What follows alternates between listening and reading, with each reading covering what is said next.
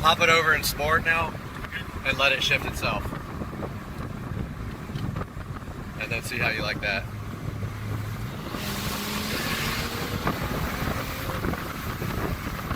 See if video goes down here.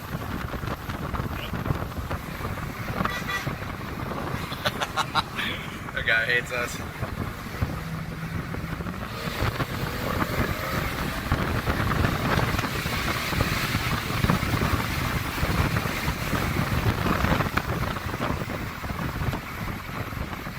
Listen, what do you think the horsepower is?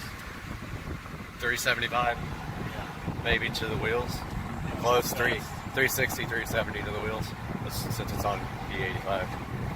It'll feel better with the new intercooler. Yeah. This thing is nice. Fast, too. Relatively fast. Got a little shudder in the brakes. You feel that? No. I feel it in the steering wheel. Broke it hard. I think a lug nut just fell off. You feel how it rev matches? Yeah. When you downshift? Burnout type work. Oh, that sounds good. Yes, that's it.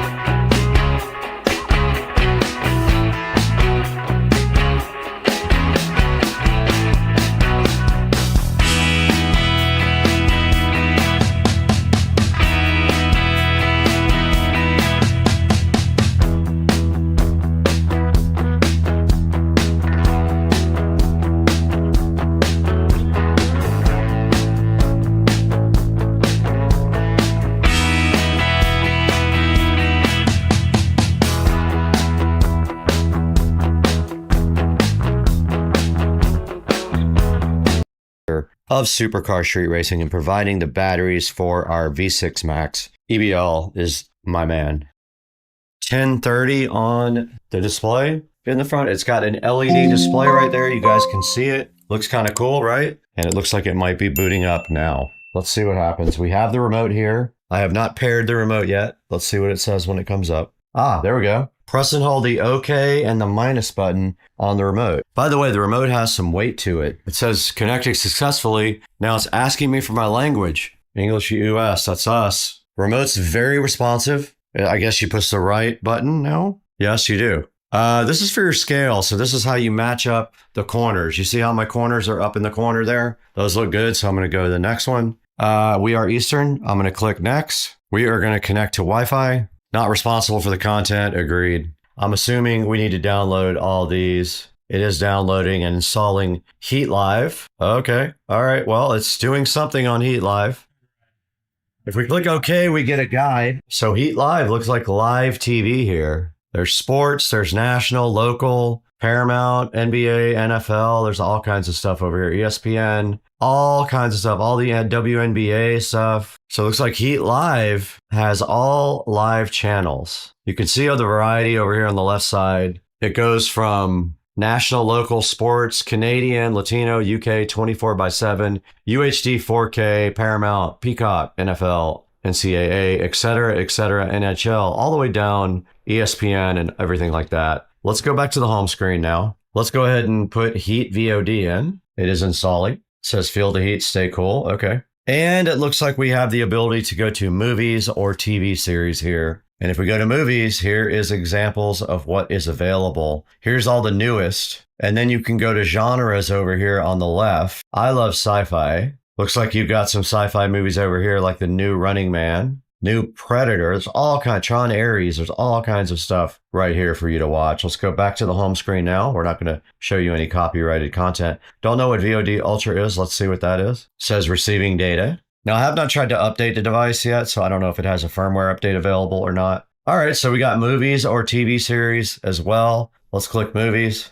And it looks like there is some categories on the side like Max, Peacock, Hulu, etc. So there's a lot of stuff over here on the left for you to choose from for video on demand. Let's go back to the front. We are on the latest version. Okay, cool. That's going to be the limit of our Wi-Fi connection, 180 megabits per second. Plenty for 4K video. And we do have our regular Google Play Store here, Prime Video, Netflix, YouTube, a file browser, and an initial setup. So far, so good, man. I'm going to use this thing tonight and try to watch my favorite stuff on.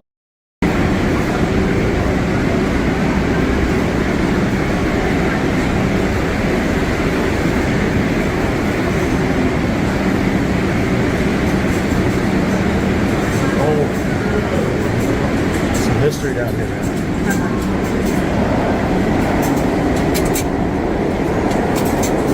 All right. See daylight.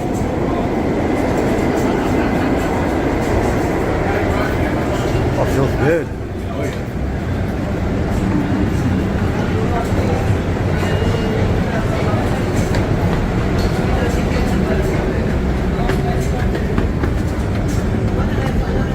Oh yeah.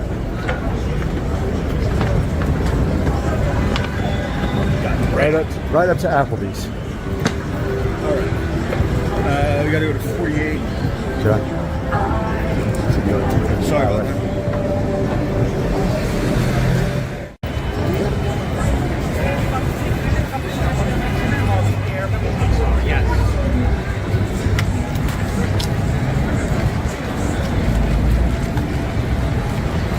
Love it. Yeah, man. City's awesome. That's the cool thing, you know? It's so cool.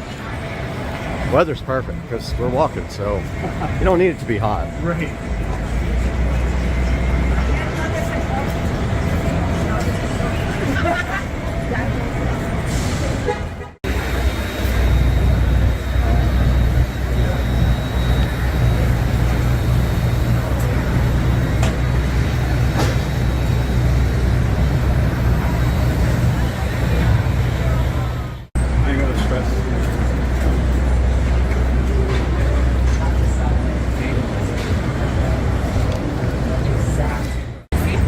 Rink, the ice skating rink. Oh, cool.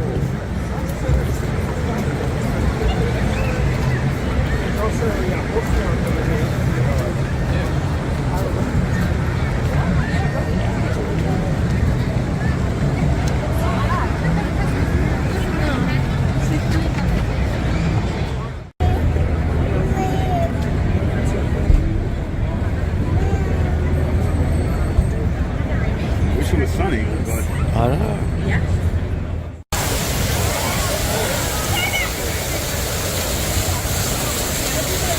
He's inside it, not getting wet. It's a miracle.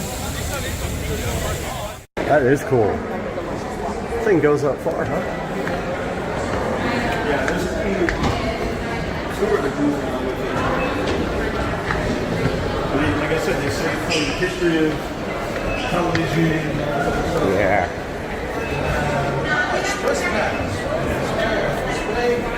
Rotate your phone so the full QR code is visible. Thank you.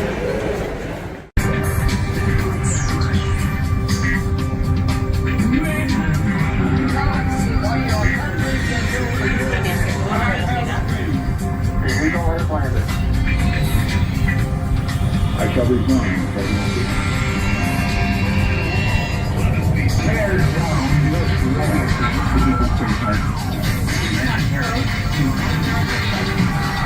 Welcome to Top of the Rock.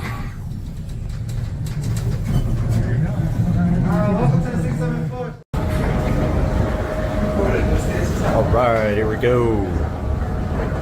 top of the rock. The tip top of the rock. Wow.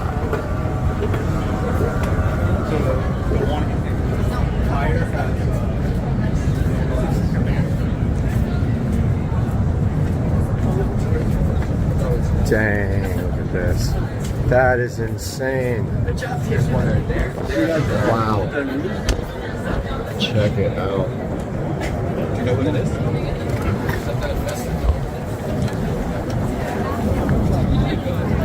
We go up again. No way.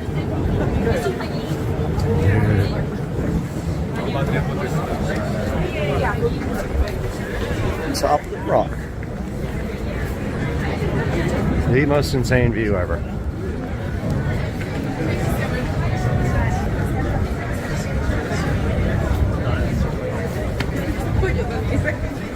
And we keep going. Oh. Cool. If you're scared of heights, this is not for you. I'll tell you right now. Oh. Check it out.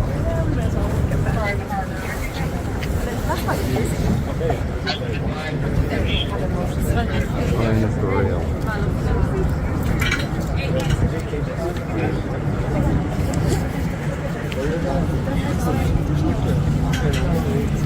Jest taka pionowa ściana jak na tym jednym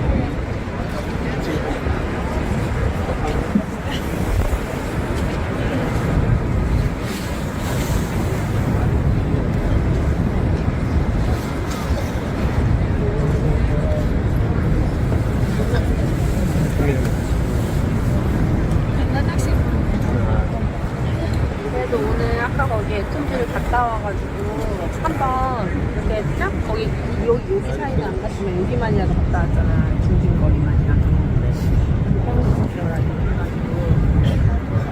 그래서 갔다 와가지고 그래도 이거 본 거야. 근데 이런 세세한 거 있을 거야.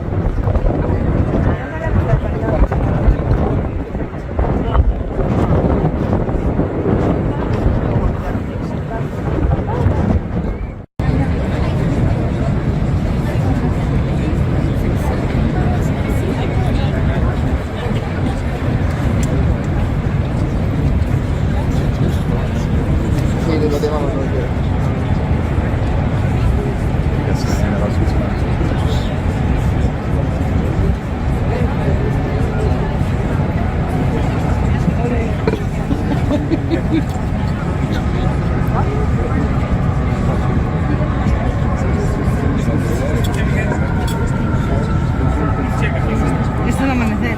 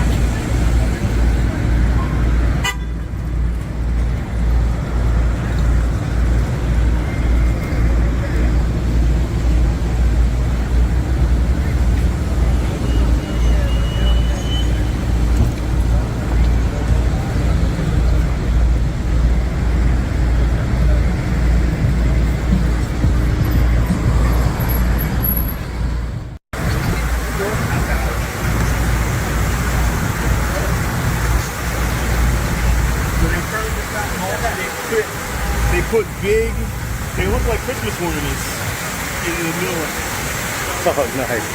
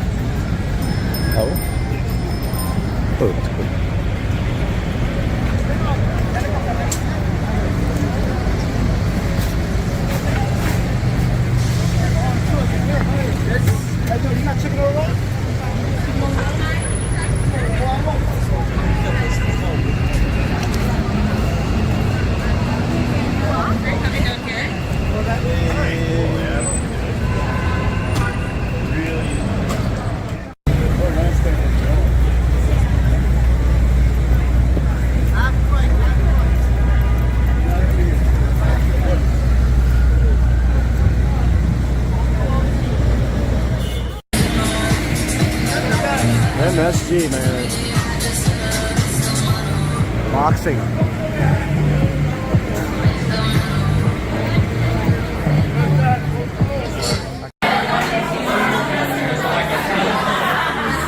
Loud.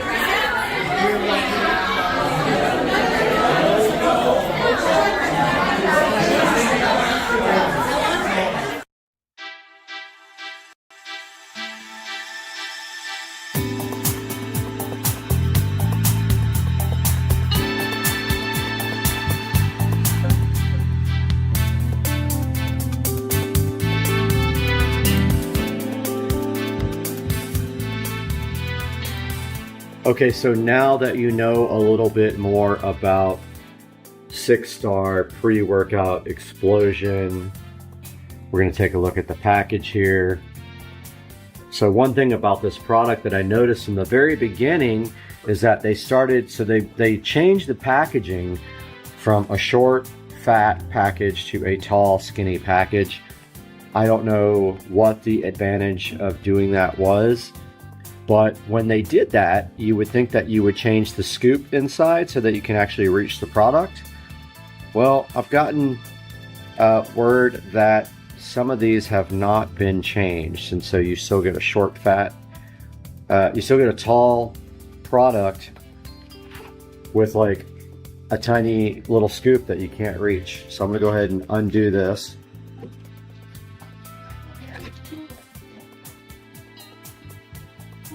I think I got that undone. It's hard to work with just one hand, but hey, I got a tripod coming. All right, I'm gonna go ahead and undo this top.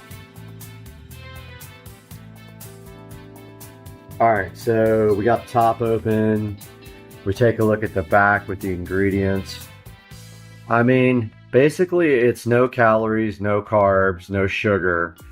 So, but you've got all these other ingredients. So if you're at all concerned about different types of chemicals in your workout drink, make sure you take a good look at these directions. Now they recommend 1 scoop per serving of water, and it gives you like direct instructions right back there.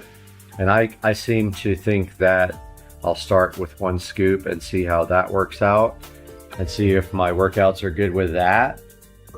But you can see right here, it's got creatine.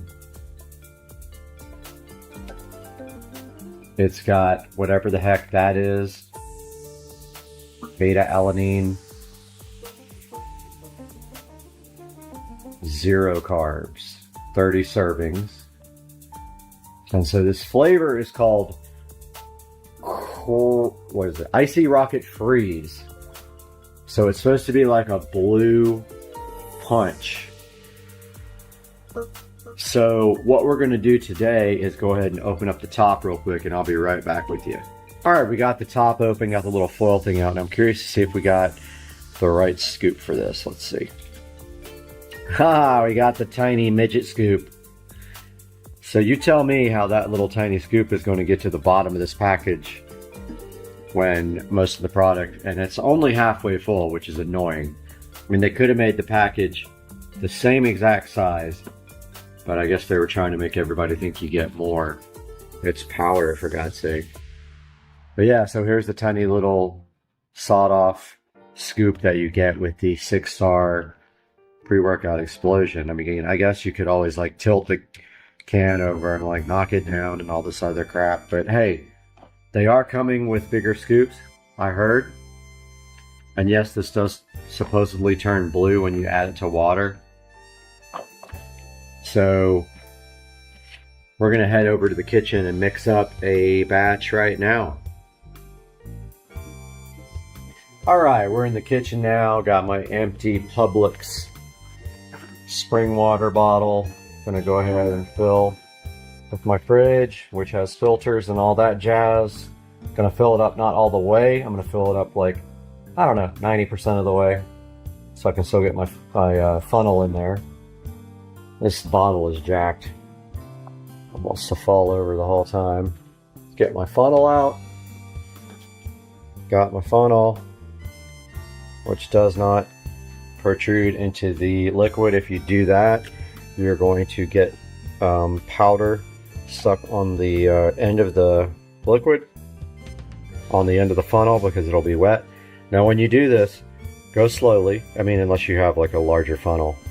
Mine likes to like get caught in the neck. Just like that did. I think, let's see. Yep, got caught. So I'm gonna go ahead and get all that in there. All right. So all of the powder is down in the drink now. Go ahead and put that lid back on. Shake that up really good.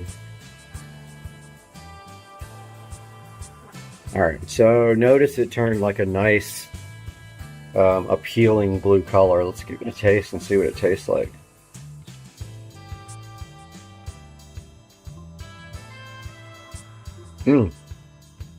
Actually does have a really good taste. I mean, I guess it tastes kind of blueberry fruit punch-ish. Artificial sweetener, you can definitely taste that it's artificially sweetened, but it's got a good flavor actually. I'm gonna go ahead and fill that up all the way now that I've got the funnel out of it. Okay. So this is ready to go for the workout tomorrow morning.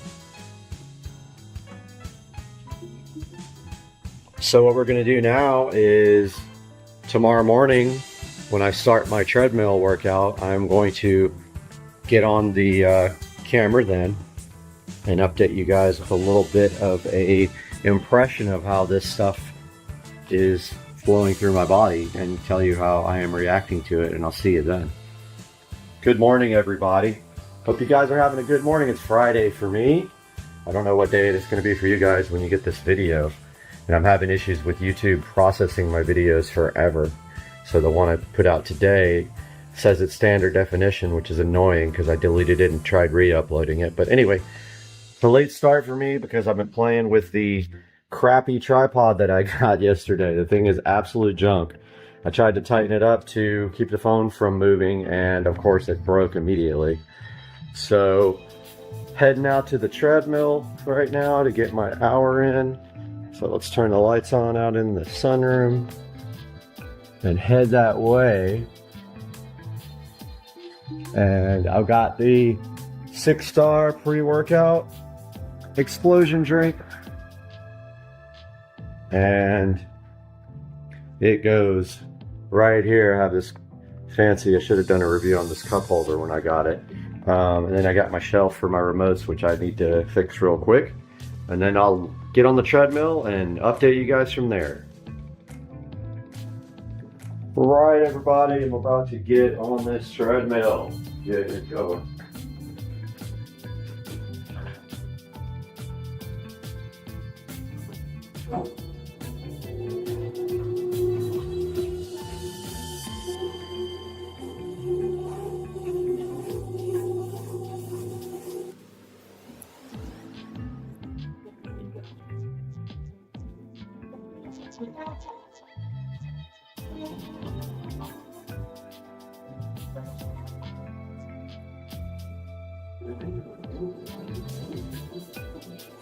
Okay, we're about 10 minutes in now. 10 minutes. And my heart rate is definitely coming up from the exercise, but I also am starting to feel the 6-star pre-workout. And my skin's starting to tingle a little bit. I can tell that I'm a little bit more ready for the exercise this morning. And I'll update you guys again in another 10 minutes.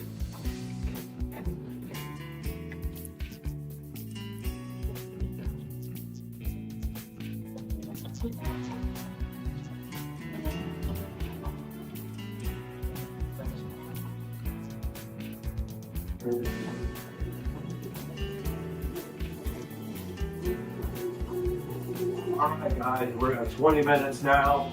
20 minutes.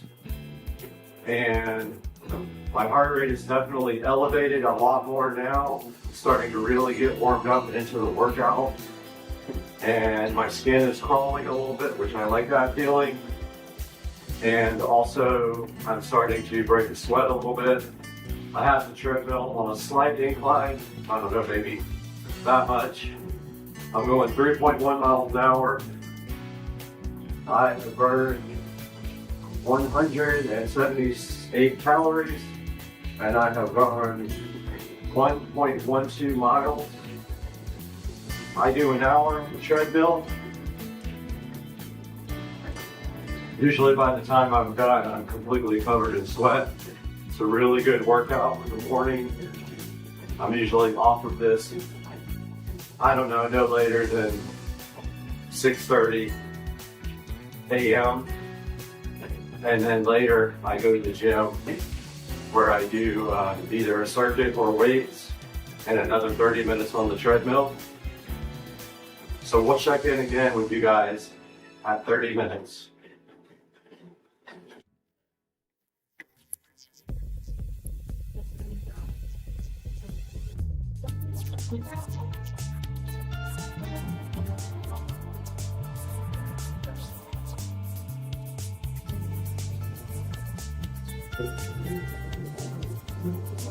All right, guys, we are at 30 minutes. 30 minutes on the treadmill, and I have drank about 3/4 of the bottle.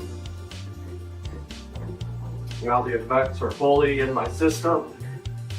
My skin is tingly all over. My hair feels like there's bugs crawling in it. It's kind of a cool feeling. It's that rush of energy feeling. I'm totally ready to go another 30 minutes here, no problem whatsoever. Completely beat it up with sweat, here, undershirt, everything. And so stuff is doing its job. It has a great flavor. It goes down really easy. I totally love it. I can see myself using this at every workout.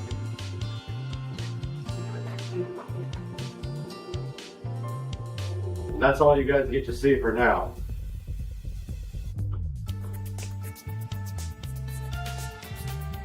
Got the 6-star pre-workout explosion right here.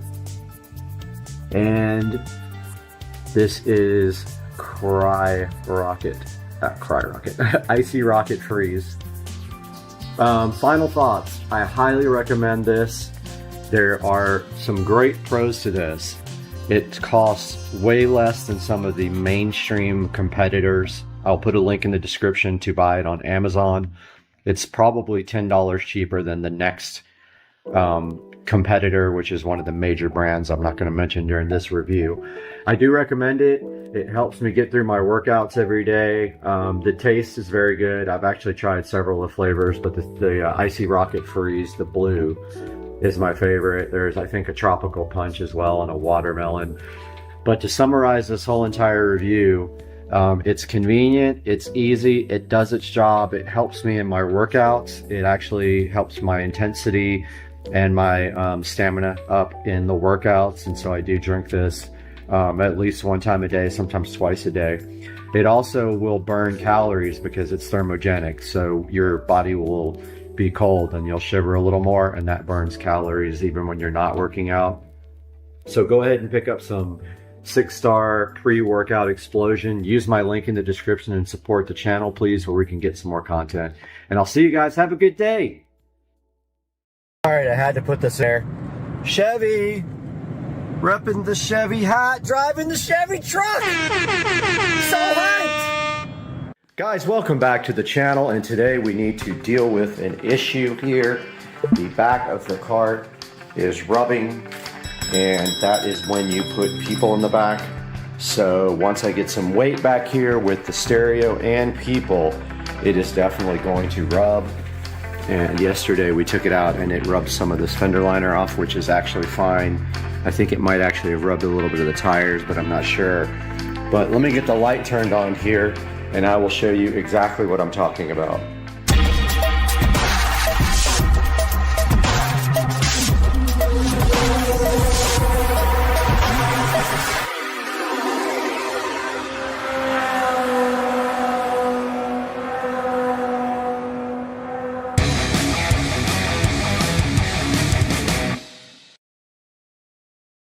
All right, checking out the back of the cart here. where the leaf spring hooks, we have a couple of shackles there on each side with bushings in the center. And what we are going to do today with Joe is buy a piece of stock that is going to allow us to raise this. We are going to create our own plates on the end and make them longer. And then we just jack the cart up and reconnect the plates and they will be lowered. So next step is heading on over to Joe's house and we will take out one of these plates and go to Home Depot and grab some stock that we can create our own. Alright guys, we are headed over to Joe's house. And what we are going to do is take one of these rear shackles off and run down to Home Depot and get new shackles stock so that we can make our own. And we will raise the rear of this cart up about an inch probably. I noticed these seat rails don't stay on. I might have to glue them. Very foggy today in Florida. Very unusual, but not cold. 63 degrees, which is not bad.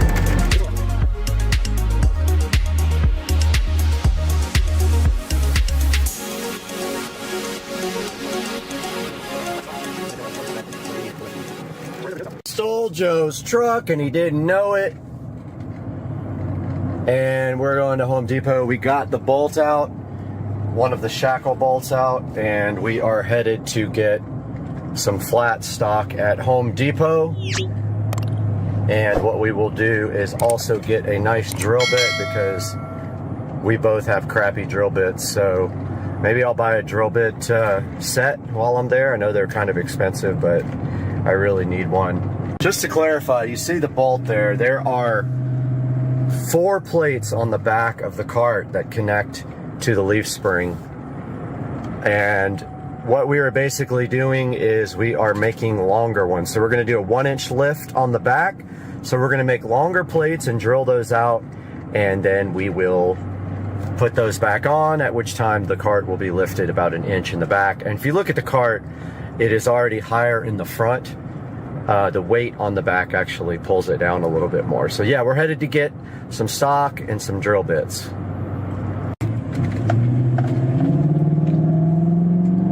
Viper swap!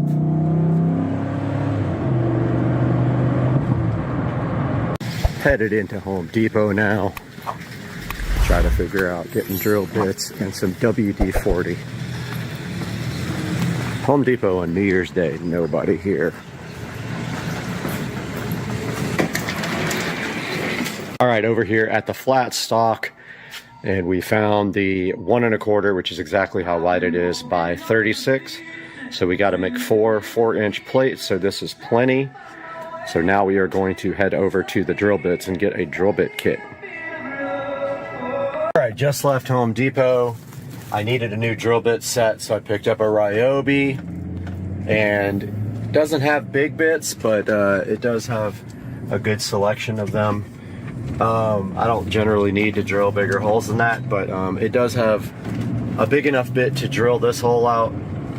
And now we are headed back to Joe's house. We got the flat stock, which was unbelievably expensive, $18 for that piece of flat stock, which should be worth honestly about $2 here about a year ago.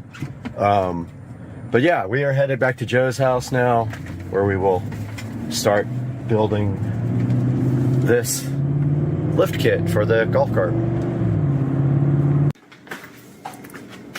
Yeah, I don't have a metal disc for my big saw either. You know, the miter saw? Yep. All right, so the first thing we're doing, we got to cut 4-inch plates out, 4 of them. So we're going to try it with the ripper down there.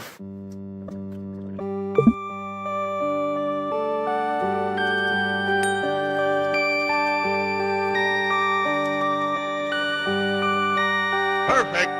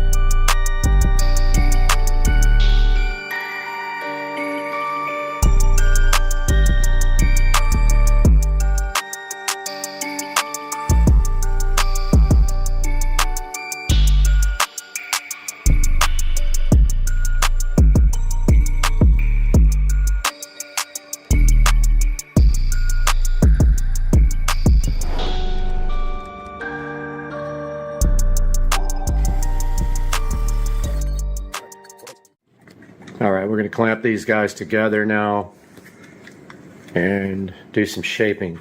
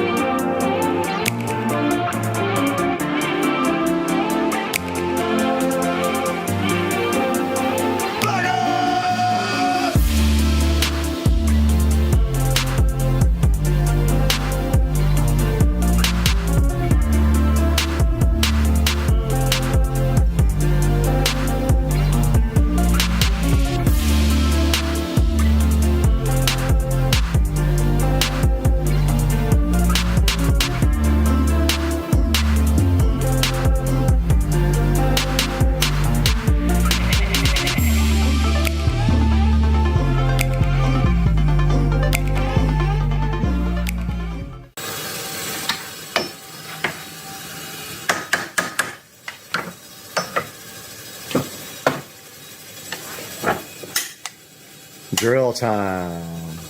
We're gonna do all at once? Yep. Nice. They're all the same.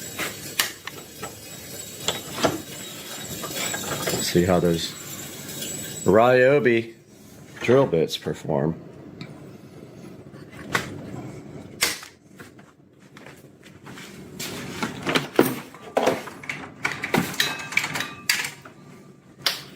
If you put all your tools back up as soon as you get done using them, you don't have this.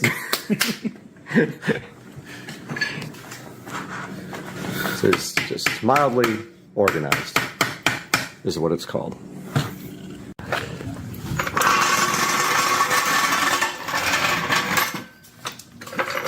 Jack the diff up? You can jack it right up in the middle so we can do both at the same time. The diff? Yeah, I'll put it on the diff. That's fine. Or on the axle. Okay, I think that might be my knee right there. Make sure you got room to get to the leaf spring. Because you have to beat it out of there sometimes. So. Okay, let's see. Worst case scenario, we do one side and then work on the other side. It's fine. That's good? Yeah. All right. Jack better be worth something. This is like a $250 jack. Probably good, huh? Alright, so let's take off the. Where's that other?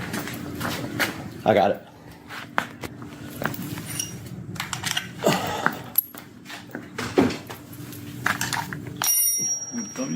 Yeah, yeah.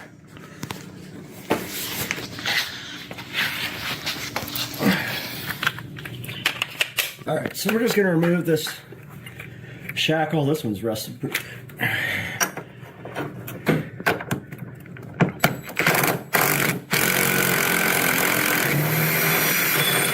Nothing the impact can't handle. There it be. All right. There it be. So 1/2 inch on each end for the holes. Just want to make sure that. I mean, that's right at 1/2 inch right there. Pretty darn close. And it could be more or less. I'd rather be more, to be honest with you. So I think we're good with that.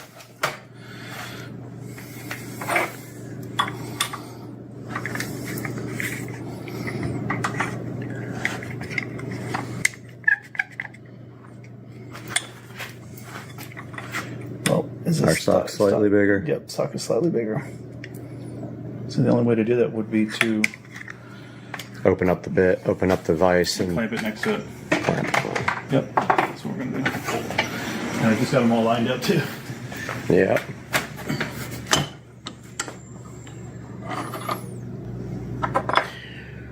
Of course, you could do one and then use that as a template for all the other three, but it's easier just to drill Do them all at once. all at one time.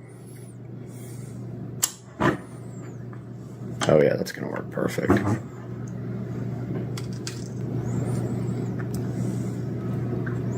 Yeah, and we'll just do the same on the other side. So this way, it's pretty much flush on there.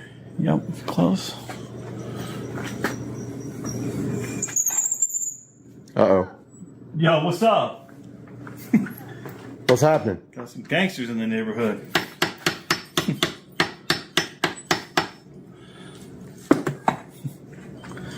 I think we're good there. Putting a lot of pressure on it. So.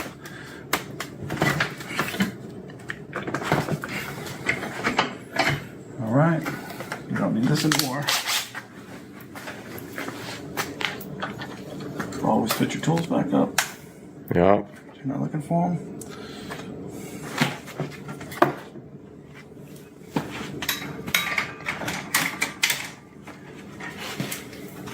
All right, so you're gonna have to lube this. I got you. Start with some. Hold on 1 second.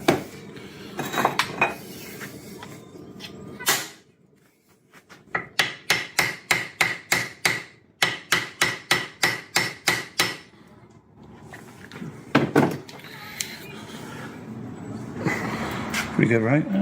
Yeah. Back one's a little off. Yeah.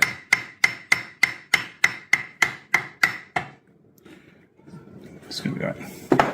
Close enough. Maybe I can give it a lube.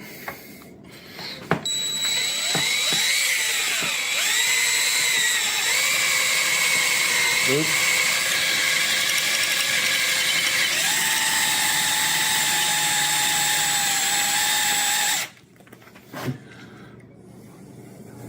What you looking for? Just Oh. there are some. I'm gonna hide behind the camera.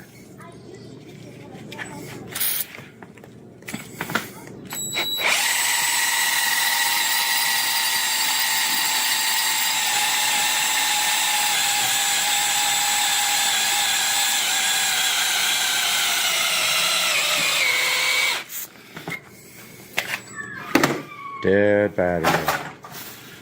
Man, we might have to break out the wire drill Yeah. I got that too. if we don't burn up the bit first.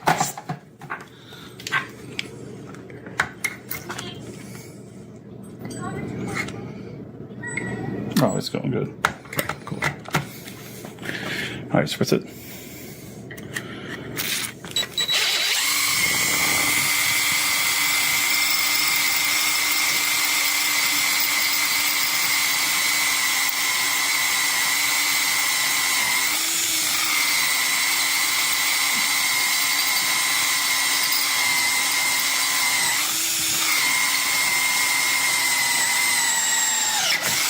Boom.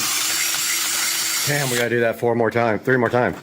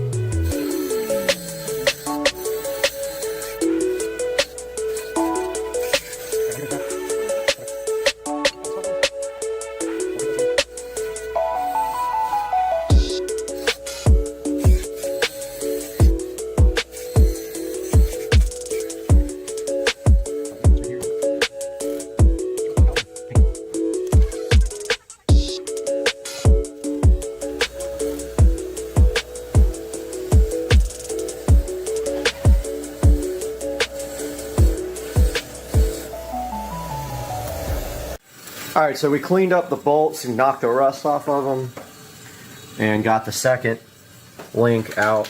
You can see the bushings there. There's some rust on the leaf springs and on the bushings. Probably normal.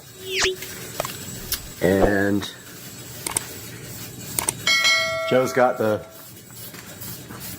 raising links over here already painted nice with black paint. We're just gonna wait for those to dry. Well, there's the brand right there, Challenger HD, whatever that is. Whatever the heck that is. That's a good one. Tell your fan base that's a good. Challenger HD, not sponsored. Hey, All right, so it took a 10-foot 2x4, pry bars and everything, but yeah, we got this back on. We had to literally manhandle it back together. Then when it was just barely threaded, we took the impact gun, and now you can see there, when we let the pressure off the cart, dude, they make some cool fender flares for this too. That 3-inch, and then you could just cut the fender and let them. But yeah, this is gonna be good. All right, we're gonna do the other side. All right, we just got done with the lower raising links, and now look at the, so before the fender was sitting on the tire. Now if you look here, you record this while I sit on the back. So before, with me on the back and 2 passengers, this rubbed fenders. That's me. it didn't even move. Didn't move. Okay, so once we put another person and then 100 pounds of stereo equipment, that should be good to go.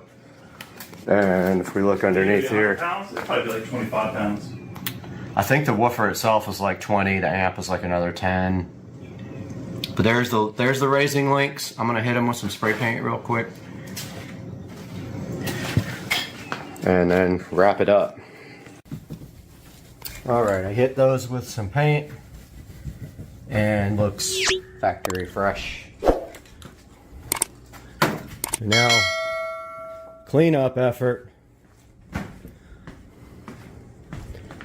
begins.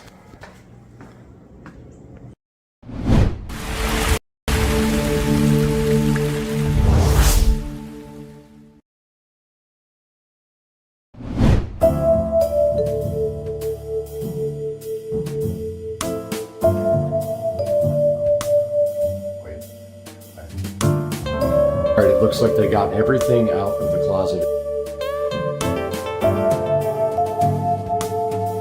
But you can see the lights on right now on the auxiliary.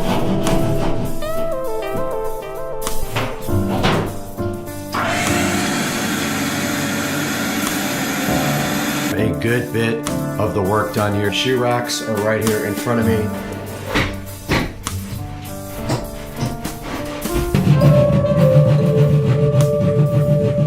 We got our island right in front of me here that we need to build from IKEA. I got my power all tied in up there, and I got my electrical box mounted. I got these lights installed after doing 2 hours worth of wiring, and I found out that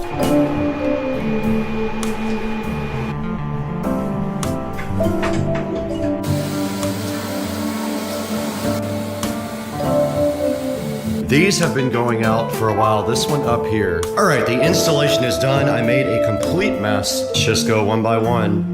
I'm gonna go ahead and go one by one and rename all these.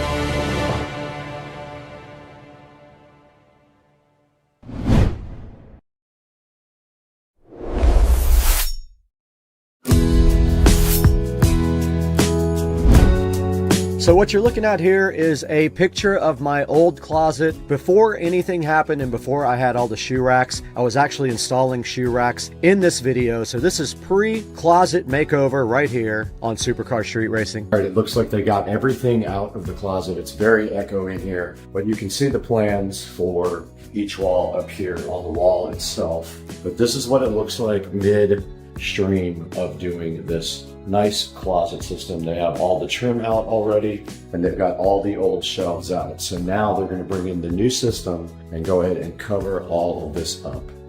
So guys, right here you can see the start of my closet installation. Basically, I am working on the lighting in the ceiling first. Lumery sponsored that video with Joe and his kids and the K100 Max. Navi was so kind, they sent Joe's kids 2 K100 Max scooters. You can see them sitting right here on the screen in front of you. Those things are so cool. They do 12.4 miles per hour. They are foldable. They have RGB lights, a smart app, and also a Bluetooth speaker. Very freaking cool, man. Now the ones they got are just like this one. They are that multicolored thing right there, which looks really awesome for kids. Now you saw the kids go ahead and take the scooters out. One is 9, one is 11, so it was perfect for them. These guys will go 11.2 miles on one charge, and they charge pretty quickly as well. They have rear drum brakes. They are water resistant. They have 7-inch hollow tires and all front wheel drive system. The motor is 260 watts on these and can fit people up to 132 pounds, it says. Now we were actually recording this whole video from the ST3 Pro, but also we had the K100 on camera as well there. Now we just got an announcement from Navi that we will be attending CES this year on their behalf. So you will catch us at the Navi booth at CES, so plan accordingly. We're gonna be out there, me and Joe, representing Navi and testing out their brand new scooters. But this K100 Max is awesome. Make sure you order it from the affiliate link down in the description and tell them Supercar Street Racing sent you. And thank you for over 240,000 subscribers. We could not do it without you. But make sure you like and subscribe and order everything from our affiliate links. But we got to get out of here right now. We're testing as we speak, and we have to go ride that thing.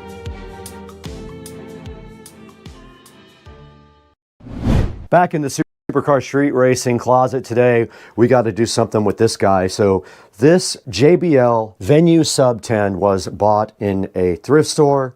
Back when I could get good things in the thrift store, I can no longer find stuff like this anymore, and I don't know why. This thing was in the closet in the hallway. It did eventually die. I'm assuming the amp was bad, so I have a replacement amp for this, and all we have to do today at Supercar Street Racing is go ahead, get this subwoofer out. It is heavy, it's a 10. Get it out of the closet, and then bring it into the office and fix it. So let's get busy today. We got to get this subwoofer working again so we can have 1,000 subwoofers in my house.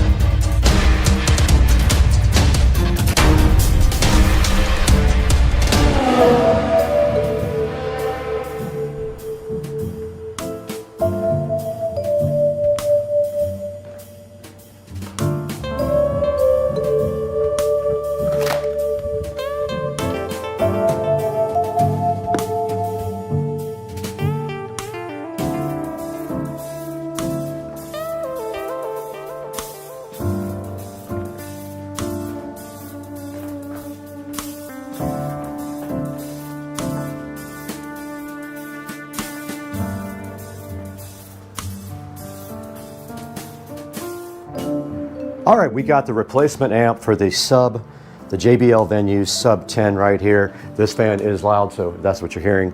We're gonna go ahead and get this sub taken apart now and replace this amplifier. You can see right here, don't know when this was actually manufactured. I would say this thing's probably 10 years old or more, but let's go ahead and get this done real quick.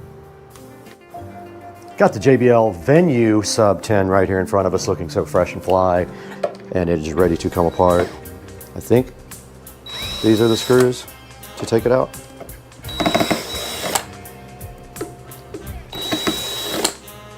Pretty sure this amplifier is completely fried. If not, we spent $30 for nothing.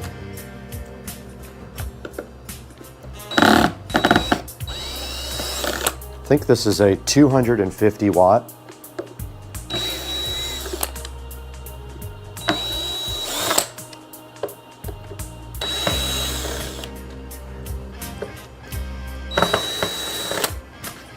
Okay, it just sealed really well. There's a gasket. Yep. There's a gasket around it to keep it airtight. Wow. That is a short, very difficult to get the wires off the sub. Now looking inside of the venue, there is the sub. The wire is extremely short, and there's the new pigtail wire. Positive was on the right side. That was the one that was really hard to get off. It is so short. How in the world are you supposed to get that on there? I mean, I guess it will go. I can't get the black one to stay in. It's loose. It's broken. Got him! Got him! It broke. Oh! Whoa! And I have to repair it. Whoa! All right, well, the wire broke, the clip. Okay, I have to cut and splice because the clip broke. So I'm gonna take the black off of this one, and in the meanwhile, give myself a little bit more room.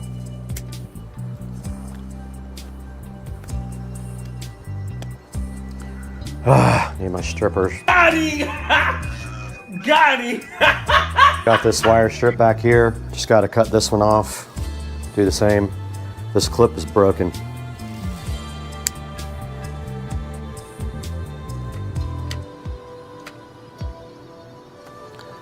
Okay, got it stripped back. Just gonna splice them together like that and zip some electrical tape around them.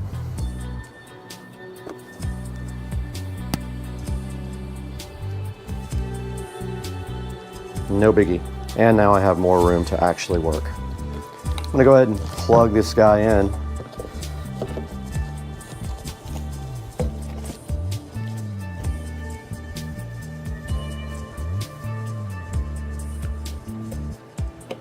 It's not exactly easy. All right, that was much easier. And then all we have to do is put our gasket back. Return our amplifier to working condition.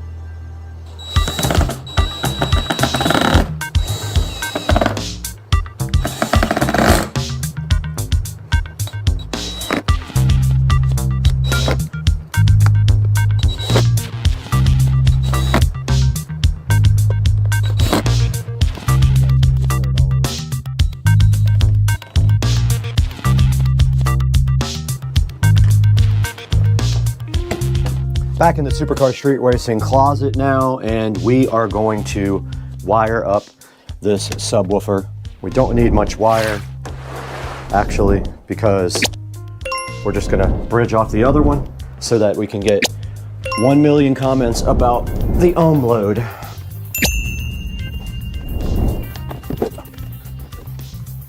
I need my wire strippers, this is crazy.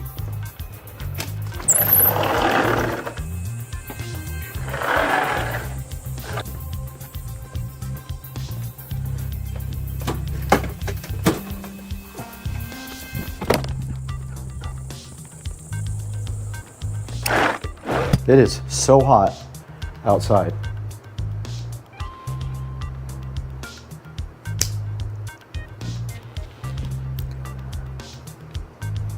We got our wires all stripped back now, so all we have to do is connect this guy up. Should not be difficult, unless the wire won't fit inside of the terminals, but let's see. And we're gonna do positive is going to be the side with the writing on it. Okay, this might be harder than I thought. Got him! Got him!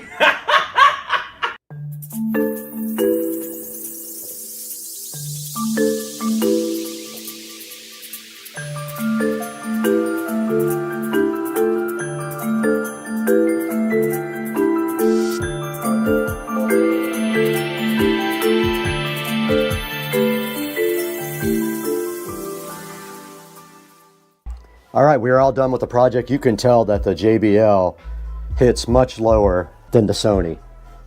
You can just feel the frequency response is lower and its output is so much better. So yeah, this is all done. This project is finished. We have successfully replaced the amplifier in the JBL Venue sub. And that is all for now. We'll see you guys next time. Hey guys, welcome back to Supercar Street Racing once again, and we are here in the 4K production studio, as you can see right behind me. And today we're talking about something that I have a lot of experience with, and that is powered subwoofers, and you know that I have quite a few. I probably have about 10 of them. There is one here in the studio and quite a few more inside the Supercar Street Racing compound. So today what we did was our old JBL powered subwoofer that I did get at a thrift store died for some reason. It was in the closet, in the audio closet in the house. We did pick up a amplifier for it for all the haters because they said when I replaced my amp in my Cerwin Vega subwoofer, I wasn't really repairing it.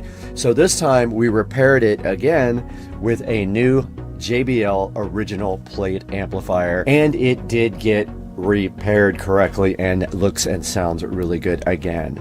Now, taking a look at some of the powered subwoofers on Amazon, which I will link in the description, you can see that there are quite a few clips on the very top, and they all have very good reviews. Like the R125W, you can see right here. This one has a lot of good solid reviews. It is a 12-inch woofer, and looks like it's sitting at about a 4.8, which is very difficult in a speaker to get reviews that high. Now, looking back on the front page, there are a few other ones up here like Audio Engines S8, the Soundtown Oberon, which actually looks like a Pro because it has this big kind of pro-looking grill on the front, or grate if you want to call it. And then if we scroll down some more, there's a couple of other Klipsch's. There's a 10-inch Klipsch there as well for $179. And if we get even further down, you'll find one of my favorite subwoofers, and that is the PSW10 by Polk. It is a good value. It has gone up in price lately. Used to be able to get it for $159. I can't believe that, but now it's sitting up at about $249. Also has a lot of good reviews, over 15,000 reviews, and it is sitting at over 4.5 stars. So that would be another good option for you if you are looking for a powered subwoofer. Now, like I said, I'll put 3 options down in the description for you to pick out a good powered subwoofer for your home. But check it out right here. We've got things like the ELAC for $149, which also has 1,039 really good reviews. Now, some that you may or may not have heard of, because I sure haven't. We have the Rel and we have the Edifer as other choices for subs. And then if we keep going down, there's some like the Kanto, which I also have not even heard of. So there are a lot of choices out there for a powered subwoofer. I love all my powered subwoofers, so you know what I have. You've seen some in my videos. You can always go back and watch some of those older videos. But for now, we are going to be calling it a day at Supercar Street Racing. We have to go shoot another video for the golf cart of some products that we just got in. Please like and subscribe, and always order your Amazon products through any of my product links. If you click on a link in the description and then order anything, doesn't have to be that product, it helps out Supercar Street Racing so much, because you know we don't make any money on the channel, we actually lose money. Now we got to get out of here. We got to go shoot and edit another video today.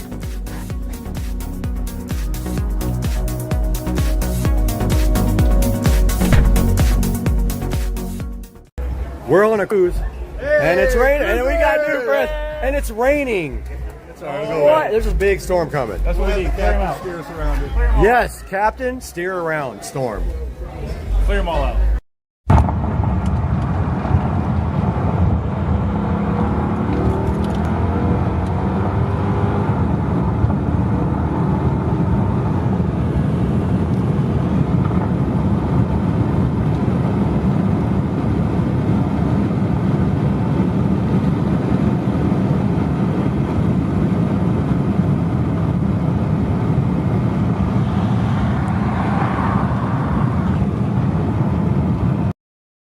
I want to redo this ground so that it runs up that way instead of somewhere down in here with some extra. So to kind of run through this real fast, obviously you got the main battery. You know, it's kind of a shame that we couldn't figure out some way to just connect.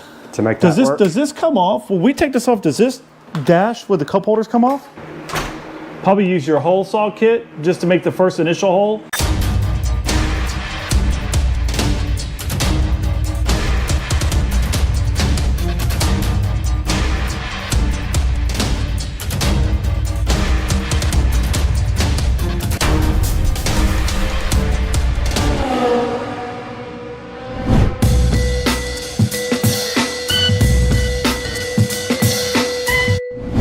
But I want to redo this ground so that it runs up that way instead of underneath right there. Up and over. Well, it's got room behind it. It's got a Well, now I was thinking this setup. It's a lot cooler in here now with that fan blowing. Yeah, I'm about to crank it up on high. Oh, I'll do it. Can you make us a ground with two of the big yellow loops to go from the fuse box to the battery? Cut off just enough so that I can tie it up with a clamp so that I can come around. Okay, I just got done connecting the inverter. You can see right here, I ran it right up the side of the inverter and then directly over to the fuse box. Right now, Joe is making our ground cable to go from the battery to the voltage reducer, and then we'll go from the voltage reducer to the fuse box for ground to give that a ground. So we're gonna just work on that right now real quick. All right, so we're coming off the positive here. That guy's gonna come off the negative, run the side of the battery along the top of here to right here. So leave me enough to just clamp it with this red guide to right here so that I can put a good clamp. And if you can. Hold on, so we're going from right here to here. And then This is gonna go here. just like that to the bottom of this terminal so it'll sit like right there. So You go right here? yeah, just leave a tiny bit extra and we'll make that work. Okay.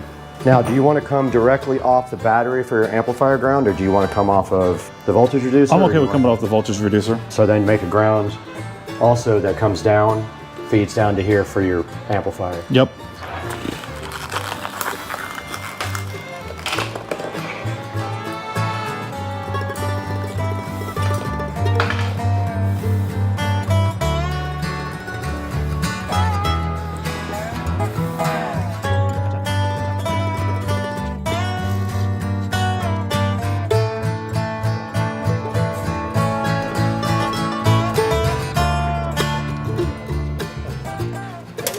So give yourself enough, whatever way you think is the best. If you want to come around here, we clamp all three of them together and go down. Well, since we don't have the amp, I'm just going to do the one side for now. Yep, leave one side empty. Yep. Then we got to figure out pulling red wire all the way to the front. So we might have enough. And we got to clean all this up down at the bottom too. Yeah, our amp wire. Oh, we're on the wrong one, by the way. That's supposed to be ground. Oh, we're ready anyway, so.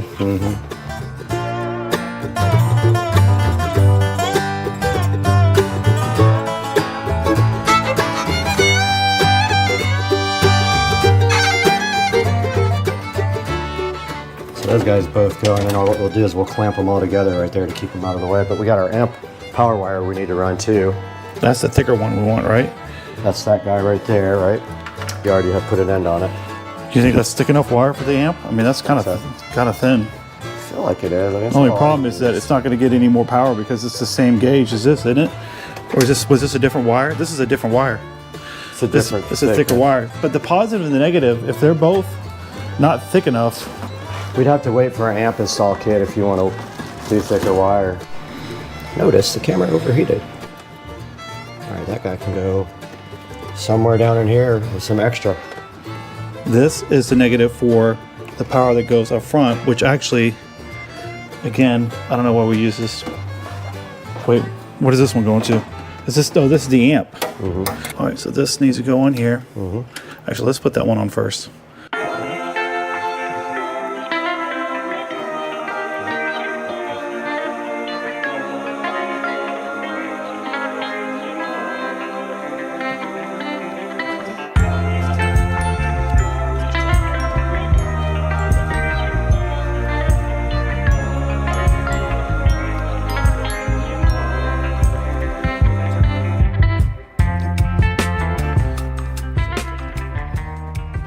All right, so this feeds your amp. That's got to go down. Do you want to go beside it that way? Yeah, we could do that too. I mean, I don't know that running it underneath the amp gives you more room for sure.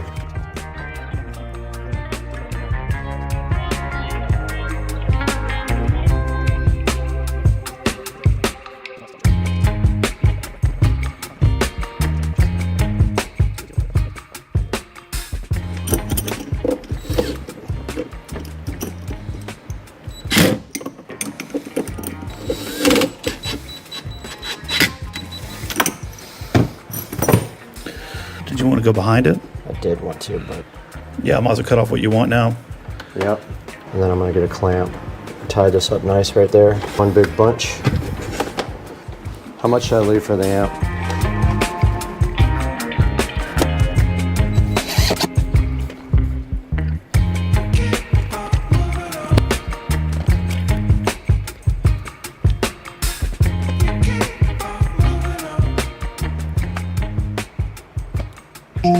just a little update here. I am working on cleaning up the wiring inside the bay now. We have almost everything hooked up that we need to hook up, but now we got to make room in this bay. And so part of that entails untangling a lot of this mess.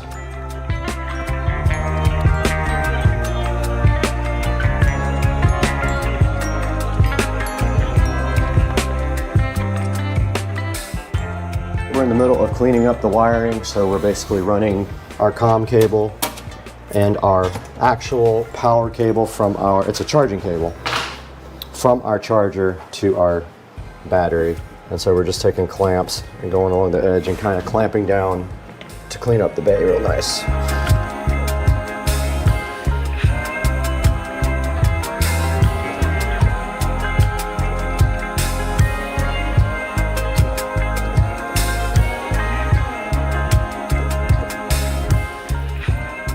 So it has to switch over to the positive. What does?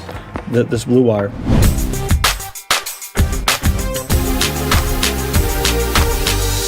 So we're back. We spent about an hour, probably equivalent, working on this bay here, getting things tightened up with all the additional items that we included in here. So to kind of run through this real fast, obviously you got the main battery. From here, what we did was go to a reducer, which is a 48 to 12 volt reducer. From that point, we jumped it over to a fuse panel, just in case we wanted to run any 12 volt optional electronics, but we haven't decided about that yet. From here, we have a converter from DC to AC that gives us a 110 option. And then over here is the charger itself. So we spent time really kind of going through everything, making sure all the wires were tight. We've prepped ourselves already for an amplifier that we're going to work on next. But the biggest thing is making sure everything was tight, up and out of the way, to give ourselves a good idea of how much room we can have for an amplifier. So earlier in this video, what you'll see is that we had a Boss amp. After breaking it out, looking at the dimensions, we figured that it just wasn't going to work for us. So we're going to go back to the drawing board, find an amp that makes sense, that will fit inside this compartment here itself. And then our next steps are going to be installing the dash with the speakers and the rest of the equipment for the stereo. So it looks great, very clean in here. We're going to do some additional cleaning up around here, but we are pretty much set, ready to go. If we're going to rip the dash apart, we could connect your front speakers and run the wires to the back. All right, so next we would need to pull the steering wheel off to install the dash, but we kind of get all the wiring done first. We do all that because I have to drive this thing around. That's what I'm saying. We can't just leave it in a state where it won't. We got to figure out the remote wire. We'll just jump from the positive lead on the amp to the actual power positive on the back of the amp to the remote, just a little jumper wire.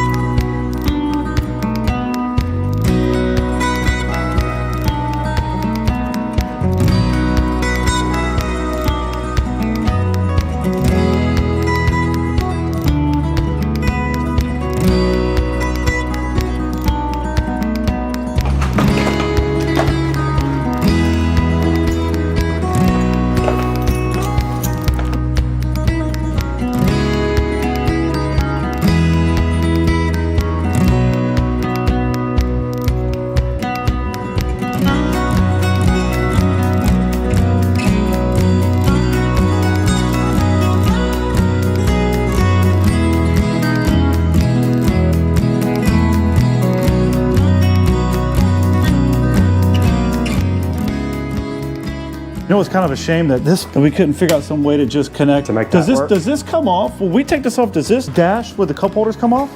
Yes. It does, doesn't it? Mm-hmm. All that comes up. So it just, all the wiring just floats back there? It does, doesn't it? Yeah. Yep, it just sits back there. Everything that you don't reuse. You know, it's pretty clean install. Yeah, it looks good so far. I think we'll get it. It's going to look way better with an amp in there. Yeah. And all that stuff's covered.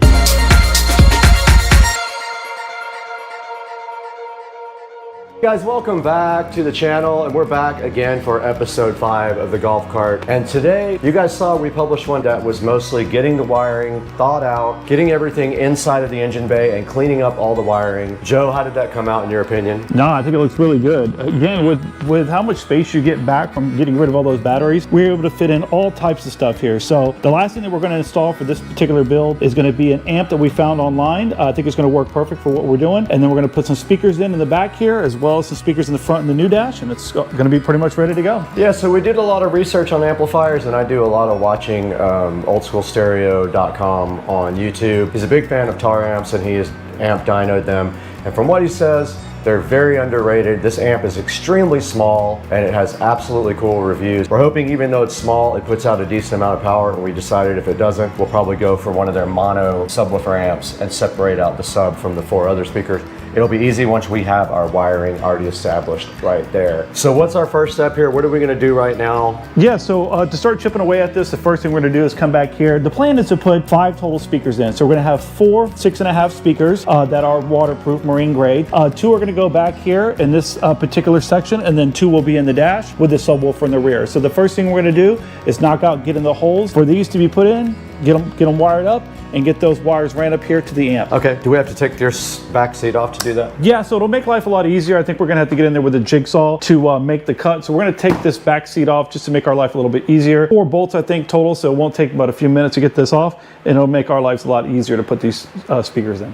Gotcha, okay, cool. So we're gonna need our wrenches and also our jigsaw to go ahead and do that. So absolutely. Let's go ahead and get all that stuff gathered up because we don't have the tools we need right now. Yep, let's do it.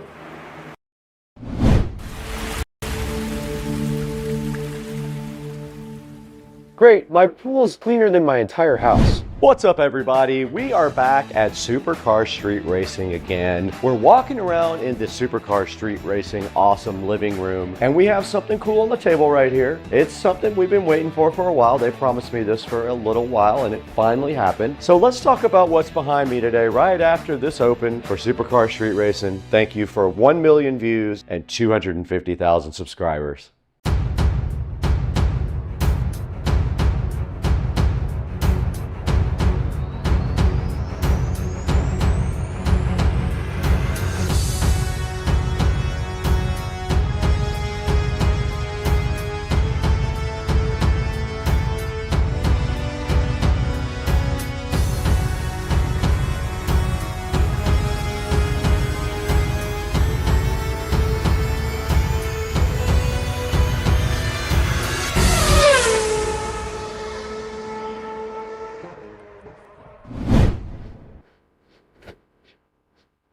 Well, at least somebody's doing the work around here.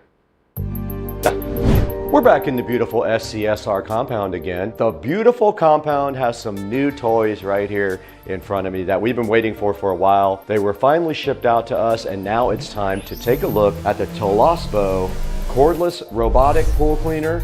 This is the Toolless Pleco Pro. And then right behind it, we have the Toolless S1 Pro. Both of those get their own videos, so today you're going to see just one of these. We're gonna start with the Toolless Pleco Pro. We're gonna get this thing out of the box and see what it's made of, throw it in the pool and see if it works, even though the pool is pretty much empty right now. We're gonna try, or just see how it operates at least, since I don't have a lot of leaves in my pool anymore. But let's get going today on this. Let's get it out of the box and see what it's made of. Hey guys, what's going on? You guys know CamDuck, and they are back. They sent me this X7 little tower thing. It is a multi-function outlet, but inside of this guy right up there, there is also a hidden camera. You know how CamDuck does it. They like to sneak that little camera in right there where nobody can see it. And also on the front, you have some USB Type-C and USB Type-A charging ports right there. So this will sit on your desk. There's a power button on the top. There's 1, 2, 3, 4, 5, 6 outlets. There is a reset button right on the back here. And there is also a SD card slot at the very bottom right here. That's where you put your SD card slot in that records. And we'll show you some footage from the CamDuck chilling in the kitchen. What's up everybody? CamDuck, here we go again. We got you, CamDuck. Let's go, buddy. This is the CamDuck X7. Make sure you guys support CamDuck. They are a loyal sponsor of Supercar Street Racing. You simply plug this guy in like this, and then right here you can plug in a bunch of different outlets, and then at the top you got your power button like I said, and you can also plug in USB charging up here at the front, and nobody is going to see this little camera right here. Nobody. That's going to be just your secret sitting at your desk at work maybe. If you need that, here it is right here. Check out the link in the description and buy your X7. There it is on the screen right there. Get it from the link in the description and tell them that Supercar Street Racing sent you. Now let's get back to the great video. Awesome. I've accidentally opened the world's first robot swim club. Right in front of me here, beside this awesome Black & Decker knife that we use to open everything is the Toolless cordless robotic pool cleaner. This is the Toolless Pleco Pro, and right on the front of the box you can see that it is cordless. It does wall cleaning, it does 7 cleaning modes, and has app control. There is a picture of it right there on the box, and on the side just a little more information about the Toolless official website and email address, a little sticker about the lithium battery that's inside of it, and then on the back side of it pretty much the same thing, a picture of the pool cleaner and some of the specifications that come with it. And that is it for the outside of the box. There's nothing that exciting on it, but when you open the top of the Toolless, you do get something exciting. You get this hook, and this is for your pool pole. You can put it on the end so you can grab your Toolless right out of the water. If you have a standard pool pole, this is all you need, is this thing. And right here we do have an instruction manual. Let's put that aside too and see what's underneath that. All right, there's the actual unit there. There's the Pleco Pro right underneath this plastic condom, but on the side of it, it looks like there might be something there as well. Let's see what we have. All right, so on this side, it looks like we have a power adapter. So this must be the charger for it, I'm assuming. Let's also put that over here. We don't need that right this moment, nor do we need this where we're going. And the Toolless is wrapped so nicely in this plastic condom. Let's get that unwrapped, and then with 2 hands, we'll get this directly out of the box.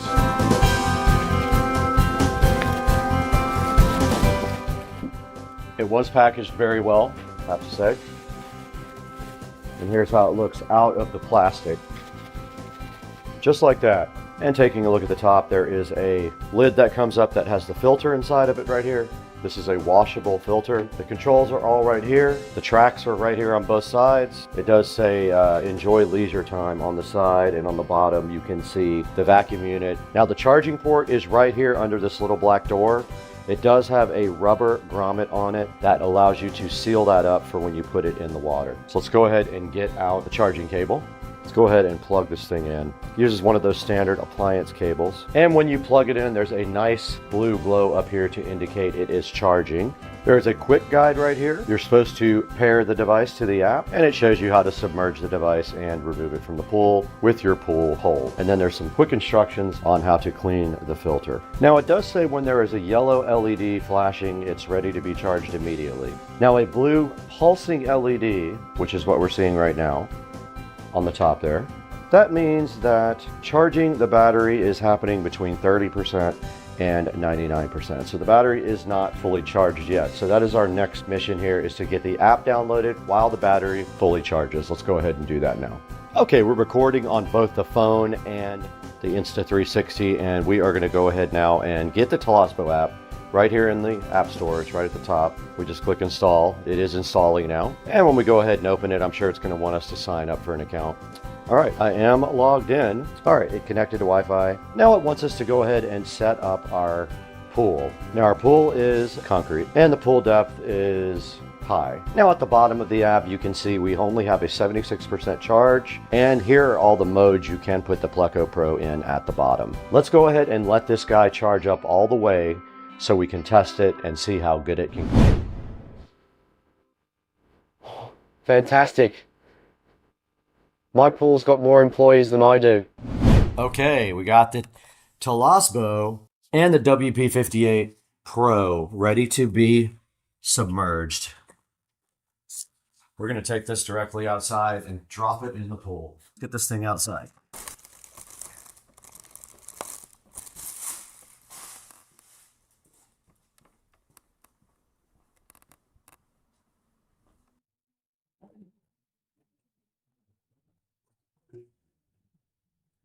We're ready to test. There's a few leaves in the pool. There's not much. So I'm opening up the app. Just turned the power on. We're going to go into standard mode. Set before entering the water. I think I just have to drop it in the water now. Let's try it. Why not? Bye-bye, phone.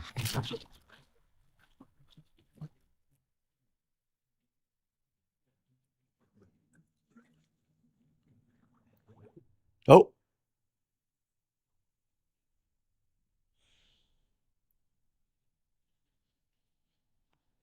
Something's happening.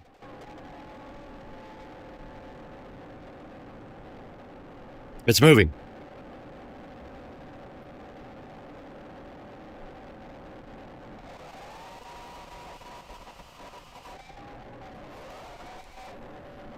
It's moving underwater towards the deep end, right to the leaves.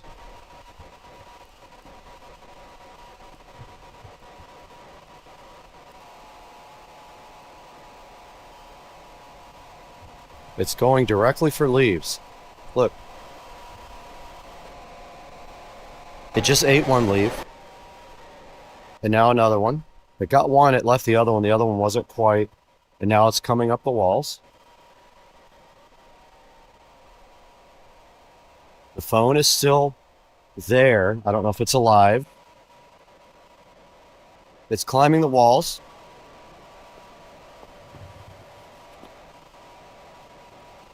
The phone is on. I see the screen. Phone is out of the water. It's still recording. And the telescope is doing its thing. Look, here comes the phone again. On.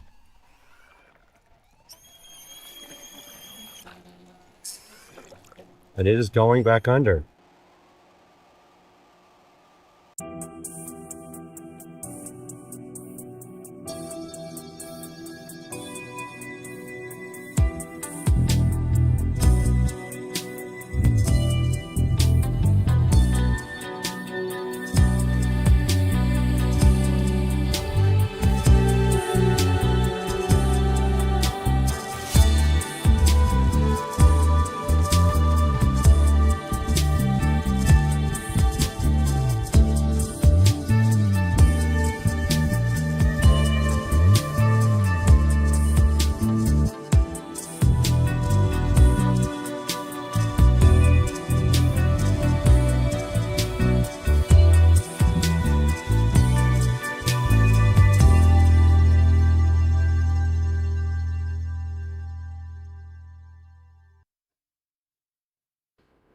Great, my pool's got more gadgets than a spy movie. Hey, what's up guys? We've been busy today playing around with the Toolless Pleco Pro cordless robotic pool cleaner. Toolless did send us 2 of these. We have another smaller one in there to test. We tested the big one with the 4,000 gallon per hour suction, the dual layer filtration system, the 4-in-1 pool coverage, and up to 220 minutes of runtime. We went ahead and checked out the app where you can program what you want the pool cleaner to do, and we tested it underwater on my actual pool. Albeit, I don't have a lot of leaves in the pool, but it did pick up all the leaves that were in the pool and was ready for more. The Toolless is pretty cool. Make sure you go down to the link in the description and buy it from our official link at Supercar Street Racing and let them know Supercar Street Racing sent you. Thank you for 1 million views on one video. We just got that, and 250,000 subscribers. We couldn't have done it without you. You're all that matters to us now. You are our biggest help right now. We got to get out of here. We got to take a nap.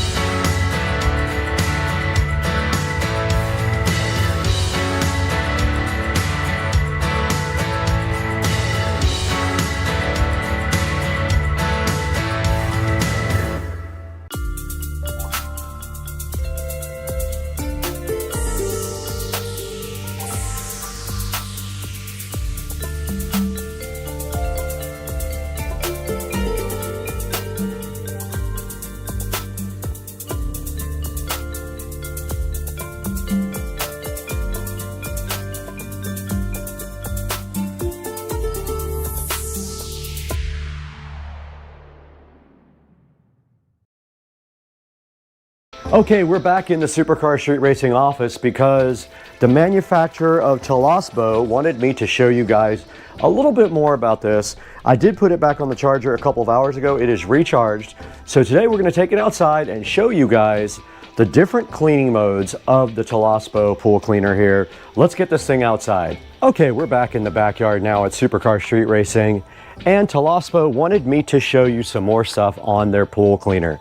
Now, there's not a lot in the pool, but they want to show you how this thing operates by going through the different modes that this thing has to offer. So there are different modes available in the app, and those are right here in front of me. If we take a look at the app, we have standard mode, bottom mode, wall mode, waterline mode, eco mode, turbo mode, and wall then floor mode.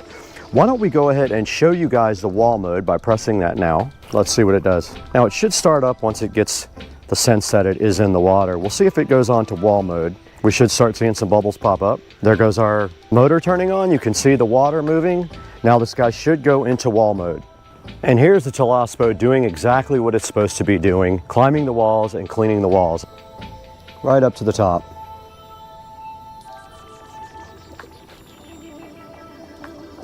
Right out of the water, it got the very edge of the tile line. Scrubbing that tile line. Let's watch it go again. Scrubbing back on the way down, you can clearly see that.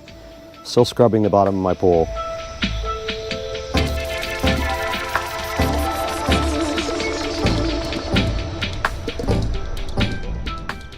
We did set the Pleco Pro to waterline mode. We're going to see how it acts now. Let's see what it decides to do. And it's climbing my stairs. Look at that. It climbed right up the steps. And right up the next steps.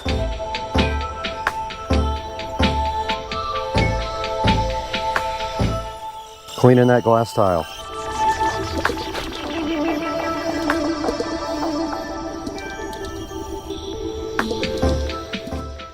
It came right back up. And check it out, scrubbing that tile.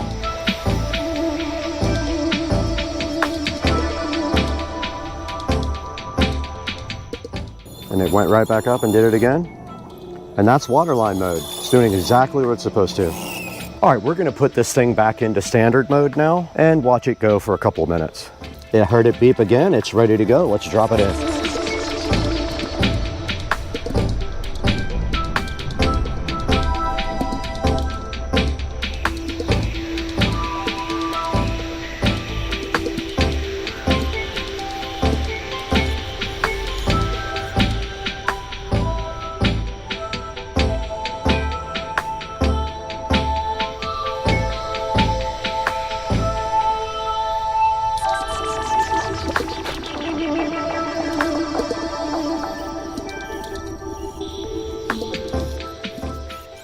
The only mode I haven't showed you guys is turbo mode, but you get the idea on that mode. It's the same as floor, but it concentrates on floor only. Turbo mode is strong cleaning on the floor only.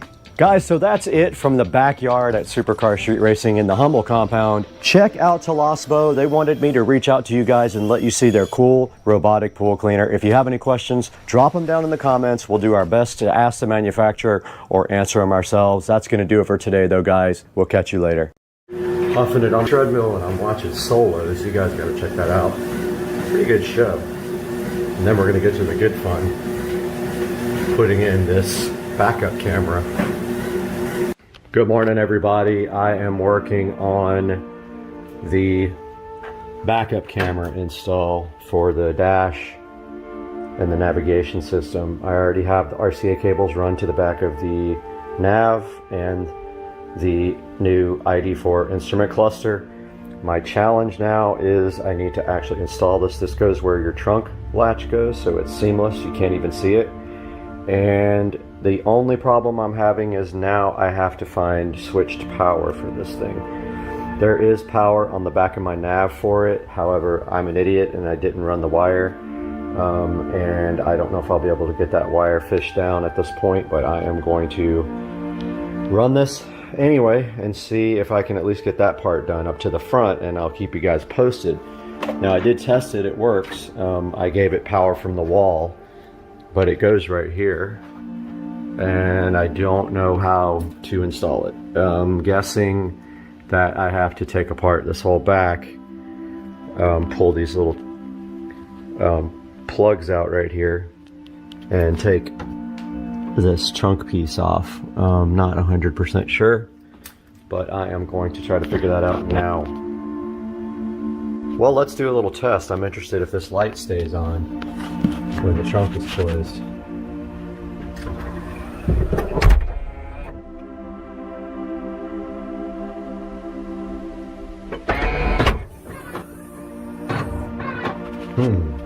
This probably isn't a good test, just because it probably turns off after you start the car after a little while, unfortunately.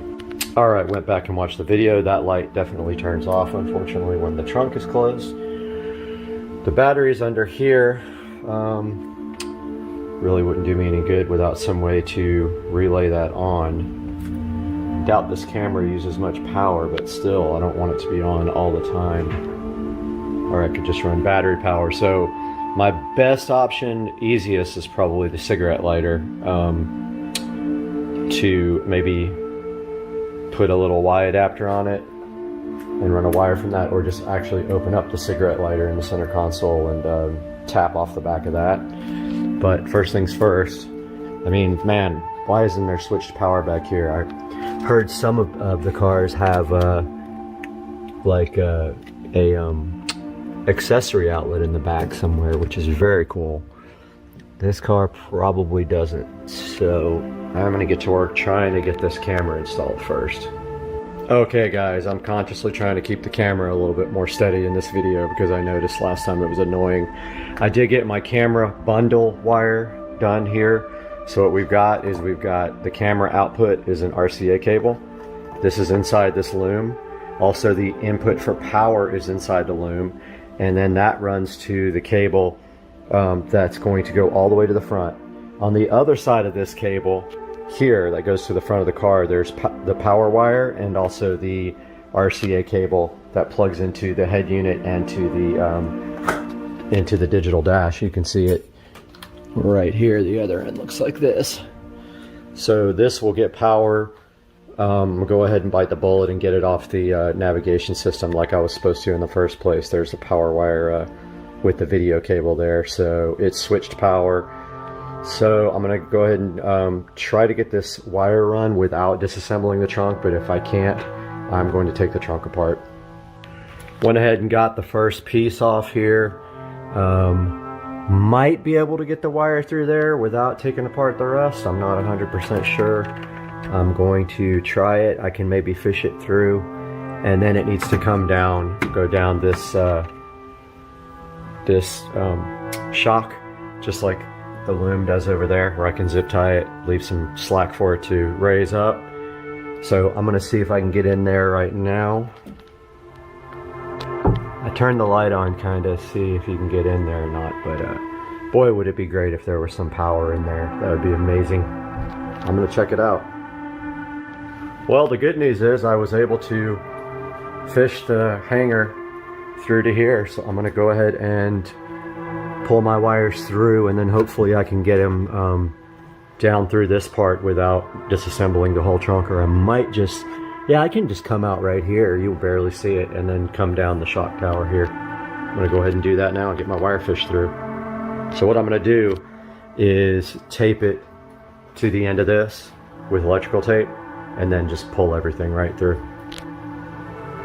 All right, got my wire taped on the end of this. Trying to be careful not to scratch my paint up at all, because this is a metal hanger. So I'm gonna go ahead and pull this through. I'm gonna use two hands, I'll be right back.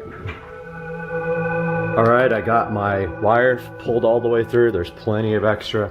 This is the old trunk latch. I'm gonna go ahead and disconnect that, connect the new one, and make sure that the camera works now before I pull this cable all the way to the front of the car. So I'm going to do that now. All right, so I got the wire kind of rigged up to the battery. Something goes on with the nav screen, I mean with the cluster where the picture rolls. I'm not quite sure what's causing that, but it stopped a little while ago. But it looks fine on my Android head unit. So I don't know what the deal is with that. I emailed the company about it, and I think that if you initialize the cluster with the camera plugged in, it doesn't do that, but I'm going to test it in a minute. So the wire does work. Now all we got to do is get that pulled to the front. I'm going to now route this wire down to the shock absorber here. Come down from there. I got to make sure I'm not in the way of the convertible top at all. So I'm not quite sure how I'm going to get that wire through. I still got to investigate all that. I want to run it down, you know, down through the trim right here and everything. So I'm going to work on that now. All right, so I'm going to run the wire. Actually ran it underneath the gray carpet insert here. I'm going to run it behind the shock here. Notice over here the loom, they leave like some extra slack for that to open. See how that goes? Just like that. I'm going to do the same thing right here and button this gray piece back on real quick. Okay, forgot to show you guys the camera installed. There it is. You can barely tell it's in there. And it's a switch also, so it opens the trunk. Got the plastic piece back installed right here. Now I'm going to work on zip tying this down the trunk shock absorber. And let's see how I'm going to get it into the cabin. There's an easy way right there, but this whole compartment comes off. But I'm hoping I can fish it in there somewhere. I just don't know where yet. Alright, so literally learn something new about your car every day. I had no earthly idea that this came down and that this bag or something is in there. I don't know what that is. Something to do with a seat belt or something. It's so crazy. But I'm gonna see now if I can get through behind here, which I probably can. Like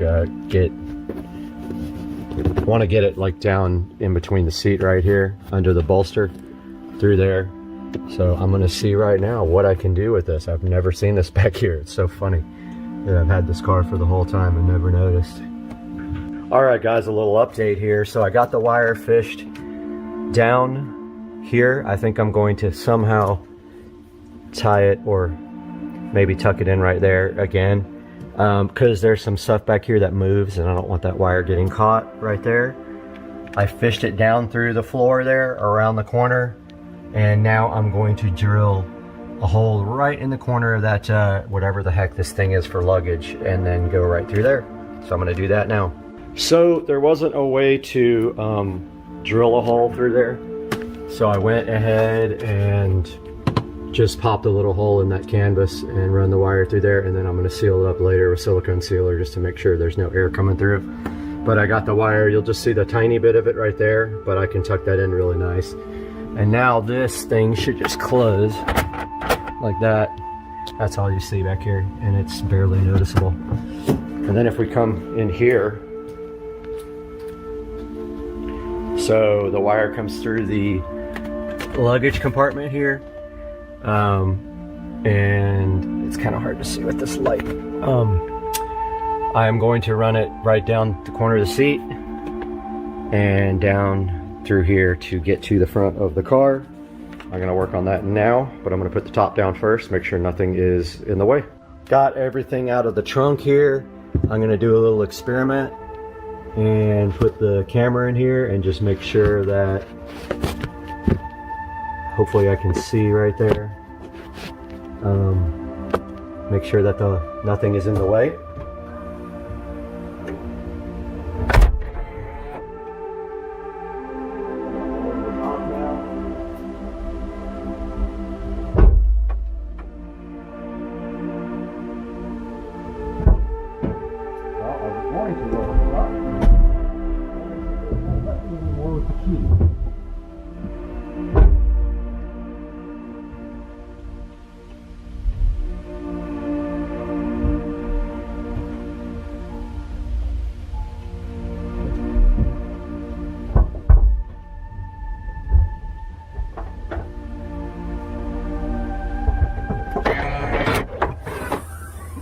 Just remembered you can't lower the top without the partition, so can't see it from there.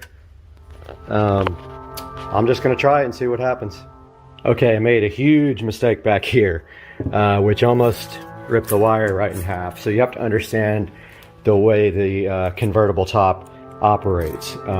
These parts in here move. I had this tied to a spot that had to move, and when I opened the top, I noticed it was stretching the wire, and I thought it had broken the wire, but I tested it and the wire's still good. So I rerouted the wire to a different area back here underneath that goes up and around here, and then back to this back hinge section right here. So it's going to go, hopefully, zip tie underneath this support bar. This all moves. This whole entire support bar moves. So I'm going to give you an example. Now, it's given me issues opening the trunk when the car with the remote control, and I don't know why. I haven't figured that out. But so first of all, you need slack for when this opens and closes. So then after that, let's see. You need slack there. See how that opens? And there's wire coming down. But you also want to make sure it doesn't get caught on anything. So I'm going to close the trunk.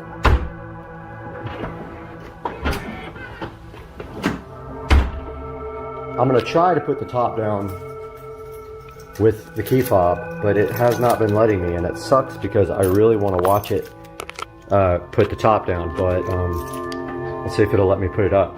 Okay, so it did roll the windows up. Let's try down. It's got a red light on, so I don't know what that means. So I'm just going to go a little bit here.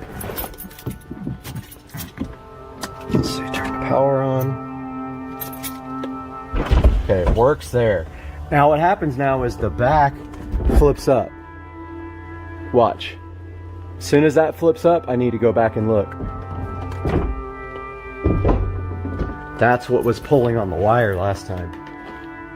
So what we need to do is in here, make sure there's enough slack. Aha, see, this has to open all the way, and that wire has to be tied to the back of the of that support bar. So let's open it a little bit more.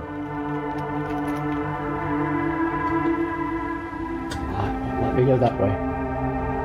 It won't let me do anything, I guess because the key is not nearby. Let's try this. Let's put the key in the ignition. Okay, let me go that time. Okay, so now that this is open all the way, we need enough slack here to tie this to the bar while this is fully open. So let's see how much we got.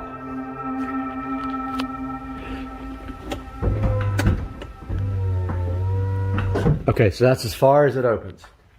All right, now we got to tie this off.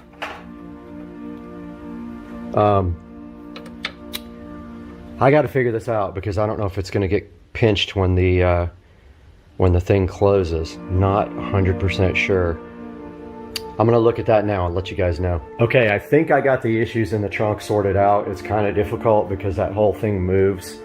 So it's really hard to get everything zip tied plus leave slack so that things can move and at the same time keep the wire from coming out or getting kinked. Now this is what's in the back. I had no idea this was back here. So I pulled the seat down. I'm going to pull this wire through down under the seat here, hopefully down through this footwell and then up to here. And then I need to run power, which means unfortunately I got to take the screen out, or at least take the bezel off again to get back behind there to get power from where the navigation system is. Okay, so I got the wire run underneath the carpet here. So if you just pull off this little footwell piece, I ran it all the way under here, and then I ran it under this piece here that has the trunk switch on it. I pulled off the little duct work down there at the bottom. And so now the wire is actually where it needs to be. It's fished through. Now I have to take out the nav and make sure that there's power back there. And if there is, I have to run that up through the dash, which is going to be not fun at all. So I'm going to work on that now. All right, I got the nav pulled out. I verified with my voltmeter that there is power on this wire, and I don't think it's on full time. I hope not, because that's going to run the battery down. I believe this is switched power. It says, let's see, it's plus 12, so I don't know, better be switched. I'm gonna go ahead and try to get a wire run over here to the wire that I fished to power the camera now. Hopefully I don't have to take out the ID4 again because it's a pain. Okay guys, so I pulled out the navigation system, I pulled out the digital dash, I ran the wire back behind the dash, I've got it here. This is the power wire for the camera. I'm gonna go ahead and cut that right now and then crimp it to this. I need to order a barrel connector because that's all I got, and it's ghetto of course, but I'm gonna go ahead and do that now and I'll update you guys after. Alright, I got the wire spliced in. I'm gonna go ahead and start the car now. Actually just probably put it in on mode, see if the camera works. Hopefully. I'm gonna be kind of mad if it doesn't. Alright, well, looks like we got a backup camera both there and there. Now, this one here is noticeably more, I know it's hard to see with the with this camera, but this one's noticeably more clear, but doesn't have the backup lines. I haven't used them yet, and I don't really remember how to set up the navigation system, and I don't know what these things do here. So check this out guys, got the backup camera installed finally, something I've been wanting to do for a while. Update you guys in a minute when I go for a drive.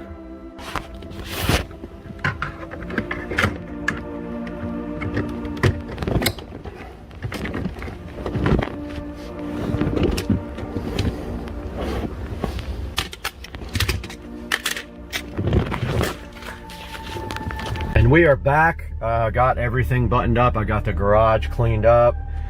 So this is the Avon navigation system. There's a million of them out there that are just the same. It is an Android unit.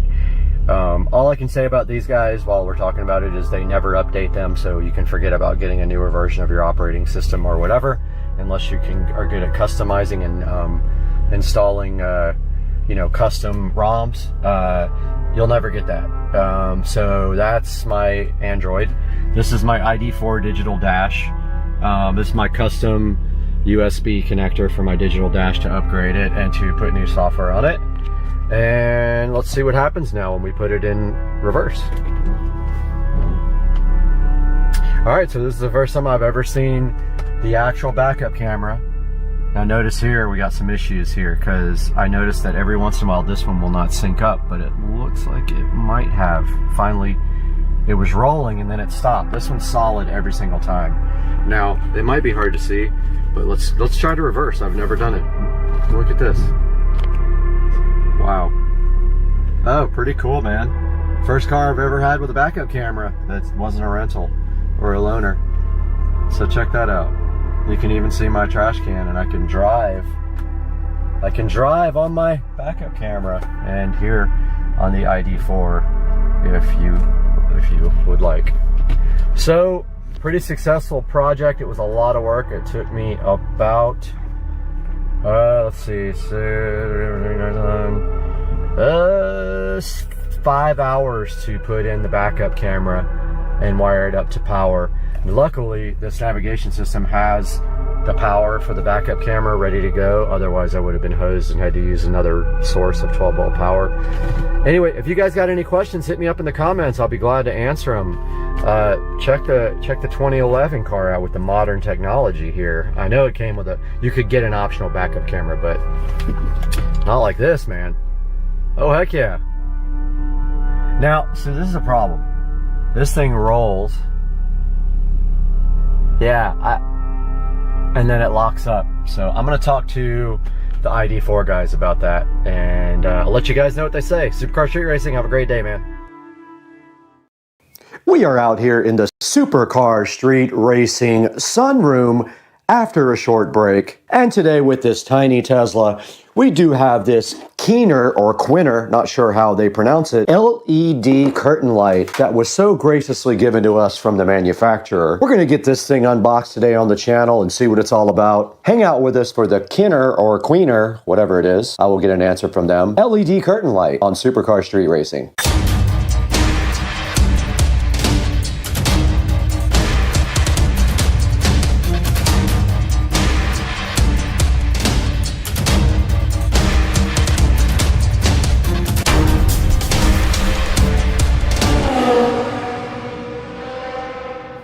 And inside the box, you do see a foil package here with the lights inside. We're gonna get that opened up and see what it's all about.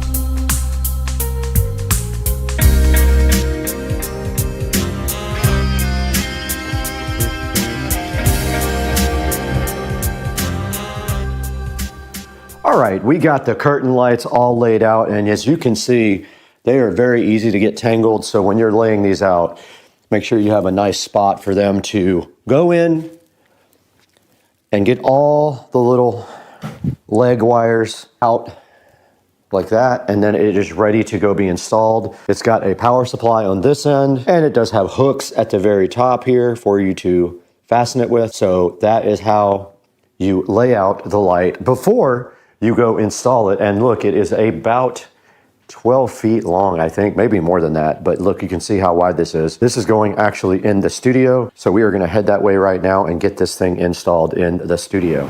Out here in the studio, and we are going to go ahead and fire up this system here and see what it is like.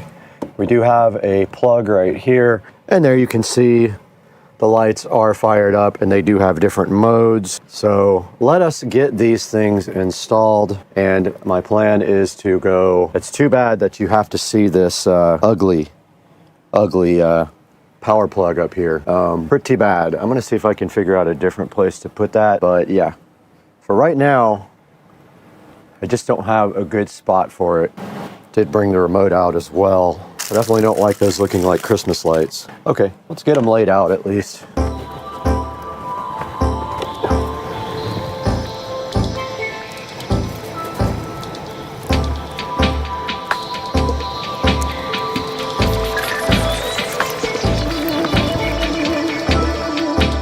Oh, now this is a mess.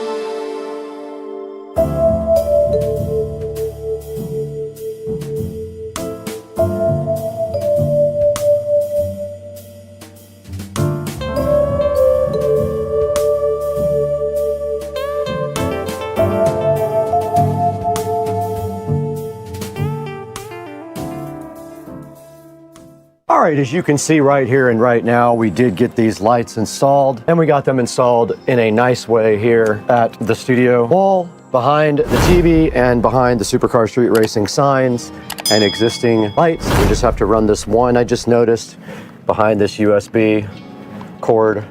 And just like that, we are all finished with this project. Now all we have to do is figure out how to operate these. And it did come with a remote control and a manual. And this is the remote control right here. Let's turn off the studio lights. Alexa, shut down the studio switch lights. New curtain lights, looking so fly. However, I am not able to read the manual now. Okay, there's another star mode. Pretty cool. These things are awesome, man. I love them.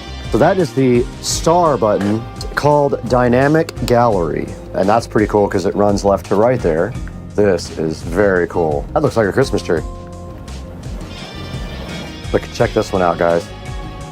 It's gonna look good behind me when I go live. And there is also a mode for music, so it can sense the music. That's awesome. That's a star, like, or a person. It looks like maybe a star moving around. Very cool. That just kind of fades between each color. Wow, these are awesome. I am so hyped for these things. They look great. All right, guys, here is another look at the curtain lights, and I will put the name of the company up on the screen as well. There is actually an app for this as well called SerpLife, and I believe they are smart. So let's go ahead and get the app downloaded here on the phone and see what that's all about too. All right, it wants us to add a device. Let's go ahead and do that. Turn on Bluetooth. Allow nearby devices. Let's see if we can do that. Allow. Okay, here we go.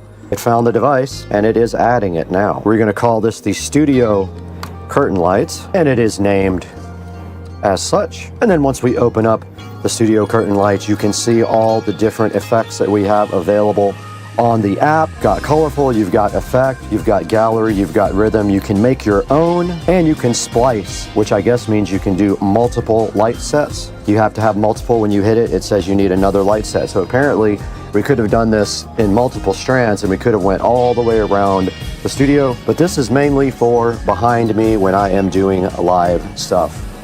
Now let's throw it into Supercar Street Racing Studio, where we are now with Brad, and go ahead and finish out this project by taking a look at these lights online. Hey guys, welcome back to the Supercar Street Racing 4K production studio. And you got Brad right here. And today I'm so excited to show you guys the Keener or Queener. Not sure, it sounds a lot like Wiener, but it's Queener or Keener curtain lights. They are smart string lights for indoor or outdoor use.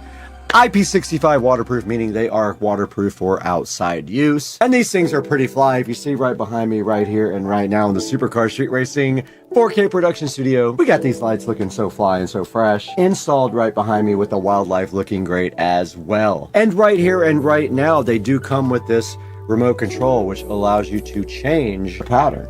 And you can see right there, we switched the pattern. Every time we change it, it does something very cool. And these things are just so awesome and look so good behind me in the Supercar Street Racing 4K production studio. And right here, we switched the color again. And this is the star mode on the remote. And this remote has a bunch of different things you can do. It will sync to music, or you can just do regular colors, or some of their predefined patterns are also very cool. And looking right here at the reviews, they have 4.8 star reviews, and they are pretty cool. Let's take a look at some of the pictures here. Now you can see right here and right now, they do have Christmas tree going on in that, and I saw that pattern actually when I was flipping through these. But look, every time you hit this button that has a star on it, it does something else really cool. And there is kind of a diamond and an X pattern, which looks awesome. And every time you push the button, it just does something super cool. There is a kind of fan pattern going down from top right to lower left,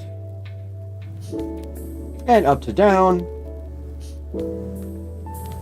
and left, right to left, and that's just going between colors there with the dissolve.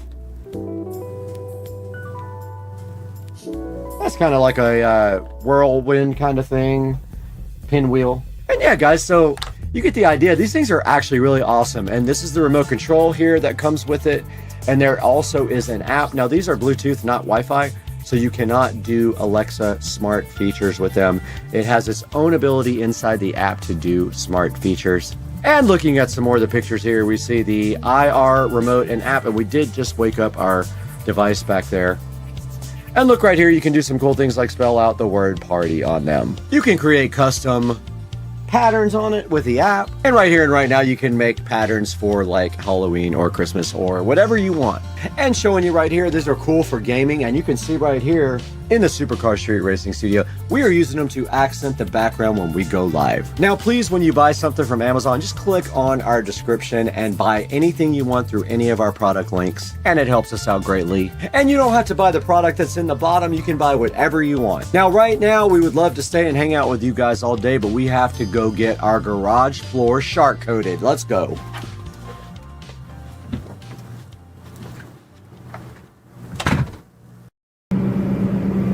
Flat tire, but I got rescued. There's a slice of metal somewhere in this thing. Hey, he's coming back. Yep. He's gonna take it. Yep. Yep, absolutely. Oh my goodness, that's amazing. This is rosemary seared New York strip with Dukes of Duval. Yeah, Joe? Yep. What's the secret? You got 5 seconds. A lot of love, man. That's all. Stay left. That looks fantastic.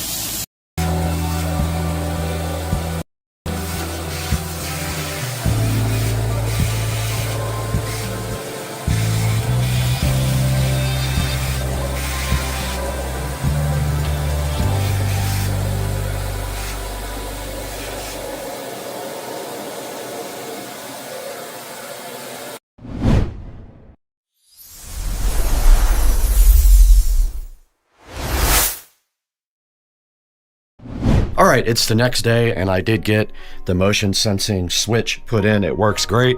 It turns these lights on up here at the top that are in the ceiling. The other lights are not on the switch. They come on via the app or via smart.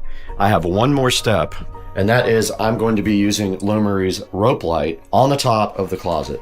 So what I want to do right now is simply get this up there and wired in so we can install the rope light. There's only 2 plugs up there, so I'm going to be using this splitter. This is 16 feet, so it's not long enough to go all the way around, but it will go most of the way. So unfortunately, I would need a 30-something foot one. But yeah, I'm going to get up here and install this light as best I can.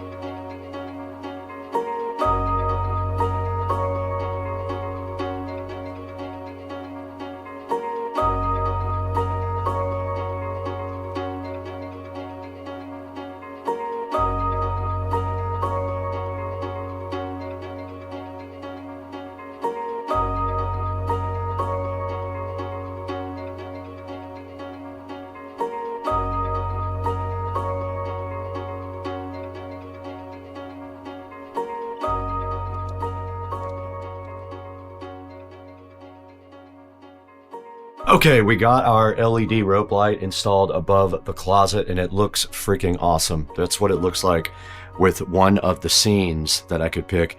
There is nothing up here, but then again, it probably doesn't need anything up there. It came out awesome. I'm very happy with the Lumery products. I just have to change out all the lights that are put in that are V1s. I have to change out to V2, which is going to involve wiring. Basically, the V2s can do white light and dream light at the same time. The V1s cannot. So I only have 2 in here that can do.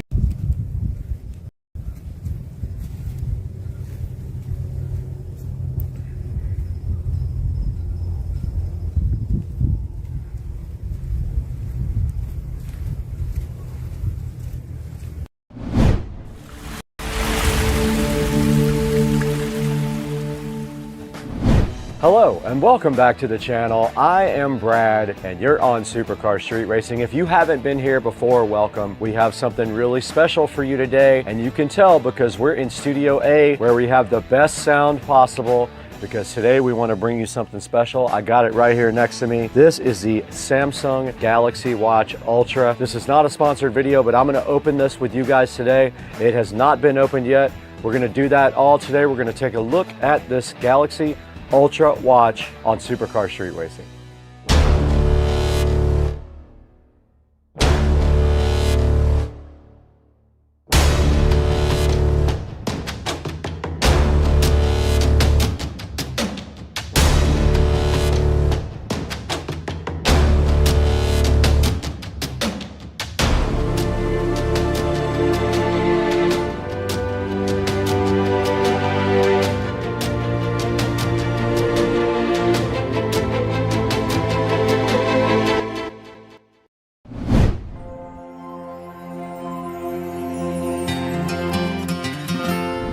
Welcome back to Supercar Street Racing. It is such a pleasure to have everyone back on the channel, and I am really happy to announce today that I have a Samsung Galaxy Watch Ultra right here. Now, this was not sponsored. I paid full price for it because I want to check out all the cool features of it and use it when I get on my Peloton every morning. Now, this is a 47mm Samsung Watch Ultra. I did buy this directly from T-Mobile. I did not go through Samsung or through Amazon, but I'll put a link down in the description in case you want to use our official affiliate links for your Samsung Galaxy Ultra watch. Now, this thing is supposed to have all kinds of cool features in it. It does things like LTE, so it should have a built-in phone number so you don't have to have your phone anywhere nearby. I did get that extra line put in, and I think it was something like 14 bucks a month. No big deal. It also does things like it can track your sleep. It does GPS, of course, and a bunch of other neat features that we're going to look at today. Now, this thing is said to be rugged and reliable. It has much better heart rate tracking than the older watches do. It can help you compare today to yesterday, and it can also give you great tips about improving your health. Now, there are multiple colors available. I did go ahead and get the white titanium, and we're going to be checking that out when we unbox it here in just a little bit.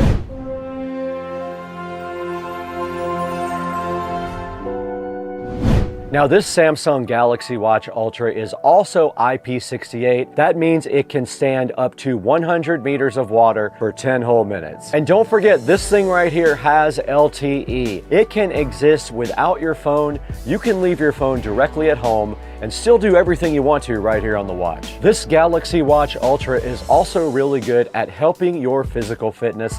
It will definitely track your physical fitness, and every day it'll provide you with a score that shows you how you're doing, so you can know whether you need to do a little bit more or you can do a little bit less if you want to. Now, this thing is also one of the longest lasting watches ever. Samsung says that this will last 100 hours on power saving mode. It'll last 48 hours on exercise power saving mode. Now, it's really good at tracking your heart rate. This uses AI to rule out all the other movements in your body and only track your actual heart rate. This thing has some really cool other features too. Check it out. You can actually do quick replies from your watch. This thing is smart enough to give you some suggestions, and you can just touch the one that you like the best. It's great for outdoor activities too. With GPS built right on top, you can actually use that to do GPS. You don't have to have your phone out the whole time. Now, one other thing I'm really looking forward to with the Galaxy Watch Ultra is the sleep stuff. This thing will help you track your sleeping so you can get your best sleep possible with the Galaxy Watch Ultra. Okay, now that we've taken a look at some of the features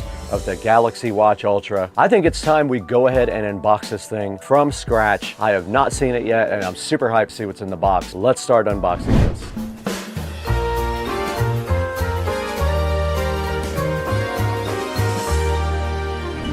Guys, welcome back, and right here in front of me you can see we have the Galaxy Watch Ultra right here, chilling in a nice titanium white, and our mission today is very simple. All we have to do is get this Galaxy Watch Ultra out of the box right now and see what's inside. It has not been opened yet. All I did was cut the little seals off the back right there, and right there so that we could go ahead and open this for your pleasure on Supercar Street Racing. This is titanium white. That's what color this one is that I ordered. It comes in multiple colors. I decided to get that. And directly inside the box right here, you can see, we do see the face of the Galaxy Watch Ultra right here. It is 47 millimeters wide. And it looks like, I'm not gonna take that out yet. I'm gonna go ahead and unbox it further. Inside of that, there is another Samsung box. So there is a new Samsung box right there. Looks like there is a quick start guide here. It's a USB Type-C wireless charging cable that goes on the back of the Ultra. Let's put this back together now so we still have it when we need it. Now let's get this band open and see what's actually inside of the band box. I'm hoping it's the actual band. And I did open it upside down, but there is the band. And that is the end of what is inside of the box. It is just the watch, the charging cable, a quick start guide, and a band inside of the box. Now this thing says to install the bands, you just press this firmly into the lug. Okay, so I guess you push this on. Okay, it did go ahead and snap in place. I think I did it right. And there's the other one. Let's see if it does fit my arm. Looks like this part is adjustable to hold the tab, the extra band, but that's the way it looks on my arm. It's loose still.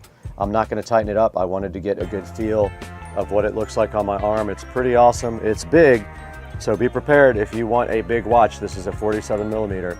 You can see how big that is right there on my arm. It's pretty large. So if you don't want one that big, get the next size down, because it's kind of big on my arm. All right, here is the actual magnetic charging cable. I'm gonna go ahead and charge this up, but that's gonna do it for the unboxing of the Galaxy Watch Ultra. Let's get this guy charged right now completely up. 82%, let's see how long that takes to charge up to 100%.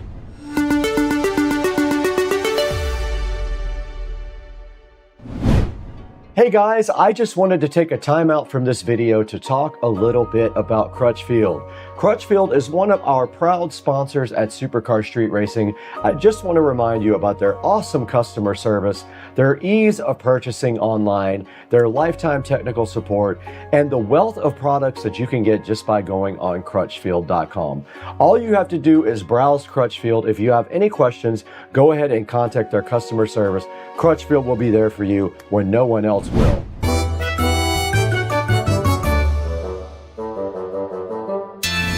Okay, we're back in front of the Galaxy Ultra watch, and it is already at 89% after about 5 minutes. It started on 82%, it is on 89. It's gonna charge really fast, but while we're doing that, we have the phone open right here, and we're gonna show you guys the Galaxy wearable app. We're gonna hit start here. We're gonna allow it to find. I don't know if the watch is actually on yet, so it might not show my device. Let's see if we have to turn it on first. Yes, it is not on yet. I'm gonna go ahead and power it on. Let's go ahead and power this guy up. It's asking me if the numbers match my watch. They do. There is a software download happening on the phone now, which you will see on the screen. It is at 100%. I have to agree to all this stuff that I want. Automatic updates. Now it's asking me to select the apps I want on my phone. I don't want Audible. I don't want Spotify. I don't want WhatsApp. I don't want that. More things maybe. Now it's asking me what to get or recommended for watch. So the quick action button on the side, it's asking me what I want it to do when I push the button. I am going to skip that for now. Choose a wrist and button position for how you wear your watch. Preferred wrist left, button position right. Yes. It's asking me about exercise routines. I'm going to skip that. Check your body's battery level. You can understand your sleep better. Also, we talked about that. And you can see if you're at risk for sleep apnea. Suggested replies. You can double pinch to control your watch. Wow, that's cool. You can pinch twice like this to control the watch. It's asking me to set up a mobile plan. I already have a mobile plan. So it's looking for my mobile plan right now that I purchased for the watch. So it refuses to go past the set up a mobile plan point. So that's all we can do right now at this point is try to get that part working. So I don't know what's going on with that. I might have to call T-Mobile to figure this out, but I'm gonna let it chug away on that screen right now. Okay, the watch did update, and now I'm gonna try it again to see if I can get it to connect to my plan. Let's see. It says finding out more about your plan, and it's still just cycling. So I'm gonna have to call T-Mobile, I guess. I don't understand. How can I return that? I'm not really happy with the size and the weight, and also it really didn't set up properly when I got it, so I'm kind of been frustrated with that. Took me about 30 minutes to even get into support because of pin problems, and then it told me to reset my pin on the T-Life app, and then the setting wasn't there where they said it was in help, so I just been frustrated with it. No, I'd rather return it if that's possible. I'd just like to know if there's any penalties or anything like that that I would incur.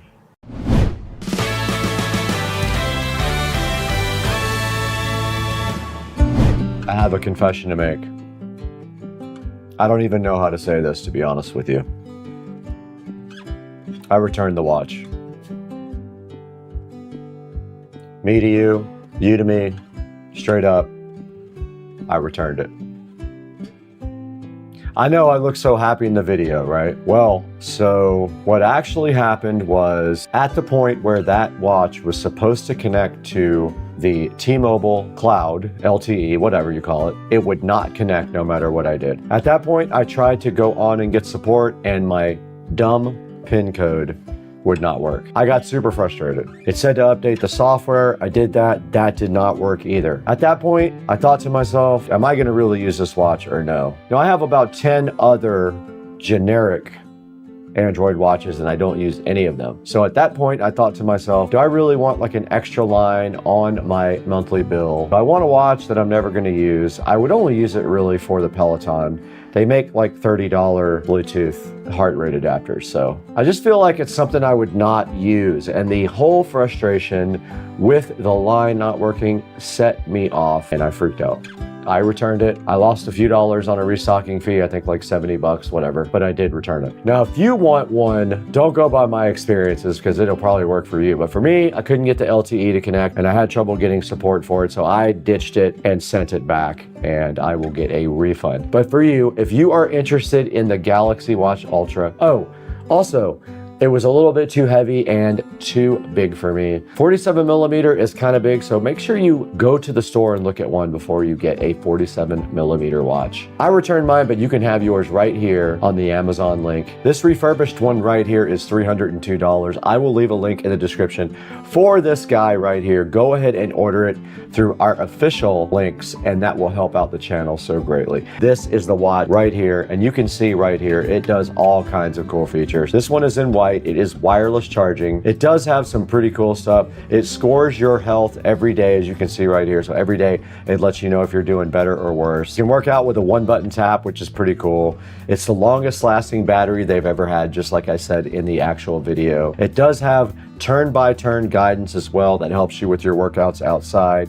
It has so many cool features that you probably will enjoy it even if I don't. I just don't think I'll actually use it that much. It's pretty simple. It's just a toy for me and I don't really need to spend, you know, the money on that. And then the monthly line as well is also, you know, like 14 bucks a month, I think is what I paid for unlimited data for just the watch. So I encourage you to get on Amazon and buy yourself one through our official affiliate links. It'll help me out.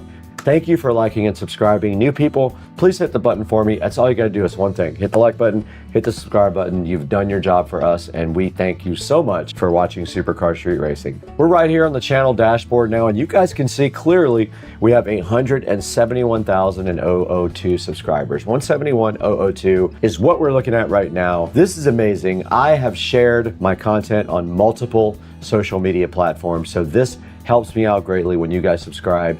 If you can't watch every video, we understand, but hopefully you can watch some of them and you can help us out by liking and subscribing. Right now, we have to get out of here. We have to go get a steak dinner, and I don't know where we're going, so we got to figure that out too. Later.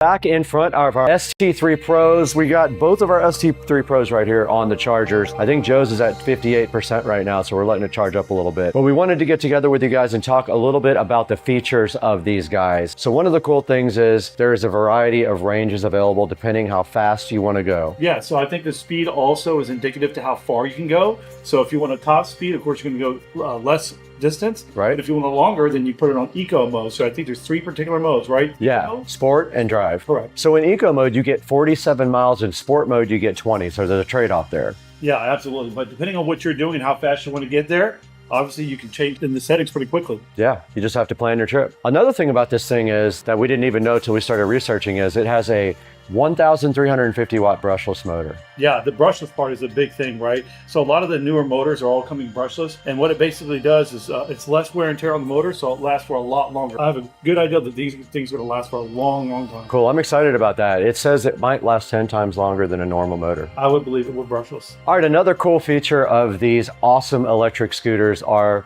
the suspension system. This is not a toy. This has a dampening system that uses a dampening arm.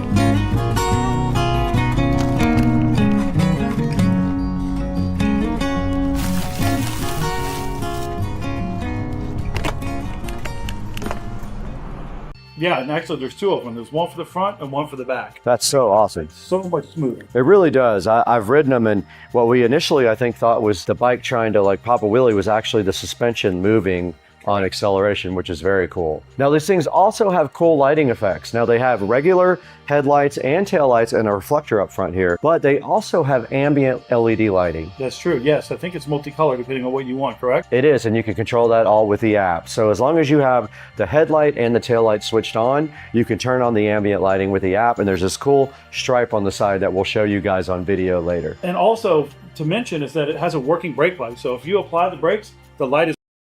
All right, is that gator still out there? John, where you going, buddy? Get some more shrimp, man. Ah, fuck! That fuck! Shit's hot! Fuck! Vibrate.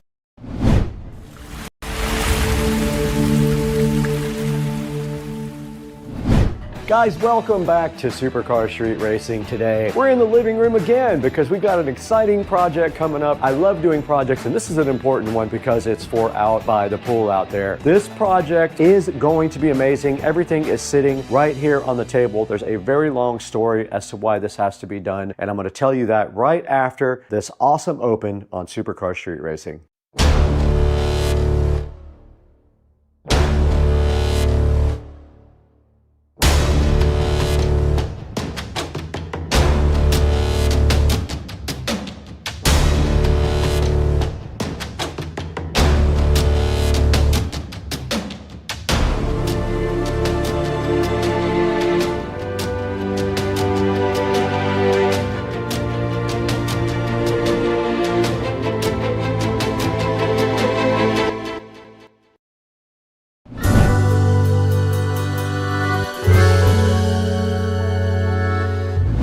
Guys, we're in the Supercar Street Racing living room. It's a place you've seen before, and today we have a special project, and the whole reason for this project is due to one thing, and that is because the nice company of Amazon has decided to rob me of the ability to use this dot right here to feed the speakers in the house with the home theater feature on the Fire Stick. Now, you used to be able to do that. You used to be able to have a Fire Stick somewhere in the house, and you could transmit that audio over Wi-Fi to one of those devices there, and that was what I was using to let audio come out of the TV and onto the patio outside by the pool. They robbed me of that feature. I can no longer do that, so I have to do this a different way. I could use Bluetooth and then Bluetooth to this whole home audio system over here, but I actually want to put a subwoofer and an amplifier outside behind the TV. So right here in front of me, we got everything we need to do that. Let's take a look at what we got right here.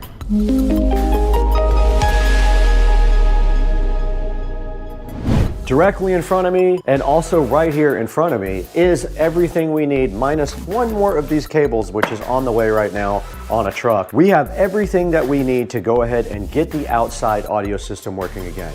Now, another thing that broke is the right channel speaker outside is not working. I have not figured that out yet, but I believe the wire has a short in it. So I have to pull a new wire in order to reconnect the right from this whole home audio system back to out by the pool. Meanwhile, we have a nice big television out by the pool that does not have Bluetooth or anything, and I want it to be able to play different audio than this system right here does as well. So what we're gonna do now is we're gonna go ahead and fix that, and we have a few things here that we need. Right here, we have a monoprice 8-inch powered subwoofer, and there is a reason that I only went with the 8-inch, and you'll see that soon. It is due to where this is going and the space. We'll unbox that here momentarily. We also have a FOSI audio amp. I thought it was much bigger. It's 100 watts per channel, but it is very tiny. And then anticipating problems with heat, I have two fans. One is for this amplifier to strap it right on the back to blow some air on it to keep it warm.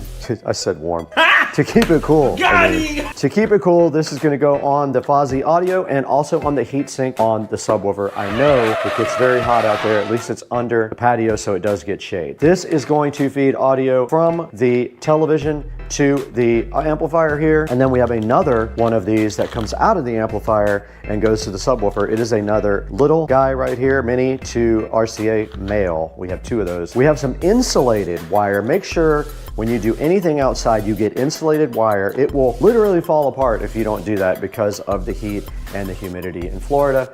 And then we have a shelving system here. This shelving system basically is going to hold the subwoofer up. We have these nice big shelves, and what we're going to be doing is using Tapcons into the stucco. So this is not going to go anywhere. It's going to be very, very good for this subwoofer right here. It'll be plenty.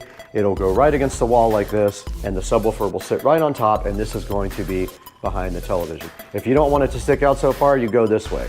Then what you do is you go underneath and you screw this to the subwoofer, and that will keep that sub on the wall with absolutely no problems. The other RCA to Mini is in the mail. It should be here any second. Let's get the rest of this stuff unboxed. I want to see this amplifier, and I want to see this powered sub.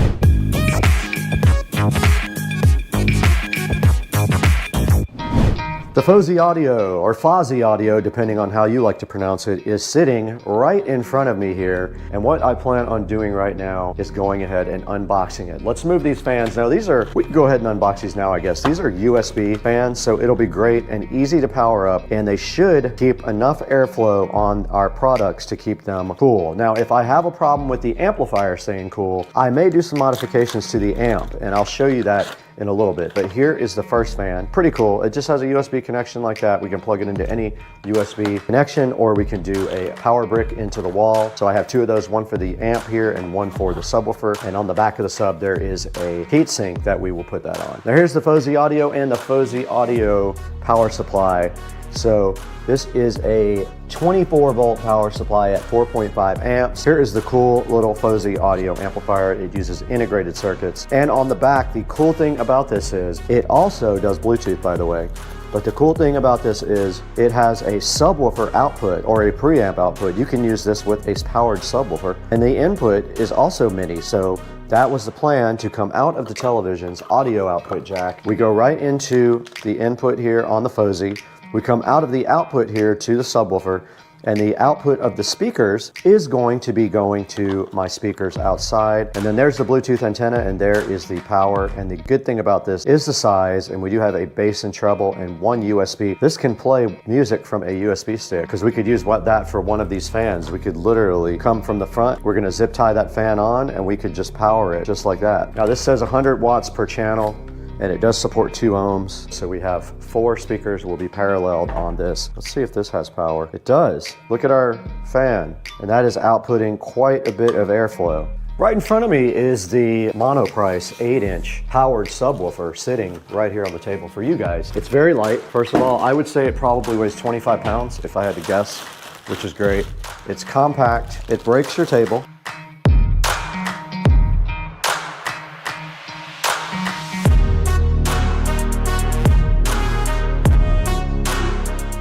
This project is over for today. The subwoofer's broken. I was unboxing the subwoofer. Joe called. I pulled the grill off the front of the subwoofer to show you guys, and a screw fell out. And I thought that was weird. Where would that come from? And then I started looking around the woofer, and the woofer had 2 screws pulled out, and the wood was like separated from the actual enclosure there. So this is broken. I'm about to hit the return button, and I'm about to drive it over to UPS store.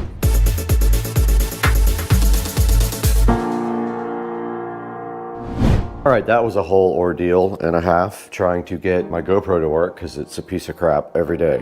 We did get a replacement subwoofer in today to get unboxed after the first one was damaged. Now it was damaged on the actual woofer itself. A screw fell out and I saw that happen when I opened the box, and then I basically opened the front grille and 2 of the screws were ripped out of the wood that hold the woofer in. I returned it immediately. Let's take a look at the new Monoprice subwoofer and make sure it is not damaged. It looks good to me. Much better condition, no problems. You can see the 8-inch woofer here with the port. Then I'm gonna try something with this speaker that's not working outside. And I think there's a short somewhere between the middle of the attic and the outside.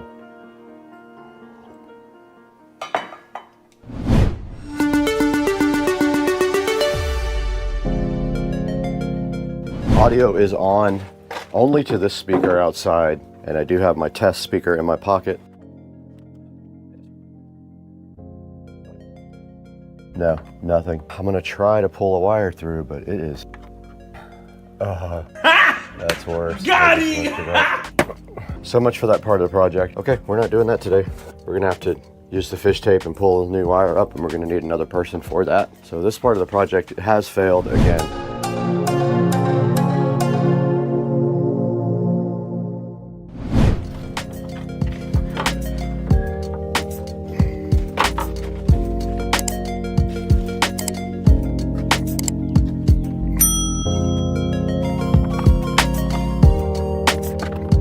I am going to use a little bit of spray foam to keep this on. Just a little bit on each side, I think, is all I need here.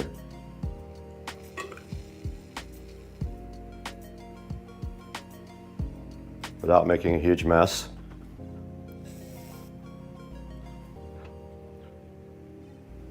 That should do it. It's a sacrificial can, but that should keep that from going anywhere. That should dry very quickly and allow us to have a nice cooling source on our sub. There's still room to plug in the cables, so we're good to go there. So that's just gonna sit there and dry now. Keep that fan tight on that subwoofer forever. It's going to, feet are basically 9.5 inches apart. So our measurements are going to be, we're gonna do 8.5 inches on the wall. So our brackets are gonna fall between these 2 feet. The sub's gonna sit right on the 2 brackets. It's gonna sit like this, right behind the TV, this part on the wall. For that, we have Tapcons. Now let's get you guys back outside. We're gonna go look at this.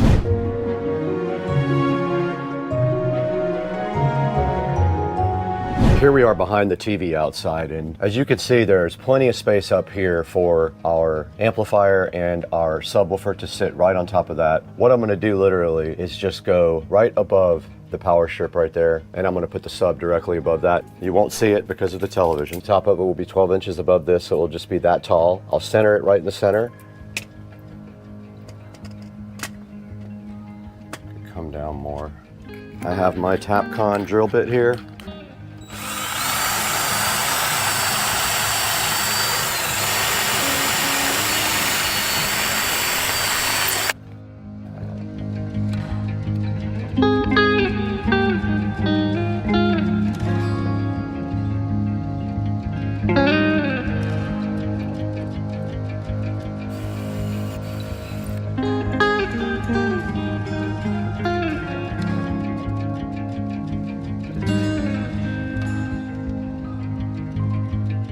That should be level.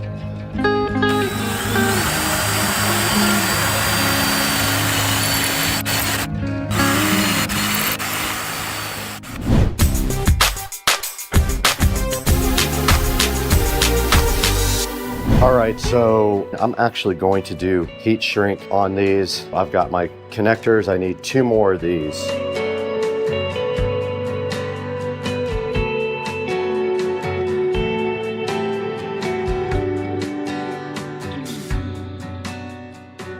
I'm just going to put these on the end here. So I'm going to make sure that they are oriented the same way. And then crimp. You use the color codes, so you use yellow, just like that, and then you heat shrink them. Will that work? Yep, that'll work right there around the power cable. First set of cables here, the U-green cable. There's also, we gotta not block these on the back, and the other one goes right there. One of these feeds the subwoofer, one of them comes from the television. Our fan will plug directly into the front. We gotta get our fan mounted to this. Our fan will plug right here, and then our other fan will need a brick for our subwoofer. It'll need its own brick. That's on there, see if it still works. Things ripping. That's awesome.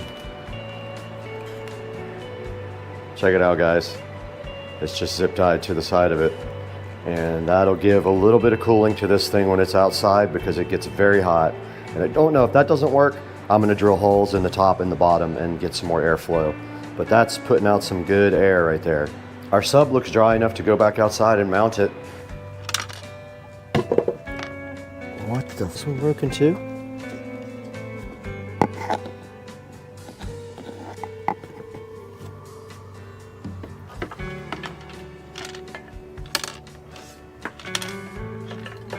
It's a screw. Got him! Got him! Fucking screw rattling around. There's a screw rattling around inside of this that I know is going to be annoying. Now I got to take the woofer out. This is crazy. This is the second one I got that had issues. How in the world can they make 2 subwoofers with problems? I don't get it.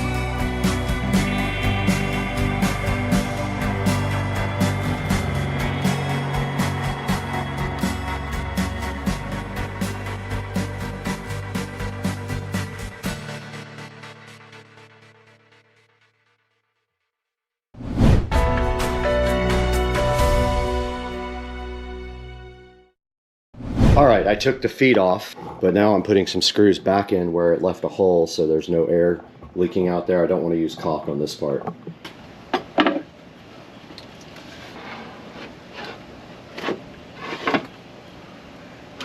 That's how it's gonna sit, just like that. And it's perfect. Not in the way of the TV at all. I can still get to the back of it if I need to adjust, if I just have to get on a little stool. Perfect, look at that, guys. This came out really good. Now I just gotta figure out mounting the amplifier. I'm gonna wipe down the back of this television. It's all dirty with pollen, but I think the amp can go right here somewhere. And then the wires can go up and up to the top, and they're gonna go up the soffit right there to that speaker. Get something to drink first though. I'm gonna mount it just like that, if you guys can see this. The TV can still move and articulate either way. If it needs to, it can articulate all the way this way to about right there, or all the way that way without this being in the way.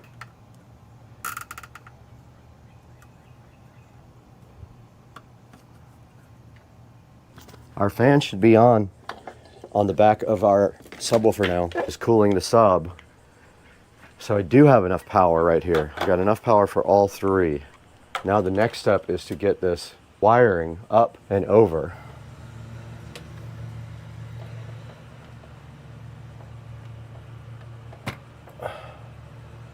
And so I'm putting this speaker wire in the soffit. There's a little lip on these soffits that this one can run behind the sub.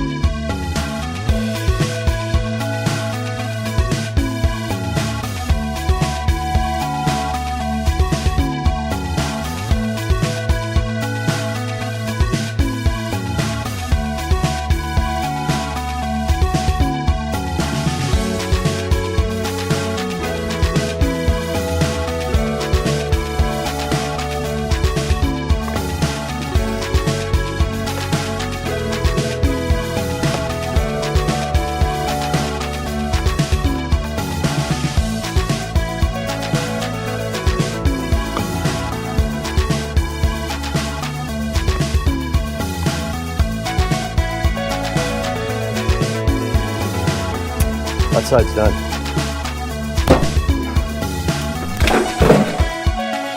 Got it! Well, I broke my...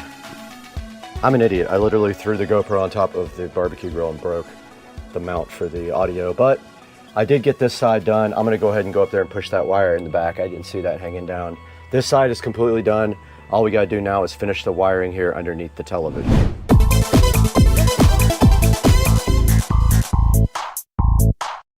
I'm gonna go ahead and plug everything in and give it a test real quick before I do anything else right now. So I'm gonna give this a plug in real quick.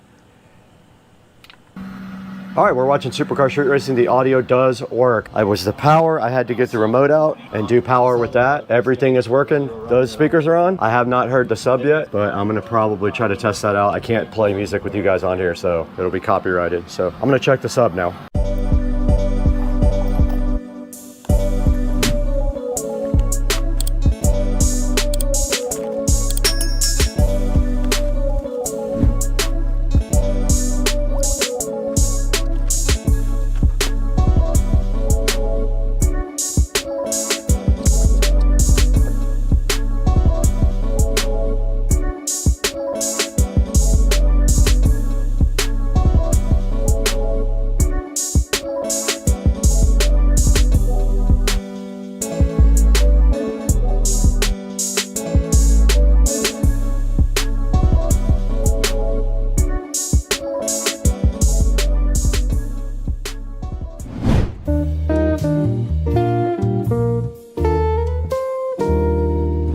Guys, we're in Studio B again. As you can see, Supercar Street Racing is playing on the TV right behind us right there. That's actually us on TV, but today we are live in Studio B to show you this project that we completed for the outdoor speaker system for the pool. There's a big TV outside that Joe Dukes of Duval gave me. It's a big Vizio TV, and I wanted to put sound outside. Now the full home audio system sound is broken to one speaker. I think there's a short in one of the wires, so I have to pull that again. But meanwhile, I wanted to get sound from the TV outside and also add a subwoofer. So we did add this monoprice 60-watt powered subwoofer here. And as you saw in the video, I had to get one return and the second one was also bad. Both of them were damaged. One of them had screws missing in the woofer. The other one had a nut inside the actual amplifier loose. But I fixed the second one rather than return it for a second time. There's the monoprice subwoofer. I have not rated it yet. I'm gonna rate it appropriately for being damaged twice when I got it. Now it is 60 watts and it does sound great outside, I'm not gonna lie. We did put it right up behind the television on some L brackets that I'll show you here momentarily. Here's the 3.5mm to RCA cables we use for input and output to the amplifier, one of them feeding from the TV and the preamp output going up to the powered subwoofer. Here's the Fozzy audio amplifier that we used, 100 watts per channel, Bluetooth. It does have preamp outputs, which is awesome. It uses integrated circuits for its output, not transistors. It does have a remote control with power and volume as well, and I love that. So far, so good with this amp. These are the metal wall brackets I used. Pretty simple. They are heavy duty, no problem supporting the subwoofer, and I did just screw the subwoofer right on the bottom of the L brackets there. That holds the sub right on the wall. This is a speaker wire I used. Anytime I use speaker wire now, I use this insulated speaker wire. I learned my lesson outside. Regular speaker wire in Florida will deteriorate after about a year. This sub helps keep the speaker wire more protected. All right, guys, you can see right here on the dashboard that we have 165,675 subscribers on the channel. We couldn't do that without you though, guys. Thank you so much for liking and subscribing to all the videos. Buy all your products through our product links. There will be links in the description for all of the stuff we used today on this project. I gotta get out of here though. I gotta go to Dukes of Duval's house.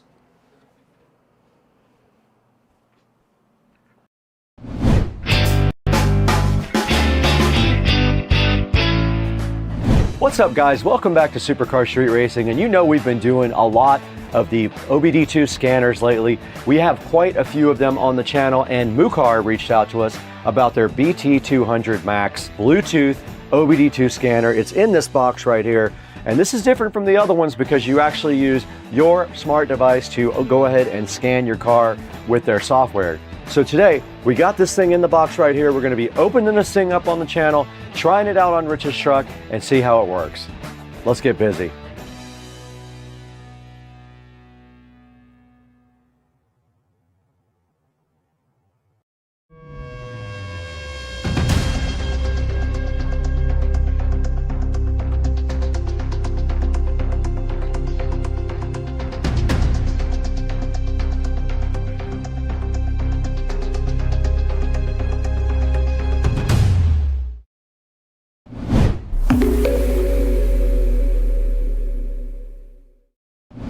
We're out here in Studio A, which is the main editing studio here at the SCSR compound. This is the best studio we have to edit in. Our other studio inside is Studio B, and it is just a little bit smaller of an area. So we're out here today with the Mucar BT200 Max OBD2 scanner. Now this thing covers a ton of different things and a ton of different scans. It deals with things like air conditionings, transmissions, has auto VIN retrieval, and automatically recognizes your car. This thing also does things like oil resets. You can do it right on their software. You get all that stuff for free for 1 year, no cost to you. Now, when this thing uses auto VIN, it very easily identifies your car and retrieves the correct codes for that vehicle. It supports 10 OBD2 test modes.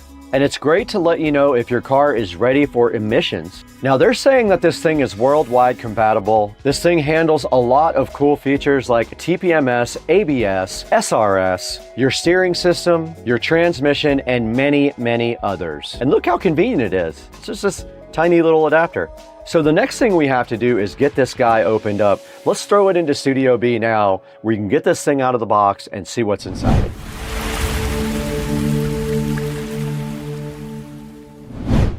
Okay, we are right in front of the new Mucar BT200 Max right here. And you can see here in the box, there's not going to be a whole lot to this unboxing. There's only a couple of things inside of the box. Let's go ahead and get it opened up. Just a plain black box here. There are some facts on the back about the Mucar, and that is about it. Tells you a few things about the Mucar, about what its compatibility is and that sort of thing. There's some specifications on the side right here as well. And that is it on the box. There is a serial number on one side, and then there is a nice carrying case right here inside the box as well. And a nice quick start guide. And if you open up the carrying case, you should just see the Mucar BT200 Max sitting right inside there. It's pretty cool looking. It's got a sleek, nice metal looking shape with an LED on it. And there is the OBD2 connector right there. So that is literally all there is to unboxing the Mucar BT200 Max. the BT200 Max. We will test it next. So let's get on with the show.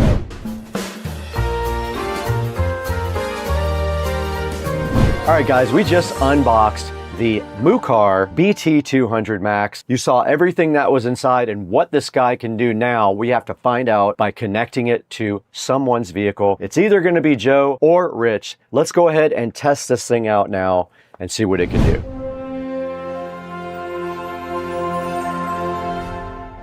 Okay, we are out here in Patricia's Kia today, and she is letting me borrow the car to go ahead and pull the diagnostic codes on it. And the first thing that we have today that we're looking at is the Mucar BT200 Max here. All we're gonna do right now is get this thing out and get the app downloaded and go ahead and connect this to Patricia's car and pull all the codes and see what the app can do. Let's get this guy connected up. There should be an OBD2 port underneath this dashboard right here. But there is a quick start guide here, guys. You have to download the app called $Fix, and there is a QR for that. Let's stop down here and get the phone connected and the Mucar plugged into the OBD2 port. And the Mucar does come in this cool little case you can see right here.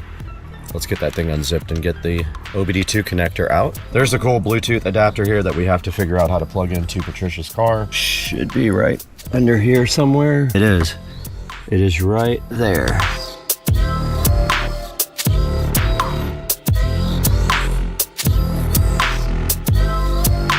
Okay, you gotta be smarter than the actual device, and I was. All right, we're recording on both the phone and the Insta360.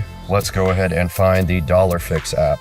And we did find $Fix here on the phone. This is $Fix Plus. It is downloading currently right now. We'll let that download and go ahead and get it installed. All right, we are gonna open up this $Fix app now.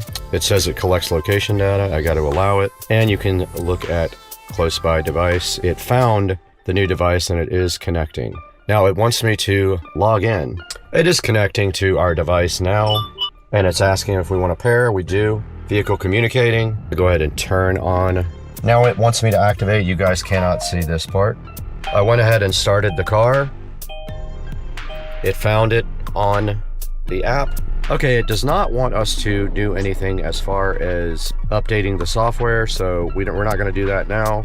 I'm assuming the app has all the latest car data in it because it is downloaded from the Play Store. Let's go ahead and let's do the VIN scan. It does say loading now on the screen. Let's see what that's about. All right, it found the car. It said add vehicle is done. And it found a Kia Sorento SX SXP 2021 model. And it is counting up to 100% now. It is downloading actually and installing the Kia add-on. We're doing a health report. It is scanning the whole vehicle. So check this out. It scans your whole car for ECM problems, for TCM problems, ABS, and it did fault on the AC. Got one fault, humidity sensor short low. And you can generate a PDF file here, which I will then send to Patricia. And you can also clear codes, by the way. We could have cleared that code if we wanted to. A couple of alarm settings here. You can set for your coolant temperature and your overspeed. You can also do performance testing. You can do auto diagnosis, and you can record. Now in here, you can do all of the resets for the different things in the car, like oil maintenance or immobilizer or your throttle. There's ABS, there's brake reset, and there's some other things you can do actually online as well. They have a whole library of fault codes online, recalls, safety information. So this thing just does everything, and you could see what we did for Patricia. We actually found that fault code for her. We had one fault code there, B128111. That is a good look at the Mucar BT200. This thing is cool. If you don't want to have a full tablet and you just want to use your phone, this is a good option for you.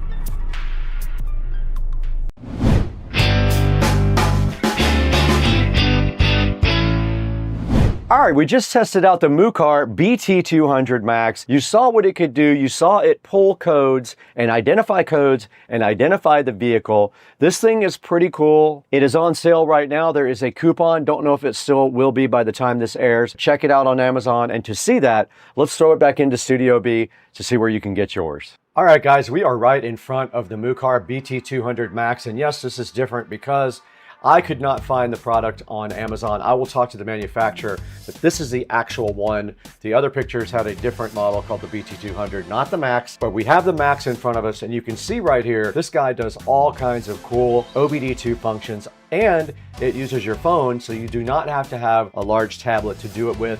It does everything from a phone app. And you can see right here, it's brand new, 2025. Their latest added protocols are all in here. Bidirectional, CAN FD, and all of the cool things that you need. And then here's another picture of it showing that it does support Android and Apple. And then here's a lot of the cool functions it has. Intelligent diagnostics with AI, a lifetime of free updates, intelligent sleep mode, 15 plus essential resets, and 125 brands of coverage. And then here's some reasons why you should choose the BT200 Max from Mucar. It shows you all of the cool things it can do right here in bullet points. And then another set of features down at the bottom. Now here's the difference in the Pro and the Max and the driver scan. The one we saw earlier was the Pro, I think, but this is the Max. It has a lot more features. You can see all of the stuff that it can do that the other two cannot do. So keep that in mind when you do buy one. Now it's saying that this is the first AI intelligent diagnostic system, the first Bluetooth OBD2 scanner with an AI system to help you diagnose. Says that you get free lifetime updates, bi-directional, so check that out. Now, not all vehicles can use the bi-directional tests. They have to actually be supported. Here's all of the available systems that it could possibly do on your car. It's quite a few things like engine, transmission, airbag, immobilizer, ABS, seats, instruments, other things like that could possibly be done with this BT200 Max. And it says that you get a lifetime of free resets, and there are 15 of them total. So that is the BT200 Max from Mucar. You saw us test that thing out over there. You guys should pick one up if you need some diagnostic tools for your vehicles. Tell them Supercar Street Racing sent you, but also tell them I had to leave, and thank you for 225,000 subscribers.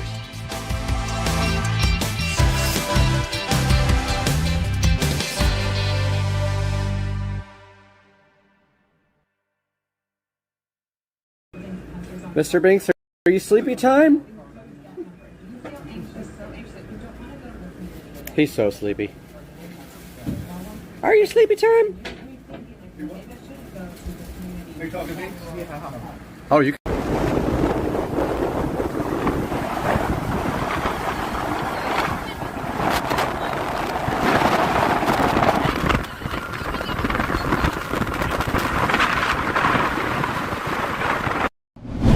Guys, this is the new ceiling fan. Just kidding. This is the new ceiling fan that we were provided to review. And this is from Keener, who have been so gracious to our channel to provide us with multiple types of devices to review. So today, we're going to get this out of the box and install it somewhere, which is going to be difficult because I don't really have a lot of places with standard bulbs, but I do have a spot on the patio I think this will look great in. Let's get this thing unboxed and see what's inside on Supercar Street Racing.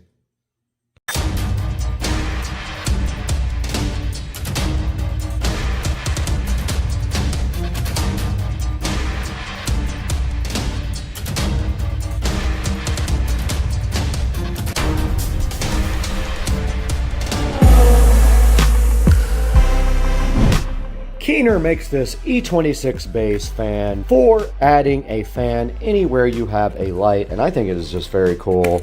Comes with a little remote here too. We are unboxing this now, and if we pull this top part out, we can see inside we have a bunch of little fan blades right here. This thing is so cute. And we have the base right here.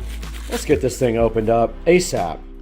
Inside the box with the Keener turn your socket light into a socket fan light fan is this cool little motor right here that is so cute. Comes all packaged up in this styrofoam condom. And then all you have to do after that is take your blades right here and put them right inside of it. And I think they just snap in. We'll get those unboxed. We'll get this unboxed. Get it a nice battery because there is nothing else left inside of the Keener fan box. I got everything unboxed here now, and the remote looks like AAA batteries in there. Got to go see if I have any. Then we have this nice little extension right here as well. And basically, now here's the actual screw-in base, but they gave you a little extension, which we will probably need. So you just screw the extension on right there, and then you screw this into any standard E26 bulb base. Let's go see if I got batteries for this. Back to the Keener fan light. The batteries just go in just like this. 2 AAA batteries, replace the cover. And then let's get on to the process of assembling the fan. Back here on the Supercar Street Racing desk with this nice LED lamp light to illuminate our assembly of the Keener fan. Now they do provide you with all these blades, and I'm assuming they're super easy to clip in. It looks like they clip in this way because there's a little indentation right here which I see inside of this. So I think they go this way. Let's see. They do. So you just place them into the fan like this.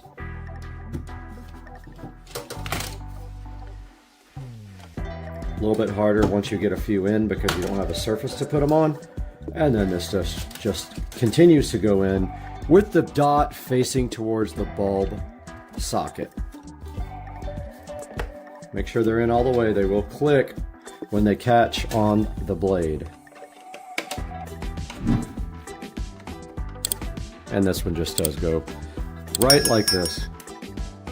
And now they are secure, and I believe that's a light, but I don't know yet. We have to check. There's your fan fully assembled, and it does have a light on the remote right here, an on-off switch on the remote, a timer, and then these 1 through 5 buttons here, which might be the speed. We have to check the manual. We have the manual out now for the Keener fan, and you can see right here it does do different color temperatures and brightness adjustments on the light. And it does have installation instructions right here in English, and it says ensure the power supply is disconnected, so basically turn the power off. You install the 5 fan blades, so it doesn't want you to put this in anything that's not solid. I am going to do that anyway because I don't care. Mine's going into a lamp with a neck that can move. We'll see what that does. Might break. You insert until it clicks, and then here is your remote. The upper left on the remote basically is the LED on and off. The upper right is the fan on and off. The middle button here with the power is the LED and the fan on and off. And this is a timer to turn the thing off after a certain amount of time. And then at the bottom here we do see the fan speeds. It doesn't say which is the fastest fan speed, so we'll have to test that out. So it says if you turn off the wall switch and turn on again within 0.5 seconds or after 5 seconds, the fan light remembers the mode that it was in before. There are also instructions in here for changing the color of the light, and that has to do with how much time is taken between turning the light switch on and the remote. Let's see. And then there's instructions here for making it warm white. And when they're saying the C button, they are talking about A, B, and C, which are also diagrammed here on the page before that. And there's a bunch of safety features right here to think about before you install the fan. Here's a good up-close look at the remote on the fan, and you can see on top here there is a light switch and on-off switch. The light switch for the light, on-off for the fan. This does both. There's a timer right here, and then the bottom here. All these right here are fan speeds. We have to test that out when we get outside. So I was just chilling here with the Elecan LED fan light, and I noticed this might be the infrared receiver for the remote. Let's go. Okay, this lamp is definitely on. I have no place to put this because I have no regular standard bulbs in my house. So let's see. Oh my goodness. Let's go. This thing rips, dog. All right, so it is on. Let's turn the light off. The fan is on, so let's see what 1 does. 1 is the lowest speed. 5 is the highest speed. And this thing is ripping. I wish I could use this on. The light on, works perfect. Light off. You push it, it changes the color temperature. Every time you press the light button, it changes the color temperature. Let's try to find another place to put this.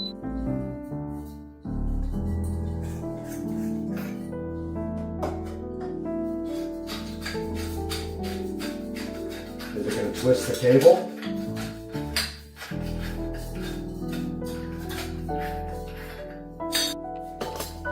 Okay, what happens when you install this fan on a cable? I believe the cable is going to twist up.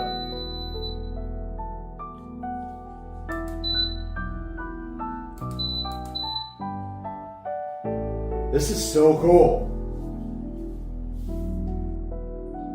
This is high speed. This is low. So that's how you install the Keener light fan.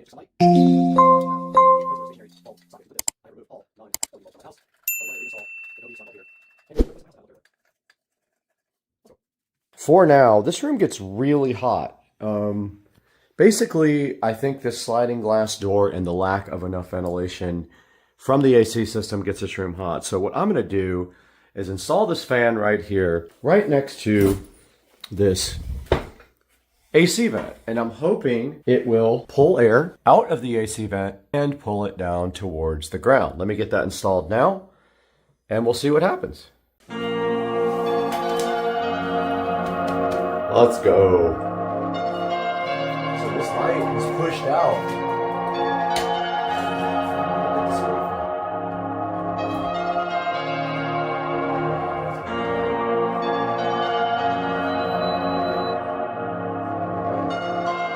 That's cool, man. How cool is that? Oh, let's go! Let's go! Let's go! And then we have this remote here so we can do the light. Check that out, guys. Now this fan will blow the air coming out of the vent around and circulate it a lot more. And then we turn the light on with this. And we can change the color, temperature of the light with the light button right here. The fan speed's down here at the bottom. This is the highest speed. This thing rips, dude. I love this thing. Now let's turn the AC down and see if it actually circulates some air.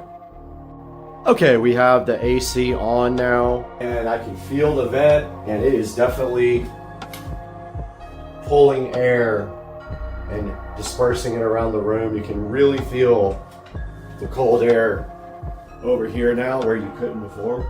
Behind the camera, you can feel the cold air being moved around the room from the tiny fan. And you have that extra light if you really need it. Legit, and I feel it way across the room over here. Alright guys, I hope you enjoyed the mini fan light as much as I did. This thing absolutely rips. It's putting out so much air. I'm so happy with this for my office because the AC is on right here and it is pulling all the air down into the rest of the office, which gets hotter than the rest of the house. Alright guys, we did review the Keener light fan. It screws into any standard E26 socket. You can see right here and right now that this thing is absolutely cool. It totally rips. It would be so good on like a patio where you don't have a fan and you just have a light switch. You can go ahead and plug this right in and it will work for you anywhere. I just don't personally have any place to use this because I have no E26 sockets that are mounted to a solid base. And make sure you go ahead and click through our links and like our videos so that we get maximum exposure and grow the channel. I did dent this pretty bad when I dropped it, but it still does work. Look at that dent. Selects all of them to update. So 63, let's do it. And you can see a readout up here of the speed that it is downloading updates. Let's let that update in the background.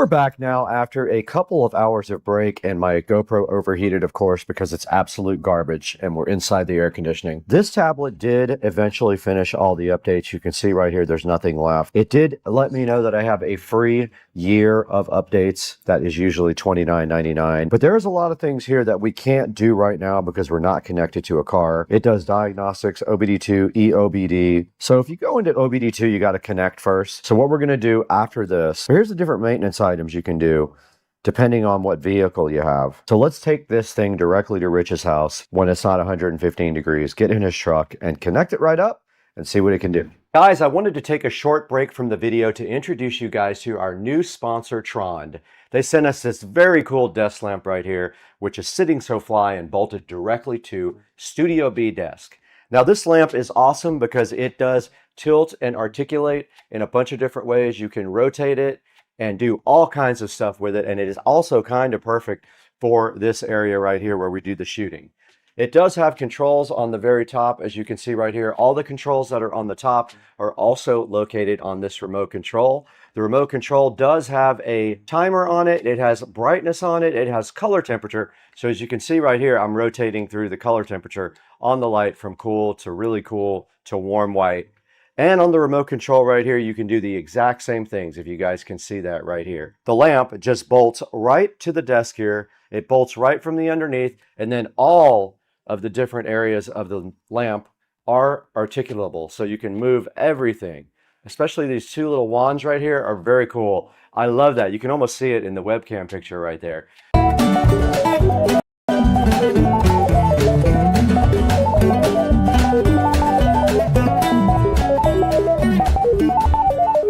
The film starts on Pandora, with Jake Sully, Sam Worthington, recapping his life since joining the Na'vi as chief of the Omaticaya clan.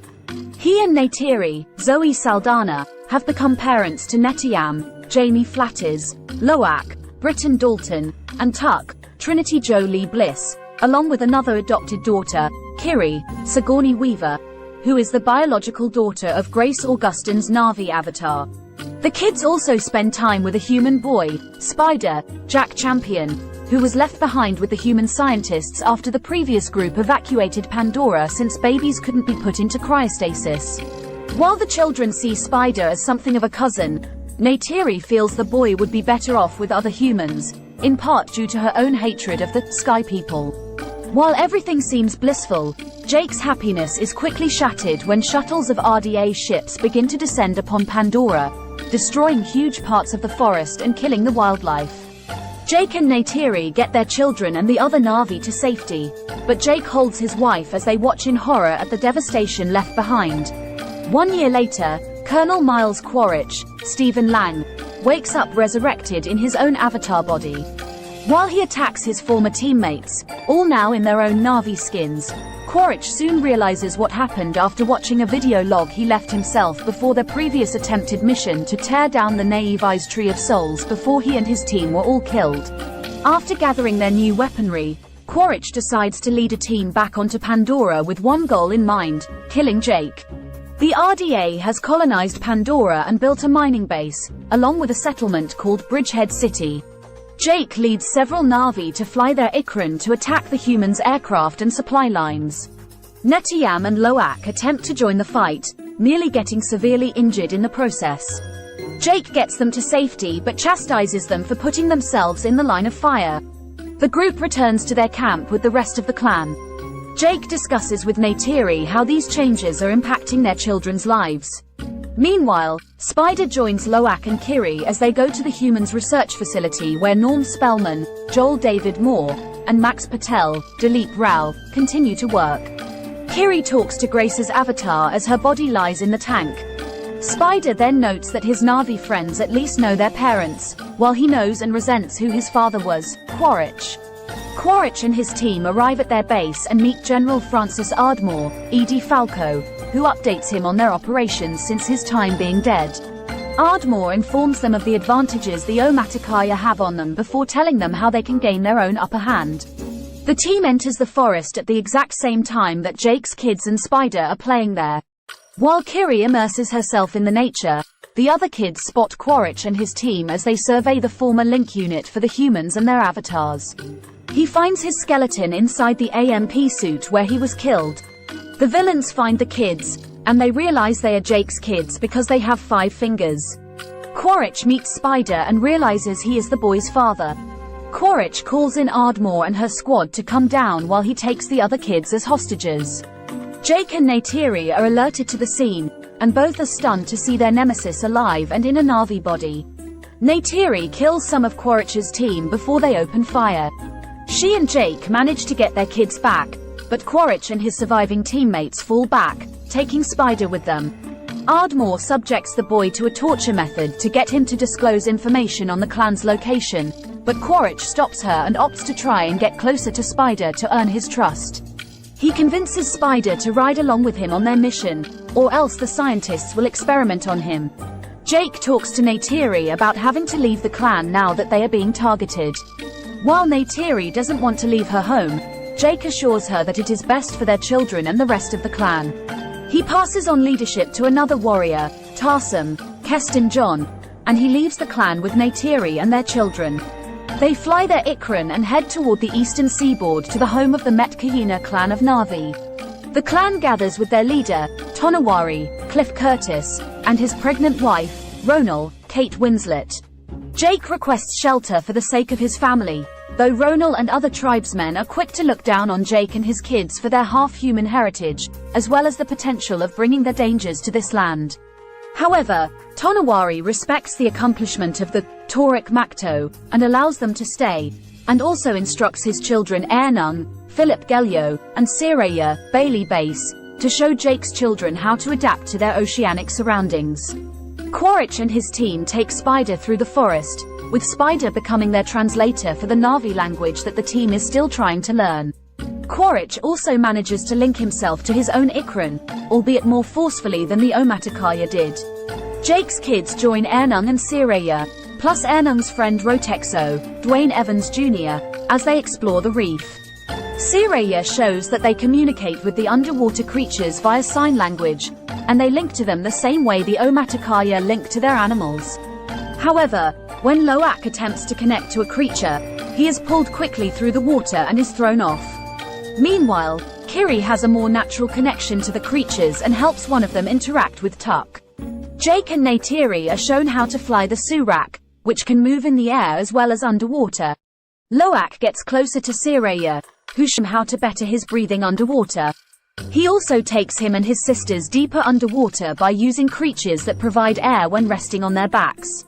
However, Ernung and Rotexo are antagonistic toward Kiri for her being considered a half-breed, leading to Loak punching Ernung in the face.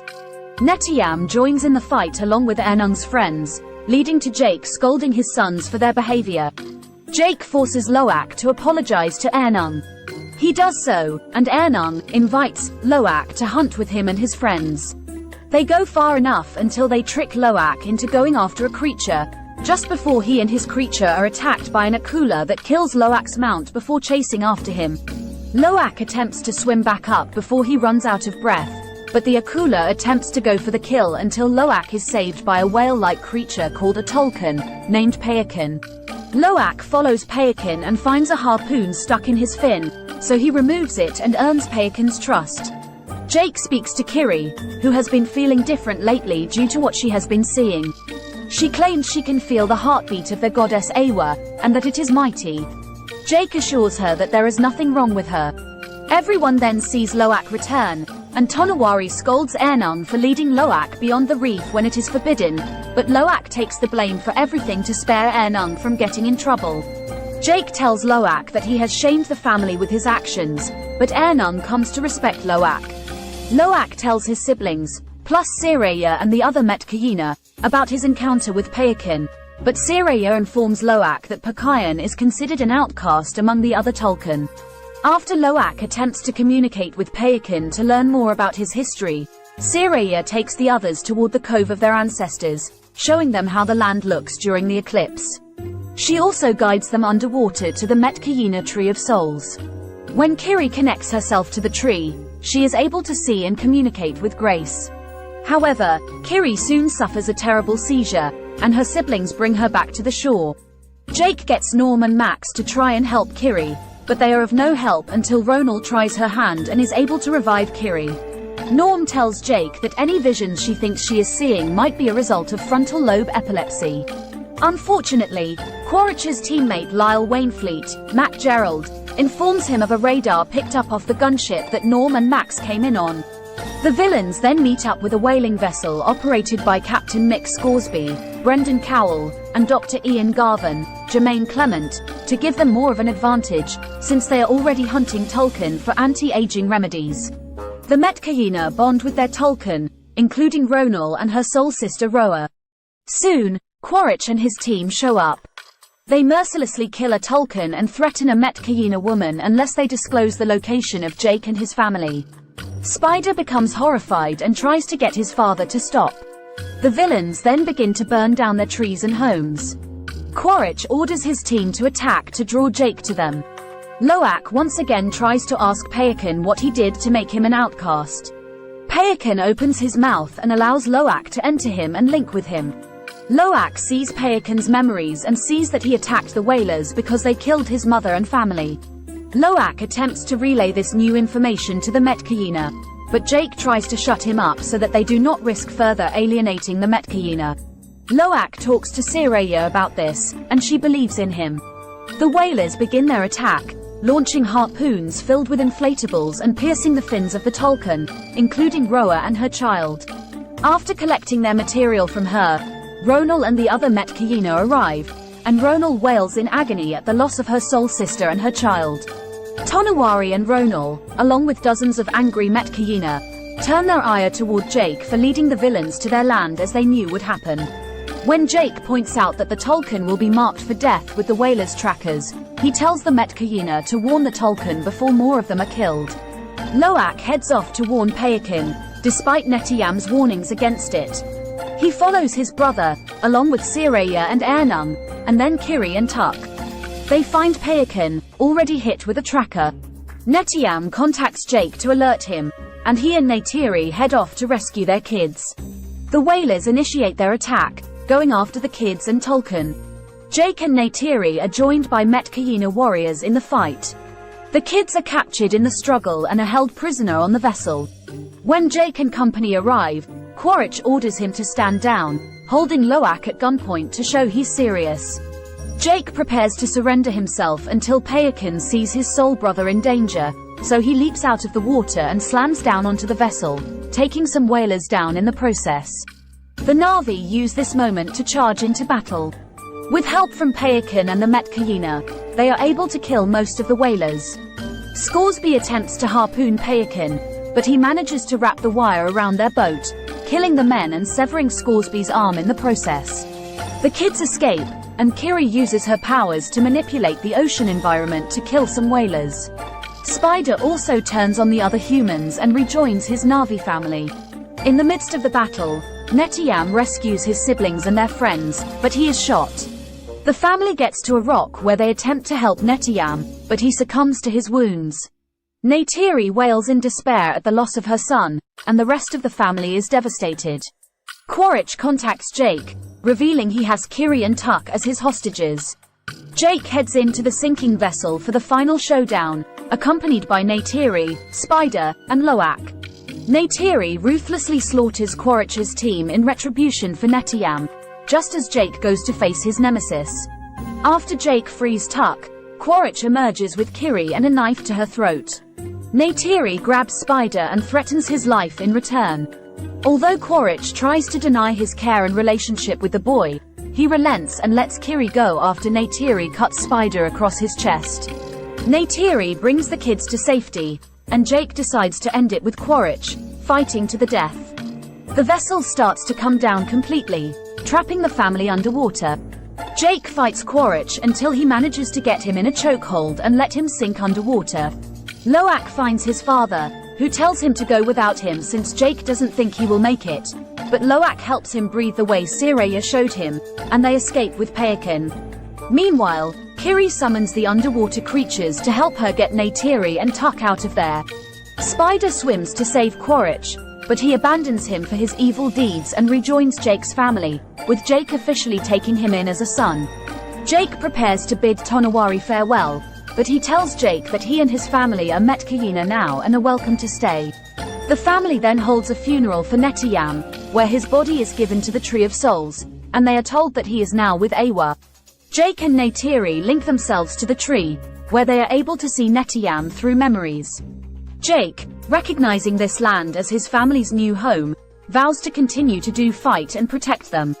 Years after Jake Sully joined the Na'vi as chief of the Omaticaya clan, he has built a life and family with Neytiri and their kids Netiyam, Loak, Tuk, and Kiri, who is actually the biological daughter of Grace Augustine's Na'vi avatar, along with a human boy called Spider. The RDA returned to disrupt their tranquil existence by colonizing Pandora and forcing the Na'vi to relocate, with Jake leading warriors to fight them and wreck their supply lines. This forces the RDA to awaken the avatars of the deceased mercenaries, led by the newly resurrected Colonel Miles Quaritch, who has his eyes set on revenge against Jake. After the villains threaten Jake's family and home, he takes them from the forest and moves them to the eastern seaboard of Pandora to the home of the Metkayina clan, who have a deep connection with the underwater life. Jake's children, Loak in particular, bond with Sireya and Ernan, the children of the Metkayina's chief Tonawari and his wife Ronal. While the Metkayina are initially distrusting of the Omaticaya, they teach them their ways and welcome them to their home. Kiri also discovers that she has a deeper power and connection with the creatures. Quaritch and his team work with whalers to hunt the Tolkien, creatures that the Metkayina have deep connections with. Loak bonds himself with Payakan, a Tolkien that is considered an outcast. When Quaritch and his team begin to lay waste to the Metkayina homeland, Jake and Neytiri are forced to fight back. The kids go to warn Payakan, leading to them getting captured. Payakan helps the Na'vi fight back, with many of the whalers getting killed, but Netiyam is fatally shot. Jake goes after Quaritch, who has taken Kiri and Tuk hostage. Neytiri kills the rest of Quaritch's team before threatening Spider's life to save Kiri, and Quaritch relents since he is the boy's father. Loak and Kiri help their family get to safety, while Spider saves Quaritch but abandons him for his cruelty. Jake and his family are accepted by the Metkayina and are allowed to stay. He and Neytiri are able to see Netiyam by connecting themselves to the Metkayina Tree of Souls.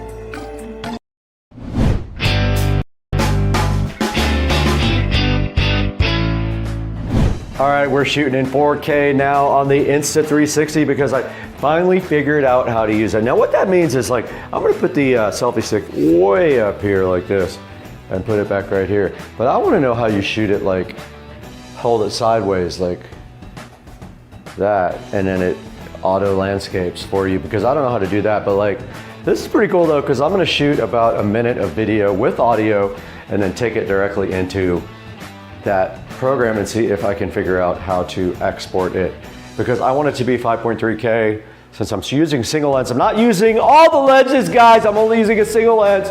So just stop it. How do you like rotate that way? Can you? I don't know how you do that. I'm gonna have to look into that because that's weird, but I feel like the selfie stick is pretty fire, like this, because it looks like somebody's shooting you. You're not even shooting yourself. But like, it doesn't be, it's pretty good. I'm gonna go ahead and export these two clips and see what they look like, dog. Bye, dog. Hey guys, welcome back to the channel, and check this out. I got something to show you today, and it is right here.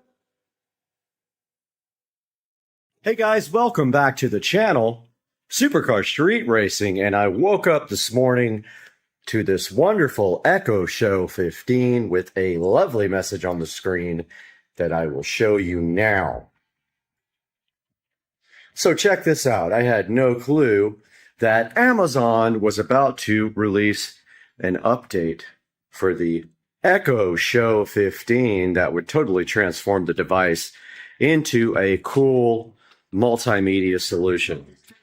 Dinobot Adventures Dinobot Squad Grimlock. Dinobot Exactly. So free pack is $27.99. Find delivery details at Amazon. That was absolutely wonderful. So yes, woke up this morning to find this lovely update on the screen and had no idea what it is. And apparently you can now turn your Echo Show 15 into a Fire TV. Here we are in the kitchen right in front of the Fire TV Stick 4K, which is plugged right into the back of this little cool television that I actually found at the thrift store for about $10, and it's awesome. It's does 1080p, and I have the Fire Stick 4K plugged into this in the kitchen, where I can do cool things like show me the garage. Sorry, I didn't find anything named garage. Okay, Consider purchasing a tile. That's hilarious. Alexa Voice Remote Pro. Show me the garage camera. Okay. So this should actually be showing me a security camera. And there we go. So there is a skill for the Wise Cam. And there you go. So this is a standard Fire TV Stick 4K. Now they make other versions of that device. They make higher end versions that are not sticks. They make, I think the Cube is one of them. We can show you that on the screen. But yeah, this is a good low cost addition to any television. You can just plug it into the HDMI port and you have your remote here. And then you have a Fire Stick anywhere you have a HDMI port. This is the Show 10. I'm not going to say the name because it will wake up. This guy did not have the message on the screen this morning. So this one used to be the largest show device you could purchase. And now they offer the 15, which you saw installed in my wall and powered from the switch below. So no update on the Echo Show 10. Sorry, the laundry is in the washing machine, but here is the Show 8. And we walk up to this looking for the update. No such thing. We go here to settings and we go to device options and we look at the software.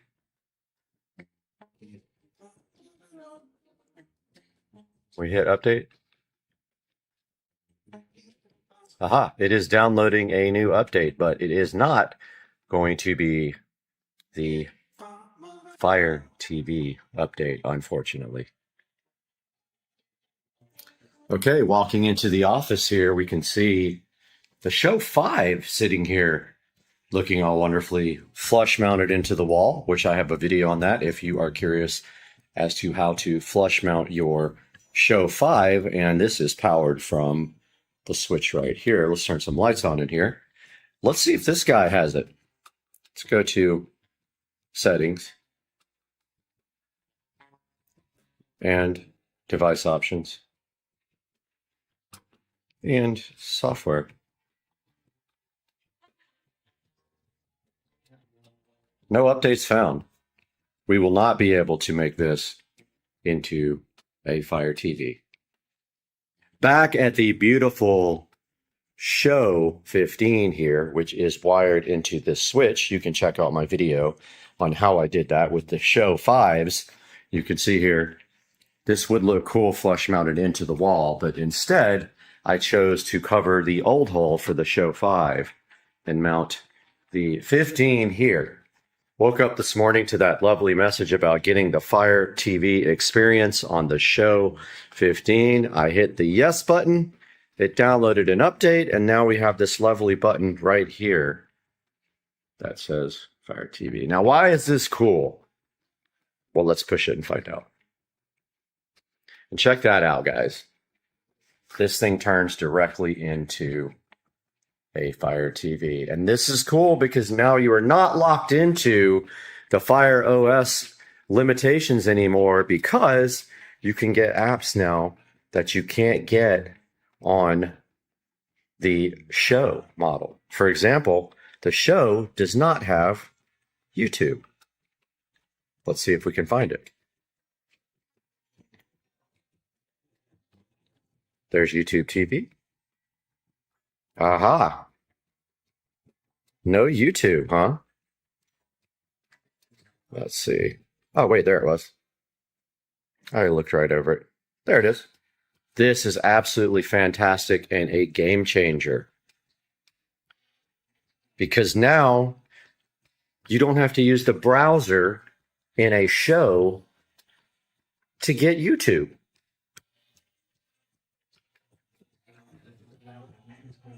So it's telling me that I got an app. And now we can open it.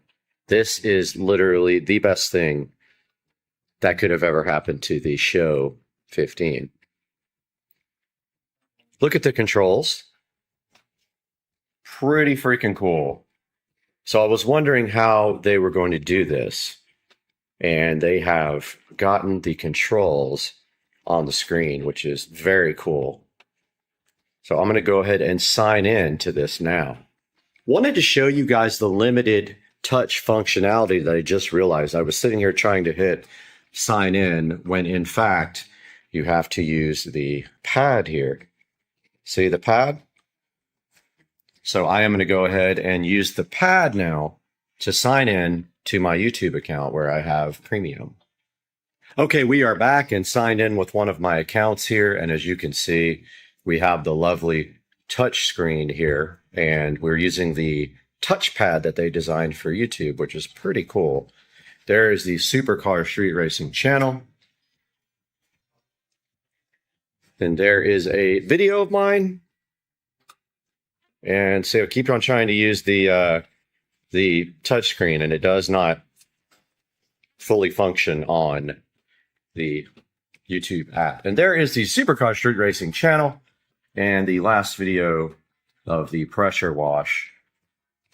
And that is very cool because now I've always wanted to use this to play videos and link it to the dot that is in the closet there with the audio for the whole home audio system.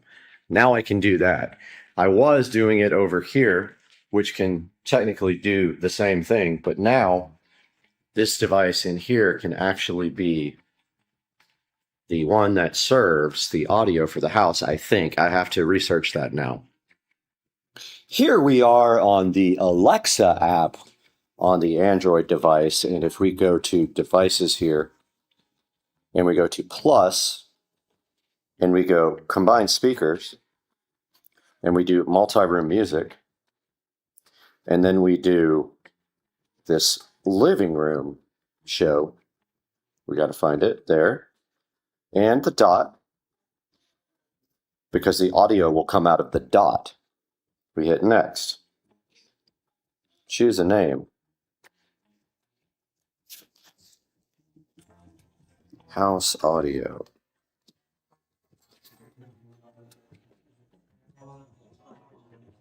Okay, so now we can go back and see if that actually worked. Back in front of the beautiful show 15 here, we're going to see if we actually get audio out of this whole home audio system since we paired this as a speaker group. So let's try to find some music. Oh, I keep trying to use the push button, the touch screen. Let's do this. Oops, I pushed the home button.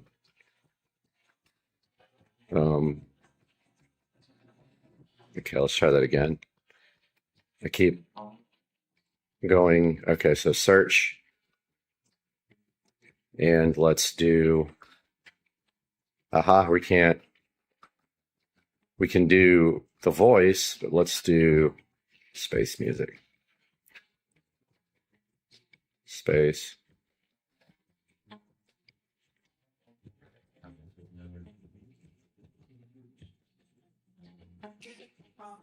Music. My favorite. Space music. Here we go.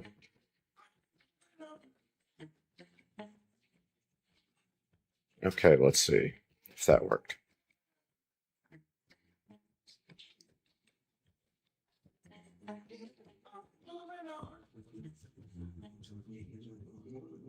Okay, here, audio here.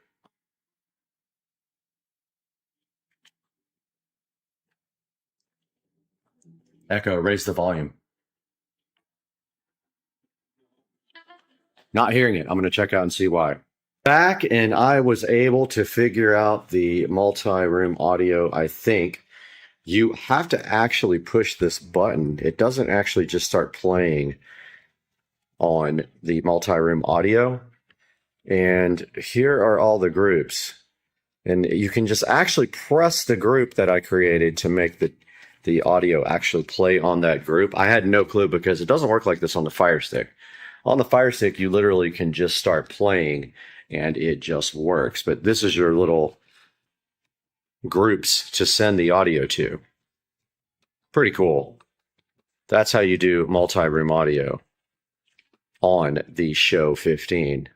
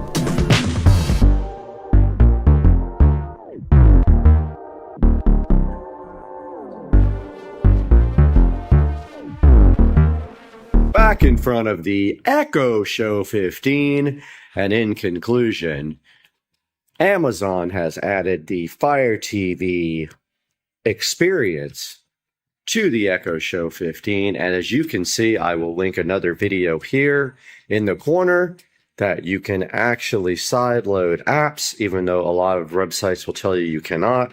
You can go check out my guide on how to sideload apps, and as you can see right here, you too can enjoy Kodi on your Echo Show 15 with all the video add-ons you love so much.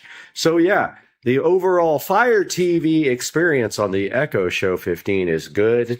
I'll have another video that shows you how to use a remote like this and be able to navigate your Echo Show 15 with a Fire TV remote.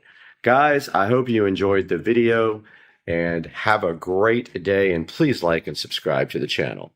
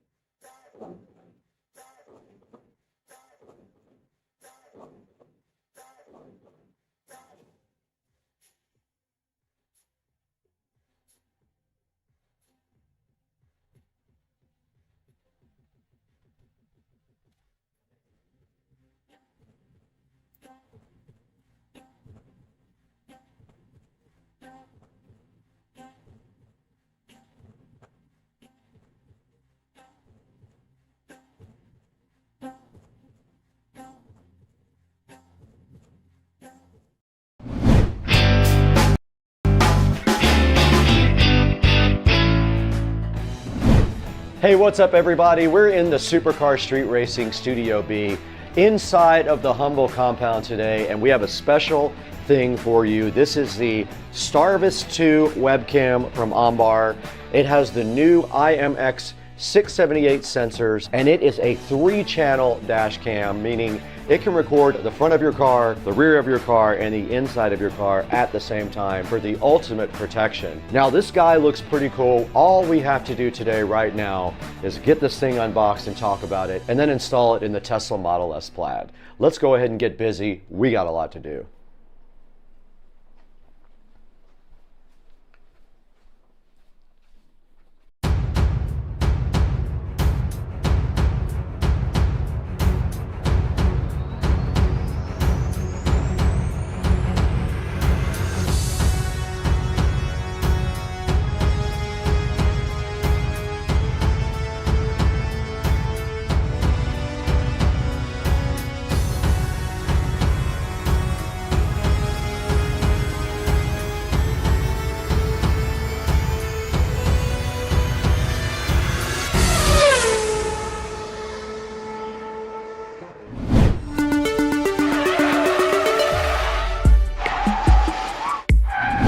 We're back in the Supercar Street Racing Studio B in the Supercar Street Racing compound. As you guys know, this is our indoor studio. We have another studio built directly on the side of the house that we like to also edit in.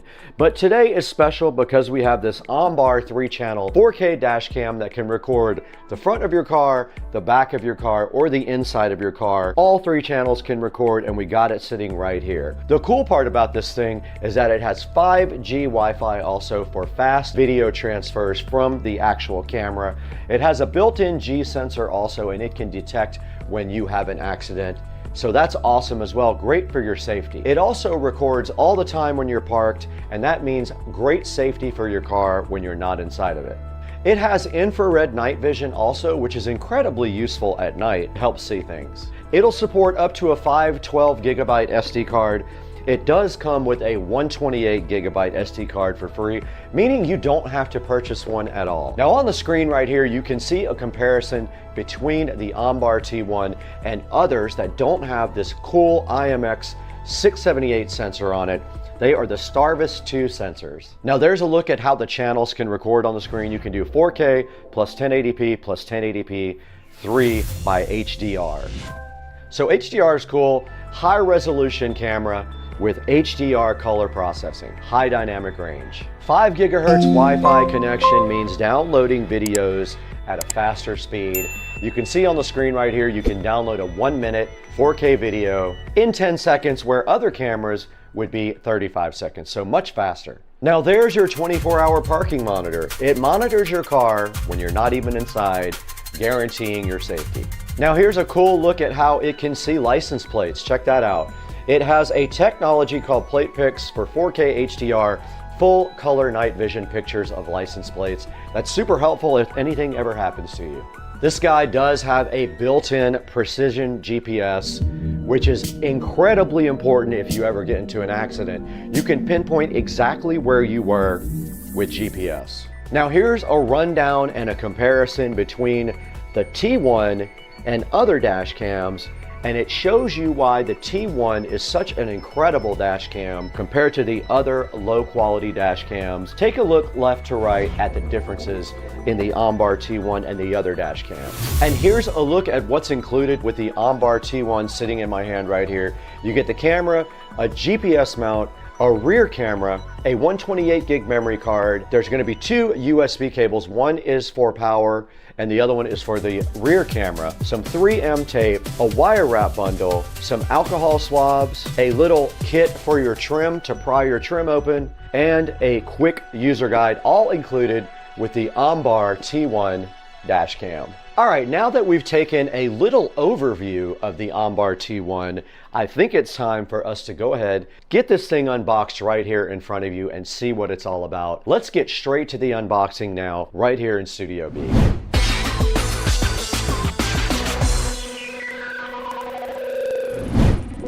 What's up everybody, I'm back here with the unboxing of the Ambar T1 dash cam. Here's a good look at the front of the box here. And you can see on the top here, it does show you some support addresses here. And on the front, it shows you that it uses HDR3 and the Starvis 2 sensors. It comes with a 128 gig SD card as well, which is very useful. And on the back here, it does just show you the 3-channel recording capabilities of this and how you can configure each one of them. And then your dash cam right here does have some QR codes for you to scan and shows you the barcode and the model number. A bunch of the features on the side right here about the screen, the HDR channels, the UHD 4K video, full night vision as well, full night vision color, the GPS functionality, the loop recording capability, meaning it will just keep recording in loop over your SD card, and also the parking monitoring is pretty important when you park so that you're protected all the time. And it does have a 170-degree field of view. The Ombar T1 is sitting right here looking so fresh. Let's get it out of the box. And the presentation is really nice inside of the Ombar. Check it out, guys. On top, we have a user manual, a quick start guide, and some here's how to stuff on these two cards. There's a video QR code right here for you guys to check out as well if you would like to. And inside of this, there is a full user manual here for the T1. And on this side of the box, a nicely packaged camera here. Very good packaging. This is not going to get damaged. And here is the actual webcam itself. There's a peel off on the back for the LCD display there.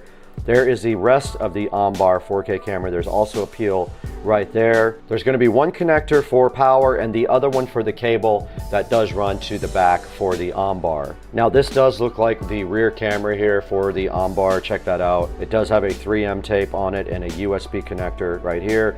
It is the old school type of USB connector. They do that, I think, on purpose so you can't mix up the connectors from the front to the rear. That's all that's on this side. And then on this side, we do have a SD card with an SD card adapter here. We've got a bunch of mounting hardware here for the camera. We have a tool to use to get your interior out to run the wiring. We have a USB to lighter adapter. And then this is the actual rear camera connector that plugs into this part of the camera. This is the rear camera connector here that goes all the way to the back of the car. So that is everything that is included with the Ombar T1. That is the unboxing of the Ombar 4K dash cam. There's only one thing left to do now. We got to get outside to the Tesla Model S Plaid and go ahead and install the camera.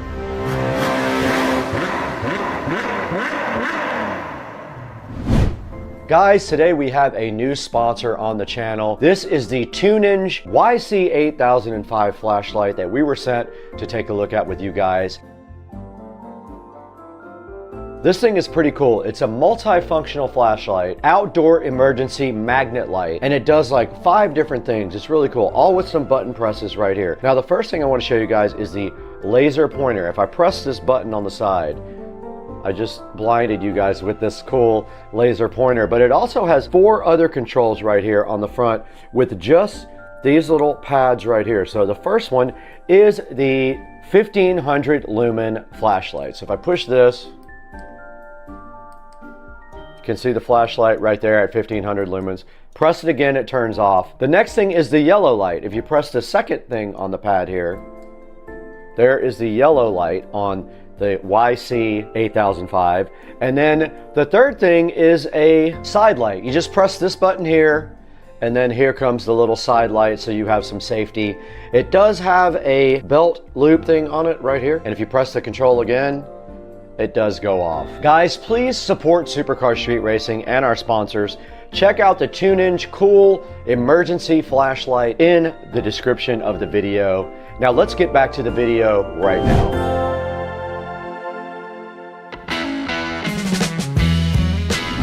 Okay, we're out here in the Tesla Model S Plaid, and you can see the Ombar T1 chilling so fresh and so fly in the car now, fully installed. So I wanted to give you guys a little overview of that.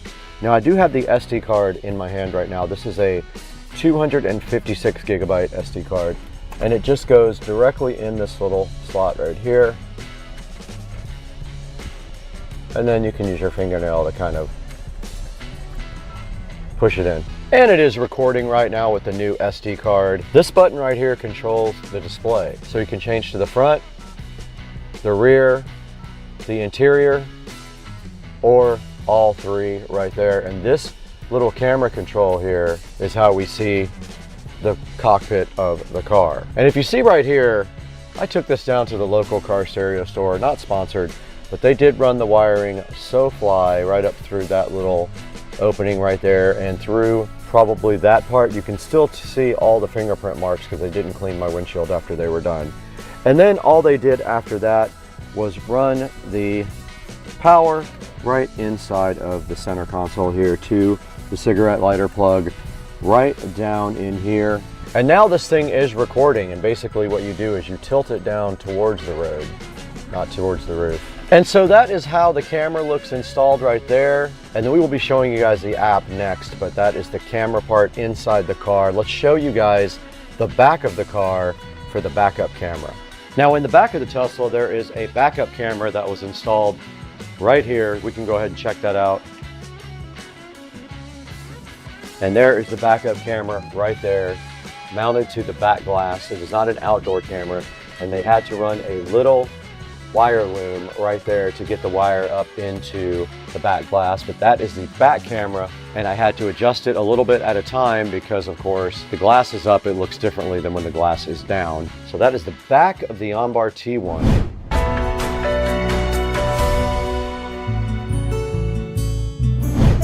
You guys just saw us install the OnBar dash cam directly in the Tesla Model S Plaid outside. That thing is pretty cool. We're gonna have to show you guys some actual video footage now from the OnBar T1. Let's go ahead and check that out now. Let's throw it to some actual recordings from both the front, rear, and the inside view from the OnBar T1 dash cam.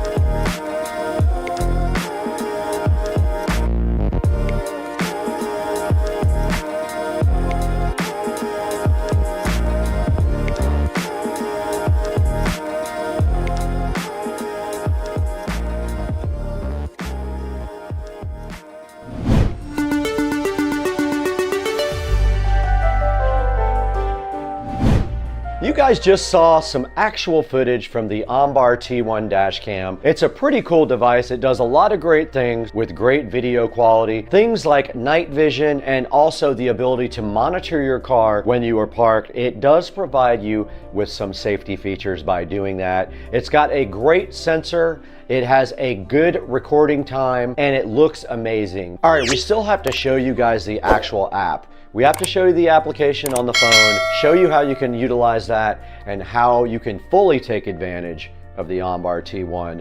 Let's take a look at the application now on the phone.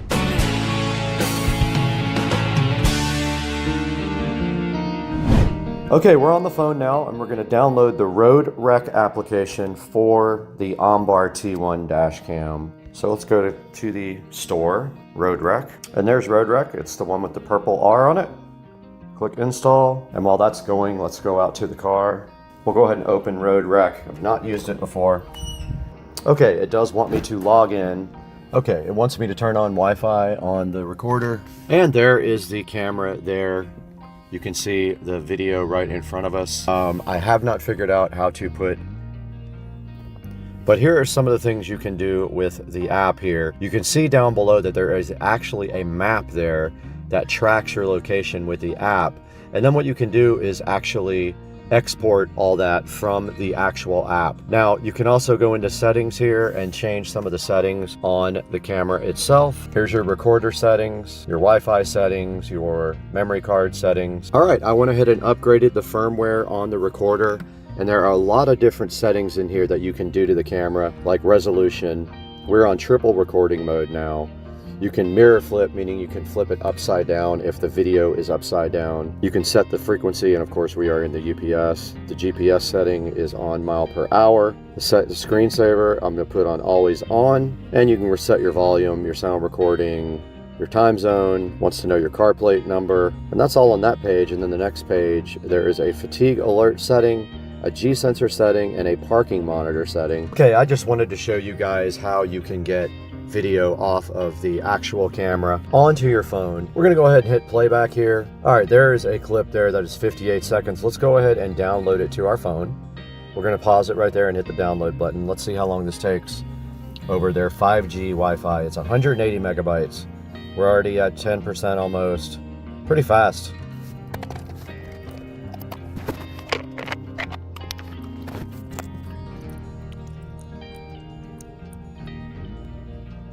Okay, we downloaded that clip in about a minute. Not bad at all. And that's how you get files off of your Ombar dash cam. We're back in the SCSR Studio B now. This is part of the Supercar Street Racing compound and all of our recording facility. And right now I want to show you guys how to get your own Ombar T1 4K 3-channel dash cam featuring the Starvis 2 IMX678 sensors. And right in front of me is sitting this exact camera right here. It is at $139 because it is 46% off right now, which is a great deal. So go ahead and check this out. It does have a cool night vision option here, as you can see here. Other cameras do not look like that on night vision. The Ombar has 3.0 night vision with full color. And right here you can see the IMX678 sensors doing So Fly and So Fresh. And you can see the front, the rear and the cabin sensors here, and the combination of 3-channel recording, 4K plus 1080p plus 1080p 3 HDR right there. Now this is the 24-hour parking monitor. This makes sure that even when you're parked, your car is protected from people doing anything to it. It transfers files much faster. Here's the license plate technology to read the license plate. It's called PlatePix. It does use 4K HDR full color night vision as well. Here's the built-in high precision GPS. It shows your location exactly, and it's very helpful in case you have an accident or any other occurrences in your car. Here's a big reason why you should choose the OnBar over everything else. Look at all the cool different features that the OnBar does versus all of the other cameras. It has a 128 gig memory card. Other ones don't even give you one. They all have ordinary night vision, ordinary cameras, no HDR, single mode GPS, 2.4G Wi-Fi, and false parameters, while the OnBar does all these other awesome features for you guys. Check out the OnBar T1 in the description. There will be a link to this. And if you buy that or anything else, anything on Amazon, it benefits Supercar Street Racing so greatly. I'll be forever in your debt. I appreciate you. Guys, thank you so much for 228,000 subscribers, hopefully more by the time you read this, but I really appreciate your support on Supercar Street Racing. We can't survive without you and your support. Please like and subscribe, and anytime you want to buy anything from Amazon, click through any of my channel links in the description. It will help us. We'll get an affiliate bonus for that, and we really need that to survive. But right now we got to get out of here. We actually have to go to lunch.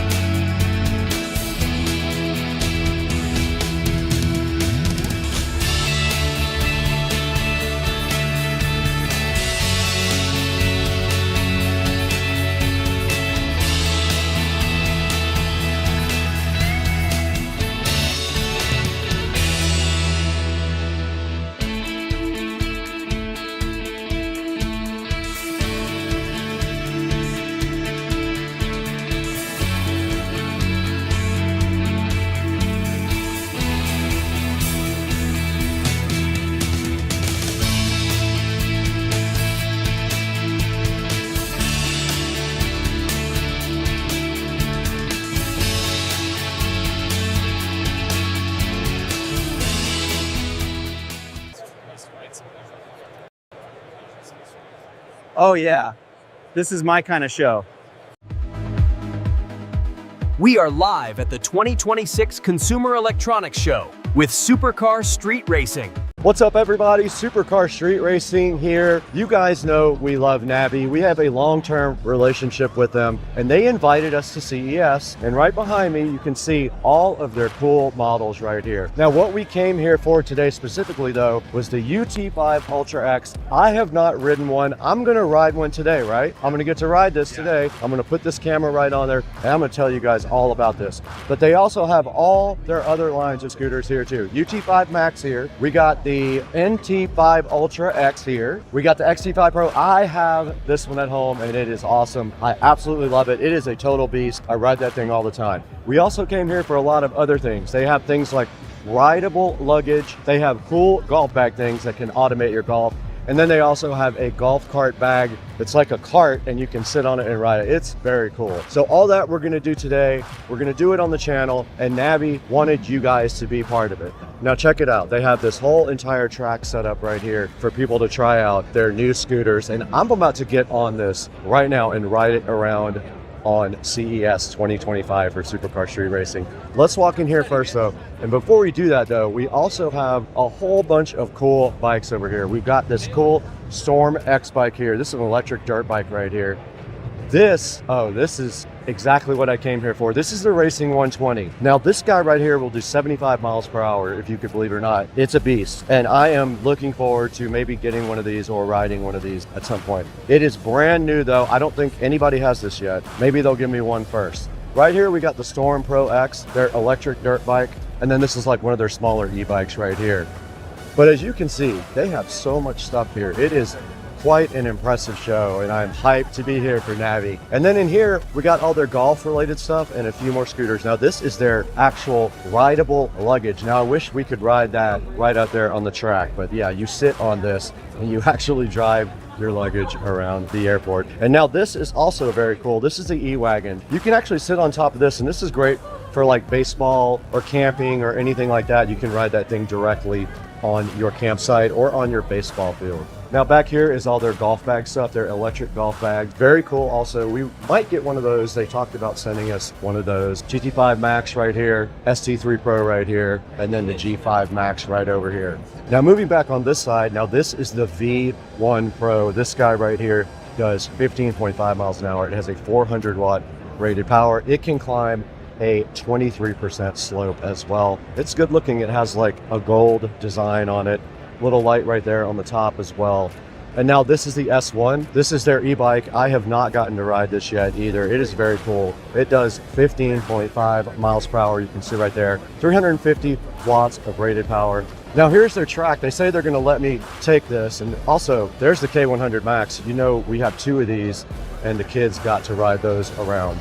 Here's their golf bag again. And then this is a concept here. This is a concept flying car, Wavefly SX. Maybe we could get that one day and get to rip on one of these things right here. It could be possible. You never know. Okay, we're back here with the UT5 Ultra X. And if you can see right here, this thing already picked up a Best of CES 2026 at the show. Let's check this thing out, guys. Looking at the front there, you can see it says dual 2400 watt right there. 43 miles per hour with a 75 mile range. That is quite a range. And it looks like right here, there's your charging port right there on it.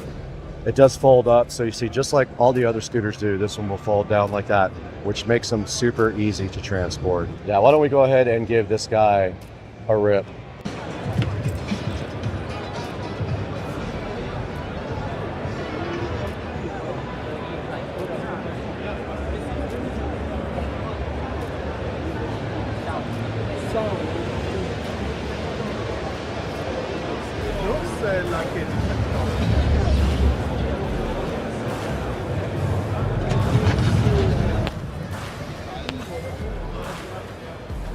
Very cool.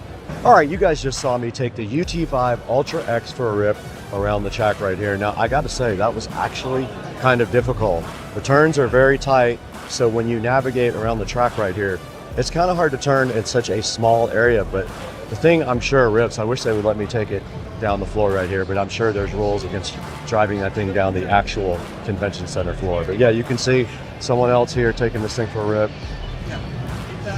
Super easy to ride though. I am hyped, and hopefully we can get one of these to test would be my mission here for Navi. But for right now, we're gonna go check out some of their other products. Let's go do that now. So I had to come back and revisit the Racing 120 because this is something special. This was in the product catalog, not available yet, but if you look at the specs on this thing, it goes 75 miles per hour and it has a 100 mile per hour range, 4,200 watts by 2. Very cool racing design. It's got actual disc brakes right here, as you can see. It has a racing suspension right there, and I'm really hyped to see this. A very nice big headlight there up front for more visuals when you're taking us, let's say you're taking it off-road or whatever. But check it out, guys. Check out the brand new Racing 120. There's a display right there. Looks like turn signals right there and your light controls. I don't know what the cost is going to be yet, but I imagine it's going to be quite a bit more than their standard scooters are, but still probably worth it if you are the type of person that needs that much speed. The Racing 120 is the man. Now, I didn't want to ignore Navi's awesome electric dirt bikes because I've been talking about those for a long time. This is the Storm X Pro right behind me right here. This thing is so awesome looking. It has 17,000 watts of power, as you can see right there on it. Check it out, guys. It does 59 miles per hour and it has a 75-mile range. That's kind of hard to believe. I would love to get one of these back home and see exactly what this is all about. But for now, I've not gotten to ride this yet. There's a big sign here that talks about it right here. Built for power, tuned for the wild. The Storm X Pro is something that I would definitely enjoy at 59 miles per hour. That's a fast machine right there. Now, this is the second thing that I've seen at CES like this. This is actually the rideable luggage. You can see it right here. It's called the L1 Lite, and there's the L1. So there's two different models here, L1 and then the L1 Lite, with two different designs. If we can ride this thing. So can you imagine this at the airport? You're rocking through the airport with this. It's got a joystick on top, so it's like a video game. You're actually just, yeah, this thing is cool, huh? But I don't know about going over a speed bump in your luggage. Oh, it doesn't like the speed bump, but they don't have those at the airport, so you're good. But yeah, you just get on top of this. It's rechargeable right here. Got a USB-C right there, and you just literally, you just ride this thing, and it actually rips pretty hard. You just got to get used to the steering controls, and then you just rip it. So you go fast? It goes fast too. I'm getting good at this. Okay, I got it.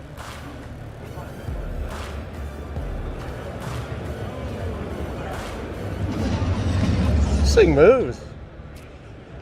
All right, so we're at Navi's golf area, and they have the coolest electric golf caddies here. They sent me a Navi bulletin about these things, telling me all about all of them and their different capabilities. Here's the smallest one right here, and then if you move up over here, you can actually see the golf course on the screen, right, while you play. Yeah. All right, my next question is, can I ride this one? Yes. I can ride this one? Okay, cool. This thing's awesome. You can carry stuff around in it for work or take it wherever. Put my feet in?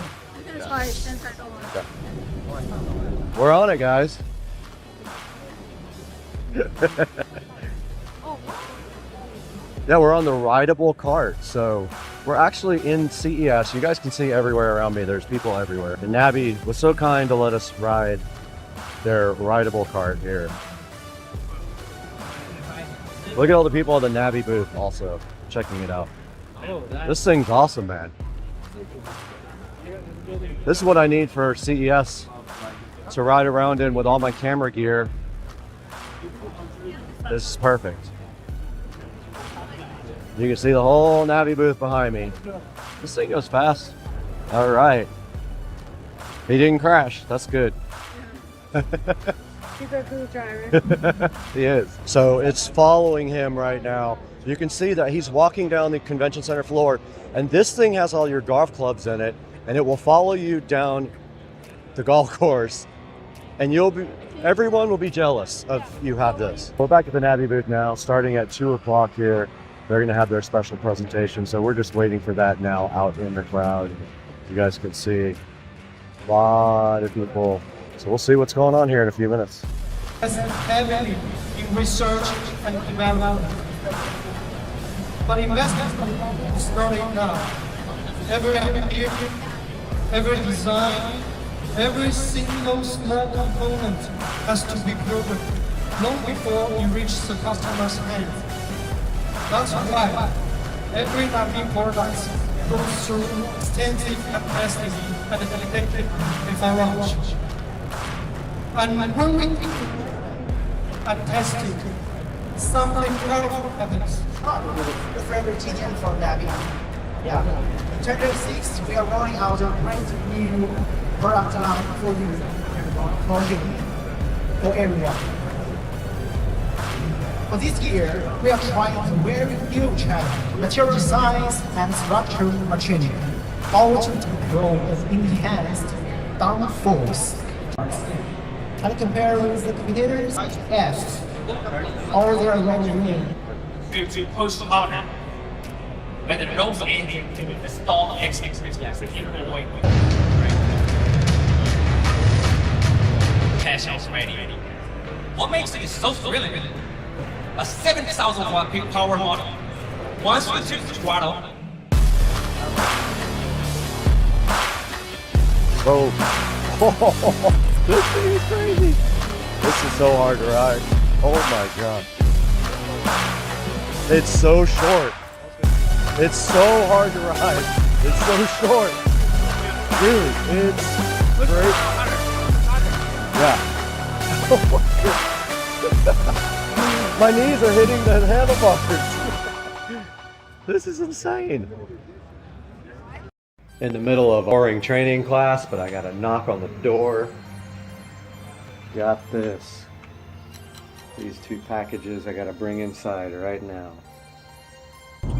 I was in training all day, just got done, headed to the gym now. But a little bit of information on what's going on in those packages. So the SL65 has an amazing brake setup from the factory. Incredible brakes, needed for a car of that amount of horsepower, of course. However, there is room for improvement. You can do that by either replacing the brake system with a full Brembo setup, about $7 grand, if you get a good deal on them. Or there's a company called Racing Brake, and they make a aftermarket replacement for the rotors, and they make their own pads as well. So the good thing about Racing Brake products is the rotors are actually lighter than the factory rotors. Not only that, but they're much cheaper. You can't buy the rings from Mercedes-Benz, but you can buy the ring replacements from Racing Brake. I'll put all the information in the description about where I got the kit from. I got it directly from them. It's gonna run you about $2,500 plus shipping. Shipping is about $100, and I know why now that I got the packages, because the things probably weigh 75 pounds one package and about 40 pounds in the other package. So we'll get to that right after I get my workout on. Oh boy. There we go. It's time.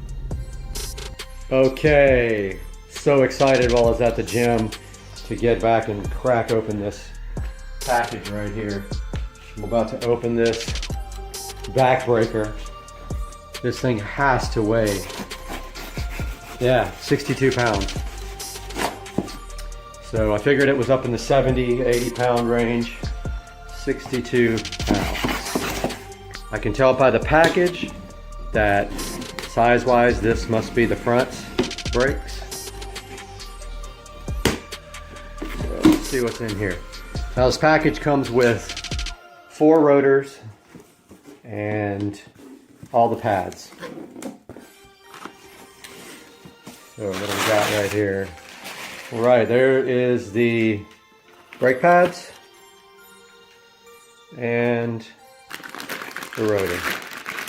Awesome. Wow.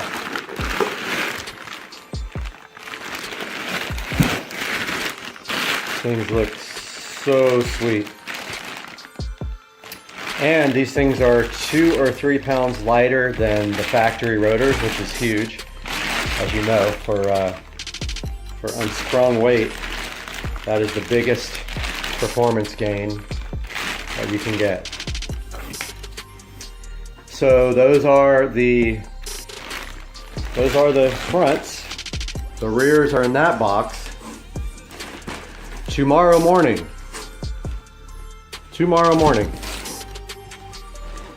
we are heading to S&S Exhaust, which does all the work on my car, and they will be installing these brakes and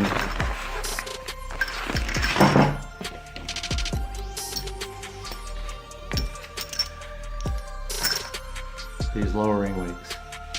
Stay tuned, I'm going to have another video of the actual install process if I can get in the shop, and then an after with the lowering links.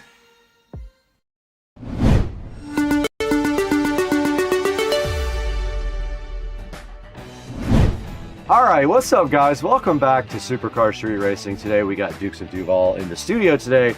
We're out here in Studio A We built this studio from scratch. You guys can see the whole thing on the channel. And what are we taking a look at today, Joe? Yeah, so we had an opportunity to get some new batteries for a awesome project where I put in a new trolling motor on my boat. This is awesome. I can't wait to show you guys VESA batteries today. So today we're going to be taking a look at that. Why don't we kick it off? You got a lot of video that you took that we're going to show these guys, right? Yeah, exactly. So Brad was pretty busy on a couple of projects, so I kind of took the lead on this particular one, so you'll see me most of the video. But basically, it's me installing all the new setup for this trolling motor. It was quite the process. So included in that, we did the trolling motor, we did new wiring, we did breaker, along with a new charging system, as well as these new VESA batteries. All right, well, let's get started. We got a lot of ground to cover today. Let's do it.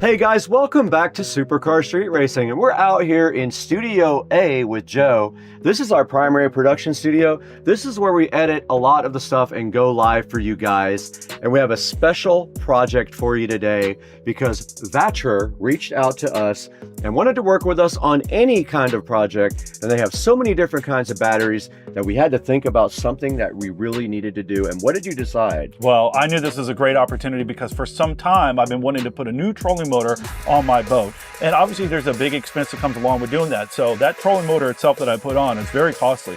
So to do that and to do it right, with VESA coming in to offer up these batteries, the timing was perfect. So it was a great project. You know, had to spend a little money on the trolling motor, but boy, it was perfect timing. And I'm very excited about the finished product of it. Right behind us, right up here on the screen, you can see VESA and all of the advantages of this 100 amp hour, 12 volt, 150 amp BMS battery. Some of the cool things that it does up here, as you can see, it has low temperature cutoff protection, so it'll cease charging when the weather is too cold to allow a good charging cycle. It also is made for what you have. Correct. It's built for trolling motors and marine. It weighs 17% of what a normal marine battery does. Has a battery management system that also helps keep the battery healthy because live PO4 batteries need a management system just due to the way that they drain and recharge. And then of course it has 20 protections that go along with that BMS system that keep your battery healthy. And then this is equivalent to two 12 volt 100 amp hour lead acid batteries with a fraction of the weight. Correct. So tell us a little bit about what you did when you put this in your boat and what we're going to be looking forward to in this video. What you'll see is I put a brand new Minn Kota on the boat. It's a 24 volt system. Okay. This system obviously was a little bit different than the system that I had on there. It was a 12 volt system. So a lot of work needed to be done to be prepared to be able to take on such a more powerful system. Installing the trolling motor itself was quite the project. Along with that, what we needed to make sure is that we had all the proper wiring, all the proper breakers, everything that was necessary to make sure that it could handle this 24 volt load. So what VESA did was they gave us two 12 volt batteries. So what we did was we put them in a series to give us that 24 volt that we needed. Right. We had to increase the wiring to make sure that it could hold the amperage that we were about to push through it, along with the breaker that's 60 amp. So you'll see in the video, what I will say is that trying to get the video that we needed in the tight area that I was working from was very difficult, but I think I did a good job of capturing most of that. But we just want to emphasize, thank you VESA for reaching out to us and providing us two 12 volt batteries. They are not cheap batteries, so we really appreciate the high quality VESA batteries from VESA.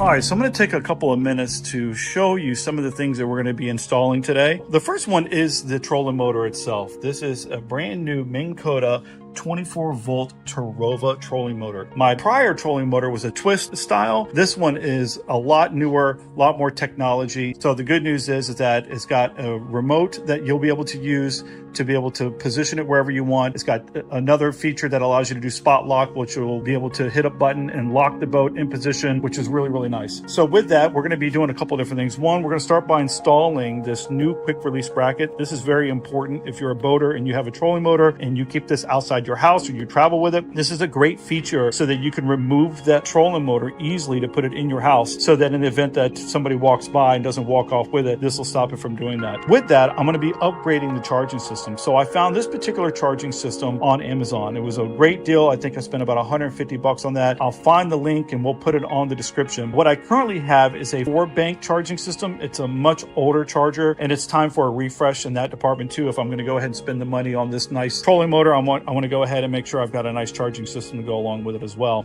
So with that, we're just going to do a 3-bank system. The 4 was too much last time. It allowed you to charge 2 house batteries and 2 trolling motor batteries. I really only needed to charge 1 house battery because the other one is being charged by the alternator, so it's not necessary. So with that, what's great about this particular charging system is that it does a myriad of different types of batteries, including lithium. So my thought process is that I have these 2 12-volt lead acid batteries that are currently in the boat now, and I'm thinking it'd be a whole lot better if I upgrade it to lithium. I also have a quick connect here. The old one was in bad shape, so we're going to go ahead and replace that. With the new 24-volt system, the wiring that was in here currently on the boat is not enough to support 24 volts through it. So I went ahead and sourced through Amazon a marine grade 6-gauge wire, which I'll be going into the boat, tearing the old wiring out, putting the new wiring in, making all the connections, and then also adding in a 60 amp breaker. Very important to have that on a system like this for sure with that much voltage. One of the other things that comes with this is that it does have a brain that they add to the box with the particular trolling motor. I'm not sure why they're adding this, considering that this particular model, the brain is now built into the actual trolling motor itself. So if you wanted to add a second layer, I guess you could install this, but I have done my research and I'm told that this can go right in the trash. So that will be the plan. It'll save me some time and energy and less holes in the boat. So from there, the only other thing is to make the decision on whether or not I want to stay with lead acid batteries or go to something much better. But I think that I want to do lithium. So let's go see if Brad's got some lithium batteries at his house that maybe I can borrow. We'll be right back.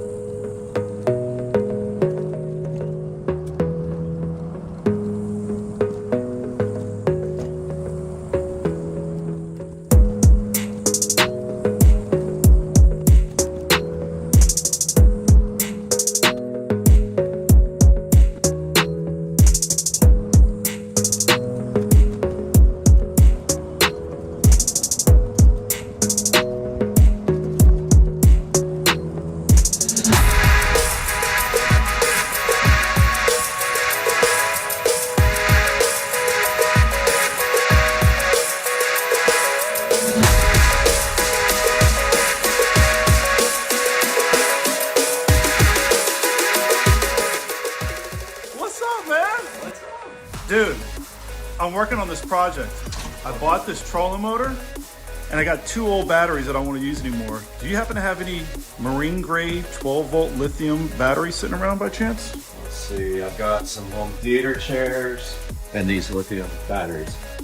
Dude, I knew you'd have some. We have these Batcher reliable power empowering life batteries. There's some information here about Batcher. They sent us these for you, so you're in luck. These are for you. I haven't opened them. I think we should break one open right now while you're here. I love it. And take a look at it. Let's take a look. They're awesome. All right, let me grab them. Okay, we got these Batcher batteries from Batcher, batcherpower.com if you want to check them out. They asked us if we wanted to team with them to do some stuff with their batteries, and we said of course, and Joe has a perfect project for his trolling motor. So these are going in the trolling motor. What voltage are these? These are both 12 volt, but we are obviously going to put them in a correct series. That was a trick question for Brad. We want to increase the voltage. So we have 2 12-volt batteries that we're going to go in series for my 24-volt trolling motor. Look at this, man. This thing is sick. That's nice. Look at the carrying strap on top. I guess let's get it out of the package. And it's not even heavy. That's what's so cool. You save so much weight on all your vehicles when you go lithium ion, because this battery probably weighs 20 pounds if I had to guess, compared to a regular battery that probably weighs 50. And look on the front here. So it's a 100 amp hour Life PO4 12.8 volt battery. It's used in houses for like solar applications, RVs, and in boats. And there's all the certifications and the warnings on it. It's got low temp cutoff protection, and it's perfect. It even says trolling motor on it. Love that. It's perfect for that. So we have 2 of these to wire up in series to make 24 volts. And back of the battery just says, there's a caution, there's a model number here. So if you guys are interested in the same battery, there's the model number, DXT. We'll put this in the link in the description. DXT C00206X.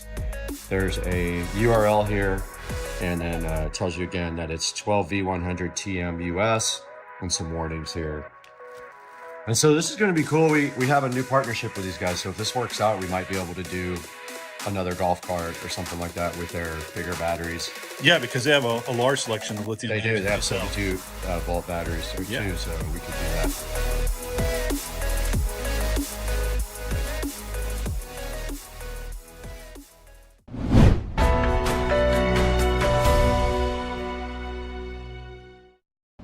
All right, so the first step that we had to do was to pull new wires. In the prior existing setup, there was, I believe, 8-gauge wires, which isn't ample enough to hold the load that we were going to put on it. So that was quite the process. Something that I thought was going to take hopefully no more than 30 minutes to pull the wires ended up being a 2-hour process. And that really came down to how the boat and all the channeling works to get the wiring through there. It was a one-man project. I didn't have somebody else to kind of help feed them through from the other side, so it took about 2 hours. But very important that we get the correct wiring that we needed to hold this type of load that we're going to put on it. So I was able to get that all put in and installed. And then of course, on top of that, we were going to make new connectors for that. So I got some really good connectors that I was able to source, along with a very good crimper to make sure that those connections were really, really tight. One of the things that you want to be careful of is when you're doing wiring, you want good, solid connections. You don't want to have any frays. You don't want to have any issues where they're not touching completely. So I made sure that I went out and sourced a really good crimper to do this. So that was quite the project. But as you can see in the video, it takes a little bit of time, but well worth it to make sure you got the right stuff when you're using such a large load. This project, we had a lot of support from Thatcher, but we also had support from local businesses. So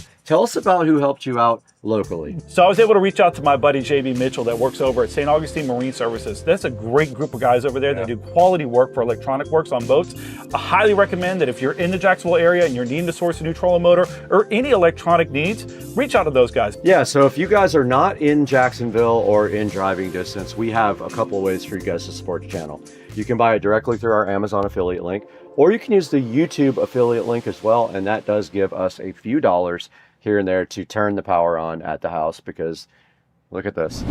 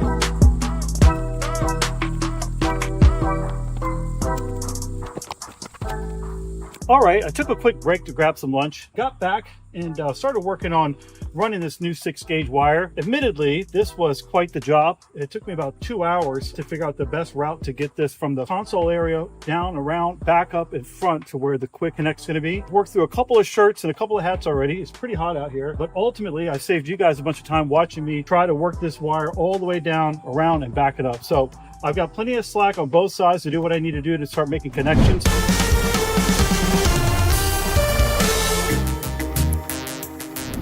You guys just saw Joe in his boat ripping the old wires out. They're not big enough to support the amperage of the new batteries and motor. So he went ahead and ripped those out and he put a brand new 6-gauge wire in. First thing that I wanted to do was to make myself a little bit of space inside a very tight console. So I needed to first rip out those old lead acid batteries. And I will tell you, when you're watching this, when I was pulling out those batteries in that tight console, it was a chore, to be honest with you. It was going to be impossible to get 2 sets of hands in there. So me ripping those old batteries was quite the process, to be honest with you. So I needed to clear those out, make room for me to get in there to start working on the next part of it, which would be installing this circuit breaker along with the new charging system. Okay, cool. So we're going to take a look at that next on the video? Yep. All right, let's do it.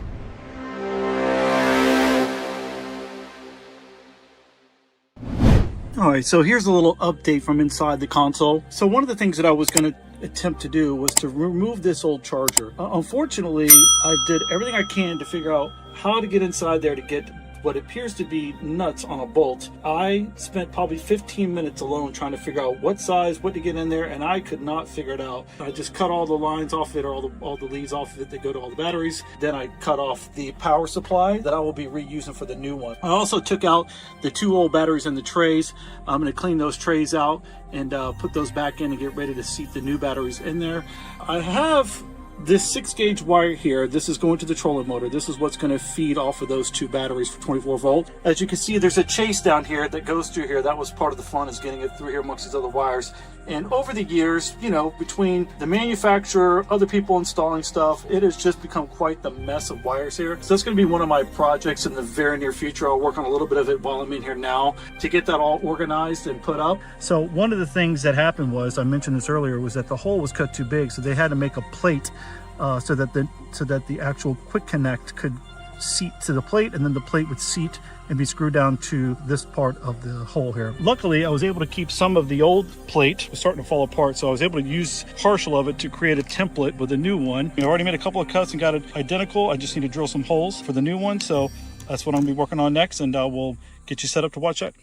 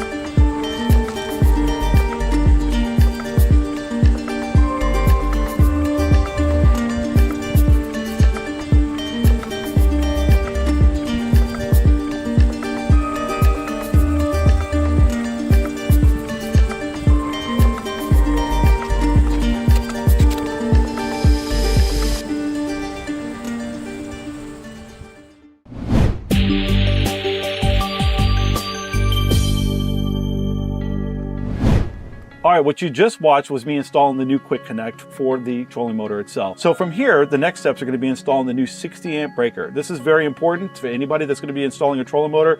If you're dealing with large loads of power, you want to make sure you have that protective measure in there. So the old system had two 50 amp breakers because they were running two 12 volt batteries separately. So with this particular setup, we're going to be running, again, two 12 volt batteries, but not separately, in series. So we're going to bump that up to 24 volt. Make sure you install the correct wire and the correct correct breaker so that you don't have any issues with potential fire hazards or anything of that nature. Absolutely. So you need the correct size wiring and the correct size quick connect. We'll have a link in the description to that, but if you're in Jacksonville or St. Augustine, support our local businesses. St. Augustine Marine Services helped Joe out in this project. Do us a favor and help them out also. So what's coming up next? Yeah, so from here, we're gonna go ahead and install the new breaker, which is a 60 amp breaker, right, along with a new charging system. Awesome. Now, what I will say is that Vatra has a long list of products that they provide, along with battery chargers. I had to go out and find a very unique battery charger that allowed me to not only charge lithium, but to charge original lead acid AGM type batteries itself. Vatra does have a large selection of batteries. If you go onto their website, you'll see they have a ton of batteries, a ton of charging equipment, and they're a high quality company, so please support them as well. Now let's take a look at what Joe did next right now.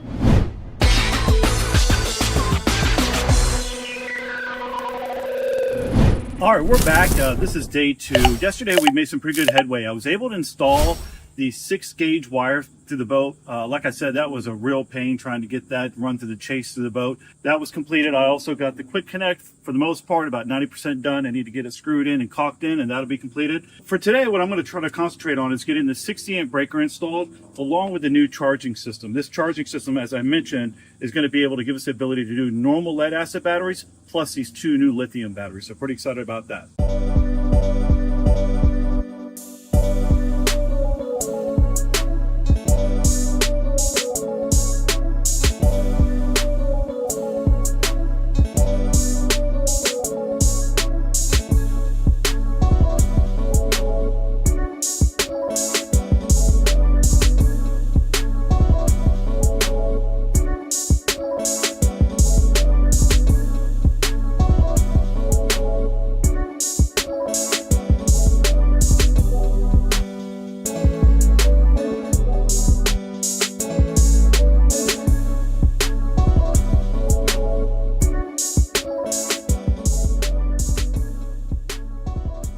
All right, so just an update here on the inside. It's a little hard to get the camera in here to see what's going on, but I went ahead and installed the 60 amp breaker right here on the side. I've got it somewhat wired up now. I'm going to do a little bit of cleaning up here with the wires. Also went ahead and reutilized this old plug here that's going to allow me to plug it in.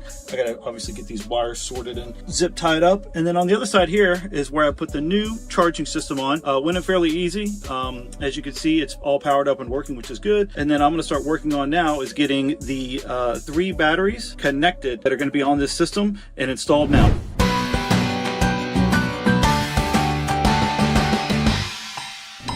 All right, what you just watched was me installing both the 60 amp breaker and the new charging system itself. So the next steps are going to be getting the new batteries in and then getting those all connected as well. All right, awesome. Let's go ahead and take a look at that now. And then of course, we'll have links for everything in the description if you guys want to go ahead and check out what Joe did on his boat.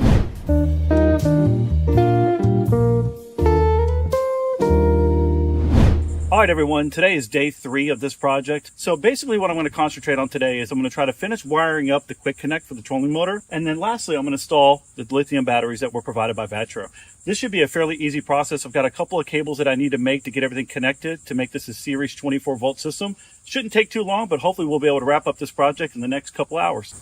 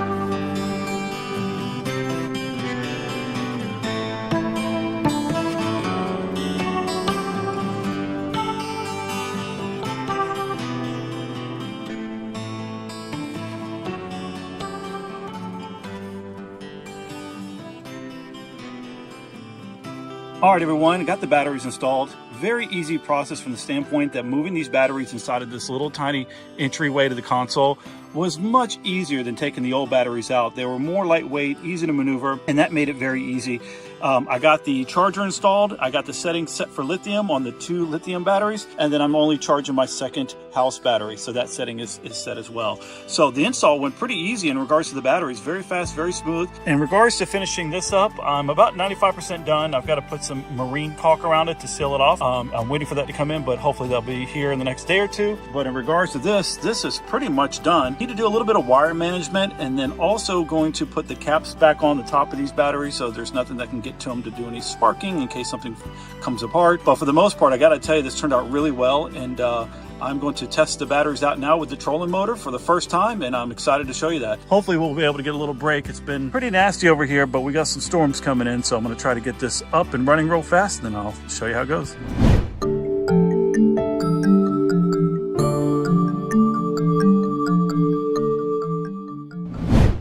All right, so what you just watched was me putting in those new batteries. I will tell you that there's a lot of benefits to lithium, but the biggest thing is the weight. And just me putting those batteries in was about as easy as it can get. It was just super simple. I was able to put them right in. I had to do a little bit of maneuvering because how tight the space was, but because of the weight, it made it so much easier to get in there and manipulate it. Very happy with that part of this whole process. So once I got those batteries in, made the final connections to get everything complete as a whole, ran a quick test to make sure that I was getting power back to the trolling motor, and everything looked great. So from here, the next step was to get it live. So I'll meet you out on the water. So the next step is actually getting on the boat? It is. All right, let's check it out.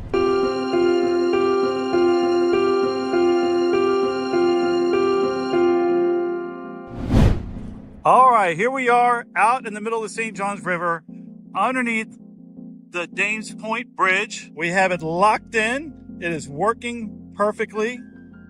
Right now, if you see, it self-adjusts depending on which way the current of the wind is taking it, but it is keeping us perfectly locked in. Plenty of power. We are not going anywhere. Gotta love it, man. Thanks a lot to Vatra for those awesome batteries, man. They are working perfectly.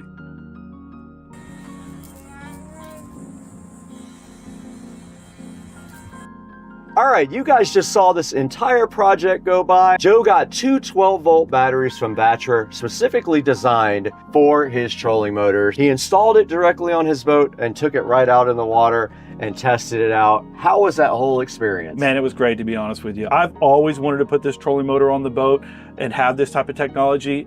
Being paired up with great lithium batteries, I couldn't be any happier. I bet it was an awesome experience. I know it was a lot of work. I had the same experience across the street recently putting in lights over at Rich's house. It was a lot of work, but it was worth it in the end. Now, we want to stress to you also that Vatra has a lot of different types of batteries. They have golf cart batteries as well. Right here is the Club Car 72-volt lithium ion. We'll throw that up on the screen right now for you as well. Make sure if you need any kind of battery, go to Vatra first and check and see if they have an appropriate application for what you need. And chances are they have it, because they have literally probably 50 different types of batteries on them. They have a long list of every type of voltage that you need, every application when it comes to batteries. So it looks like they got golf cart batteries. They have marine grade batteries, solar batteries. Yep. They have about everything. Very impressed with their website and the amount of products that they offer. They do have everything, and we're actually looking forward to working with them on some other projects as well. So hopefully Vatra wants to work with us again. I'd be excited to work with them and do some more projects with them. I can think of a lot of different cool things we could use their batteries for. Absolutely. All right, guys, thank you so much for watching the video. Thanks for liking and subscribing. Always click through our affiliate links to buy anything you want from Amazon. You don't have to buy these batteries, but I hope you do. But if you click through that, you can buy anything you want, and it helps out the channel greatly. Thank you for 200,000 subscribers also. And we'll see you guys on the next one. We got to get out of here. I was like, where the hell is he going? I got out of here. All right, that's good. Now all we got to do is edit. Just kidding.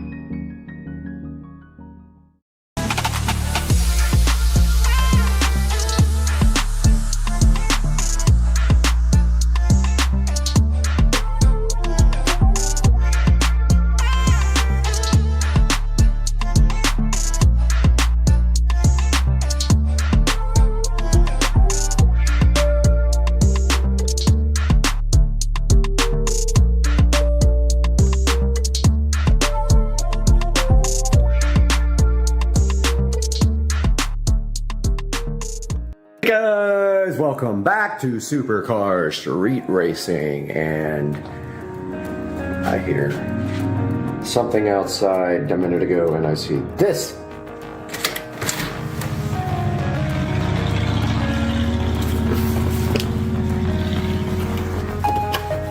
We have a box here from Amazon. Everybody, can't wait to see what's in it.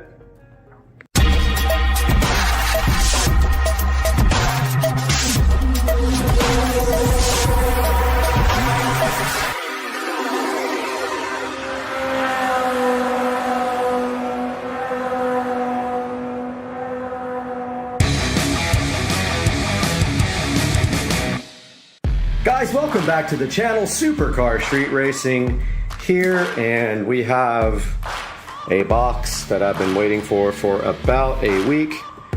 Came in, and let's not cut it too deep, but I think we might have some goodies right here to take a look at for the cart. Maybe.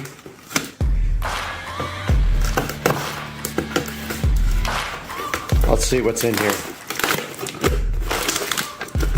So hard to do with one hand. I really need a third hand for video. Alright, hopefully we didn't slice whatever was in here. Aha! We got our extreme mats in finally. I am so hyped for this. I'm going to get this out and I'll be right back.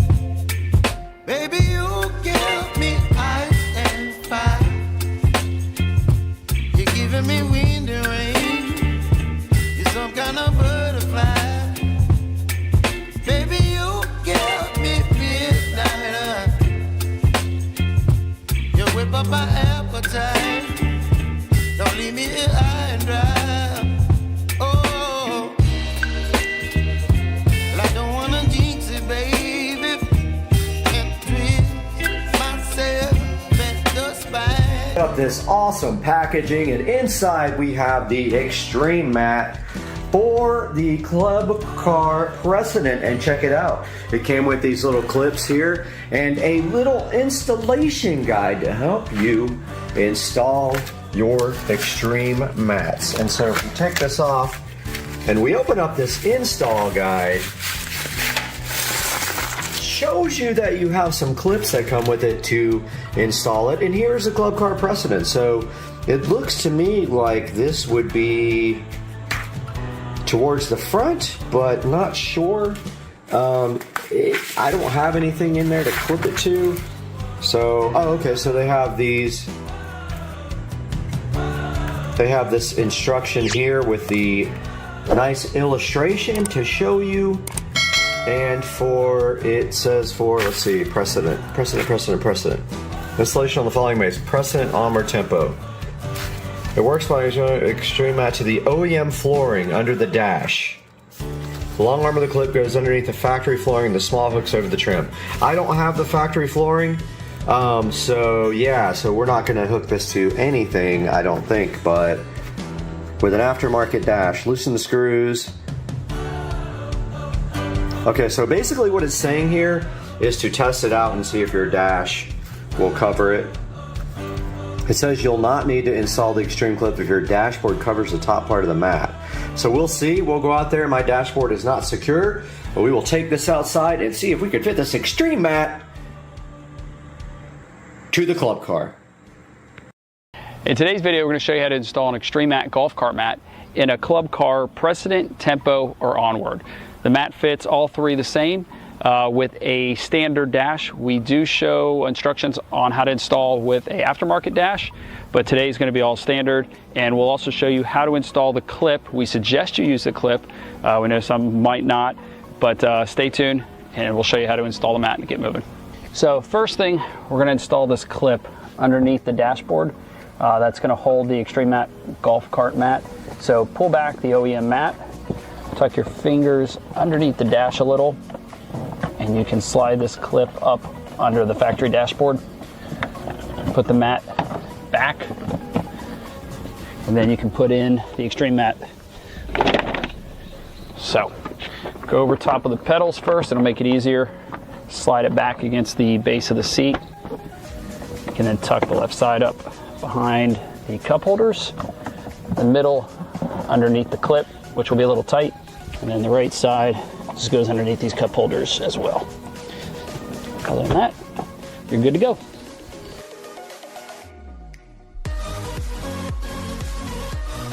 Out here in my garage, I've got this Extreme Mat here, and as you can see here, we have one bundle of wiring that runs through the floorboard there. We've got another one here, but you know, there's no place to put wires inside the dash, so I gotta run speaker wires down through that right there and get it to the back. But let's get this mat out and see exactly what we can do with it and see what we're going to be dealing with. Chances are it will have to tuck under, but the dash is not secure yet, so there's really nothing to clip it to. We're gonna go ahead and unpackage this amazing Extreme Mat, which came in this lovely Extreme Mat condom.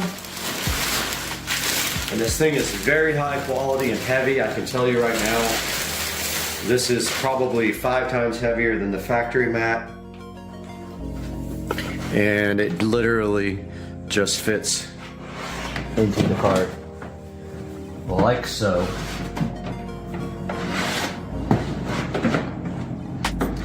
Oh wow, so cool. Yeah, so this might have to go up underneath the dash, it looks like.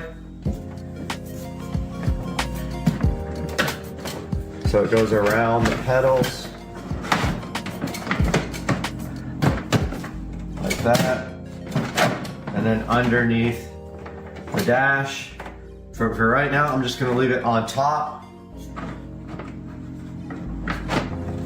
Wow, it fits good. It's a bummer it doesn't cover these screw holes in my side skirts that were drilled in by an idiot. That sucks. I got little screw holes right here that somebody decided it was smart to screw into these to put those metal side skirts in. So looks like I need side skirts. I guess I got to get those ordered because this doesn't cover it. But wow, check out that mat. Okay guys, let's go over the fit and finish of this Extreme Mat and look at the way this thing goes in. Now this looks like it would work either on top of or underneath this dash, but probably looks better tucked. We could probably tuck it under there if we want to. But for now, since the dash is not secure, you can see here it fits perfectly around the edges. It's a bummer that it misses the screw holes by just a fraction of an inch, but look at the fit around the edge there. It seems to be pretty perfect. It fits exactly around here. Not sure why they have this little bulged out thing right here rather than just a straight up hole, but this is probably, I don't know, 50 times better than the stock mat as far as the looks go. And I think that this is a good choice. And I did get gray because of the carbon fiber. I just noticed here we need to take this sticker off. I'm gonna go ahead and do that now.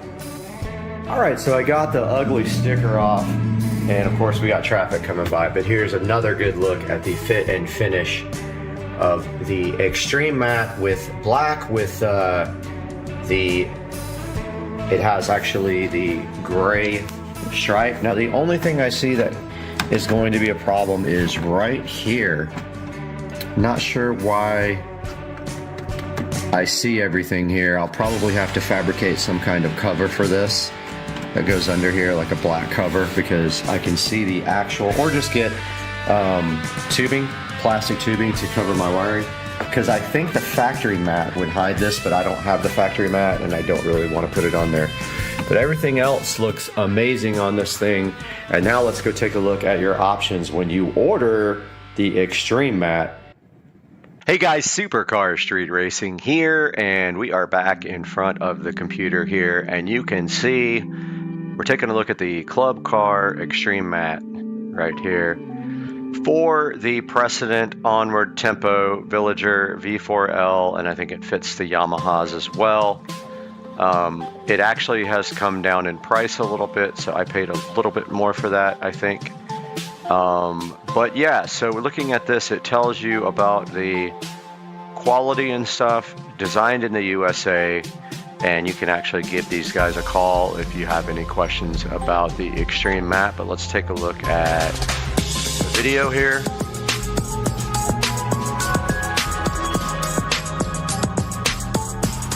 There is the mat.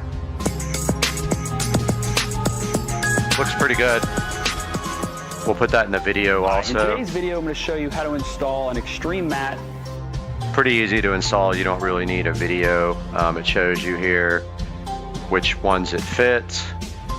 And then right here, it's got a lot of the details about the mat. So super rugged, laser measured. It's got optional trims. It's got a horn hole, place where you can trim the horn hole if you need it. And then look right here at the factory mat compared to this nice Extreme mat right here. The difference is actually night and day.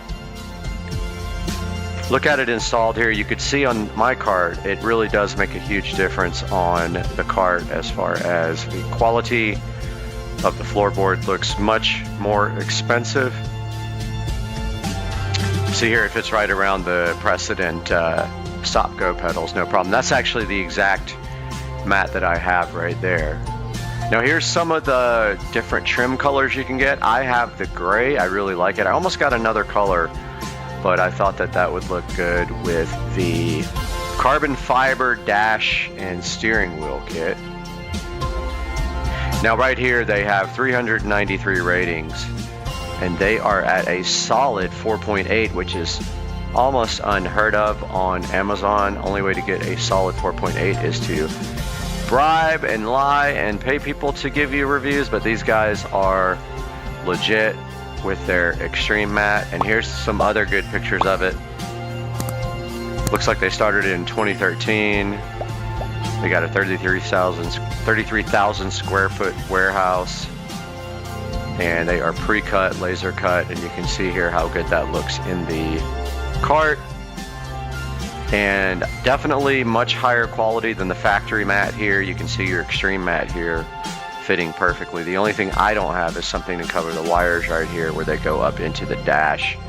And really, honestly, that's kind of a manufacturer problem, that they made the wiring go under the mat and then up through, exposed to under the dash, because honestly, you could go under the cart with no problem. These are full coverage mats. They are a one-piece design, and they have like a diamond cut. If you get wet, it's supposed to channel the water away. They're measured with a laser, so that means they cut them very specifically. They're super thick. You can tell that when you pick it up. They probably weigh a good 15 pounds, and they fit all these models here. And then down here, we have the reviews, the questions and answers. Take a look at those. There's 38 questions and answers here. And then some really good reviews with pictures like this one, which is exactly the one I have. And you really don't need to clip it in. It's going to be fine. I don't know whether, I think I'm going to put mine under the dash. That makes more sense. It looks cleaner. But you can see here with the factory dash, I think that is, it fits right under the dash, but my dash is lower, so I'll probably have to go under the dash, tuck it under, and then use that. But so far, so good with the Extreme mats. I'm going to actually get in touch with the company and see if they want to work with me on some different types of cart installs. I have neighbors who have other types of carts. Maybe we can get them to sponsor or do something, but really appreciate the high quality on the cart, and it is cheaper than what I paid, I'm pretty sure. So go ahead and get yourself an extreme mat if you've been thinking about it or you are on the fence. This guy right here, take a look at the different colors. We didn't go over that, but look at the blue. There's the blue. Here is the all black. Most people, I bet, don't order all black, but like we already looked at the blue. Here's the green. If you want to be bold, do yourself a green one with the green trim and be like an Audi RS3. And then you've got the good looking red, which pretty much will go with black or anything else, which I could have done that as well. I did not. I opted for the gray to match the carbon fiber on my dash and steering wheel. I'm going to go ahead and say that the Extreme Matte is a good purchase and I would recommend it. I will throw their video up here after this so you guys can take a look. I'm Supercar Street Racing. I hope you guys enjoyed this video and we'll see you next time.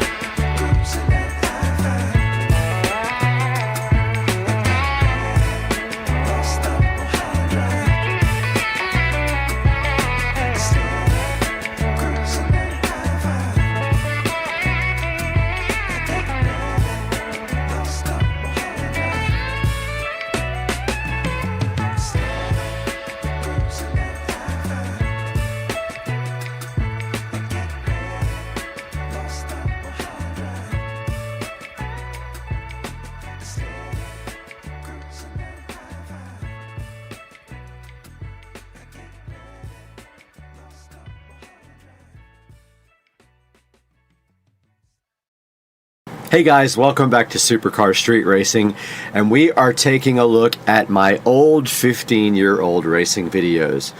This is part 2 of a I don't know how many part series until we get through all of them, so let's take a look today on Supercar Street Racing.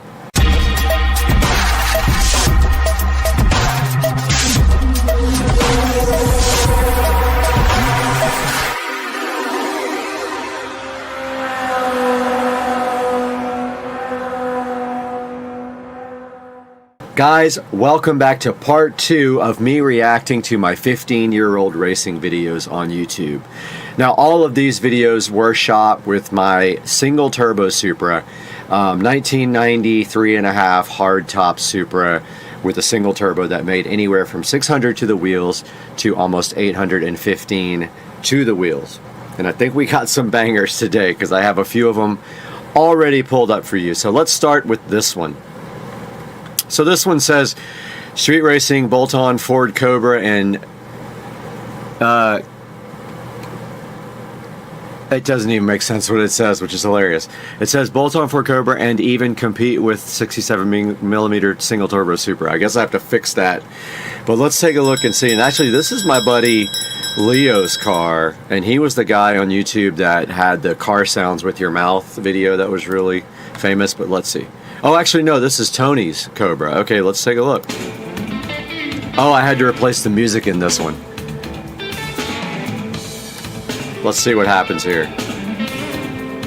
So there's my old 67mm setup.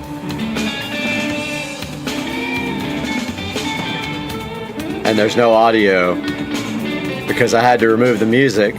This is before YouTube started doing all the copyright stuff. But I spun hard on that one, it looks like.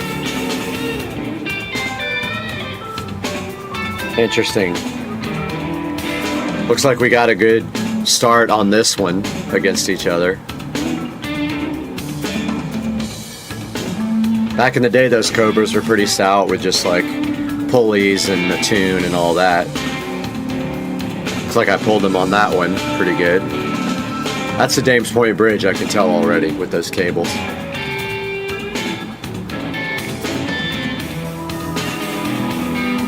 So it looks like he pulls out a little bit on me, and I never get it back, and I missed 5th gear as well. I wish this had the audio. I remember it was really good, but YouTube said something about copyright, and I just had to replace everything.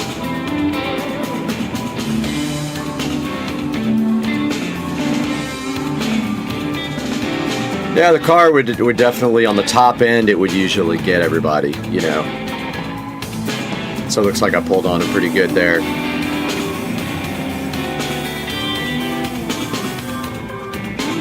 And I think that was it. I think John, my buddy John with the Evo, was actually recording this. And if we go back and look at this video again. So yeah, this car was making around 490 to 500 wheel horsepower. So not a slouch at all at the time. So I only had about 100 more wheel horsepower. I believe I was on pump gas at that time. But yeah, pretty interesting video. A lot of these Cobras back in the day wanted to run me. Now we have this next one that says old school chromed out Gixxer 750 versus 950 single turbo Supra. And I remember this one. So this bike was a Gixxer 750 SRAD. They're not anything crazy powerful, but I remember this. I actually had someone had a good camera for this race. So let's take a look and see if make sure there's no copyrighted music or anything on this guy. All right, so this next one I remember, and I had to start this over because it has some profanity in it, but this is actually a 750 SRAD, so not anything super fast. And I do remember we had a decent camera for this, but of course, downloading these videos from YouTube, the quality has come down quite a bit. But I just cut out like 30 seconds worth of solid curse words because I know I'll get nicked on the advertising revenue. But let's see what happens here when my 67mm Supra takes on this modded Gixxer 750 SRAD here. Make sure we stop it at the end in case there's profanity. Looks like we got 3 bikes tagging along here too. I don't remember this. There we go.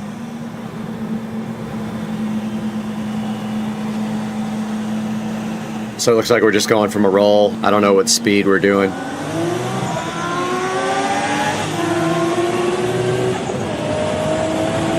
Yeah, it was hard for a bike that wasn't at least a liter,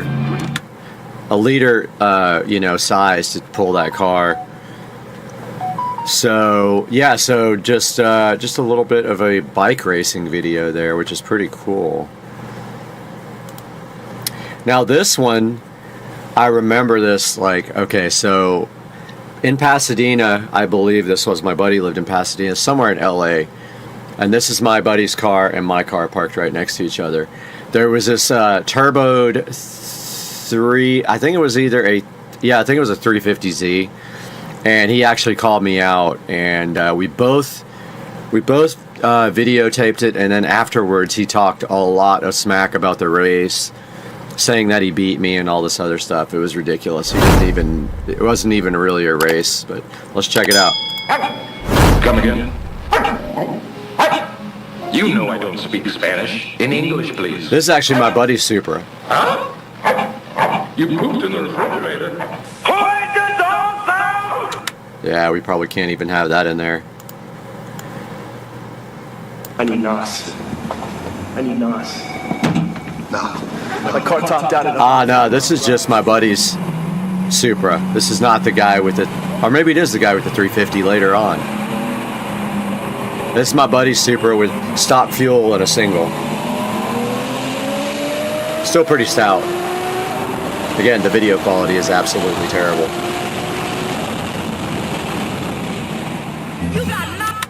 Yeah, there's some cursing in this we're gonna have to go past. It's actually a 350Z. I don't know why I put 300ZX, mistake.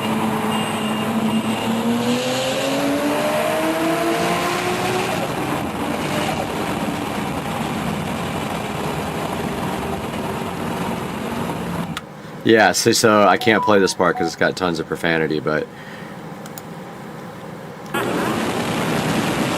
this is my buddy racing the 350Z Turbo. And then me versus my buddy in his Supra.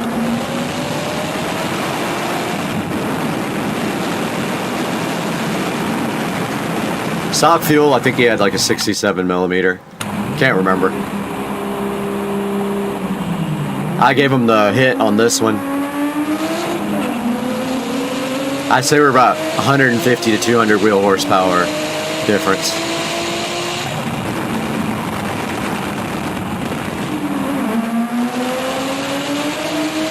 There we go again for round 2. I don't know what comes up at the end, but yeah, we're not going to go ahead and make that profanity happen. Alright, so this is a Trans Am. I'm trying to see. Yep, music was replaced on this one too.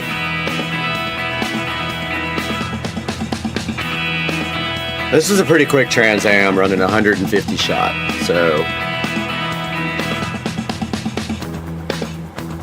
Yeah, all these videos I had to remove this had Du Hast on it. I remember this specifically, being upset about having to remove the audio.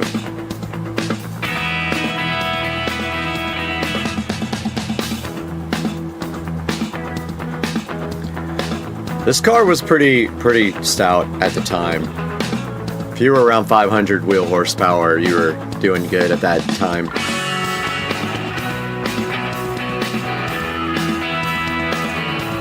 So here I think is the best race out of all of them. And I would pull on him on the top end for sure. I always had terrible tires. Never got good tires on that car. I suffered with just bad tires. I don't know why I did that. Had BF Goodrich, I think, comp TAs.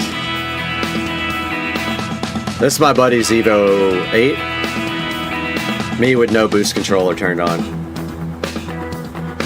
Probably was about 350 horsepower, the Evo. Not to the wheels, just I think straight up. Alright, so let's take a look at another one here. That was all I queued up, but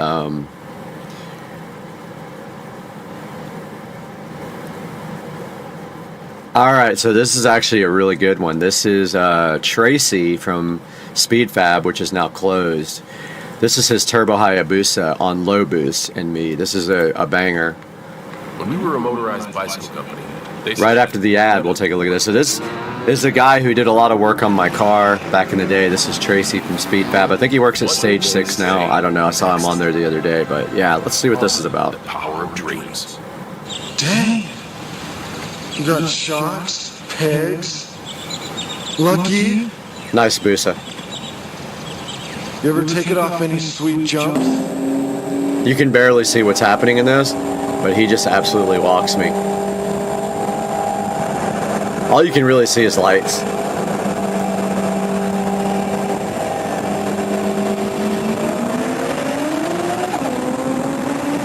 And goodbye. It literally is just a bunch of blocks. You can't see anything. But that's him walking on me. And 170. Absolutely no chance of taking this. You got like 3 feet of air that time. Yeah, that's cool. Alright, I think we have time for one more. Let's see.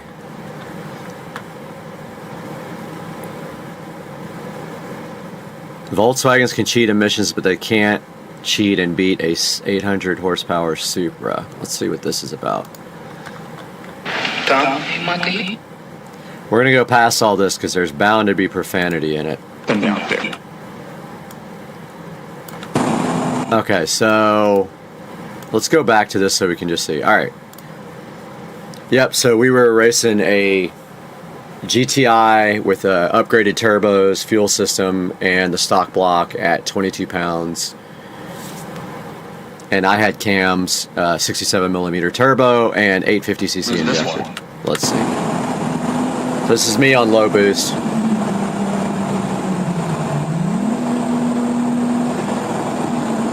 Can barely make out a Volkswagen there, huh?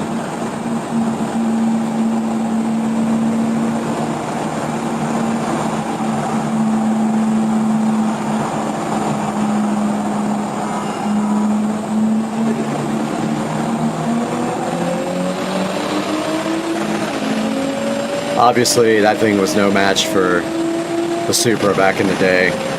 Even though the video is horrible and you can't see anything, It really was bad in the beginning, honestly, even though this is a copy of a copy.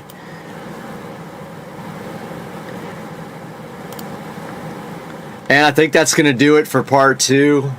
Those are some interesting videos. I hope you enjoy watching them as much as I do. And then we're done with this. We'll reflect on my Kings of the Street video, which is actually really good. But guys, thanks so much for watching Supercar Street Racing. We will see you in the next one.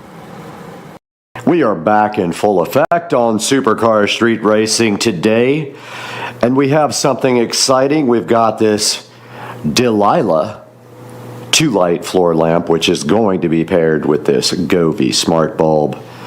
And we've got 2 smart bulbs here, and we are so hyped on the channel to be able to install this into this, because this lamp got ruined in the hurricane, not because of the wind, but because of absolute stupidity. And we're looking at this today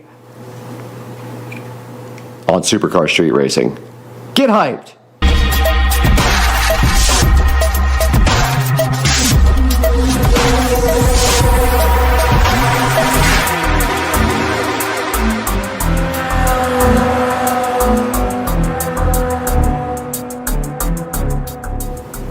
Guys, right in front of me right here and right now, not later, but right this second, we have 2 Govee smart LED bulbs. These are standard Edison-based bulbs that will plug into any receptacle, and in fact, I'm saying receptacle, but any bulb hole is what I like to call it. And there is one right there on that lamp. And then right here, we have the Delilah 2-bulb lamp. It says Globe there, but it says Delilah. Maybe that's the model number, and that's the company, or the model name is Delilah. But today we are replacing one for outside there that got absolutely destroyed because I was an idiot. And when I moved it over from the chair to the side of the house, it got destroyed because it fell over in the wind. And the whole point of moving it was so that it would not get destroyed. And so right here, we're going to replace this guy and zip tie it back to the chair so it can't fall down. And at the same time, we're going to be installing 2 Govee LED smart bulbs inside inside of the Globe Delilah lamp, which I think was about $30-ish. If I have to go back and look, I will let you know right now. And so we got to get this open, we got to get that open, and see what is happening on the channel today. We are back again on Supercar Street Racing with this magical Delilah lamp from Globe. It's a 2-bulb lamp, and we are going to be inserting these Govee smart LED light bulbs in it. These are 800 lumens brightness, and they are Wi-Fi connectable light bulbs. But first, we have to unbox this Globe Delilah for you. And of course, they are going to make it extra difficult to unbox and make it difficult for the presentation level on Supercar Street Racing. And as soon as you get into the box, it says that it's made with respect. Edward Weinstein, the CEO of Globe, is hoping that you will enjoy his product. Now, I'm wondering if this is actually the same as the Globe light bulbs, because that is a pretty big company. And inside of the box here for the Delilah Globe lamp, we can see, and that was a weird sound that probably we will save for a sound effect. Inside there we have this lovely lamp, and it is cardboard secured. And when we take the cardboard off on that side, we have the base right here. And on the other side, looks like we have, oh, the actual shade is in there. Right there. And then we flip it to the other side, and we get the styrofoam thingies all over everywhere. We can then take off the tape, and we see the lamp is enclosed in a plastic goodness. And of course, like every other lamp of this type, you have to get every single piece out of plastic, and every single piece screwed together in order to make this thing work. And so begins the process of plastic removal, like this. And then the fun part of assembly.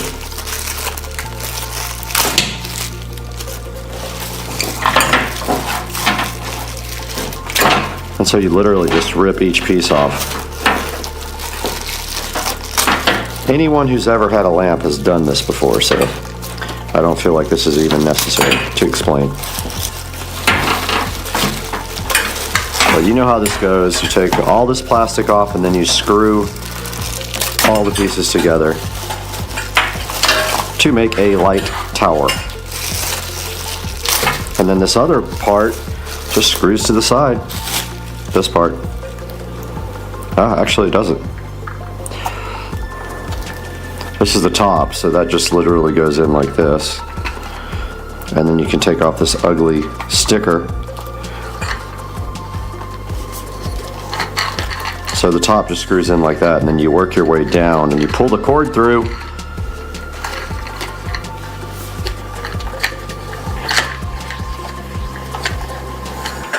And it is twisting the cord like that. Then you just take the next piece and run it down like that. Work your way to the bottom.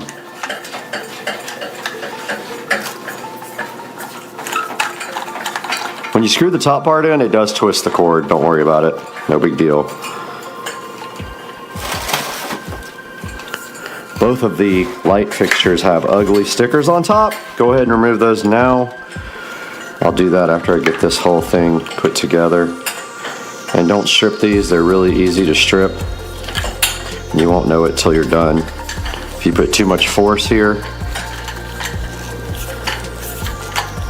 like that one was kind of hard to get in, but that wasn't being stripped, it was just hard to turn. Stuck to me. Two more of these guys.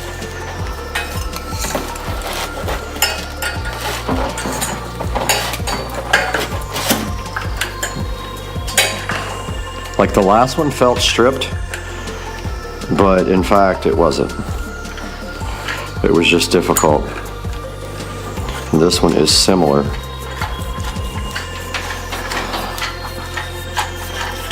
And we have one more to go.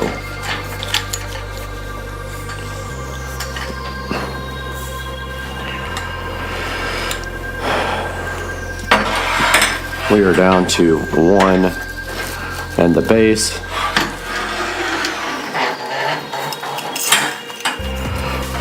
And we are running out of space here to assemble and be on camera.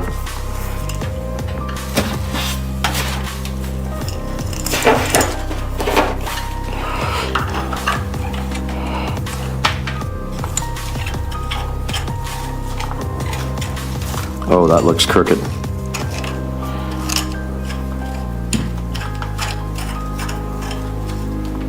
And we are so tall now that we're hitting the roof. And this is the last section before the base, and then you can tighten all of them up. Start at the top and just twist and tighten the whole thing up. And now we have to move to the base installation. All of your base belong to us. Let me make sure that we're still set up here.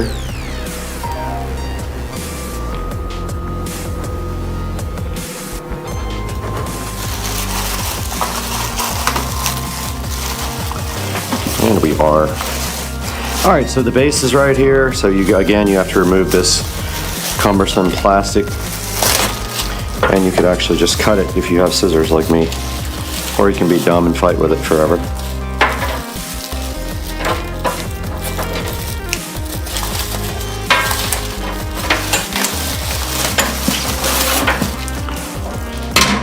And then pull the cord all the way through the base. I mean, this is all basic stuff. Get it, basic.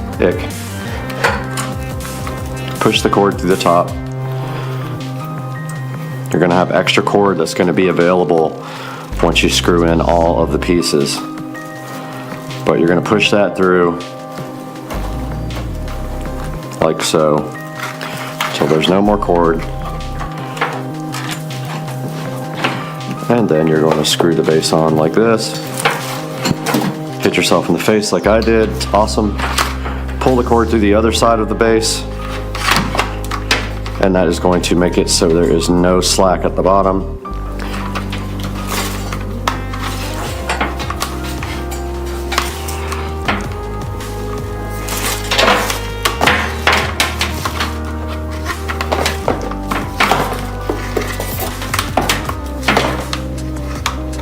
Cord tends to get twisted. Don't get it twisted, and that is it. The lamp is assembled, brother. Here we go. Let's go.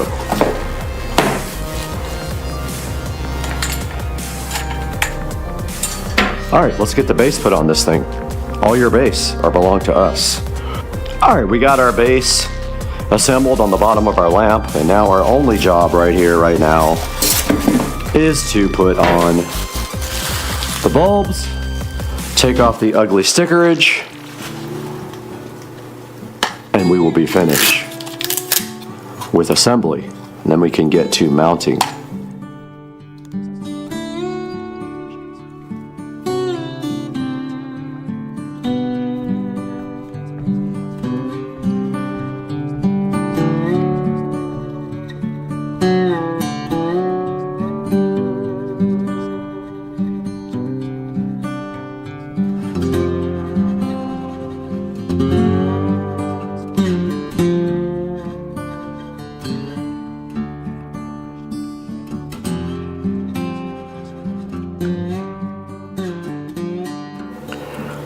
We have worked in the past with Govee, and we have some Govees here right now.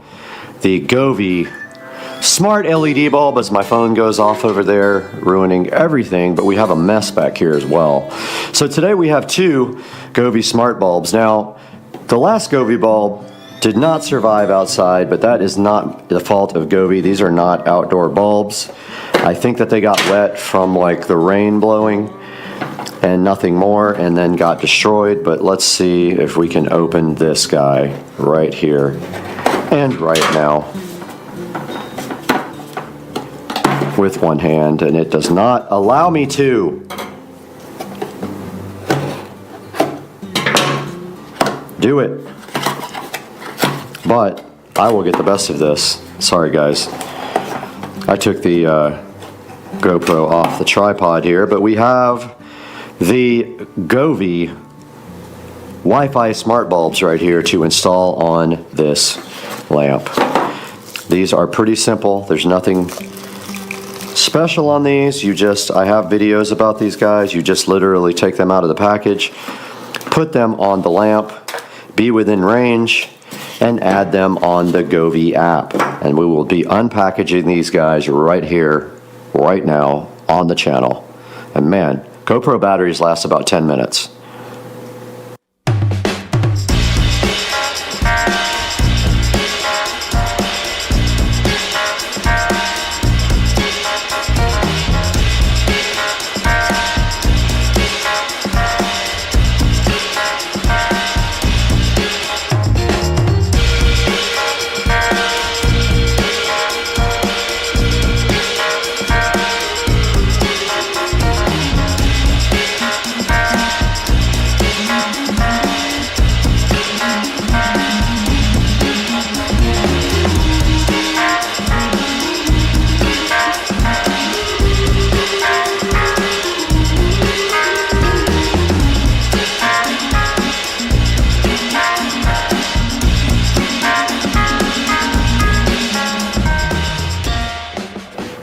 Outdoor patio, there they are. Seen. And now they are both set to the same, well, they are supposed to be. There is profound, so yeah, so we have them in the same device control, and we can put the same scene on either one now, and that's how you control them at the same time in the Govee app. And the battery is dying. Turn on the patio.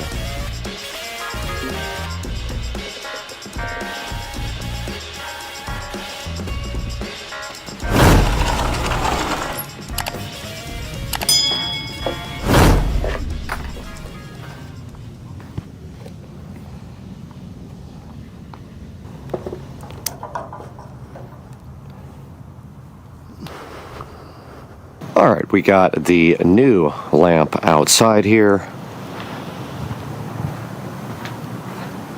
And now we have replaced the patio lamp, and it is set on a pinkish color out here along with the other lights. All these globe lights need to be replaced.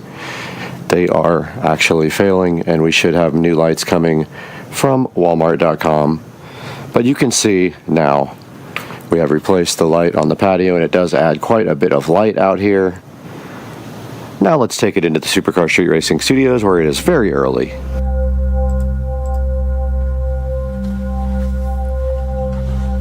We're back once again in Supercar Street Racing, and we are in the 4K production studio out behind the Supercar Street Racing compound. And today we're taking a look at the Globe Electric Torchiere floor lamp, an adjustable reading light, and also the Govee smart bulbs. Now what we did here today is we bought a new floor lamp for outside on our patio, our outdoor patio here in the back, because the one that I have was destroyed in the hurricane because I left it out and did not secure it. So that was totally my fault. The bulb was already burned out though, the Govee smart bulb. So we bought two brand new Govee smart bulbs for this guy here, and we are installing it right back in the patio area. Now taking a look at this on Amazon, and there will be links in the description for you to buy this. It is a adjustable reading light silver floor lamp, and you can get this in about 4 different colors. We chose for the silver color for our floor lamp, and as you can see right here on the screen, and you can see the base here, this actually does have a very weighty base, which was one thing I was concerned about because the wind does tend to blow things down in the back here. However, what I do is I have a chair right next to it, and I take a zip tie and I wrap the zip tie around the chair, and that way the lamp will not fly over in the wind. So you can see right here, this thing has 4.4 stars, and that's pretty good because it's hard to get good ratings on Amazon. So many people are all over the place. It's really hard to tell. You can see it's $26.78, which is about as good of a deal as you're going to find for one with 2 bulbs on it. And I wanted 2 so that I could have it brighter, and I could aim one at the floor down on the patio and aim one at the ceiling, and then make them same type of device on the Govee app. These two are tied together on the Govee app, and you control them with one button, and you can do a scene or a color or any number of things on that inside of the Govee app. Then taking a look at the Govee smart light bulbs here, this is what we ordered, the 2-pack, and we had a coupon for it. It was $23, and then a coupon untied on top of that with a 30% off. So not a bad deal. And these guys, you have seen them on my channel before. I have reviews pointing to those guys, and basically they are Wi-Fi enabled smart bulbs that can be controlled with Alexa. They do any number of things that the Govee app will control, like different scenes, different colors, and also they can be music controlled. And you can see right here, right now, they have a 4.7 star review out of 3,164. Very, very high review level. You can get 2 for $23 or 6 for $59.99 right here on the store on Amazon. Now guys, when we put these links in our description, please click through them to buy anything from Amazon. You don't have to be buying the product that is in the link. You can buy anything, and it helps my channel out so greatly because we get a tiny bit of money, and we already lose money on the channel. So today we would appreciate it if you would go down in the link in the description and buy something, or buy these smart bulbs and this lamp, and tell them that Supercar Street Racing sent you by clicking through our affiliate links.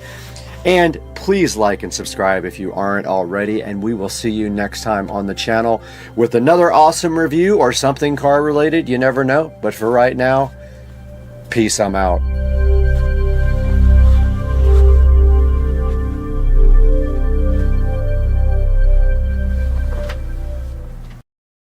Why does it take so long to upload videos, and I've got the fastest internet ever? Arrgh.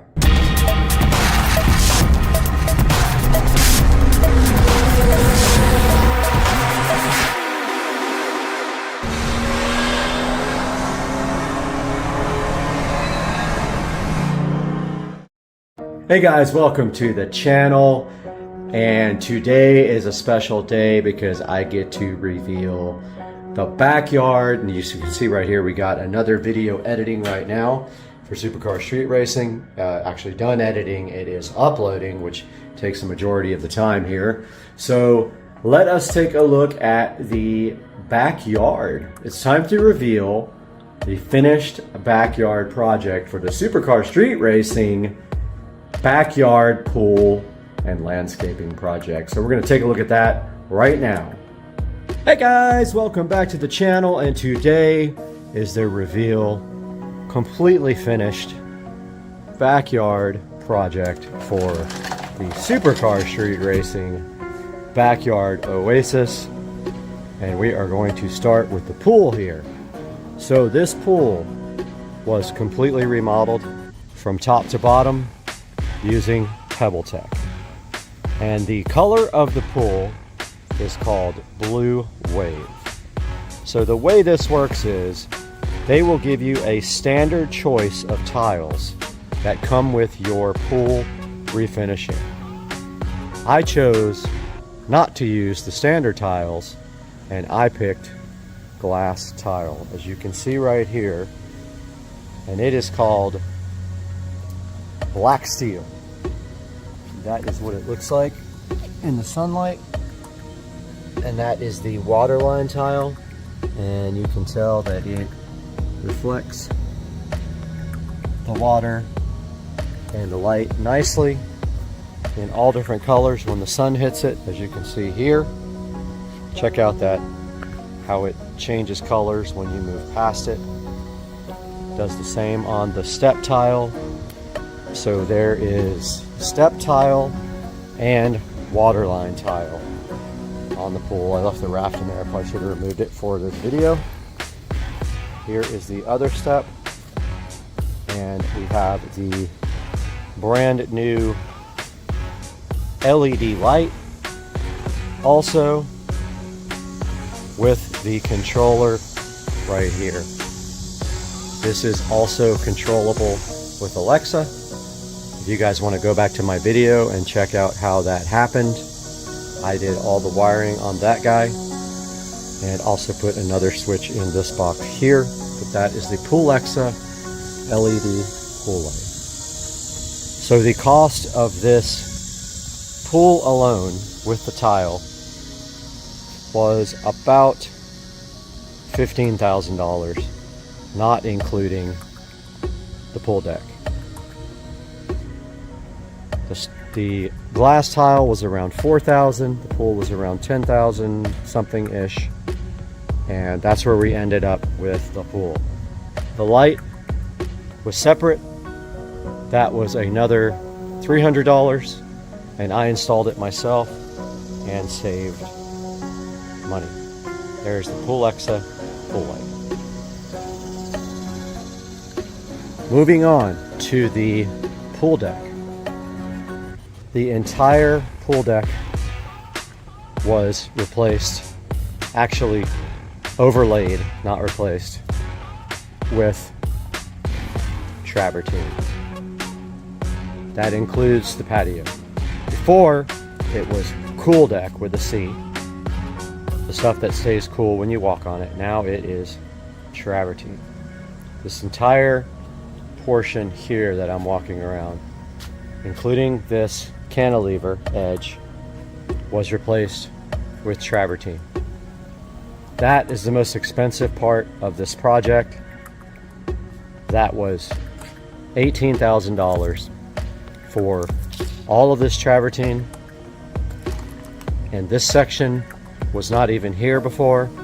That was part of the $18,000. I wanted to add a section to put 2 more chairs, because over here, as you can see, it's 3-ish in the afternoon and this section starts losing sunlight. So I added this to get sunlight until around 5 p.m. at which point the entire pool deck starts getting dark. That's it for the pool and the pool deck. Let's move on to the landscaping. Taking a look at the landscaping, we're not talking about concrete or anything yet. The first thing that happened was the company that does all my mulch and rocks came and did new mulch and new rocks. So all of the yard around the outside is mulched.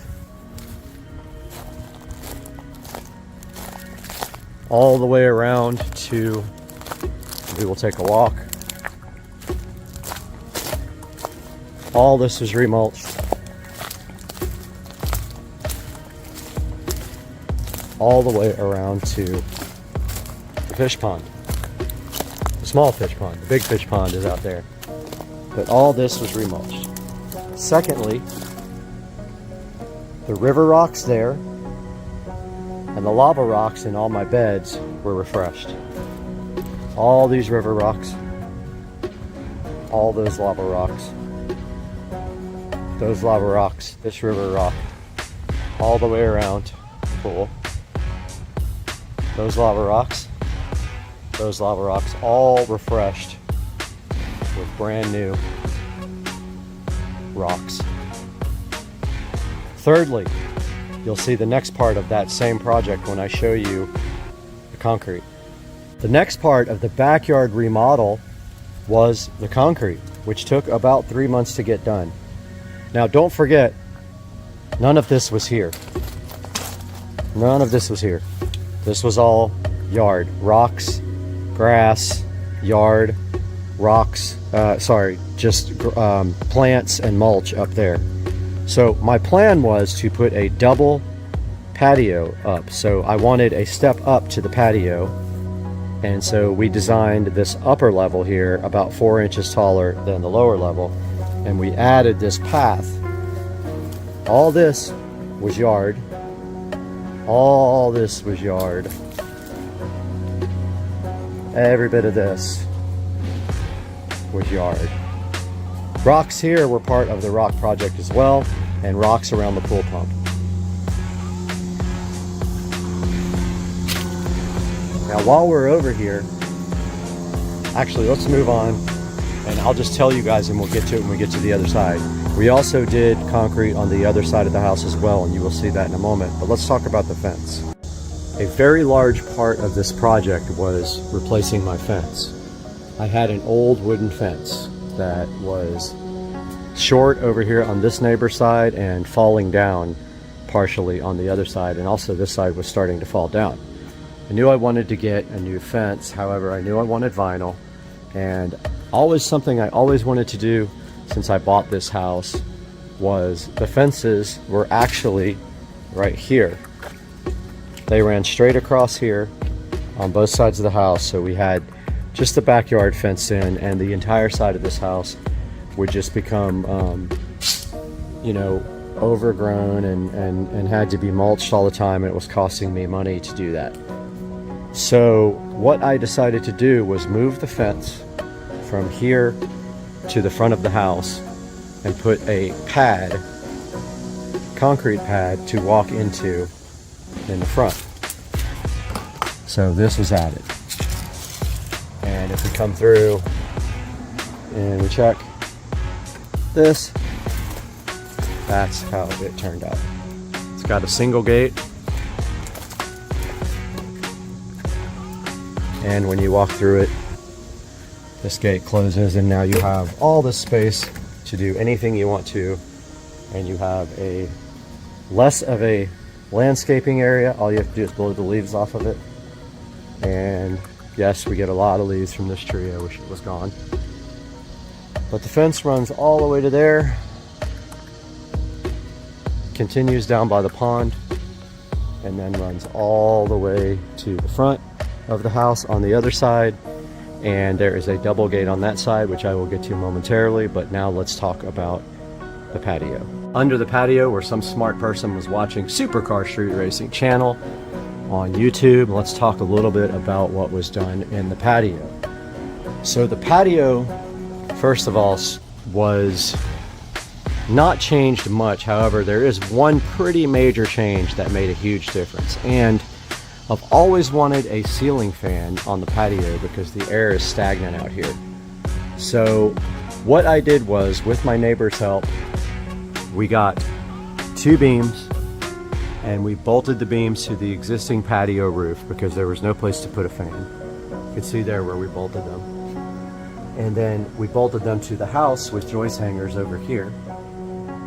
And we were able to put up this beautiful, smart ceiling fan. Actually, it's not smart. I wanted to get a smart one, but I changed my mind.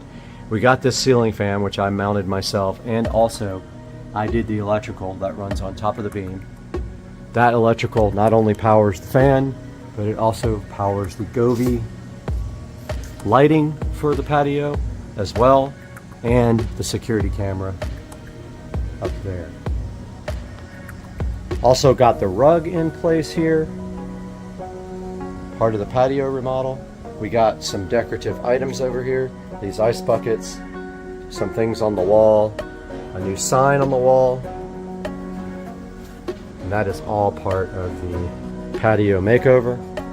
We also got this brand new lamp the other day to replace the old one, and it has Govee lighting in it that syncs with these lights.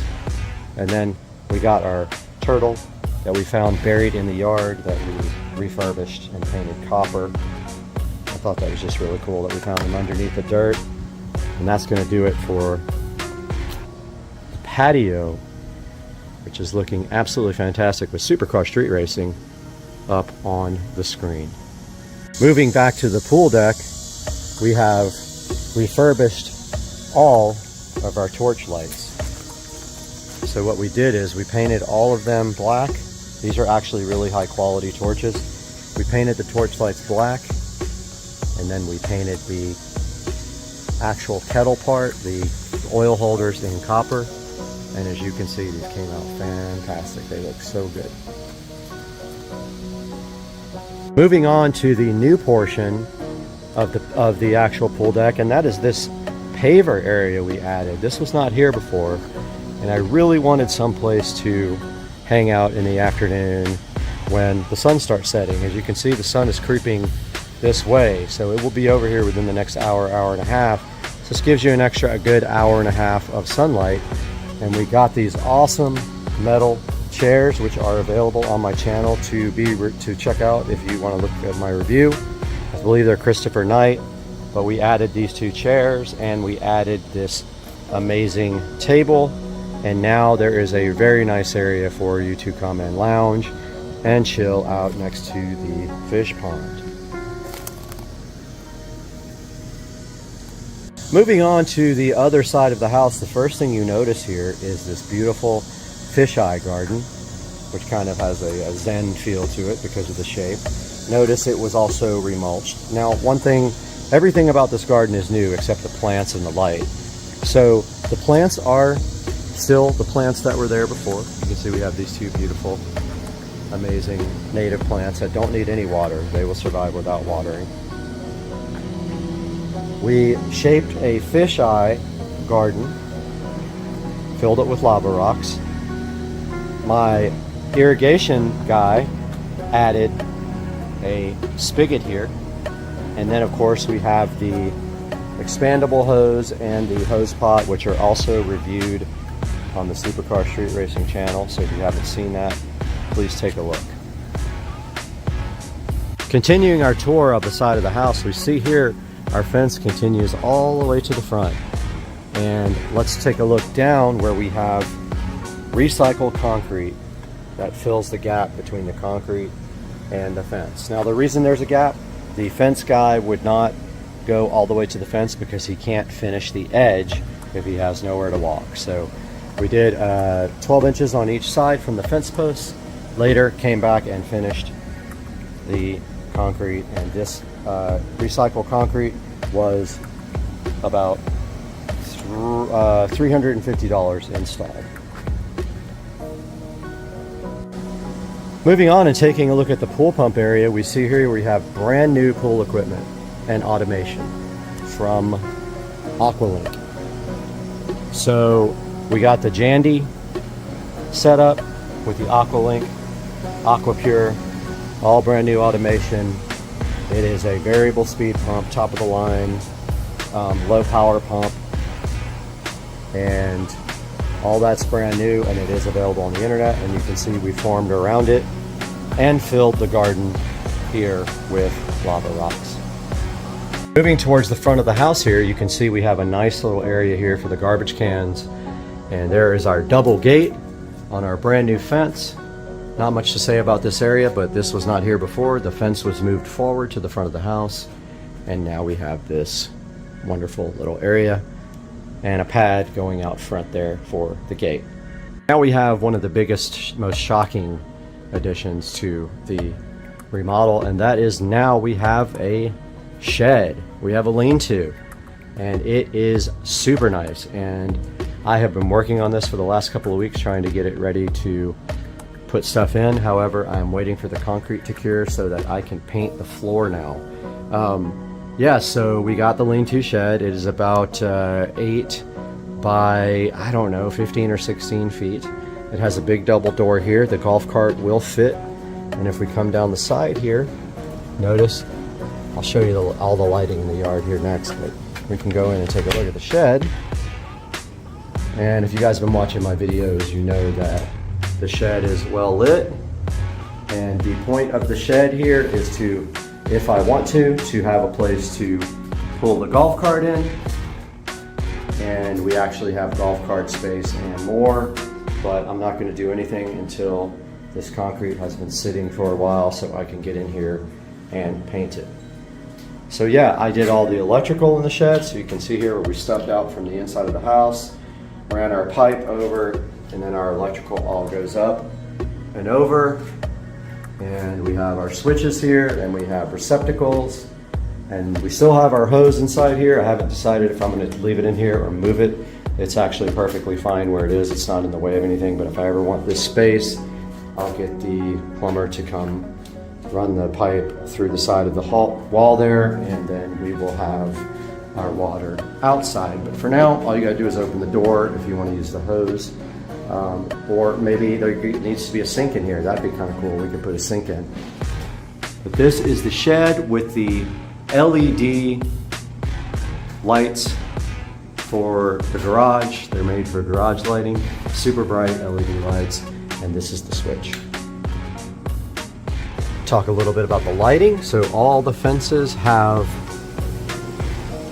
these nice light strings, LED, bought from Walmart.com, about $7 each. The lights go all the way down to the dock, around the dock,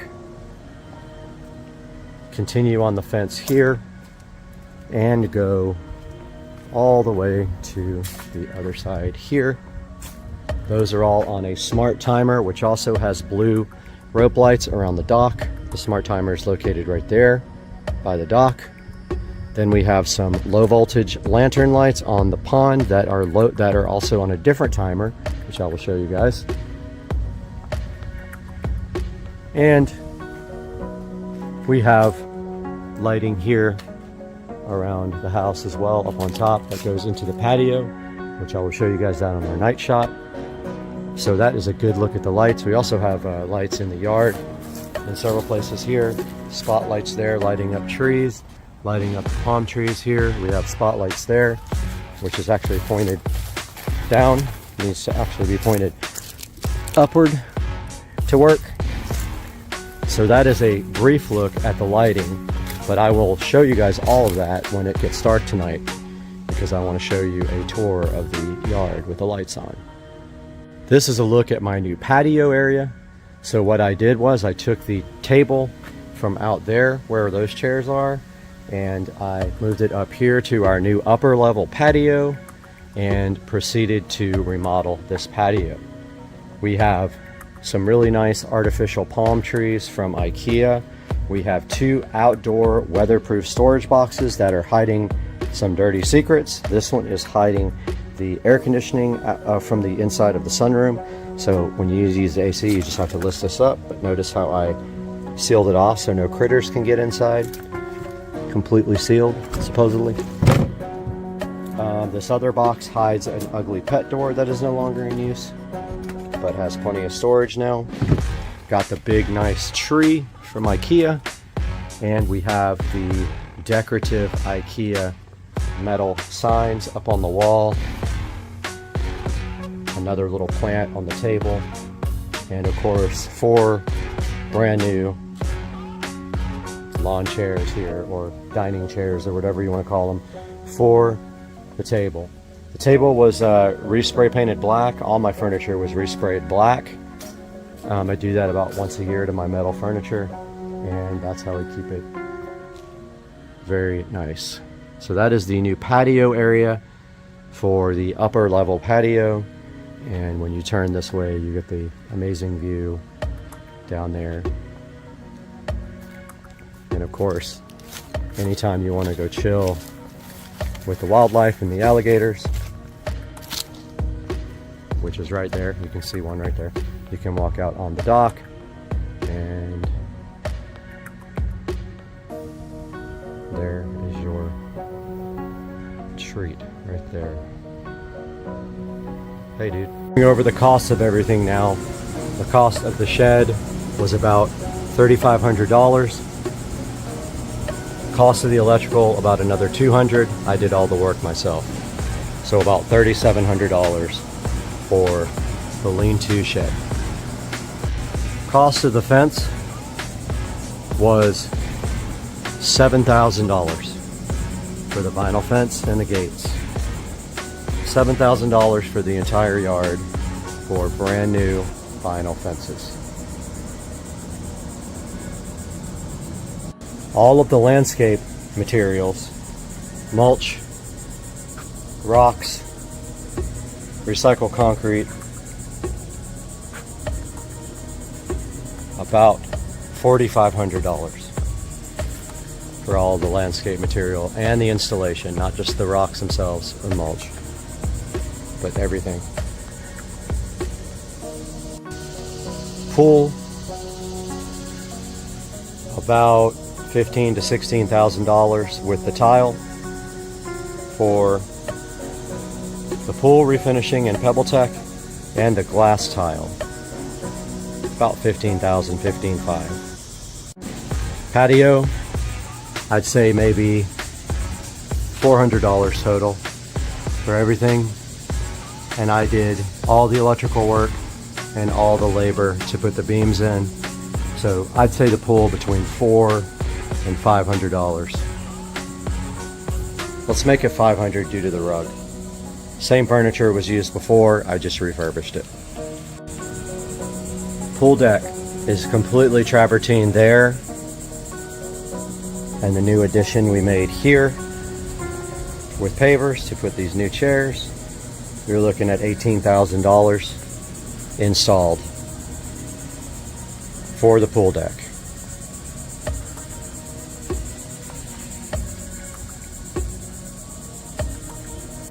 These cushions were around $200. I already had the chairs, so the cushions for the chairs about $200. On the patio out here, I already had the table. I purchased 4 chairs, 2 storage boxes, all the plants, all the decorations. The chairs were $100, the storage boxes were around $50, the plants were $350 with the decorations. So let's say, I don't know, 100, 354, 50, let's say $500 to remodel the patio completely. The big one, the concrete. All this concrete addition with the forming. That's both sides of the house. And on the other side of the house, the concrete was $8,000 for concrete and labor to form all this up. $8K, and it came out pretty good. Well pump refurbish I did on my own for about $15 worth of paint. And there is a video on that if you guys are interested. Came out really good. So about 15 bucks for that, plus my labor. Hoses and hose reels, maybe, I don't know, $80 each. And I have one on the other side, so $160 for new hoses and new hose reels to hold the hose up on the house. Landscape lighting refurbishing.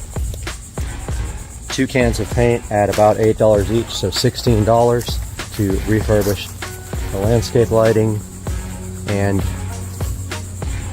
these nice torch lamps. Moving on to the chairs and table.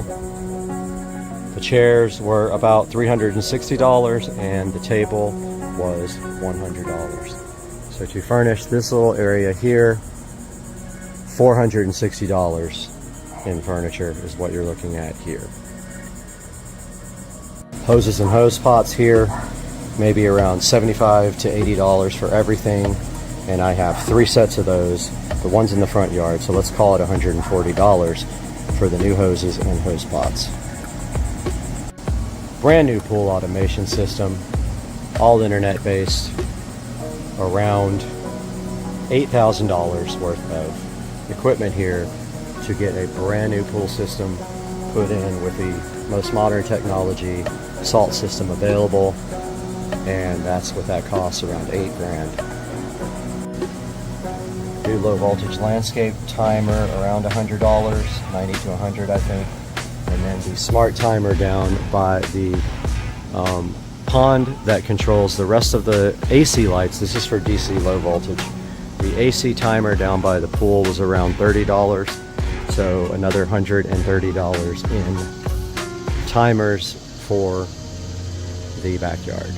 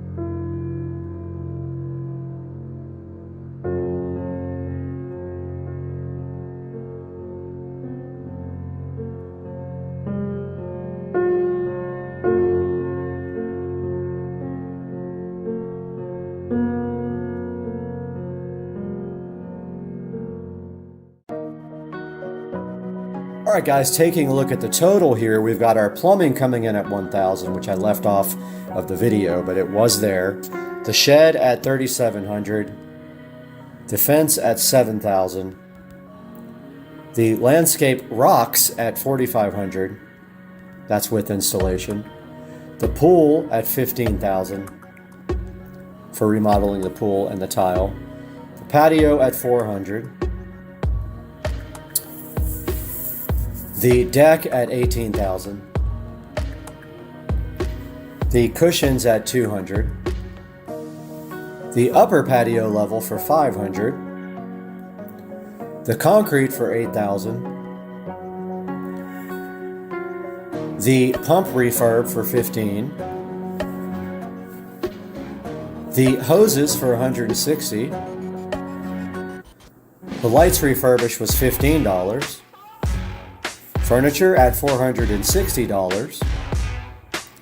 More hoses for $140. Pool automation for $8,000. And timers for $130. And our grand total is $67,220 for the backyard pool remodel. And guys, I hope you enjoyed the whole series and this video, and I hope you like and subscribe, and I'll see you guys again really soon. Bye.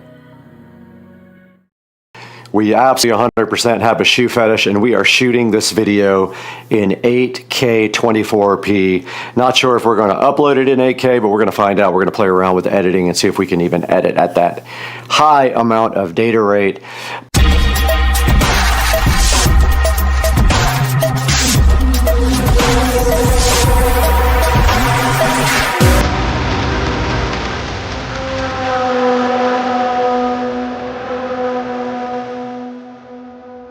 Guys, welcome back to Supercar Street Racing, where today we absolutely 100% have a shoe fetish, and we are shooting this video in 8K 24p. Not sure if we're going to upload it in 8K, but we're going to find out. We're going to play around with editing and see if we can even edit at that high amount of data rate.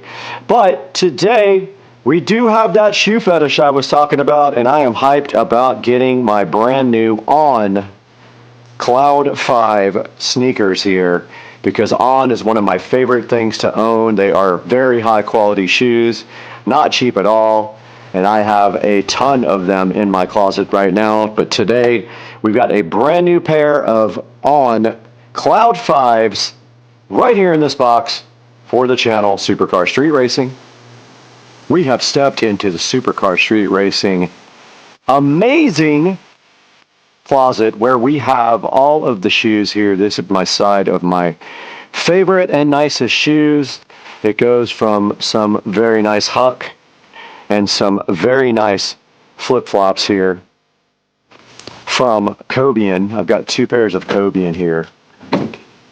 Very nice flip-flops. And then we move down to my favorite tennis shoes of all time, and we have some On shoes here. We have a set of Rogers here. It says Swiss Engineering on the side. We have a set of Rogers here, a set of Rogers here, a set of Rogers here. We have my Puma sneakers and my Puma Ignite golf shoes. And today we are taking a look at my next set of On shoes that I ordered, and I did finally decide to order some On running shoes, and they are the On Cloud 5s. And I got them on sale. And so we got a fresh, brand new pair sitting in the box right over there. For my everyday running, for example, on the treadmill, I do have my ASICs here. I will not be using the Cloud 5s to actually exercise. They are going to be just to floss in and walk around in public. And we will add them to this beautiful thing if we can find another place to put them. And let's go outside right here, right now, back to the box with the Cloud, and see what they look like coming right out of the packaging.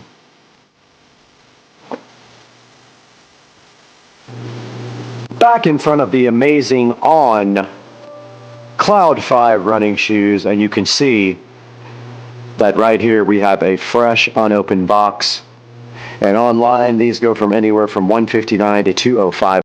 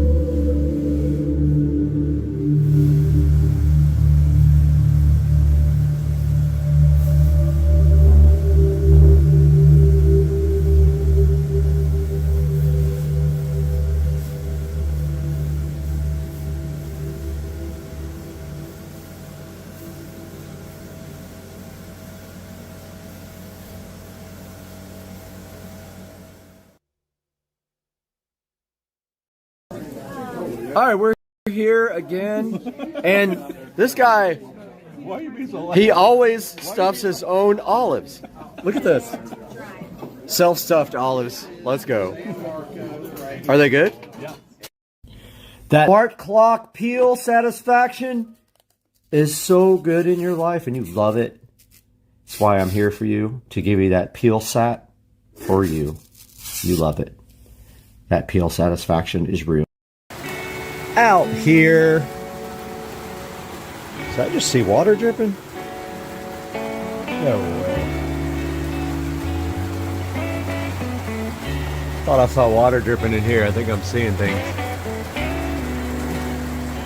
Yeah. But it is coming down nicely in Florida. And it's a good opportunity to come outside and check out the pool. We're having a party here tomorrow, a work party. And so I have been out here getting everything ready and getting the patio prepped. And I got some nice new decorations for the patio here. And it felt pretty good. This is eventually going to be all tiled. So I'm not going to do anything with this permanent, but for now that's good. But yeah, we got the rain. Here's a good look at the nice lights. And yeah, man, what a night. It's just Florida life. And, with no more palm tree here, my gutters actually don't get clogged. So they are working. And that's a little update before we go on to our next product we're going to take a look at.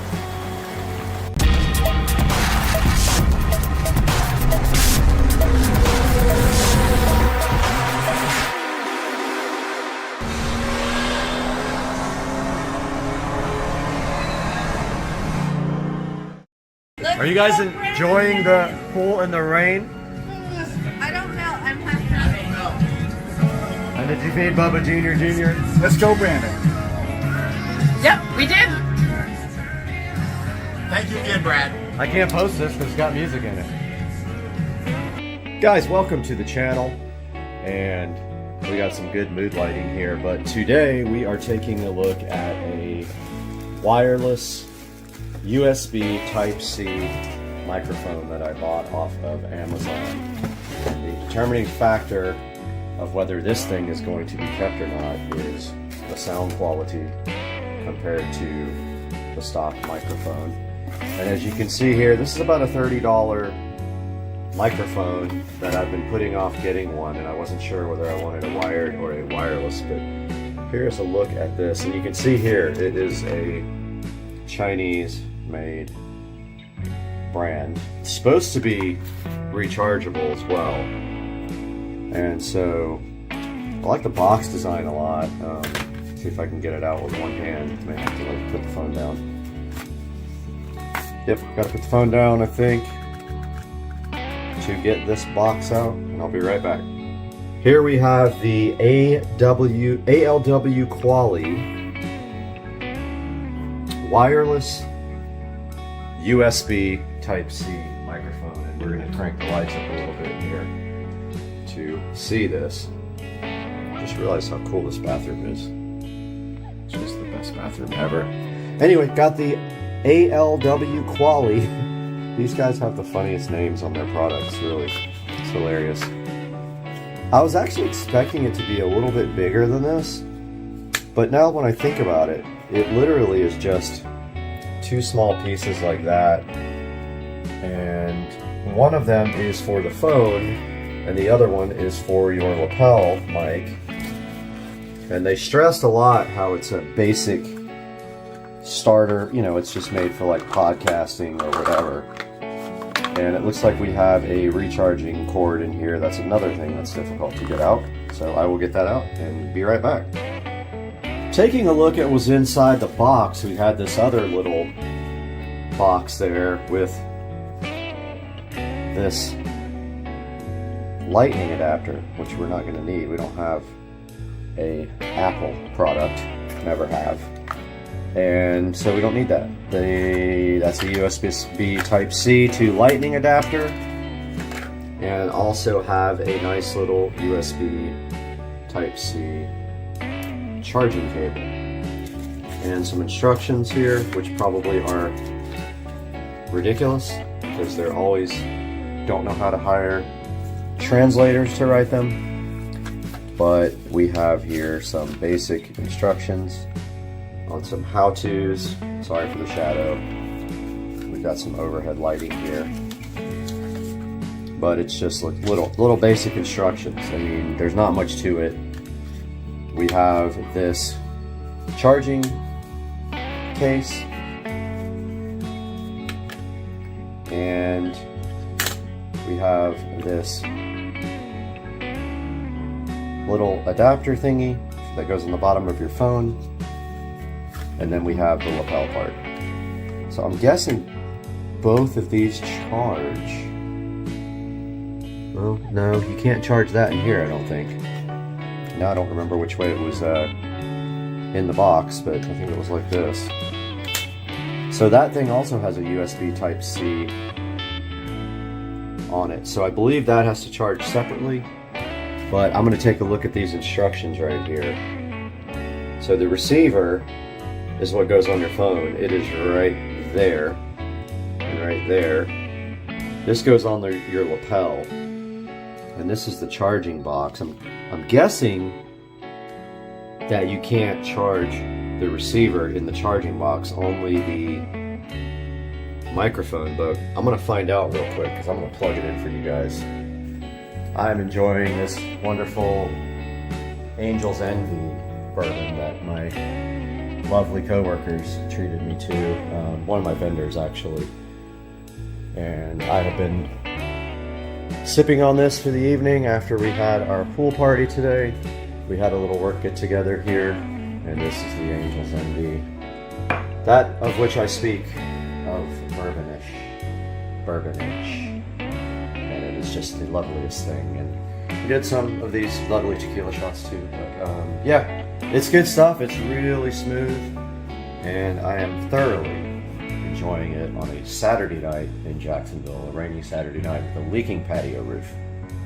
Point of clarity here, the receiver, this guy right here, that goes into the actual phone, does not charge. It uses phone power.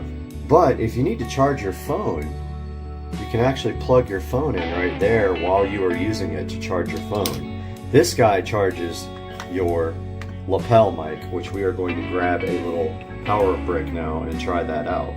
I'm actually kind of grateful that the leak wasn't on top of the TV there. It's just in the corner. Hopefully some of that foam will seal it, but I wanted to give you guys a look at the lighting. It's not finished out here yet. I actually got all new yard lights, low voltage landscape lighting for the stake lights that are out here. I got 12 of them on Facebook Marketplace for $50. They're old school, but I went ahead and purchased some brand new modern warm white LED bulbs to put in them.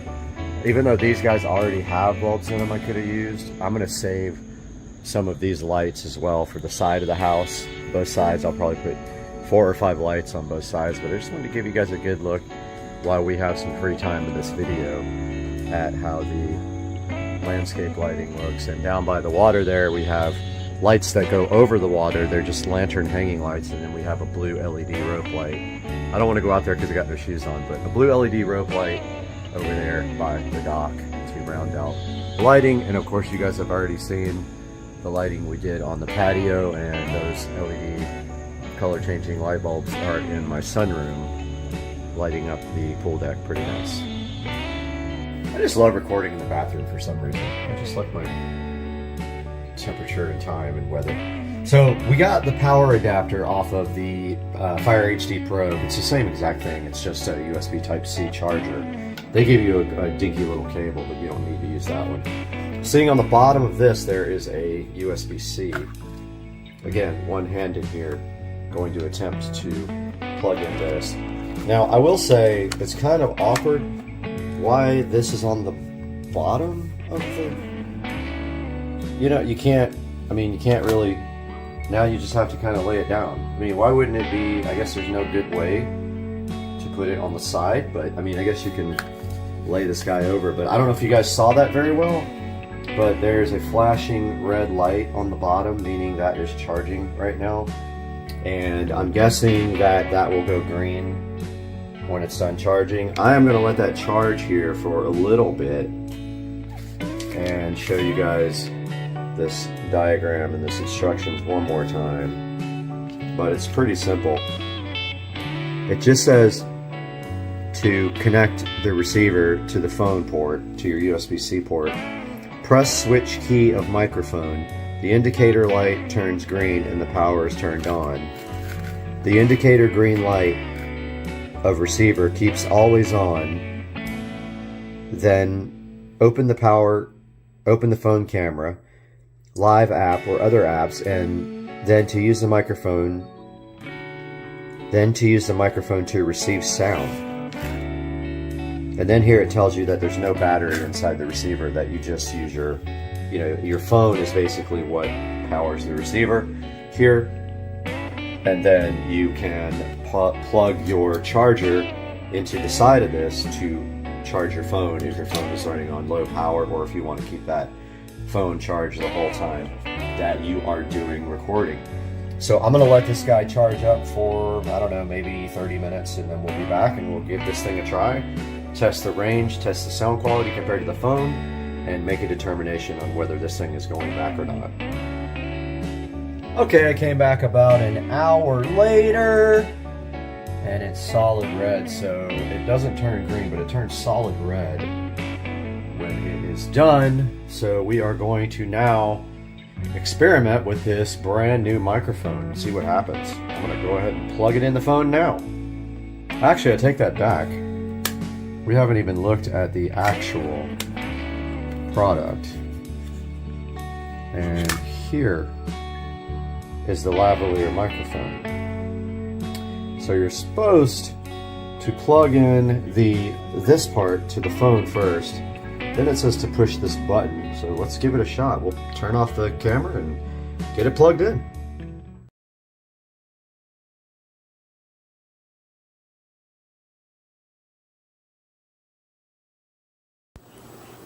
Okay, so the light is green now. I'm assuming that this guy is working. It's got a little clip here. Hoping this audio is working. Not really sure. So this is me giving a product demonstration. Here we have the lovely Echo Show 5 sitting here in the wall, and I just woke it up, and never mind.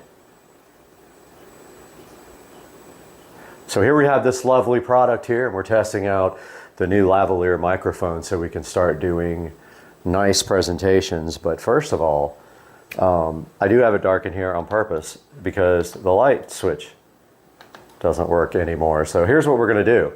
First, we're going to walk to the kitchen, about 20 feet, give it a test. Okay guys, we are now in the kitchen. Hopefully this audio is coming through loud and clear. We are now walking into the guest bathroom.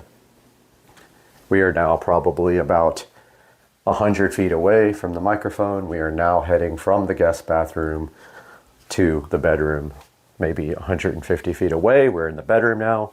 Can't wait to see if this actually works. And we are walking back towards the lovely camera now, which is in the office. And we're about 20 feet away. And here we are, and we are going to see how that worked out.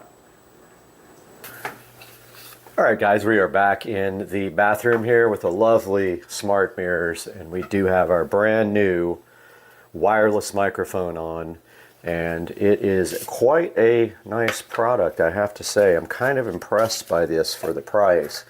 It is not a professional microphone by any means, but it does the job quite adequately, and I think with some slight tweaks to the audio in Premiere Pro, like maybe a little equalization on the high end, we can make this actually work for our videos. So this is staying in the Supercar Street Racing family. I do recommend this product if you do blogs or any other type of recording on your phone, even day-to-day recording, making videos. This thing seems like a really nice addition to have to your collection here. Reminder that it does come with a short white cable like this, and I was using my Amazon charger for my Fire HD 10 Plus, which is not a super fast charger, but it is a higher current than a normal USB 5-volt charger. This is the charging station for the microphone itself. It does not charge the receiver on the phone because you don't need to charge that guy. Remember, the receiver on the phone does have a USB-C jack on the side, so that if you decide you want to charge your phone while you're recording, you can do it through the microphone adapter. So it's got this nifty little charging case with a USB-C, which means you can't stack it like this while it's charging. You will have to put it on its side, and it doesn't want to stay on its side, so it'll probably have to be on its back like that. Again, here is the presentation. It is in Chinese, but it has English writing as well on the back. That says it's plug and play. It says 20 meters of accessible reception. It says precise radio, whatever that means, clear timbre, highly sensitive and widely compatible. And I do agree that the range is extraordinary on this thing. I do believe that I could probably go into the backyard and have no issues at all. With reception, I want to say it was about $35. I will put a link in the description, and I encourage you to click through my links. It helps me support the channel and bring you more high quality products like this. Please subscribe and like the video as well, and we'll have more for you guys very soon. I've got another product. I had a manufacturer contact me about reviewing a smart door lock, so hopefully I have a place to put that. I'm thinking maybe I don't know, maybe the door to the garage, but we'll see. We'll see when that comes in. That should be coming in soon. Hope you guys enjoyed it. We'll see you next time. Guys, it's 7,000 degrees. And Mr. Binks is here.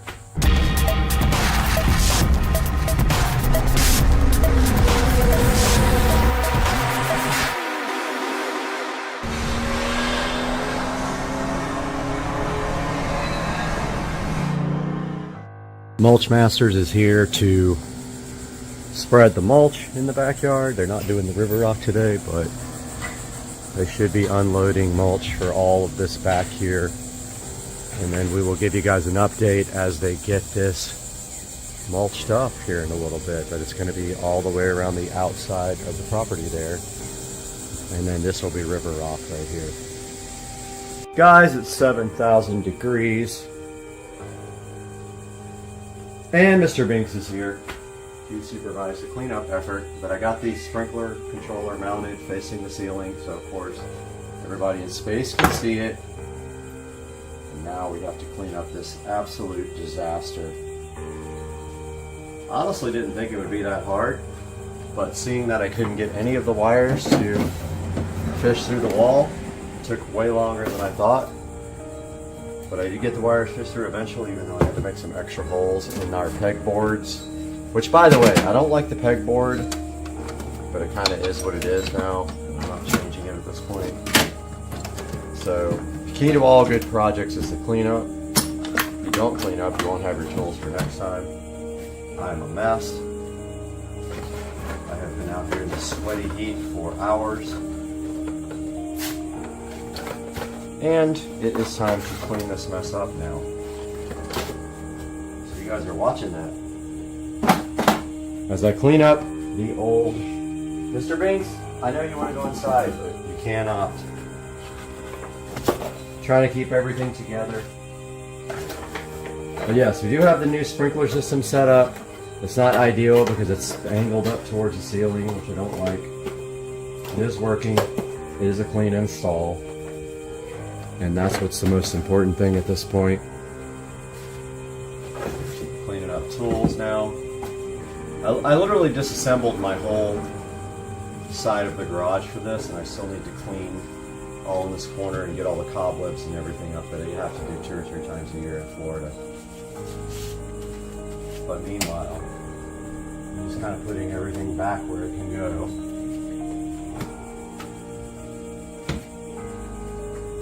And yes, it did take a lot off the wall.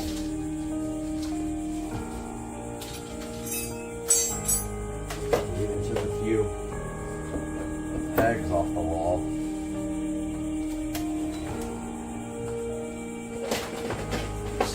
next up, I have to do my smart landscape lighting timer, which is ordered, and it is going to go probably right here. Makes the most sense. But the cool thing about that is I can cut a pretty big hole back here because it's going to be covered to get the wires through. That was the worst because the wires did not want to fish through the wall at all. And that sucks. But now we get the next box in. We'll cut a big hole there. Use the same hole down here, hopefully. Fish all the wires through. And we will be done with that project too. And then that's just for this side of the house. But the other side of the house will have its own Wi-Fi, low voltage, I know, landscape timer. So I'm going to leave all these tiles kind of over here while we do these projects because I have to get back in here pretty soon. And so a lot of the stuff I can leave, but I do need to clean up most of my mess. I can't handle, like, I'm OCD about messes. Nobody watches these videos anyway, so who cares? Get like 5 views per video. Hey man, it is what it is. You know what I'm saying? You try. Do your best. Your best isn't good enough. Like the song. All this stuff is trash. What's not trash needs to be hung back up on the wall. God, no mess. Look haggard. That's because I'm working. Things are happening, making moves, you know what I mean? All this I will clean up because I want to vacuum all this and everything on the back of the wall as well.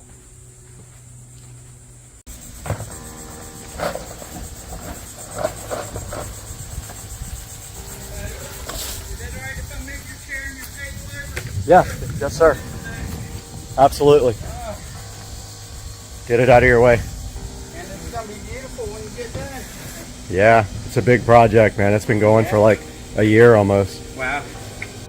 All right, guys, they have spread some of the mulch here. Looks like they're just working their way down. Give you an update once they get a better idea what's going on.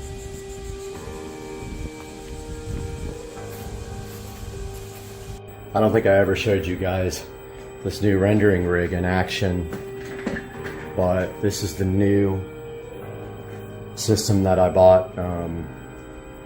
Been about a month now since I got it, maybe a little less, but you can see right here in editing, we've got a pretty long video. It's probably going to take way longer than that because there's a lot of picture-in-picture later in the video, and those take a lot of processing. Right now, it's just rendering full screen video, which goes really fast, but once it hits that picture-in-picture, it's going to slow down tremendously. But as you can see here, our CPU, we got a 12-core Ryzen 9 5900X. We got a 3080, GeForce 3080, and it is maxed out, and the CPU is at 100%. I have it's actually water cooled as well, so the CPU is water cooled. So I've got the water cooler fans on high while it renders, and it is chomping up data right now. And there's a look at the GPU doing its thing. So yeah, it thinks it's got 22 minutes left, but once it hits the picture-in-picture, it's going to be probably an hour. All right, these guys went to lunch. I started putting the mulch on pretty heavy over here. I asked them to give me a little less down here. I don't need it that thick, but you can see how good that looks now with it covering the nasty dirt. This area back here has never really been exposed, but when we put the fence in, we were able to cut all that stuff back. The only thing I'm really concerned about is right here. Just don't want it really thick so it flows over the wood, because right here is just going to be river rock all around this pool area. and it's going to continue all the way over here and keep going until there on the corner, and then everything from that point back will be concrete from that point all the way down the side of the house, so we don't have to worry about mulching that anymore. That should save, it'll pay for itself in a few years. This mulch is not cheap. You're looking at probably $1,000 worth of mulch for the front and the backyard that we have to do, you know, once every at least 2 years, sometimes more than that. Little front yard update too. Totally forgot about that. I did spend about 2 hours this morning here in the middle of my little island here cleaning up those plants which grow out of control. They got pretty beautiful flowers, but they grow like crazy. I removed probably 75% of these plants. I also changed my landscape lighting out. It was AC, so it was 110 volt landscape lighting out here, and it causes nothing but problems when it gets wet. I did convert that to DC, and I have a smart landscape timer on the way for this guy. That's going to replace the old school photocell timer.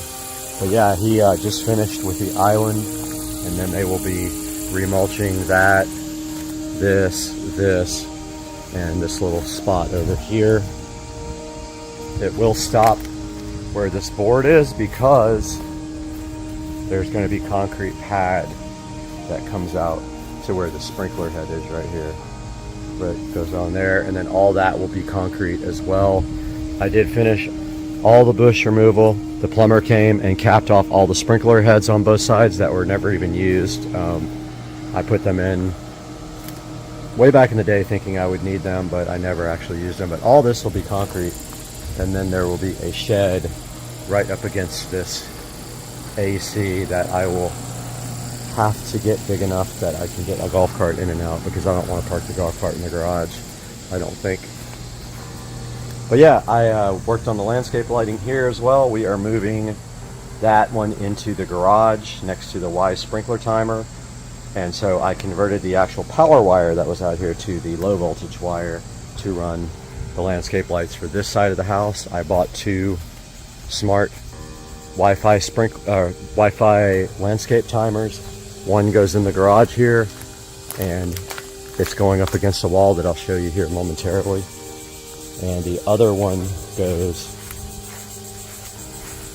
here on this power wall where that old school. This powers the whole side of the house. This side, entire side. The one in the garage will power the other side, and then we have a separate one in the backyard. This morning I spent the entire morning, about a good 3 hours, over here where the old Rainbird was, which is now for sale for 20 bucks.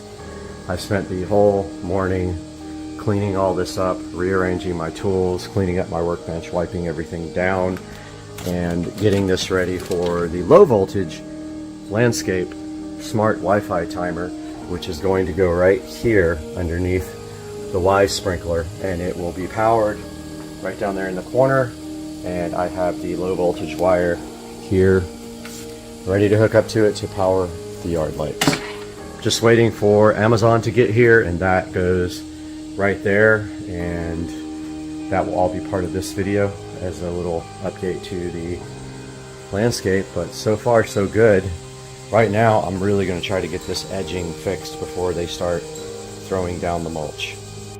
Out here in the garage with a little garage update.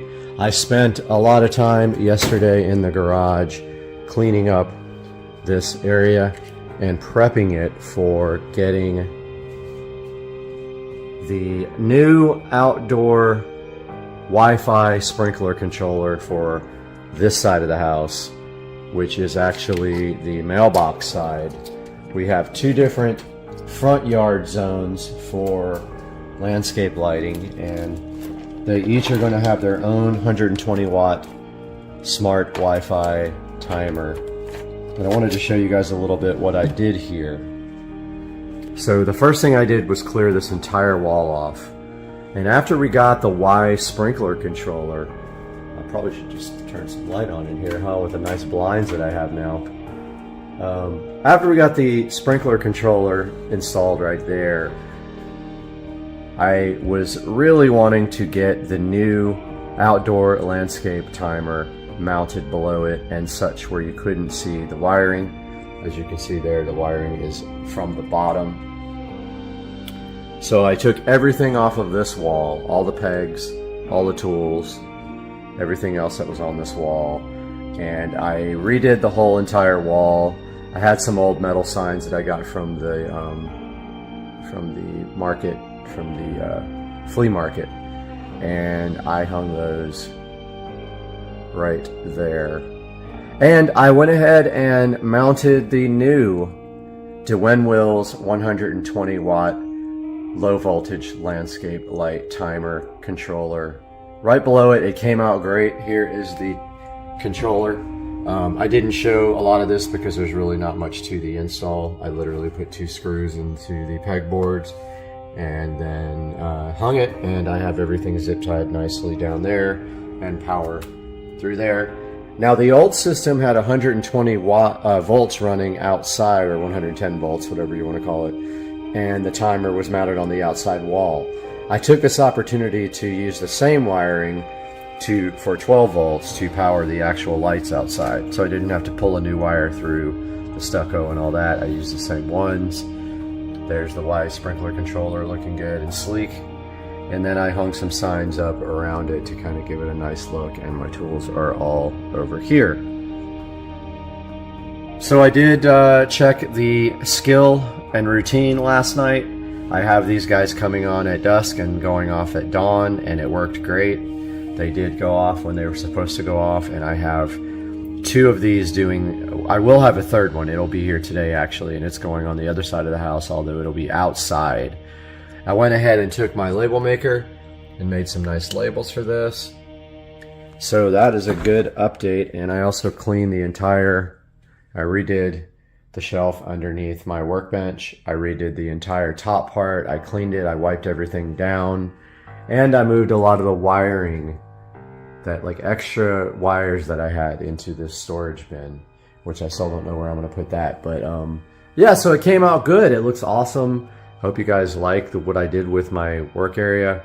I'm a stickler about, you know, wiring and things like that in the presentation, and I think it came out great. Let me know what you guys think. Welcome to the front yard, guys. So all this was remulched. I don't think the backyard used as much as they originally said it was going to use, but they had a lot on their truck, and this hasn't been remulched in a while, so I told them to go ahead and let it happen. So over time, this mulch just blows away. It gets, you know, caught in your lawnmower, etc. So it has to be done.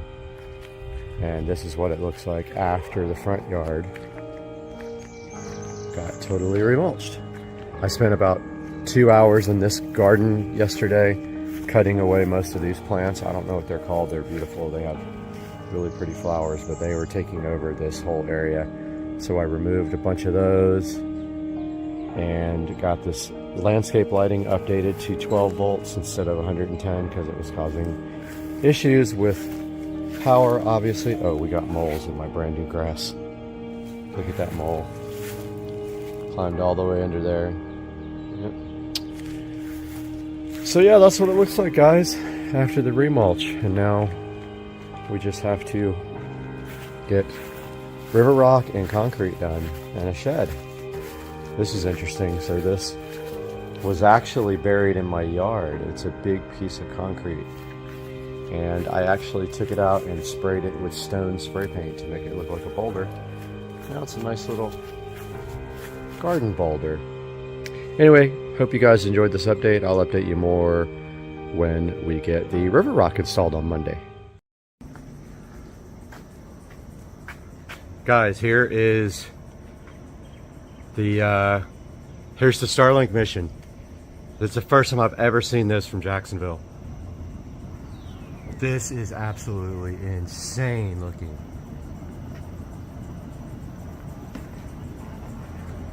Oh, I see stage one. There's stage one coming home. Oh man, it went behind the trees. Do you see it? Oh, this is epic. This looks crazy.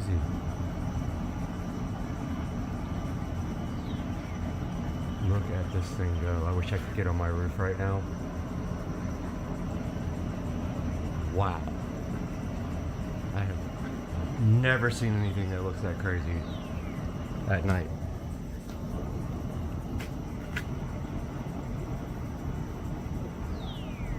Oh man, this is so freaking cool.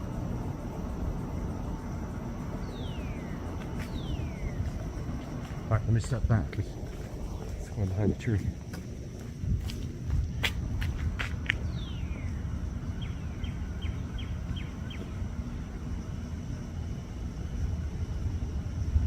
Dude, that is nuts. So, I was on the treadmill watching it live. And I'm thinking there's got to be a way you can see this from my house. I think it's heading kind of downward. We're going to lose it here in a second. Yep, we're going to lose it. That's a bummer. Now I know though that it comes, I mean, you can see, look at the trail. It's just, we couldn't see the landing.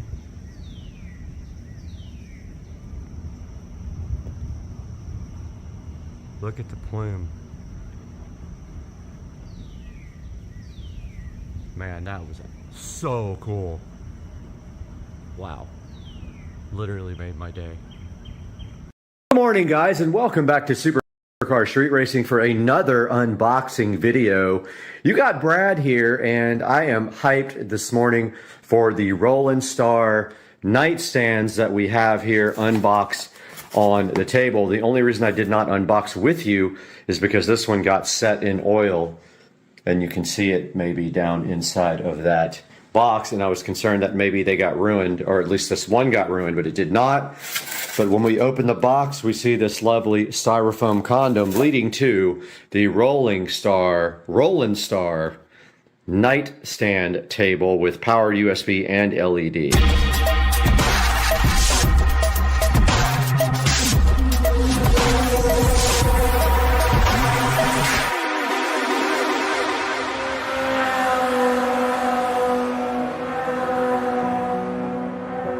Guys, we have the Rollin' Star ED009 EWERR nightstand, and this guy is a powered nightstand with both LED built in and ports on top such as power and charging. We have not seen that yet, but we will get to it soon. And when we open up the box, the lovely box filled with the styrofoam useless condoms, we trash those and get these out of the way. We have the following inside. We have this beautiful IKEA-like documentation here. More styrofoam to get in your way. Actually, I'm grateful for good packing, so I'm not going to get mad at it. But yes, we have this, can't figure out which way is up, but we have this lovely instruction manual here, which we will go through shortly. We have this accessories list here, shows you everything in it. I did read that the instructions on this guy were really good and that it was easy to assemble. It says you need a drill, pencil, Phillips, and a flat edge here. And then it has your instructions for putting together this nightstand, which we will get to here shortly. It does have this power strip thing, so it looks like it has two USB type Bs on it and power. And here is the rest of the accessories and parts that come with the ED009WERR side table, which is going to be loaded onto the hype train here momentarily to be installed. And there is the lovely LED strip on the table. And this is a look what's inside. So we will get all these parts out and laid out for a beautiful video of putting the nightstand together next. Okay, we have all the parts for the lovely nightstand laid out on this wannabe workbench, my brand new Wayfair mattress and bed frame. And what we're gonna do right here, right now, is assemble this right here.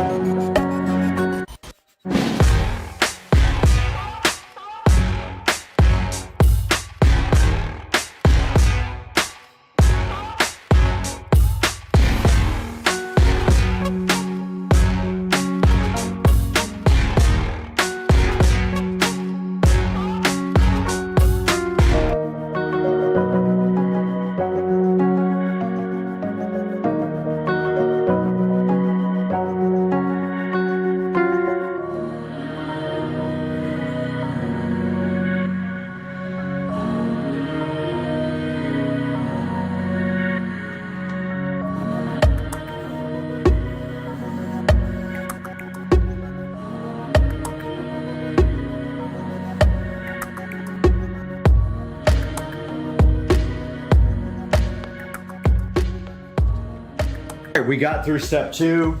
I was a little bit confused about these screws, but it's clearly labeled. That is my fault.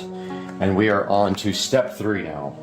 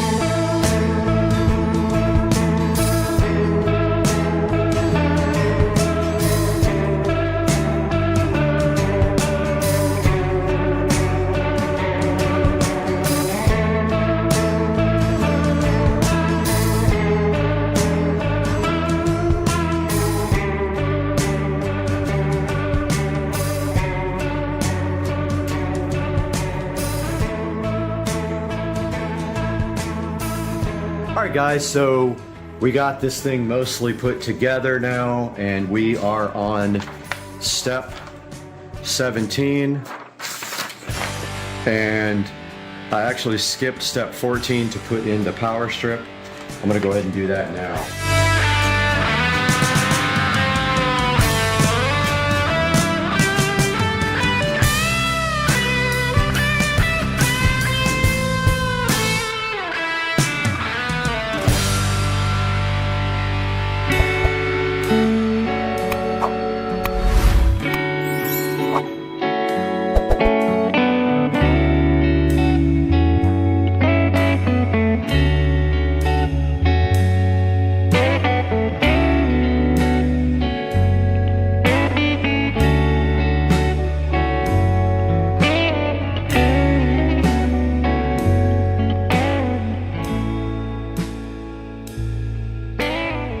Okay, we're going to eventually not power the LED strip here because the wire comes up and connects it. We'll power it down at the bottom.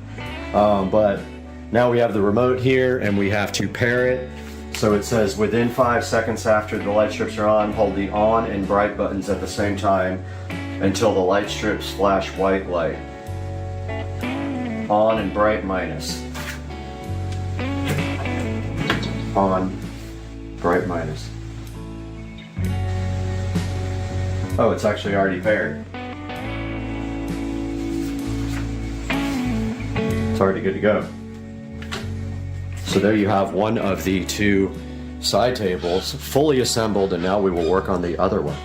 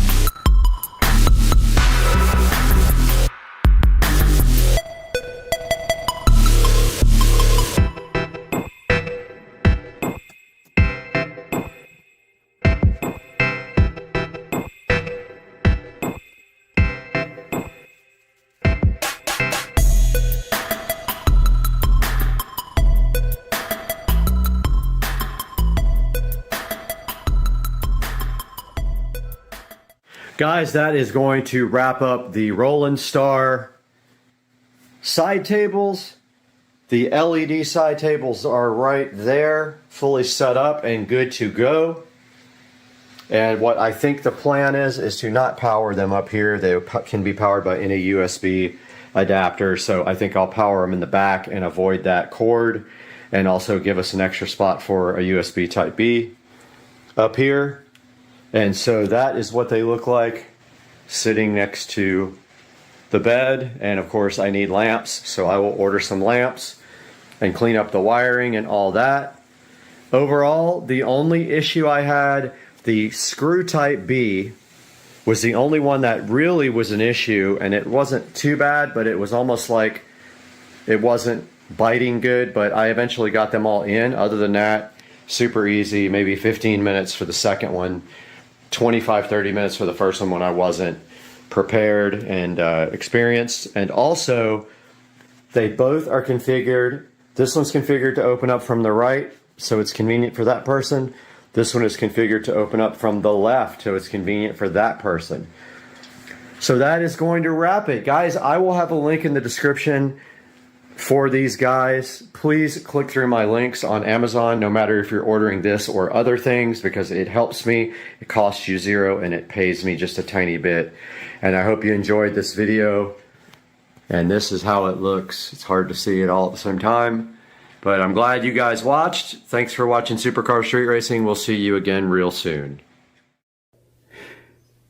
All right, we got this little tiny toothbrush, and we got this tape, and we have this peel satisfaction. Oh no, it didn't actually work right. Oh no! Hey guys, Supercar Street Racing, welcome to the channel. Got a little bit to talk to you tonight about MHD. So, been with MHD for a couple of years now. You guys have been good to me. They have done nothing but positive things for the E93 BMW N55. Don't get it wrong. I know you got an N54. I got an N55. Last year it was made. Even the 335 IS still got the N54. But I got the N55. So N55 actually upgraded motor from the N54. They fixed a lot of the issues with the N54 when they went to the N55. However, the tuner market is more there for the N54, even though you can get good stuff for the N55. Let's talk a little bit about MHD. So there's two ways to flash your car. There is a plug-in unit called the JB4, old school.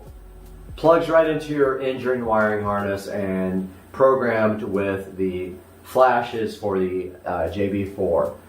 It interfaces through your computer or your stalk. You can actually control maps and things with the stalk on your steering wheel, and that is a plug and play harness application, and it's very popular. And before we had Android flashing devices, you had JB4. Nothing against JB4. However, MHD is an Android flash only application. It uses a cable for DCAN. So DCAN is the BMW OBD2 port. DCAN to USB. USB to your phone or a tablet or a computer, whatever you have, it works. It's just, you buy a cable, plugs in your OBD2 port, USB into your phone, good to go. So what are the differences? So MHD has, just like JB4, off-the-shelf tunes based on your modifications.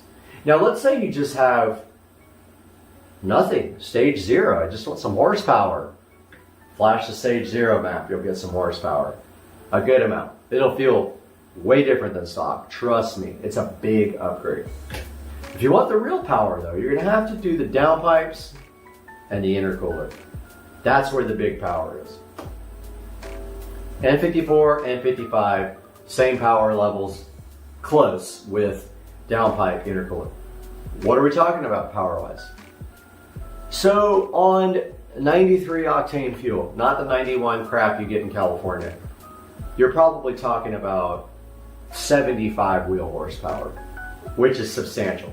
Let's say 100 motor horsepower. Motor makes 320, you make 420.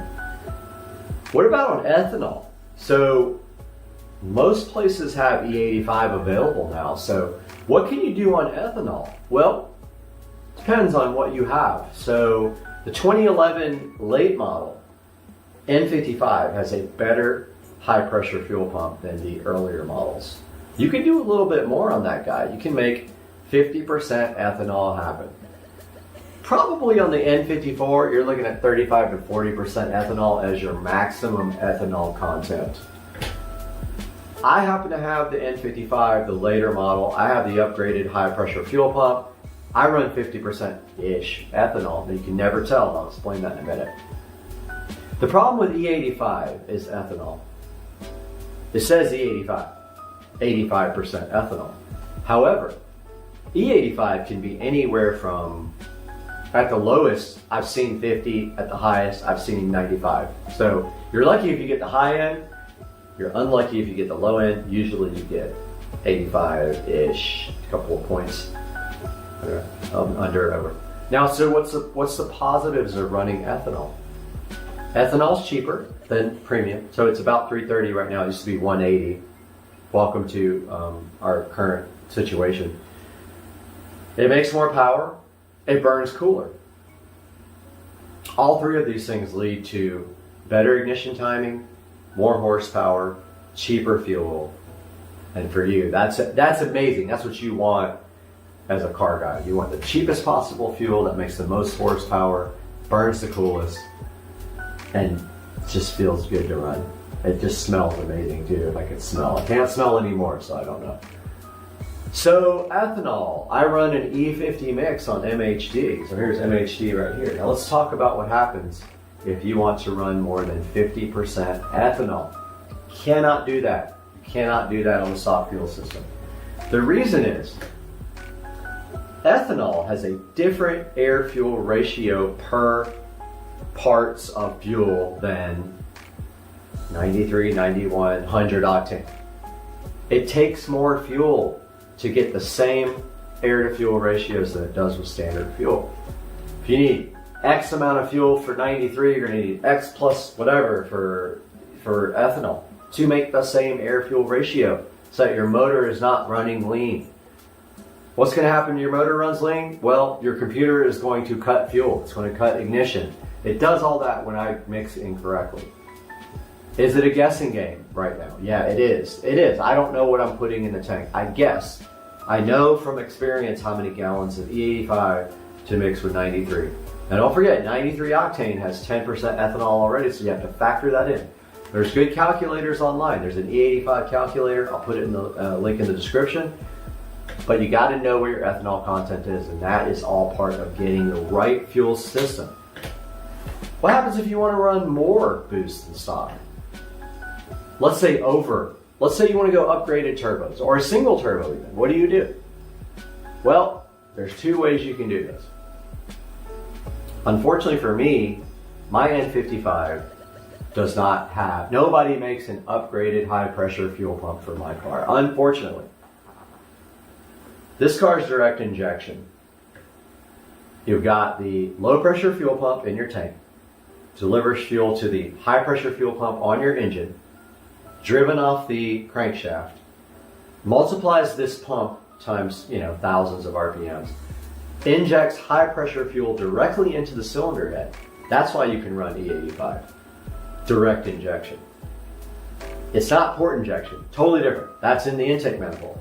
This injects fuel directly into the cylinder head, so there's your difference. Now, let's say I want to run a single turbo or larger, than stock turbo. An N55 technically is a single turbo. Let's say you want to run a big single, like up top or down low, whatever. In that case, you're either going to need you're always going to need a low pressure fuel pump. Your low pressure fuel pump will not be able to handle anything more than stock. Bank on a low pressure fuel pump, E85 certified. Go to Fuel It if you need one. I'll put a link in the description. Fuel It has everything you need. You're going to need a low pressure fuel pump, and you're going to need port injection with injectors, or a low pressure fuel pump and a upgraded high pressure fuel pump. If you're an N54 guy, you're lucky. Those are available. You don't need port injection. But if you want to go port injection, MMP has a very good solution for this. It's on the screen right here. I'll put a link in the description. $580 for the N55. For the N54, same price. S55, same price. And if you always have to have an injector controller for this guy. The injector controller will interface with MHD. And I never mentioned this, MHD can be custom flashed. There are tuners out there, Twisted Tuning. There's tons of them. Do a search, MHD tuning.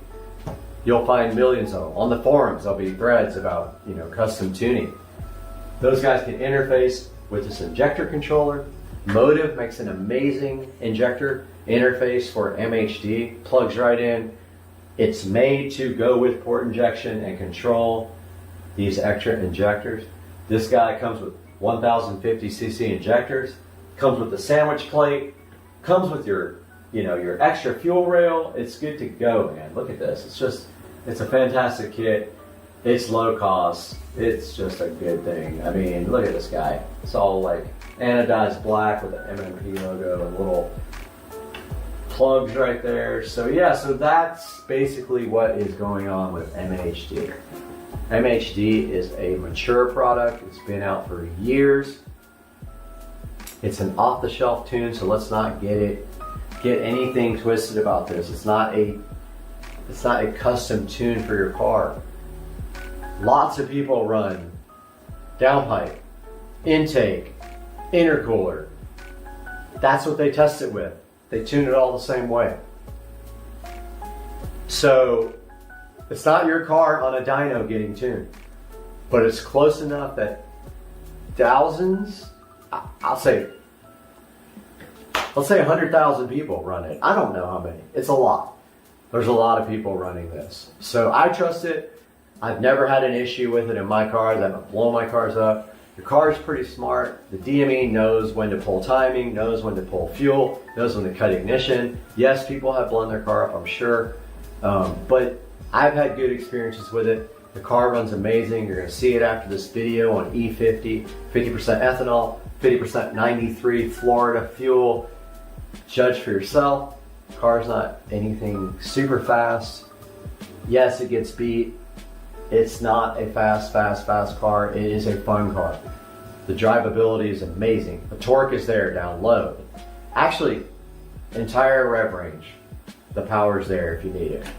So I say check it out. If you have any questions, I hope you guys hit me up and check out this next part because I think you guys are gonna like me tearing up the streets in this thing. All right, hey guys, Supercar Street Racing here again with a probably year later review of MHD.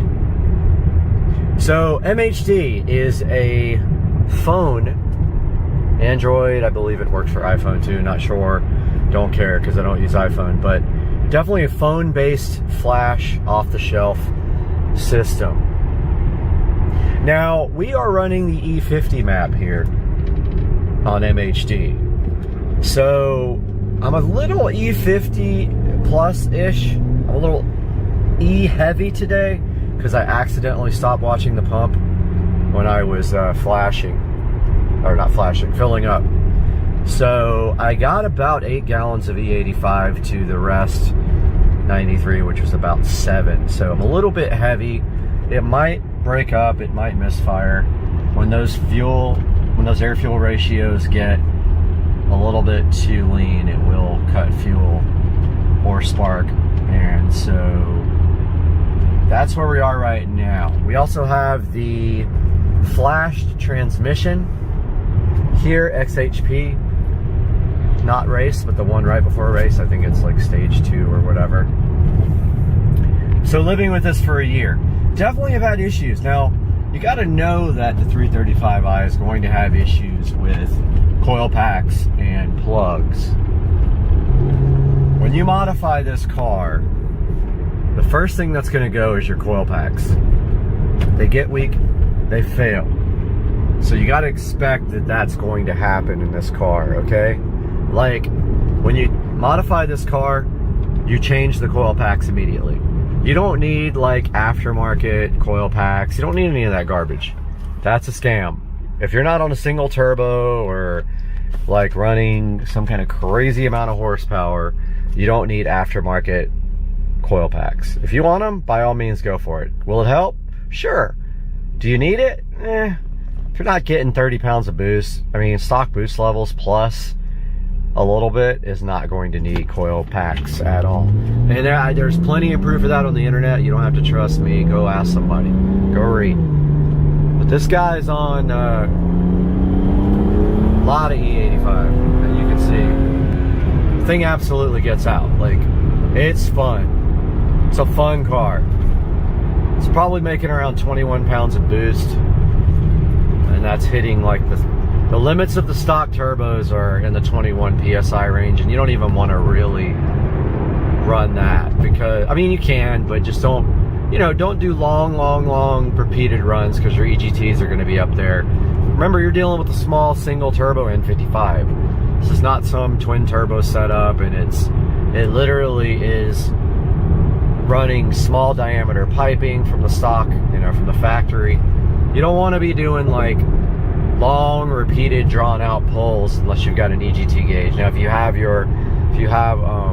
MHD, which I have on this, you know, on this Android, you can monitor everything with the gauges. I mean, I'll see if I can get it to come up, but basically, you know, the longer, the harder you pull on this guy, the more EGTs you are going to generate, because, you know, small turbo is working overtime to make 20 pounds of boost, 21 pounds of boost plus, and eventually that heat's got to go somewhere. So this is my data logging,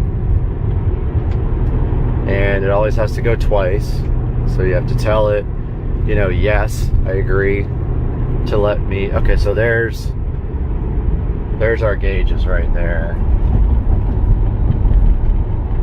If you're looking for a review of MHD, this is it. MHD is amazing. It's an off-the-shelf tune. If you want a custom tune, like, this is not for you. This is an off-the-shelf.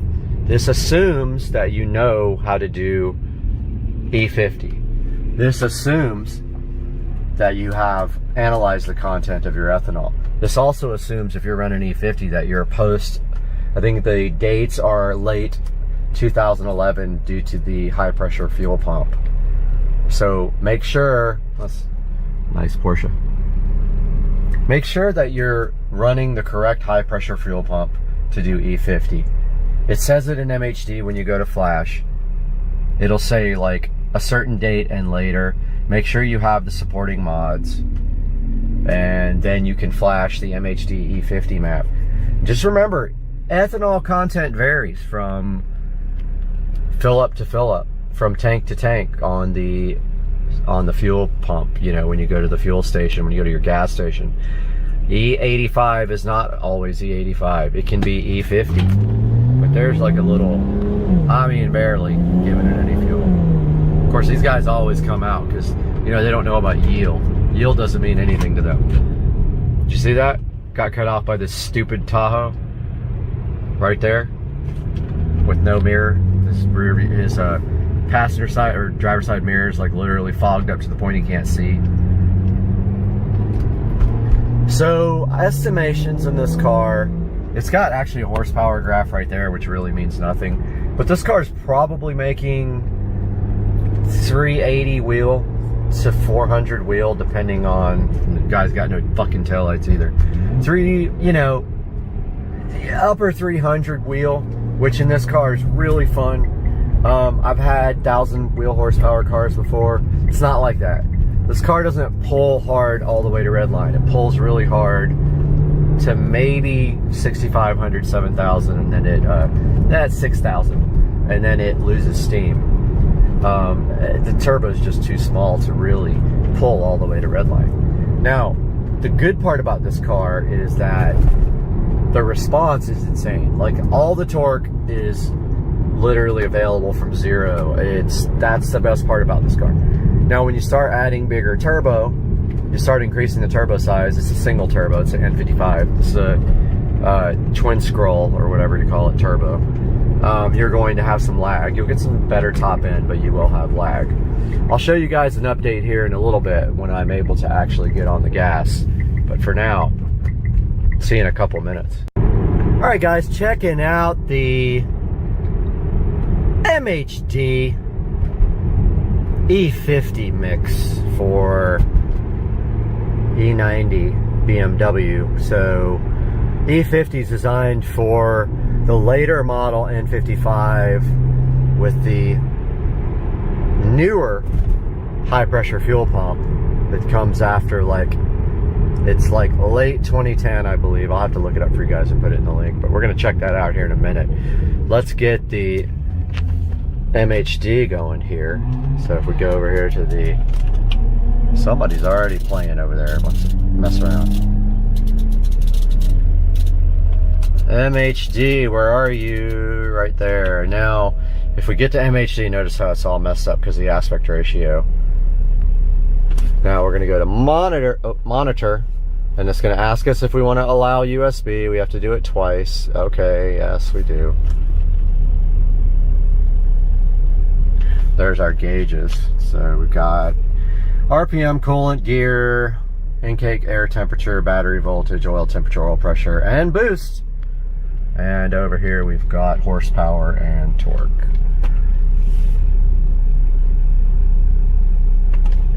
Can't really do much right here, but when we get to like a better place, but here's a good look at like MHD.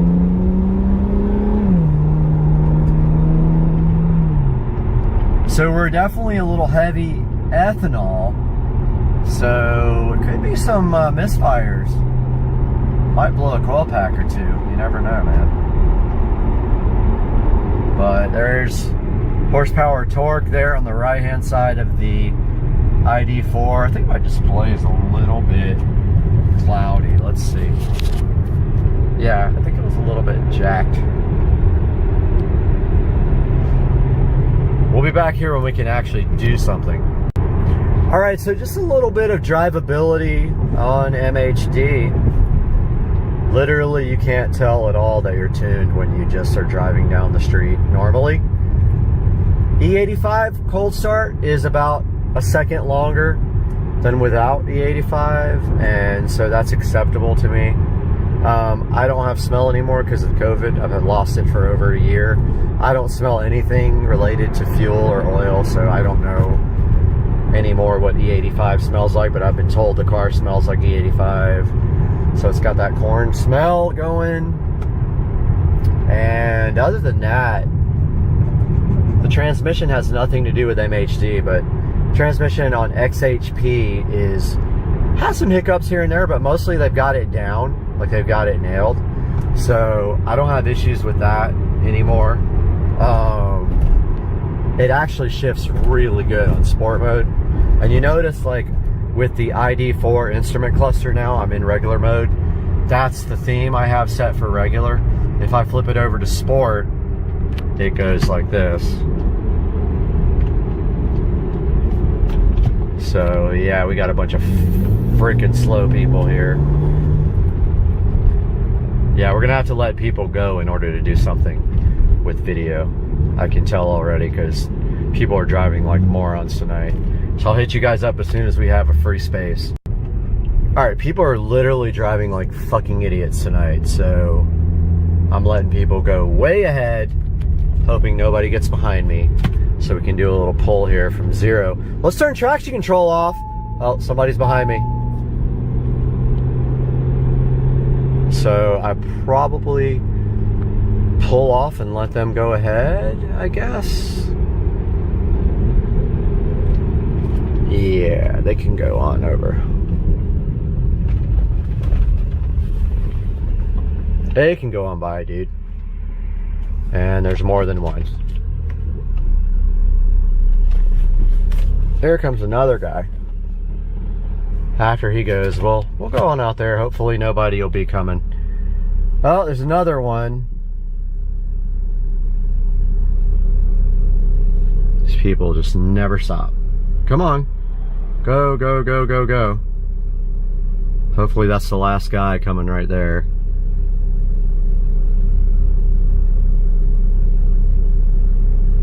Looks like it might be. Alright, let's get out here. Let's stop it from here. Alright, here we go. Here we go. From stop, no traction control. MHD E50.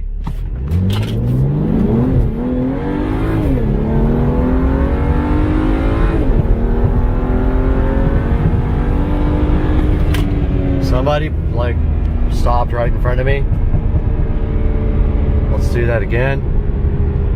There's somebody behind me, so I'm gonna pull off up here and try again here in like 2 seconds. All right, so the car was a little bit cockeyed. The car's running really good though. Like, it feels great. I think they might have turned off. Yep, they did. They turned off. Okay, let's get out here. Here we go. E50, MHD, E85. Here we go. 1, 2, 3, right from scratch. There we go. There's 60, 70, 80, 90, 100. And that's all we can do on this little road. So that's 0 to 100. MHD. E50. Car's running so good, even with a little bit too much ethanol in the mix. Good run, man. Good run. So there you have it. I mean, that was no traction control. Car broke loose at first gear, but this car hooks up freaking awesome with Pilot Sport 4S's. Yes, the car's not anything amazing. It's not like a supercar. It doesn't make 600, 700 horsepower. It makes 450 at the wheel. I mean, at the engine. 425 at the engine. That's plenty. Man, you're gonna get yourself in trouble with anything more. But I just wanted you guys to see how cool E50 is on this car, and it runs great right now. And you saw it. It's not like doing 0 to 60 in like 2 seconds or anything like that. Maybe 4, maybe 4.5. Who knows? But man, this car is fun to drive, and I absolutely love going out on the street and getting people who want to play, because it surprises a lot of people. And yeah, it doesn't beat everybody. That's not the goal. The goal was that when I had my IS300 with my Supra swap and my Supra with, you know, 800 wheel, 900 wheel horsepower, that's when you beat most people and bikes, or, you know, 80% now, because everybody's got 1200 horsepower Lambos and Audis and all that. But man, that was fun, guys. Over 2 years, I think, with MHD, and still a blast. I don't know how much boost we made. It's usually about 20 PSI, and the horsepower readings always go over 400. So I love that. I just love it. It's just so much fun, and I hope you guys get a 335i, and I hope you tune it, and I hope you hit me up in the comments and ask me questions and want to know how to do it. I'll be glad to help you. MHD 335i. Later, Gator. We got the peel set, we got the garage door keypad, we got the sham board, and we got the garage door keypad, and we got the peel. Let's go with the peel set. That peel set's actually so good with the sham board and the garage door opener on them. Now, when this thing actually starts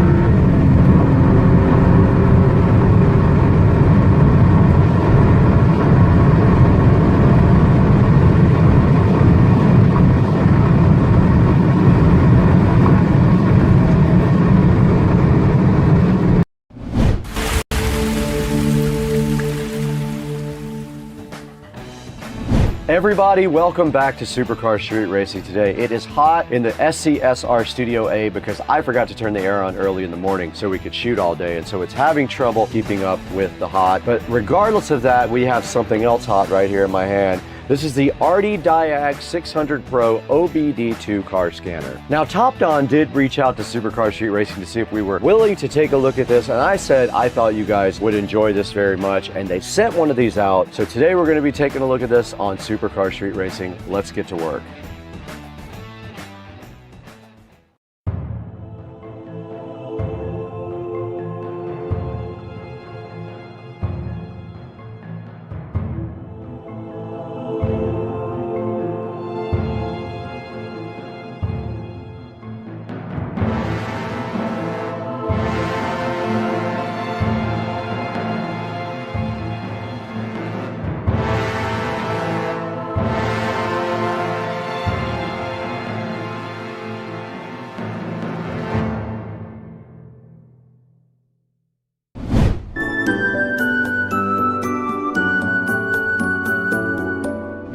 We're back in the hot but beautiful Supercar Street Racing Studio A today. One of my favorite places to be if it's not hot. It's probably about 75 to 76 degrees in here because I failed to turn on that air conditioner early enough for it to keep up. And it is very hot. If you reach up here, you can feel the heat coming directly out of the ceiling. But what else is hot is also this RD Diag from Top Don. The 600 Pro they sent out to us just to work with you guys on and show you how this works. So what we're going to do today, our plan is we're going to unbox this thing first. We're going to take a look at this guy and see what's inside the box. We're going to walk directly across the street over to Rich's house also, and we are going to hook this up to his truck and see what this thing can do. Thank you so much for 200,000 subscribers. It's amazing. It took a while to get there, but I am so happy with the progress of the channel, all because of you guys. You made it possible for us. Thank you so much. Now, this RD Diag 600 Pro is the upgraded version of the last model. It does use Android operating system. If you were wondering, most of these do use an Android operating system. Now, this RD Diag is able to analyze a lot of the different systems in the car, like the engine, transmission, sensors, and things like that, and report back to you what kind of condition those are in. This guy will give you detailed fault codes and descriptions so you understand exactly what you're working with. It also does maintenance functions like your battery. It does things like ABS, things like oil, throttle, and injector coating as well. And also cool things like TPMS reset should be able to be done by the RD Diag Pro. Now, this guy also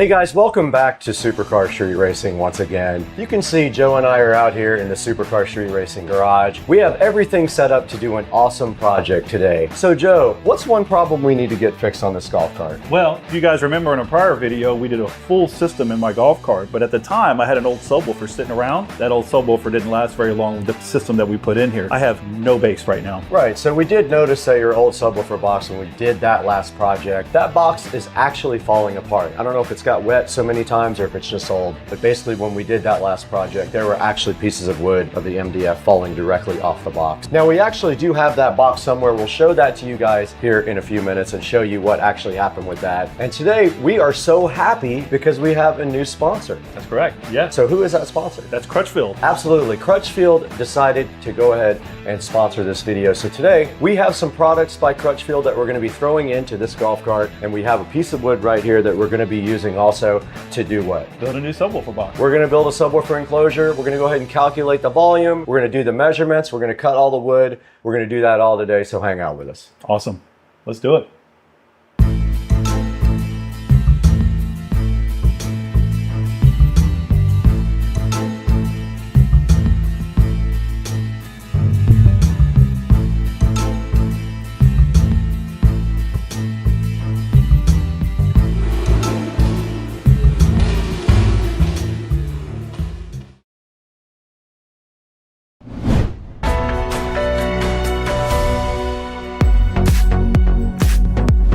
Joe, we're back in the Supercar Street Racing garage again. It seems like we're in here all the time. And today we have a cool project. We have to get the base on this cart redone because basically the woofer blew up and the box was falling apart, right? That's correct, yep. So what's our plan today? What are we actually gonna do? So as you mentioned, we got this great sponsor by Crutchfield. Right. They've provided us some really awesome products, including a very nice subwoofer. So in this particular situation, although Crutchfield has an enormous amount of subwoofer boxes in very different sizes. For us, we are doing a very unique situation because we're putting it in a golf cart and we need to maximize the space that we have inside there to put a 12-inch subwoofer. So it's going to be very unique. So they supplied us with all the stuff that we need to do a DIY project ourselves. They did. So inside the house, we'll show you guys this in a few minutes. We have a brand new kicker comp subwoofer. It's a dual voice coil, 4 ohm per voice coil. So what we're going to do is we're going to parallel those voice coils, and that's going to be a 2-in load on the amp that's inside of the golf cart right there. We'll show you that a little bit also later. We also have some carpet, so we're going to try custom carpeting your brand new enclosure. Yep. And then we also have a square speaker terminal thing. So that goes on the side of the box and connects to the woofer voice coils, and that's how we will supply power to your subwoofer. Absolutely. So all that's inside, but for right now, we also want to take a look at the old subwoofer. Can you go ahead and pull that out? Let's pull it out. So I've already disconnected it. And if you can, flip that seat down, Brad. Right. And let's take a look at this thing. I found this subwoofer a long time ago on the side of the road, and it was in decent shape, but over the years sitting in the garage, it's just been weathered too much. And we did a quick carpeting job on it, but one of the things is that the carpet is completely falling off. And that's really stemming from the box falling apart. As you can see, all the particles on the side of it. Wood's coming off. Yep. And that happens, right? So this was a quick job at the time, but we knew we needed to upgrade. So on top of that, as a 10-inch subwoofer that was in here, I think this was made by Boston Acoustic. It was. It was. And as you can see, the dust coil, I think that's what they call that, is falling off of it. Dust cap, yeah. Yep, and then I think it's also got some other issues with it. So obviously it's time. We needed an upgrade. The 10-inch subwoofer for this cart sounded good, but I wanted some more bass. I wanted to be deeper bass, so we went with a 12-inch for this particular project. Out with the old, and then we'll start putting in the new. We're not going to do ported. We're going to do a sealed enclosure. Sealed enclosures hit tighter. They don't go as deep low as far as low frequencies go, but they are tighter bass. And we're not going to bother with the port or anything like that this time. We also have some polyfill to throw inside of the box, and polyfill helps the box seem like a bigger box to the woofer that is mounted into it. Yep. Now also, we're going to have to mimic this enclosure style because we want it to fit just like the old one. But at the same time, we do have a 12-inch woofer that we're going to be putting in here. This is a 10. So we're going to have to figure out if we have enough width to actually hold the 12. And also, we probably want to make it as big as possible because the 12-inch woofer needs a certain amount of airspace. And I believe it was anywhere from 0.75 cubic feet to 1.5 per driver. So we're going to try to get as close to that as we can. And if we can't, we'll have to deal with what we have. We have a limited amount of space down here, as we will show you guys here in a few minutes. And one last thing, whoever built this box at the time, they used an old style of just cutting a hole in the back and then sticking the speaker wire out of there. So that's letting air out, right? We don't want that. So that's why Crutchfield was nice enough to send us over a new speaker connector, which is going to be a nice connection, perfectly sealed. It's going to be great. And also you can see as we're working on it, you guys can't quite see this, but literally the box is all over the back of the golf cart now because it is literally disintegrating as we look at it. So what's our next step? Should we show them all the brand new stuff we got from Crutchfield? Absolutely. All right, why don't you grab this old disintegrating box and let's get out of here. I got a plan for this old box too.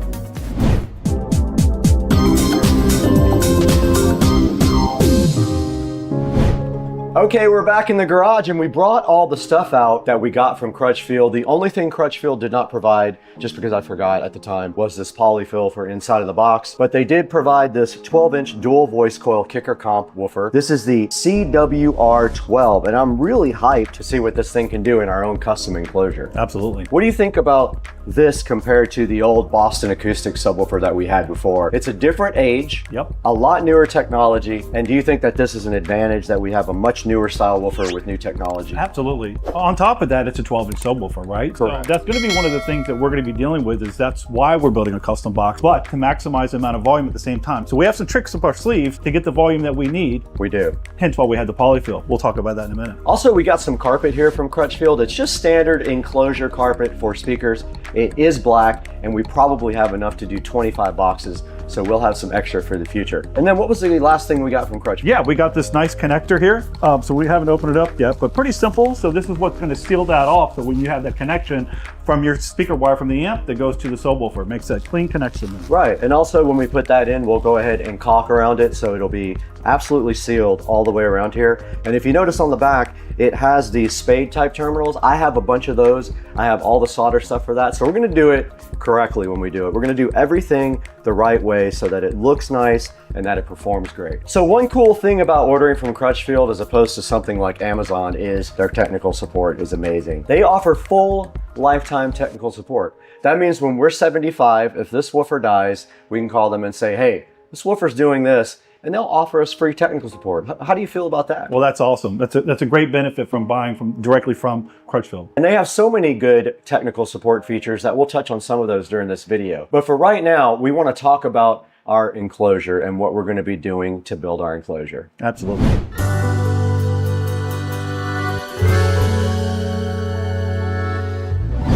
All right, so one of the things that we have to go over is how we're going to build this box, right? So I went out and got ourselves a nice big old piece of 3/4 MDF for us, right? MDF is the preferred wood that most people use when they build a box. It's really good, it's strong, and it holds up, and it makes a great sound at the same time. Absolutely. They recommend not using plywood or anything like that because of the sound qualities of the plywood. You can see we have some MDF over here, and basically all MDF is it's like shavings of wood that are pressed together and glued together. Absolutely. So when they cut other wood, they take that, they press it together, they glue it, and that makes this big, huge sheet of MDF right here. Now, how much was that sheet? Yeah, I paid about 50 bucks for it, so wood prices are a little up, but not too bad. Okay, cool. Yep. So we have this right here. Now, what are we gonna do in order to go ahead and measure? Where are we starting? What is our starting point for building? Yeah, so the first thing that we wanna do is we obviously wanna get down here, take some really good measurements. We want this thing to fit in there really snug, maximize the space because we have a big subwoofer going in, but at the same time, what we don't want is a big bulky box sticking out. So we're really gonna get down and take some serious measurements and make sure this box is perfect. Right, that sounds good. And then once we measure everything, how are we going to go ahead and mark that out and cut it on the actual wood? So we have a couple sawhorses that we have set up outside. So we're going to get the MDF set up out there. We're going to take our measurements, and then we're going to go out there, take a pencil, we're going to lay it out, cut to the size that we need. From there, we're going to obviously start to assemble it. Okay. Part of that assembly is making sure that everything fits up correctly, screwing it together while using wood glue to make sure that we got a good bond so it stays together nice. After that, we're going to need to caulk it to make sure that we're sealing up every opportunity that we have so air doesn't escape. So we have a couple of tubes of caulk in there that I found in the shed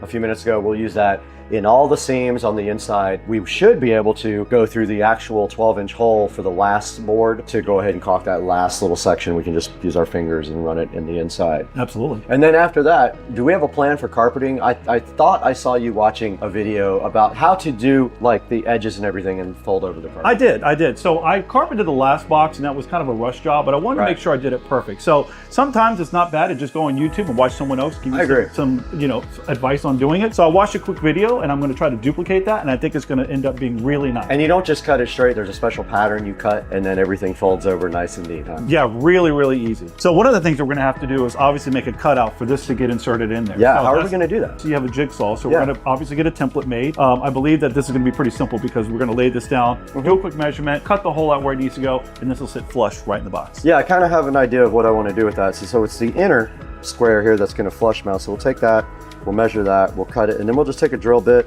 put a drill hole there, and we'll jigsaw this out nice and neat. That'll sit nice and flush. It'll look great on top of the carpet, and the carpet will seal off any of the airflow, so we don't really have to do any caulking on the inside. I don't believe so. Nope. So that sounds like our plan for actually building the box, but first, we got to get a bunch of measurements done. We do. Let's get down here and take a look at what we have and get some measurements done on this cart. Let's do it.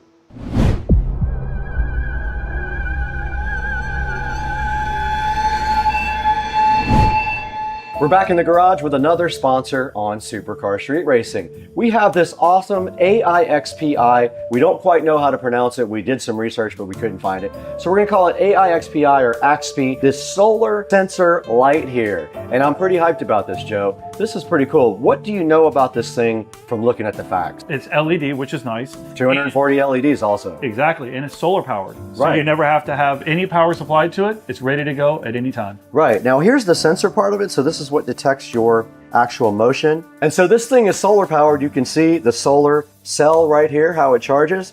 There's the connector that you mount this with. They give you another little bracket here. So basically what you do is you mount that to your house or your gutters or whatever. Then this thing just simply slides right there. Yep. All right, so this thing is not fully charged. Admittedly, it's been sitting in the kitchen, but you can see when I turn it on, it flashes. It's pretty bright, even very bright. Completely dead. So thank you AIXPI for this awesome solar security light. 3,000 lumens is pretty bright, and it's just got a tiny little lithium-ion battery sitting inside this little box right here. Now let's get back to the video and see what's going on at Supercar Street Racing.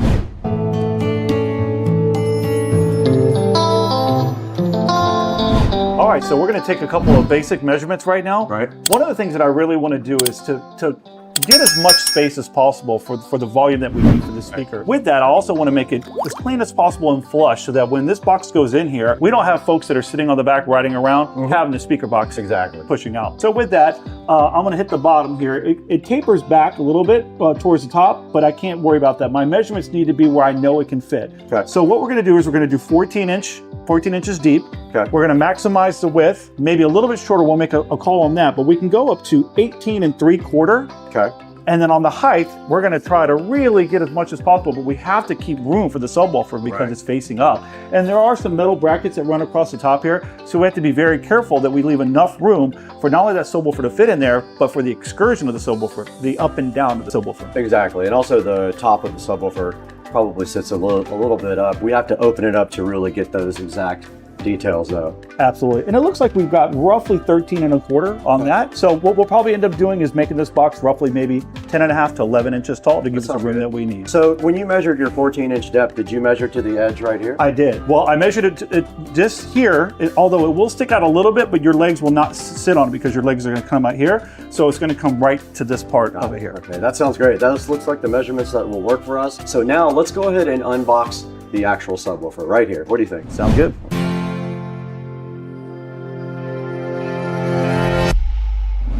All right, so we're gonna go ahead and pull this subwoofer out, get a couple of basic measurements on here. The biggest thing that we're worried about right now is the height of where it's gonna sit above the box that we build itself to make sure that we have room for the subwoofer to sit on top and to have the room for it to move up and down. So let's take a look at it.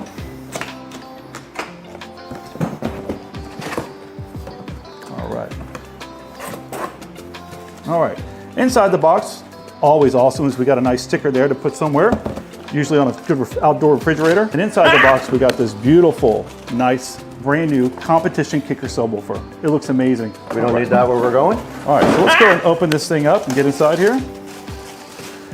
All right, I will say, just from the looks alone, this is a beautiful looking subwoofer. The first thing I noticed is that the outside is very strong and it's got this really strong red stitching inside. It's a really great looking subwoofer here. So this is a competition speaker, and although I'm not going to be entering any competitions with this, it's going to drive really good solid bass. So I don't have to turn it up too loud to drown it out. It's going to have really good deep tones in it. On the back, we got a really nice large magnet on the back, and then we have great connections right here. It's a 4 ohm dual voice coil, so there's 2 connections on both sides, positive and negative. One of the great things about this speaker already is the easy setup for putting the speaker wires in there. It's a push connection, so you push this open, slide your speaker wire right in there, let off, and it puts the nice connection. And now we're going to pass this over to Brad to give you some more technical aspects of this great subwoofer.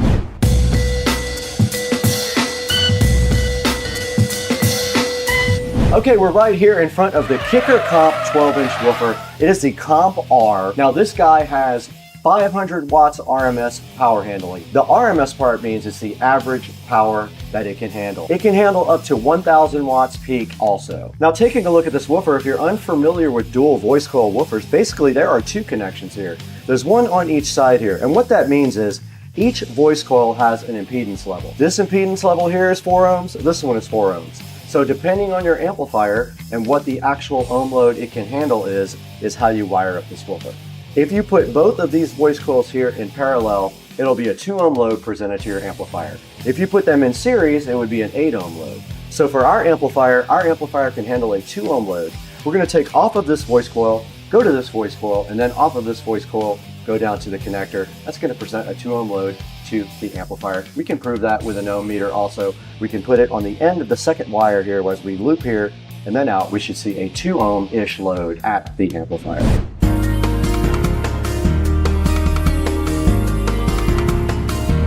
All right, so here we are on to our next step. We took some really good measurements, and one of the things that we were most concerned with was the height of the actual subwoofer because it's going to be facing up. So with that, we had roughly 13 1/4 to play with, so we're going to reduce our height down to about 12 inches. That gets us about 1.5 inches, 1 3/4 of play to make sure that we have enough room for the top of that subwoofer to not only sit in there, but to have room for it to go up and down. All right, so one of the most important measurements for us was to make sure that we had enough room for the subwoofer to sit in there. So we roughly have about 13 1/4 inches of height that we can play with. We're going to reduce that down to about 12 inches. That's going to be more than enough room for that subwoofer to sit on the top and have room for it to go up and down. So what we're going to do is take a few minutes here to kind of outline the box itself. So there's gonna be quite a few cuts. One of the things that we don't have at our leisure is a nice big table saw. So we're gonna be doing this by hand. So to make sure that we get as best cuts as possible, I have this straight edge here that we're gonna use to clamp down to make sure that when we're running our skill saw, that we get a nice clean cut. So we're gonna take a few minutes right now to take these measurements, transpose them onto our MDF and start outlining all the cuts that we need to get done. And then from there, we can start to assemble the box. So we took a couple minutes to make sure that the measurements were correct, and we went ahead and wrote them down just so that you guys can understand what we're doing. So the first thing is that we got to put a top and a bottom and 4 sides. So for the top, we know that we needed 18.5 inches in width, and we had 14 inches of depth to put it towards the back of the golf cart. So with that, we just times that times 2. So our tops are going to be 18.5 inches by 14 inches. Easy cuts for those. Now we need to do the 4 sides. Our 4 sides are not equal because the front and the back are going to be 18.5 inches, which will match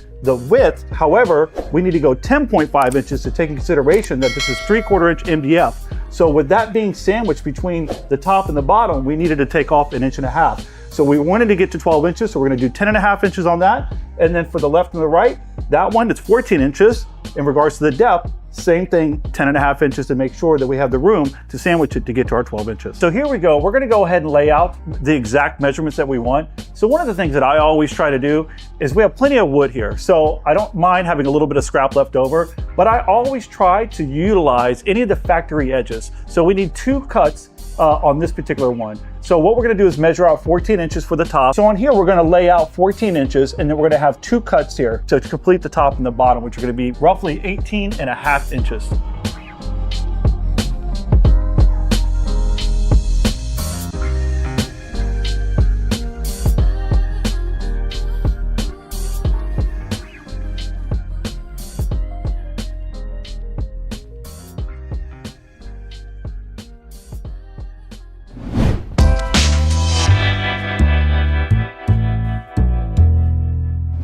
All right, so here we are. We're gonna take the time to cut this out. We got a little break in the weather, so we're gonna make this pretty fast. Like I said, we had already laid out all of our measurements. So from here, we're just gonna make our quick cuts, get back inside as quick as possible. So again, we don't have a table saw. So to try to get this to be as even as possible, I'm gonna take this straight edge here. We're gonna clamp it down so that we can bump our skill saw right up against it and make a quick, so we can make a quick cut, and hopefully it's nice and straight.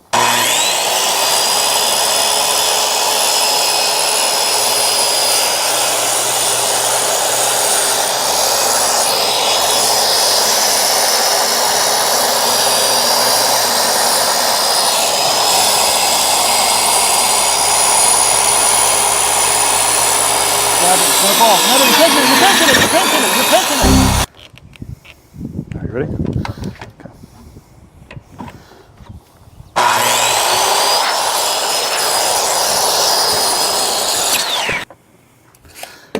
And for the sake of time, I'm turning and burning here, all right? You ready?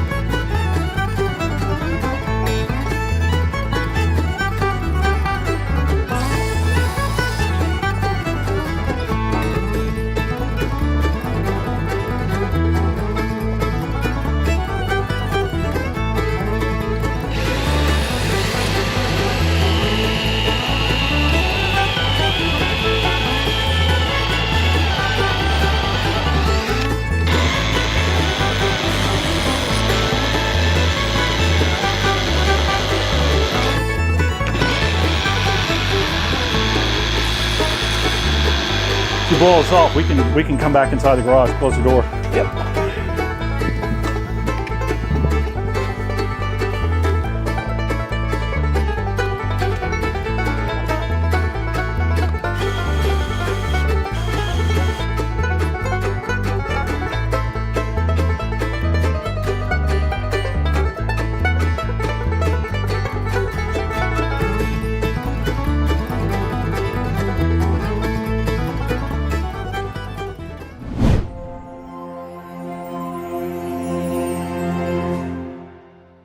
Guys, I am so happy to announce Crutchfield as an official sponsor for Supercar Street Racing, and today I want to talk to you a little bit about what makes them special. Now, one of the biggest things about Crutchfield is obviously their technical support. You have free lifetime technical support on everything. You get a 60-day price drop protection at Crutchfield. 60-day returns is also awesome. They offer that. They have all kinds of information on their website, like DIY articles and videos, a huge car stereo database. They can figure out what fits your car. They also offer free custom vehicle instructions, car-specific installation packages, research, wiring, and things like that. They've been doing it since 1974. Check out Crutchfield. I will have a link in the description. Buy what you need from them and support the channel, and let them know Supercar Street Racing sent you.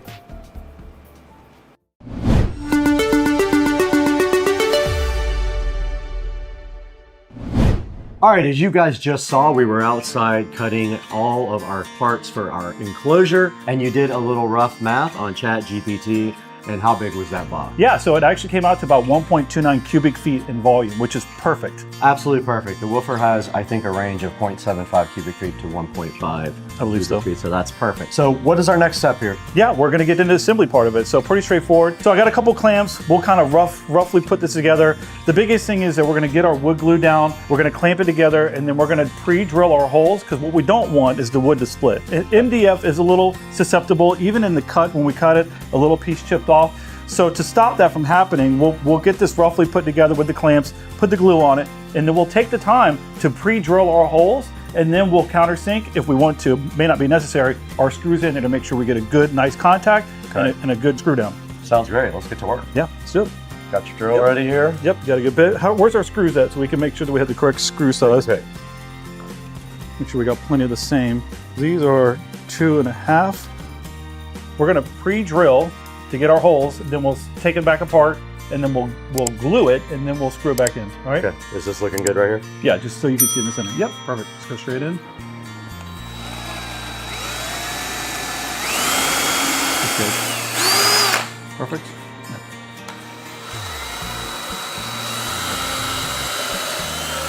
Perfect.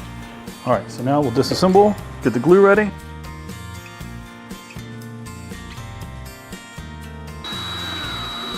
I'm wondering if we should have countersunk them, but I guess it doesn't matter.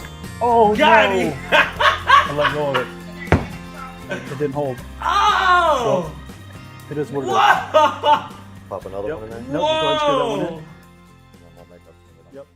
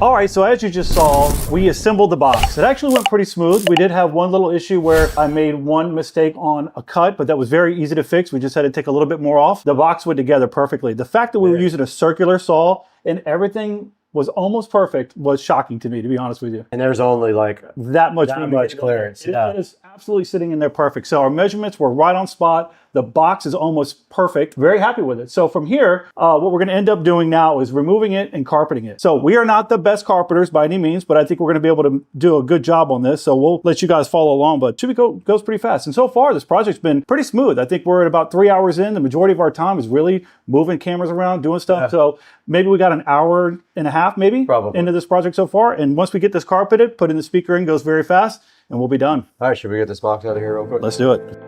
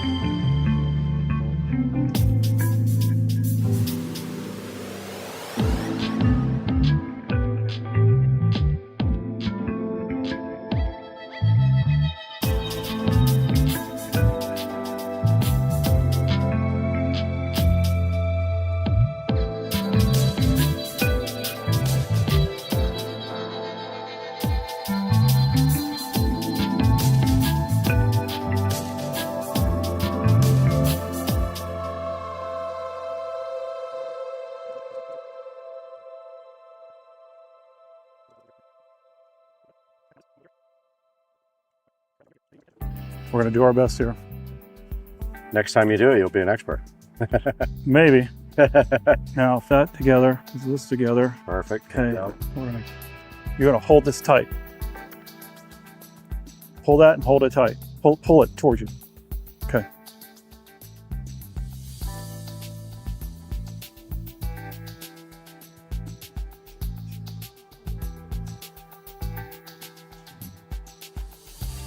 That's sick. Should peel off, right? And then that flaps down and you're done. Drape it over it, pull it hard again. It's actually not bad. That's not bad. All right, flip it over.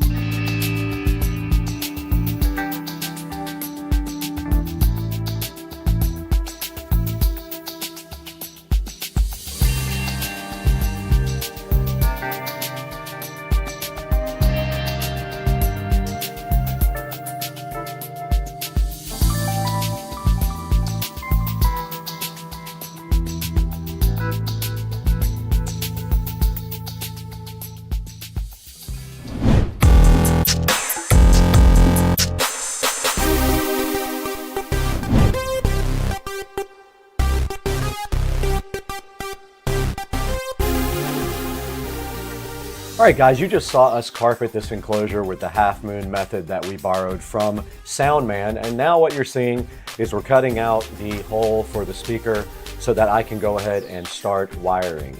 Now, this wiring is going to involve going from voice coil to voice coil, first of all, to make this woofer in a 4 ohm to 4 ohm parallel load will be 2 ohms at the speaker connector. And then also what you're seeing is me crimping these connectors on and then using my heat gun to go ahead and heat shrink the end of the connectors onto the wire. So all that's happening right now, let's take a look at it.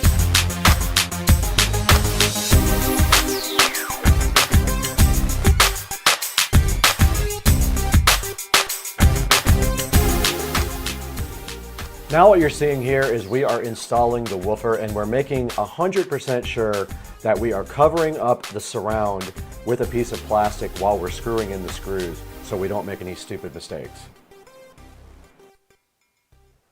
All right, we're back and we did install the subwoofer enclosure and we've been adjusting the amplifier a little bit, the gains on the amplifier just to compensate for a different subwoofer that might be a little bit more sensitive or less sensitive than the other one.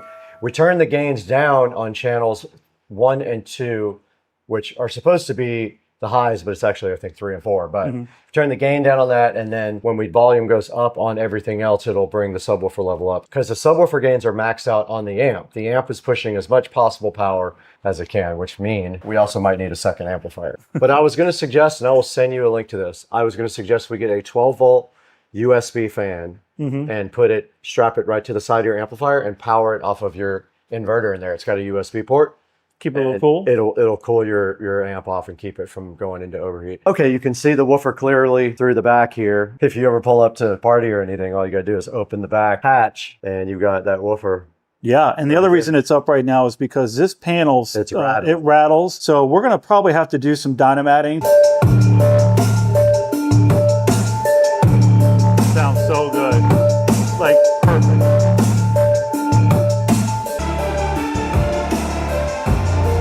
Sounds really, really good. It is. That was a lot of power it was pushing for that.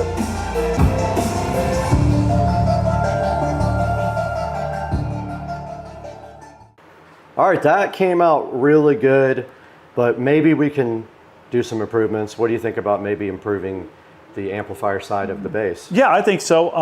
I think that the current amp is working, but this 12-inch subwoofer can handle a whole lot more power, and certainly with the battery that we have in this thing, it can take a bigger amp. So it might be a good idea to go on Crutchfield again, look around, see what makes sense, and beef it up a little bit. Sounds good to me. I'll get in touch with Crutchfield tomorrow. Meanwhile, let's wrap it up from in here and throw it back to literally us. Yeah.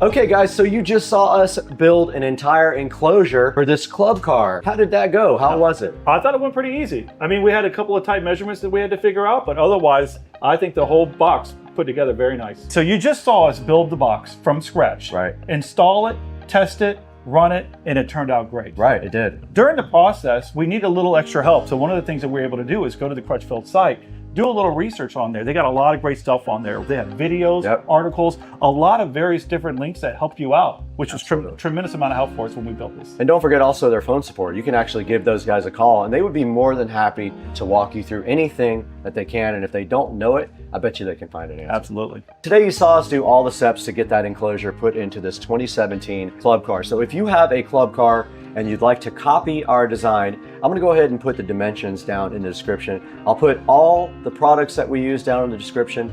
Go ahead and click our affiliate links because that helps us out tremendously. Crutchfield wants you guys to use these links so they can see if you guys are engaged in watching supercar street racing. All right, well, we're all wrapped up here. I just want to say thank you to everyone, including our sponsor today, to give us this awesome subwoofer that we put in, and to the 150,000 subscribers that you have obviously built up over a lot of work and a lot of time. So thank you all for subscribing. Right. If you haven't, like and subscribe. It's a super big help for us. It is, and if you're just here, if you found the video somehow and you're not a subscriber, it does help a lot if you'll hit that subscribe button. Leave us a comment too. We're really interested in what you guys are doing on your club car. And if you do this same project, we want to know about it, and I want some video of it. I'll put it on my channel and feature it for everybody. Love it. Because we really hope that you guys like our design and you copy it. Yeah, and you know what? We want to hear from you so that we know if we made some mistakes, we don't mind it, you know? Absolutely. Part of the learning process is making mistakes, and we're fine with that. We kind of learn everything on the fly sometimes, especially like with this carpet job. That is an on-the-fly thing. That was the first time that we've ever tried that. Correct. All right, guys, we got to get out of here. We got to go to lunch because we're starving. Let's go. Let's go.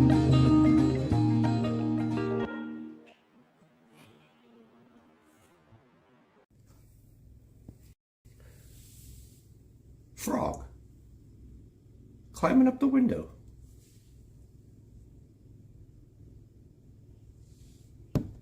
Oh, bye-bye, frog. Didn't mean to scare you to death.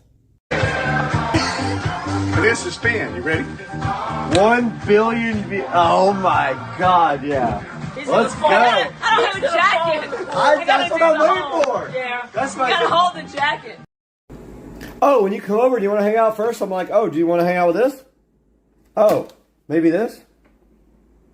Oh, maybe you want to hang out with this guy. Let's hang.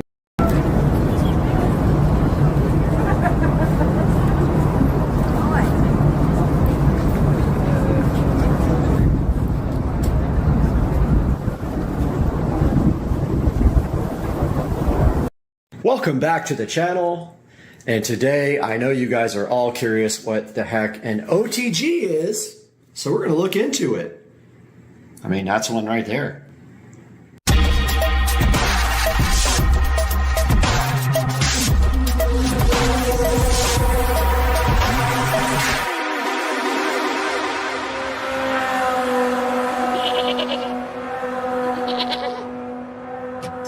Hey guys, welcome back to Supercar Street Racing, and you have Brad here, and this is the blue, and we have the appropriate blue light here to celebrate the blue USB-C to USB OTG adapter here. And that is a OTG adapter because it is called a USB on-the-go adapter.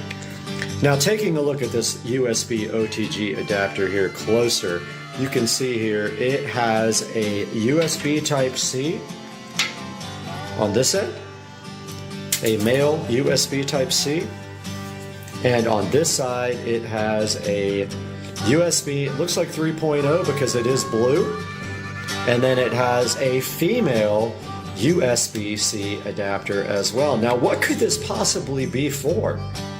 Well, we're going to take a look at that right now. Guys, here we are in the Supercar Street Racing kitchen, and we are going to be trying to figure out what the heck this guy actually is used for. And so we are in front of a charger, and now we are taking this guy right here and we are plugging it into the device that we are actually using right now. And I am telling you guys now that it is plugged in. And I am taking this USB-C charger, and now the USB OTG adapter is glowing blue. You can't see it because we're on the phone, and you cannot see that I am plugging in this charger to the end of the USB OTG adapter, and I'm going to tell you guys what happens. Okay, so on the screen, the charge indicator just went on. That is wonderful. So now the phone is connected to the USB on-the-go adapter. OTG means on the go. And it is glowing blue and it is charging the phone. Now let's go take a look at what happens next. Guys, in front of me right here, right now, we have the Kingston HyperX Quadcast microphone, which has a USB Type-C connector right here on the back. If you see through here, right there, USB Type-C connector right on it. I don't know why my focus isn't working properly. We have USB Type-C cables here, so USB Type-C on both ends, and we have USB-B to USB-C here. Let me get these open and we'll show you why. We now have one USB-C cable open, one USB-B to C cable open, and we are going to take this USB Type-C cable, plug one end of it into this super fast charger. This is a 10-foot long cable. Now we are plugging the other end into the USB on-the-go adapter, which you cannot see because it is connected to this phone. Let me get that plugged in now. Sorry for the craziness. I'll stop down and do that. Okay, we have the USB-C plugged into the on-the-go adapter, which is then plugged into the phone that we're on now, so we obviously can't show it. But now, what is this guy for? So this also plugs into the phone USB on-the-go adapter that is connected to the phone, but this end actually plugs in to the microphone here, or any USB-C device right there, which I cannot do with one hand most likely, so let me do that now. Okay, we've got our USB Type-B plugged in, or Type-C rather, plugged into the Kingston HyperX. Now the other end goes into the USB on-the-go adapter. Let's see what happens when I plug it in.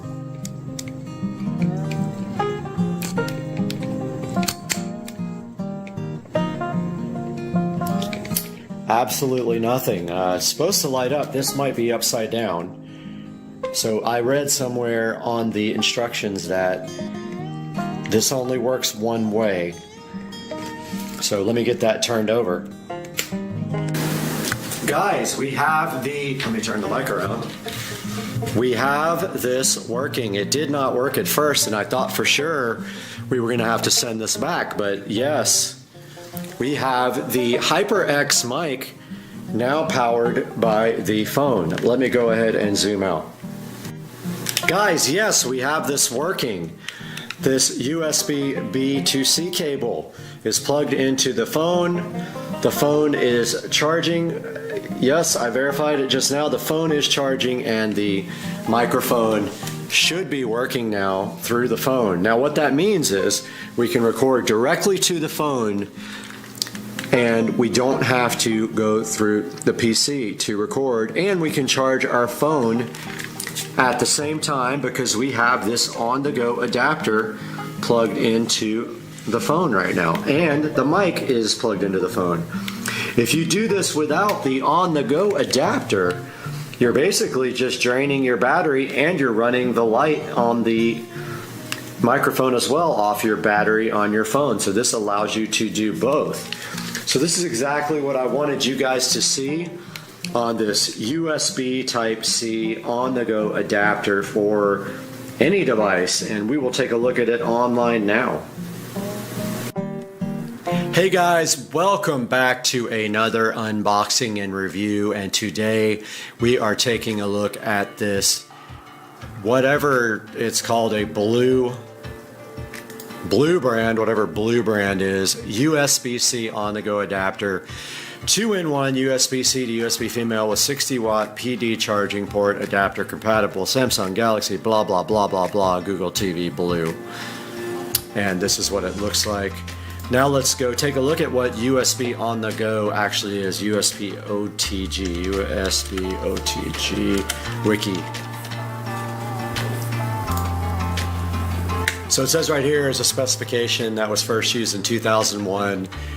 So basically it just allows your phone or tablet to be a host. So you can use flash drives or mice or keyboards or anything like that on your device. I know it sounds weird, but yeah, they won't plug directly in. Now, I don't think all of them will plug directly in. This microphone here that you can't see, this HyperX Quadcast, does work directly connected to my phone with a USB-C to USB-C type cable. Now, the reason that we got the USB-C on-the-go adapter is so we can charge the phone while we have a peripheral hook to it. Now remember, your phone only has one USB port, so how are you going to charge it if you're using the port for something like a USB microphone? So yeah, the USB Type-C on-the-go adapter, it introduced the concept of performing both host and peripheral roles. So wherever two USB devices are connected and one of them is an on-the-go device, they establish a communication link. The device controlling the link is called the host, the other one is called the peripheral. And USB OTG defines roles, USB-A and USB-B, specifying which side supplies power to the link, which is usually the host. The OTG-A device is the power supplier and the B device is the power consumer in the default link configuration. So that is how it works, and that is where USB on the go was initiated, and here is one right there, and it doesn't have a way to charge. So how are you going to charge your phone if you just have that? It needs to have a splitter on it as well. So yeah, you can see here a phone connected with a USB on the go to a bunch of stuff here. They've got a mouse, a keyboard, a charger, and you can even get one that has a HDMI on it, like a hub, and you can display your phone on a monitor. So here's some more information about USB on the go, which I will place in a link in the description. And now let's go back to Amazon and take a look at the one we just got. There is the beautiful blue OTG adapter, is what it says on the box, assuming because it's blue. I don't know. It doesn't say. It's a Asdor. And it has a one USB-C 60-watt charging port, one USB 2.0 port, and it says supporting connecting with USB port for high data transfer, and USB on the go 480 megabits per second. Use it for things like computer peripherals like flash drives, keyboards, hub, mouse, and more. It says it's widely compatible, and it lists a whole ton of stuff on what you can put this guy on. It says it supports 60-watt PD fast charging. I did not verify that on the phone that it was in fact fast charging. I probably should have done that. And it has nylon braided cable here for you. Taking a look at some of the other things you can purchase that are notable. This one right here is kind of the same exact thing. It just has braided pigtails instead of having it on a dedicated box here. Some questions here like, will it work with an external hard drive? It says yes, it will. Want to connect my mouse on USB port and monitor on C port. But this is not how that works. This is not a Thunderbolt port. This is not Thunderbolt. You cannot put a Thunderbolt monitor on this. USB Type-C is not Thunderbolt. A lot of people don't get that. You can have a USB Type-C port on your computer and it will not always be Thunderbolt. You have to have a specific USB-C Thunderbolt port to use that with Thunderbolt peripherals. There are 53 total questions here, and you should go through these if you're thinking about buying this product. And let's go take a look at some of the reviews. It has 4.3 stars, some of the 1-star reviews. Let's see what those are. OTG port stopped working as soon as power is plugged in. That's not the case for me. The lovely microphone here kept working when I plugged power into the device, and it did charge the phone. It does not work with an Amazon Fire tablet, but please remember, Amazon Fire tablets are not Android tablets. They are specific to Amazon. Yes, they use Android as a base operating system, but they do not have a full Android kernel. Just like GPS doesn't work on my Amazon tablet with some speedometer apps. This says does not work at all. I beg to differ. This is not made for freeing up a USB-C port on the computer. Not at all what it's made for. Terrible review. Doesn't charge and transfer data. Mine does. Charge and let the microphone work. Unless there's no audio on my phone, which it does. It did say it was recording through the Type-C port. So let's go back and see if there is actually audio on my clip. We are looking for the clip that I just recorded. Let's see. This should have audio in it. Let's open it up in the video player. It's plugged into the phone. The phone is charging. Yes, I verified it just now. The phone is charging and the microphone should be working now through the phone. Now what that means is verified that this review is garbage. At least in this case it was garbage because mine works fine. While it is plugged into power, it does charge the phone and it does let the microphone work. You just heard it. You'll see it on the actual video too. This guy says it was just a charge extender and it didn't do anything else. I beg to differ, so I don't know what these people are having problems with. But let's go to the 5-star reviews. Works as advertised for iPad Pro. Works for a 3D printer. Works for connecting a webcam to Chromecast. Worked with a portable hard drive. I haven't tried a USB stick, but I'm sure it works great. Works for Octave 4. I mean, we could try a USB stick. I have a bunch of USB sticks in here, and I have the on-the-go adapter ready to go. I actually have other things in here as well. I will definitely test that out and let you guys know if it works. I don't know if I have anything on the stick itself. I mean, I guess why not? Let's try it. Okay, I'm gonna get this USB stick fired up and grab the adapter. All right, we got the on-the-go adapter, USB stick. I don't know what's on it. I'm gonna plug it in and see what happens. Aha, we got a USB indicator. But it just says charging connected device via USB, which is not correct. Other USB options, okay. USB controlled by, you can select this device or connected device. Okay, so there's other options. You can actually transfer files, tether, MIDI, other things. I don't know why it wants to charge. USB controlled by the, yeah, if you select USB controlled by this device, you can then transfer files. So it does work. Does work. Awesome. I'm hyped.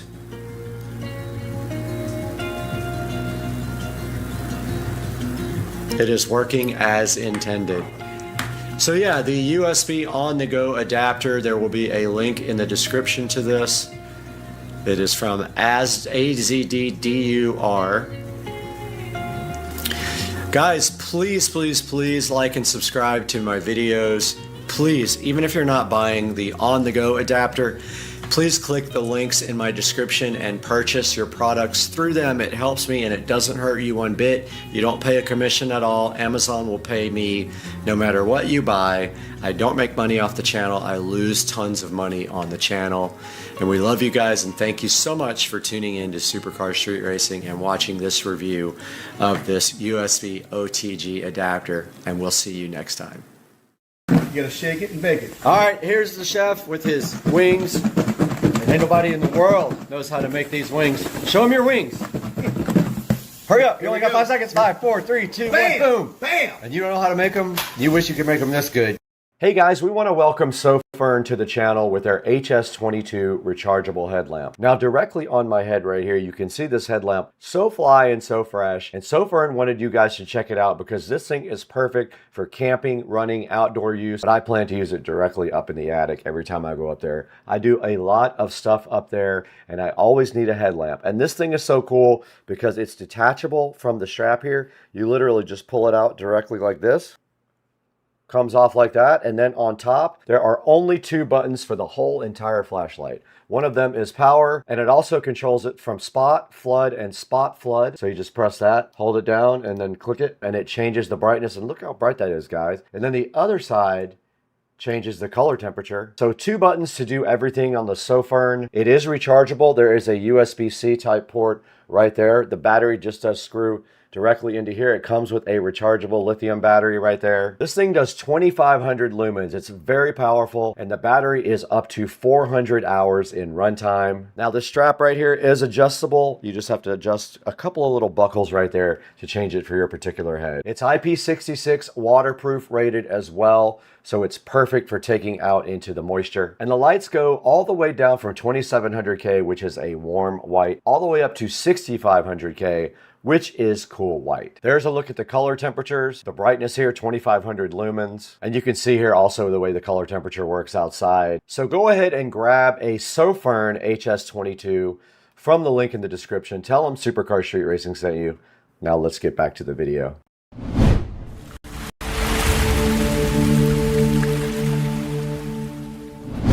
Guys, welcome back to Supercar Street Racing. Today we're in the living room again because we've got an exciting project coming up. I love doing projects, and this is an important one because it's for out by the pool out there. This project is going to be amazing. Everything is sitting right here on the table. There's a very long story as to why this has to be done, and I'm going to tell you that right after this awesome open on Supercar Street Racing.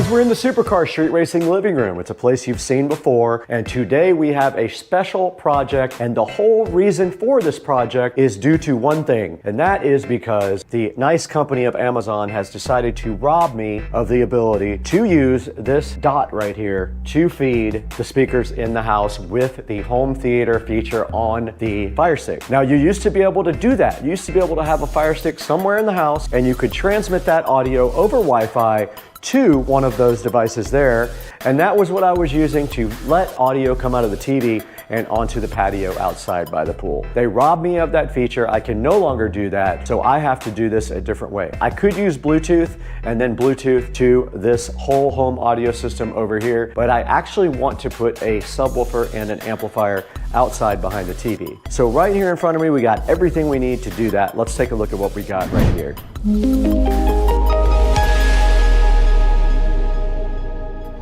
Directly in front of me, and also right here in front of me, is everything we need, minus one more of these cables, which is on the way right now on a truck. We have everything that we need to go ahead and get the outside audio system working again.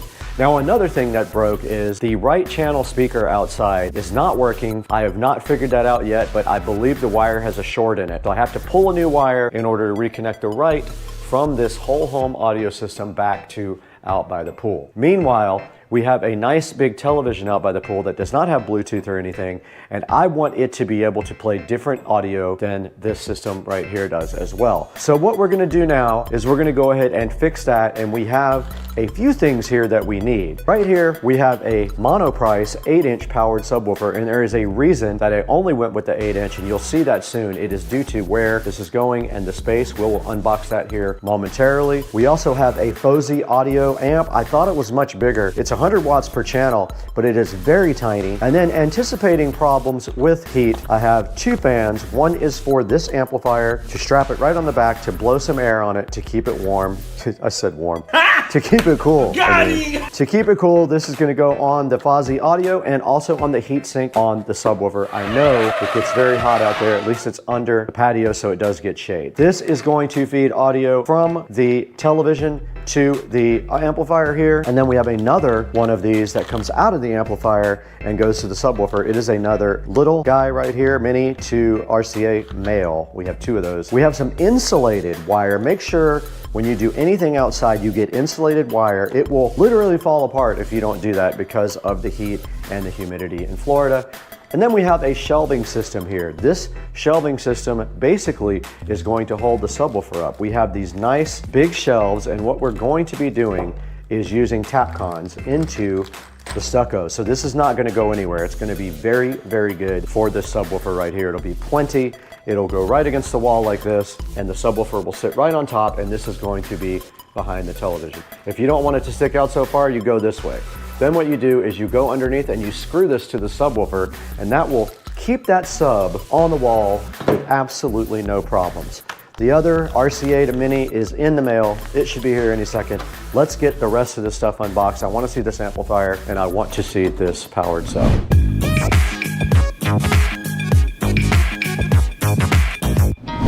The FOSI audio, or FOSI audio, depending on how you like to pronounce it, is sitting right in front of me here. And what I plan on doing right now is going ahead and unboxing it. Let's move these fans. Now we can go ahead and unbox these now, I guess. These are USB fans, so it'll be great and easy to power up, and they should keep enough airflow on our products to keep them cool. Now, if I have a problem with the amplifier staying cool, I may do some modifications to the amp, and I'll show you that in a little bit. But here is the first fan. Pretty cool. It just has a USB connection like that. We can plug it into any USB connection, or we can do a power brick into the wall. So I have two of those, one for the amp here and one for the subwoofer. And on the back of the sub, there is a heatsink that we will put that on. Now here's the FOSI audio and the FOSI audio power supply.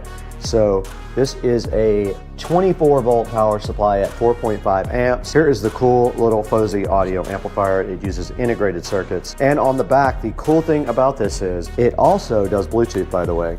But the cool thing about this is it has a subwoofer output or a preamp output. You can use this with a powered subwoofer. And the input is also mini. So that was the plan, to come out of the television's audio output jack. We go right into the input here on the FOSI.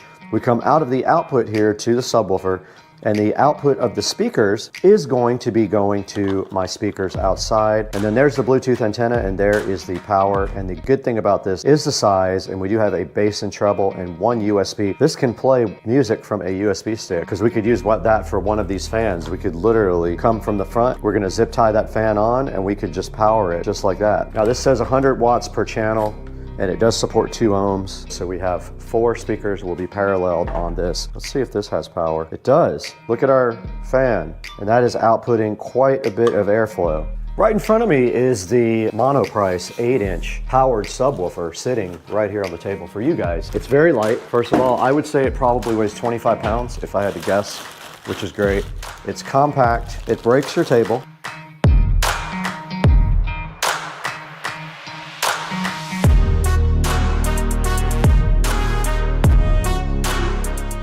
This project is over for today. The subwoofer's broken. I was unboxing the subwoofer, Joe called. I pulled the grill off the front of the subwoofer to show you guys, and a screw fell out. And I thought that was weird, where would that come from? And then I started looking around the woofer, and the woofer had 2 screws pulled out, and the wood was like separated from the actual enclosure there. So this is broken. I'm about to hit the return button, and I'm about to drive it over to UPS store.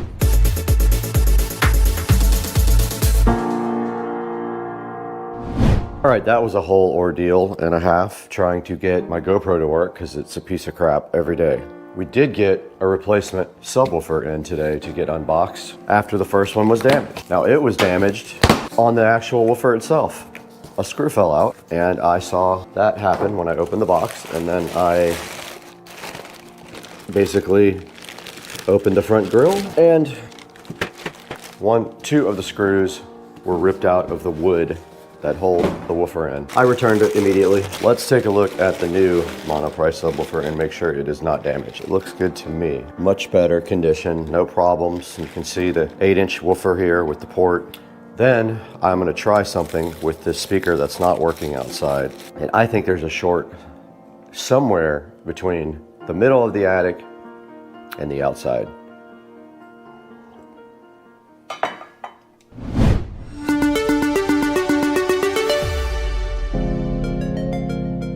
Audio is on only to this speaker outside, and I do have my test speaker in my pocket. No, nothing. I'm gonna try to pull a wire through, but it is... that's worse. Got it! So much for that part of the project. Okay, we're not doing that today. We're gonna have to use the fish tape and pull the new wire up, and we're gonna need another person for that. So this part of the project has failed again.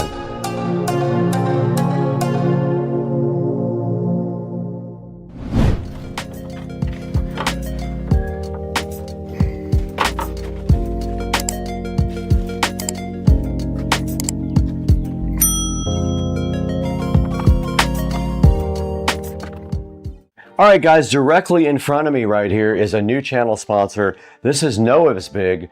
They were so kind to send us their desk lamp and magnifying glass. This thing has a 12x magnifying. This guy has 1200 lumens, if you can believe that. 146 LEDs to make everything super bright. It has a bunch of illumination options. It can change color temperature just at the push of a button. An easy adjustable neck here, so it makes things super easy for you. It has a ton of different mounting options, so you can mount it horizontal, vertical, or other directions depending on your application. This guy has a built-in memory, so it remembers the last thing you set it to when you turn it back on. It is USB powered. You can see right here a USB Type A. Will plug into anything. You probably have a computer sitting right by your desk that you can plug this guy directly into. All right, the lamp is plugged in. It did illuminate now blue right here. You can see a little blue light right here, and then there is the power button. Now check out how bright that is, guys. All you do is simply adjust on the back of the lamp to change the brightness. You can change it to brighter. You can change it to less bright. And then there is also this color temperature button right here. Everything you need is on the back of the lamp right here. This thing's fully adjustable. Check it out. So you can literally just adjust the whole head, the whole arm. This is pretty cool, guys. Check this out. Support our sponsor. Noah's Big was so kind to sponsor Supercar Street Racing.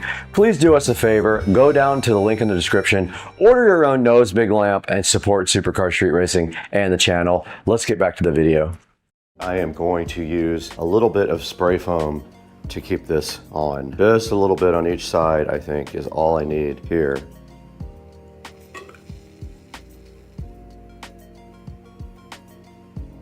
Without making a huge mess.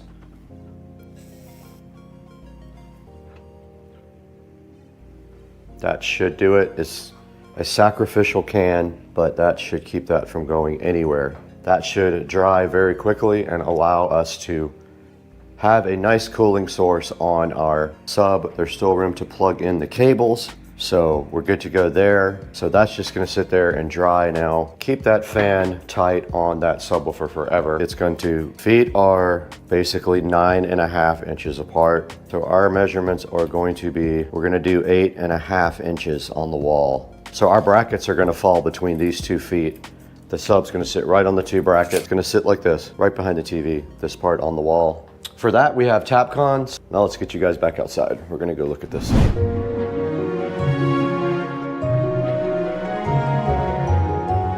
Here we are behind the TV outside, and as you can see, there's plenty of space up here for our amplifier and our subwoofer to sit right on top of that. What I'm gonna do literally is just go right above the power strip right there, and I'm gonna put the sub directly above that. You won't see it because of the television. Top of it will be 12 inches above this, so it will just be that tall. I'll center it right in the center.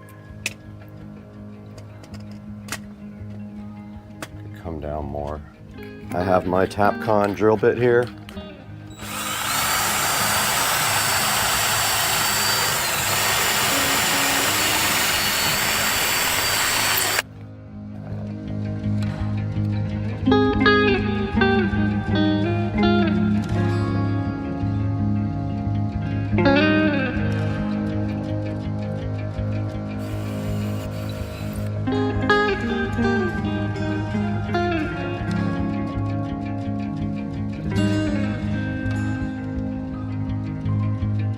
That should be level.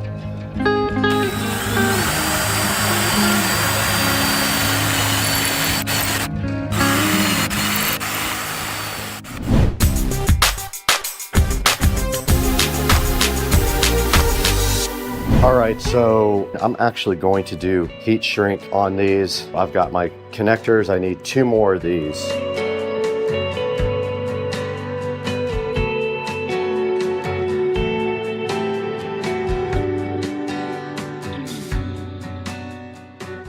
Just going to put these on the end here. So I'm going to make sure that they are oriented the same way. And then crimp. You use the color codes, so you use yellow, just like that, and then you heat shrink them. Will that work? Yep, that'll work right there around the power cable. First set of cables here, the U-green cable. There's also, we got to not block these on the back, and the other one goes right there. One of these feeds the subwoofer, one of them comes from the television.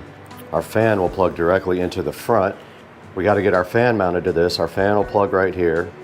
And then our other fan will need a brick for our subwoofer. It'll need its own brick. That's on there. See if it still works. Things ripping. That's awesome.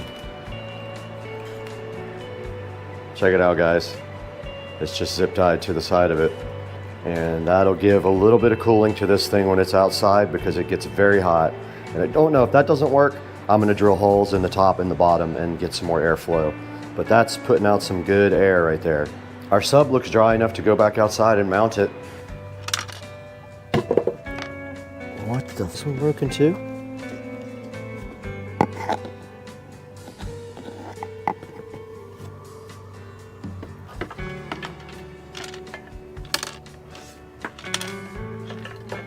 The screw. Got him! Got him!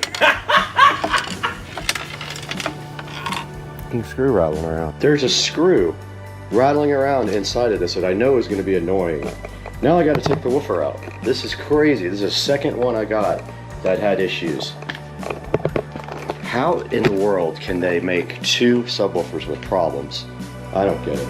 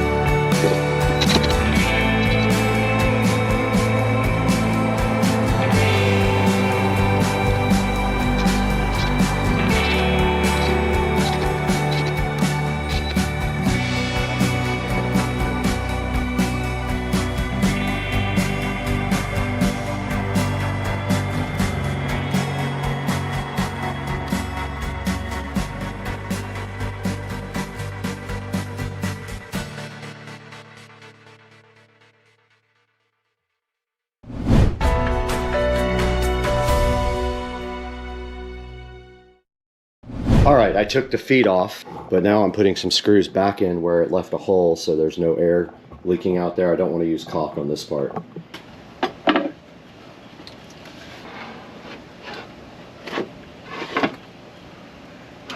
That's how it's gonna sit, just like that. And it's perfect. Not in the way of the TV at all. I can still get to the back of it if I need to adjust, if I just have to get on a little stool. Perfect, look at that, guys. This came out really good. Now I just gotta figure out mounting the amplifier. I'm gonna wipe down the back of this television. It's all dirty with pollen, but I think the amp can go right here somewhere. And then the wires can go up and up to the top, and they're gonna go up the soffit right there to that speaker. Get something to drink first though. I'm gonna mount it just like that, if you guys can see this. The TV can still move and articulate either way. If it needs to, it can articulate all the way this way to about right there, or all the way that way without this being in the way.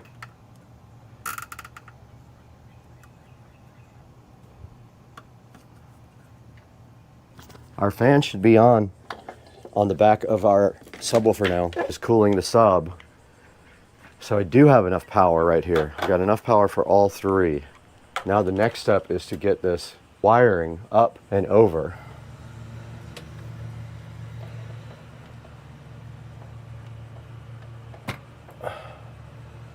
And so I'm putting this speaker wire in the soffit. There's a little lip on these soffits that this one can run behind the sub.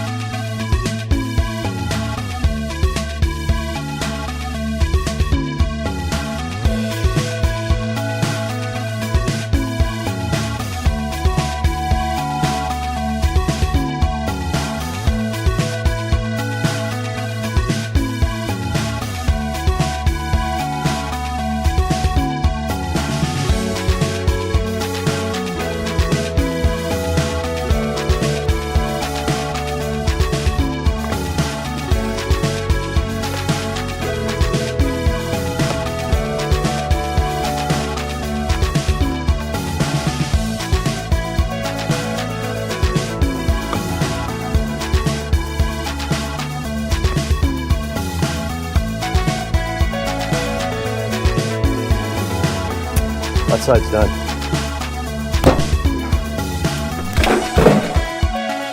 Got it! Well, I broke my... I'm an idiot. I literally threw the GoPro on top of the barbecue grill and broke the mount for the audio, but I did get this side done. I'm gonna go ahead and go up there and push that wire in the back. I didn't see that hanging down. This side is completely done. All we gotta do now is finish the wiring here underneath the television.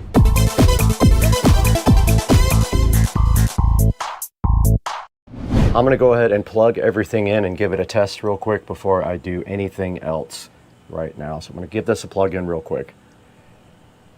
All right, we're watching Supercar Street Racing. The audio does work. I was the power. I had to get the remote out and do power with that. Everything is working. Those speakers are on. I have not heard the sub yet, but I'm gonna probably try to test that out. I can't play music with you guys on here, so it'll be copyrighted. So I'm gonna check the sub now.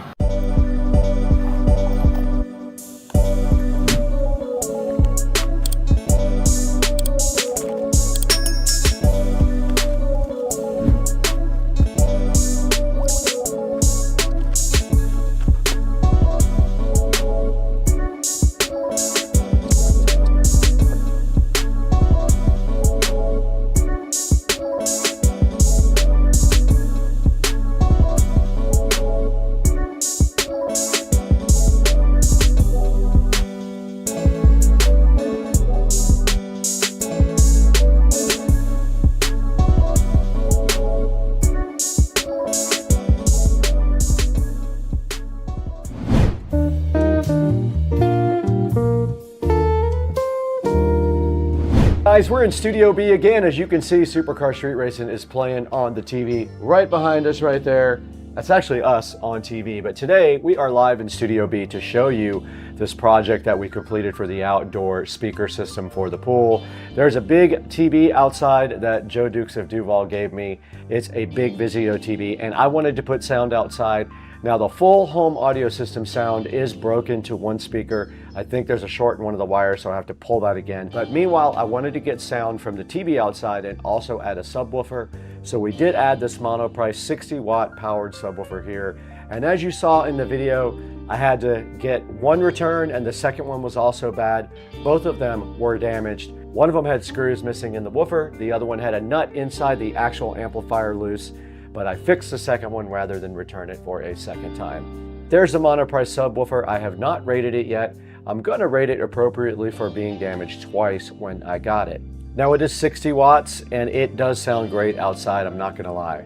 We did put it right up behind the television on some L brackets that I'll show you here momentarily. Here's the 3.5 millimeter to RCA cables we use for input and output to the amplifier, one of them feeding from the TV and the preamp output going up to the powered subwoofer. Here's the Fozzy audio amplifier that we used, 100 watts per channel, Bluetooth. It does have preamp outputs, which is awesome. It uses integrated circuits for its output, not transistors. It does have a remote control with power and volume as well, and I love that. So far, so good with this amp. These are the metal wall brackets I used. Pretty simple. They are heavy duty. No problem supporting the subwoofer, and I did just screw the subwoofer right on the bottom of the L brackets there. That holds the sub right on the wall. This is a speaker wire I used. Anytime I use speaker wire now, I use this insulated speaker wire. I learned my lesson outside. Regular speaker wire in Florida will deteriorate after about a year. This sub helps keep the speaker wire more protected. All right, guys, you can see right here on the dashboard that we have 165,675 subscribers on the channel. We couldn't do that without you though, guys. Thank you so much for liking and subscribing to all the videos. Buy all your products through our product links. There will be links in the description for all of the stuff we used today on this project. I gotta get out of here though. I gotta go to Dukes of Duval's house.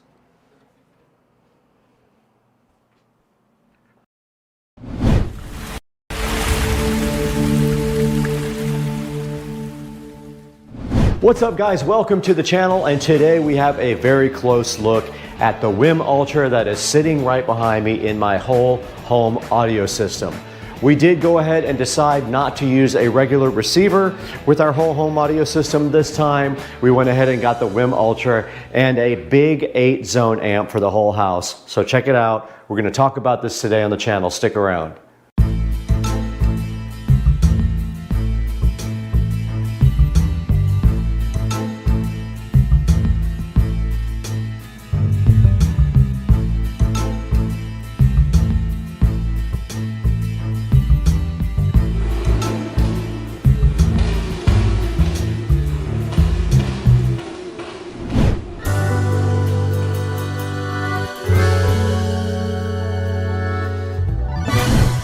Hey guys, welcome back to Supercar Street Racing once again. I am so glad to have you guys back with me on the channel. And today we're gonna touch base on the WIM Ultra that we purchased right here for the whole home audio system. We were gonna use a receiver, but we decided to go ahead and get this instead. We're gonna look at this today, so hang out with us. We got the WIM Ultra in front of me, and I hope it's pronounced WIM. It looks like WIM or WIM. And this is a digital hub for all your music. It is a preamplifier only. This does not have any amplification in it. It does high-res audio, Spotify, Tidal, Chromecast, and of course, if I say this, it'll wake up, but you know what that is from Amazon. And then on the side, it says it looks good, sounds great, your magic home theater, and it's simplified, and it does effortless multi-room audio. I am super hyped for the WIM Ultra sitting right here, so fresh and so fly in front of me on the table. And on the back of the box, it just says Dolby Audio and HDMI, and then tells you what actually is included in the box. Now, this is for the whole home audio closet to wrap up that project right here. I've been waiting on this. So let's get this thing unboxed and see what's inside. I am super duper hyped for this. Unboxing the WIM Ultra is as simple as just pulling on this little plastic tab right there. You have to be smarter than the box, and I failed at that because there was one on each side, guys. So the box did beat me on that. And now the WIM Ultra is looking so fresh and fly in front of you with no box on top of it. It is completely naked. It is gray, as you can see right here with the peel sat. It is inside of a entire condom here. Let's get it out. First thing I notice is the weight. It does have some weight to it. It came out of the box just like that, and you can see how stylish it is, and the connections on the back and on the front. There looks like a headphone jack, a control knob, and there is a screen there, and it is, I believe, a color LCD screen, and there might be fuel sat, maybe not. But anyway, that is the WIM Ultra. You can see there on the bottom, it says Dolby and HDMI. There's nothing on the side. It's just a nice, I think it's called space gray. And on the back, we have input, output, just regular analog RCA cables. We have a phono input, a phono ground. We have a subwoofer out, which I'm super hyped about. We have a coax out, so this is digital coax. We have a trigger out, not sure what that is for. We have optical toslink out and in. We have HDMI ARC in. This is an input, not an output. We have a Ethernet jack here. We have a USB jack here, and then we have our power right there on the back. So that is what the inputs all look like on the WIM Ultra. There is a WIM Ultra manual here, pretty thick. It is also available for PDF download, and then right here they give you some sort of cables we need to open up and see what's inside. Now, they didn't even have to do this, but they provided an HDMI cable, a very nice one actually, a nice RCA cable as well, and also a toslink cable. Unusual for them to include an optical cable, but it is right there.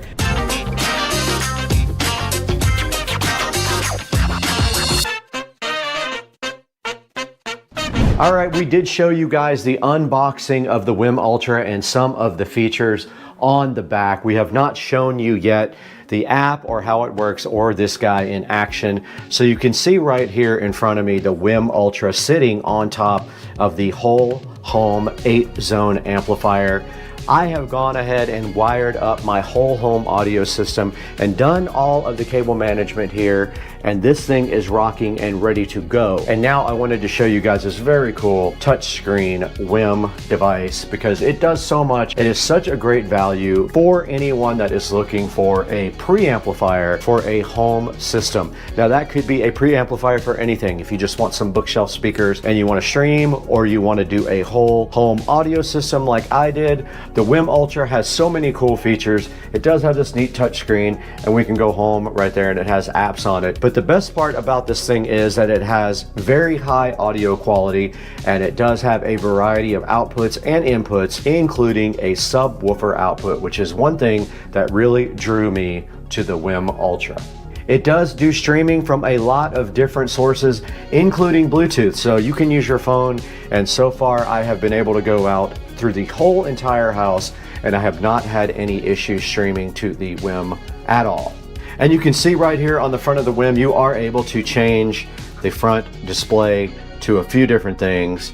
You can look at your presets. There is a full screen of what you're playing, or you can do it like this where it actually shows you the title of whatever's playing. And right now this is Sinfera on Soma FM, which I cannot play for you guys because it is copyrighted music. But this thing looks so cool. It is in space gray. As you can see, it comes in two different colors.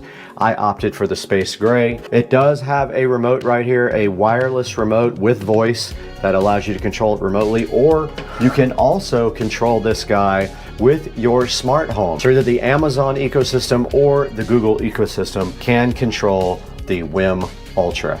Now you guys already did see in my whole home audio closet refurb video here, which looks so fly. You already saw the inputs and outputs for the WIM, but I wanted to go ahead and just get a quick shot of the back and show you that the wiring is very clean. I tried to make sure that I did everything right this time when I did the wiring, and I am using the RCA inputs from the dot here. So the input to the WIM is from this dot so that you can do smart home features with the dot right there. Now the output of my WIM right here is actually feeding this Juke Audio whole home amplifier, which I will have a separate video of that on. This is an 8-zone amplifier with 40 watts per channel to all 8 zones. And so far so good. It just gets warm to the touch, nothing hot. So you can put the WIM on top of it. The WIM does have some little offsets right there that would allow cooling, so no big deal to put it on top of the Juke, which doesn't even hardly get warm. Now the subwoofer outputs of the WIM are feeding this Behringer Ultra bass right here. This is our subharmonic processor for the entire house, and that in turn is feeding this distribution amplifier, and that sends bass to the entire house. So we have bass in our bathrooms, we have bass down here, and we have bass in the living room over here. There are 2 subs in the living room, 1 in the kitchen, 1 here, 2 in the back closet, and 1 in the office over there. Now if we go back to the home screen on the WIM Ultra right here, you can see that you're allowed to have presets. So some of the favorite things that you like, you can go ahead and put in a preset, and you can see right now I have that empty. I have not done anything to that yet. Now if we go to info, you can see the device name, the IP address. It is connected via Ethernet, which I failed to mention. This guy does have the capability to do Wi-Fi, but I went ahead and ran Cat6 Ethernet to the closet, and this is a 2.5G switch. Here are the settings for the screen that you can access right from the front menu. You can turn on adaptive and things like that. There is an equalizer that you can go ahead and select from the screen, but there is a more comprehensive one inside of the WIM app, which we will show you guys a little bit later. And if we go back to player, this is what I was listening to last, and you can see the input here is VTuner is the input that it is using. And of course you can select the input and the output. You can select by Ethernet, which that is what it's using now. Bluetooth, you can go the HDMI input, the phono in, the line in, or the optical in. And of course the output, we are using the line outputs. So that is all we're using. It does have a Bluetooth out, a coax digital out, a optical in and out, and a headphone out. And that is all that you can do from the front, except for this nifty dial that spins, which does volume, and also a play button right in the center of the dial as well.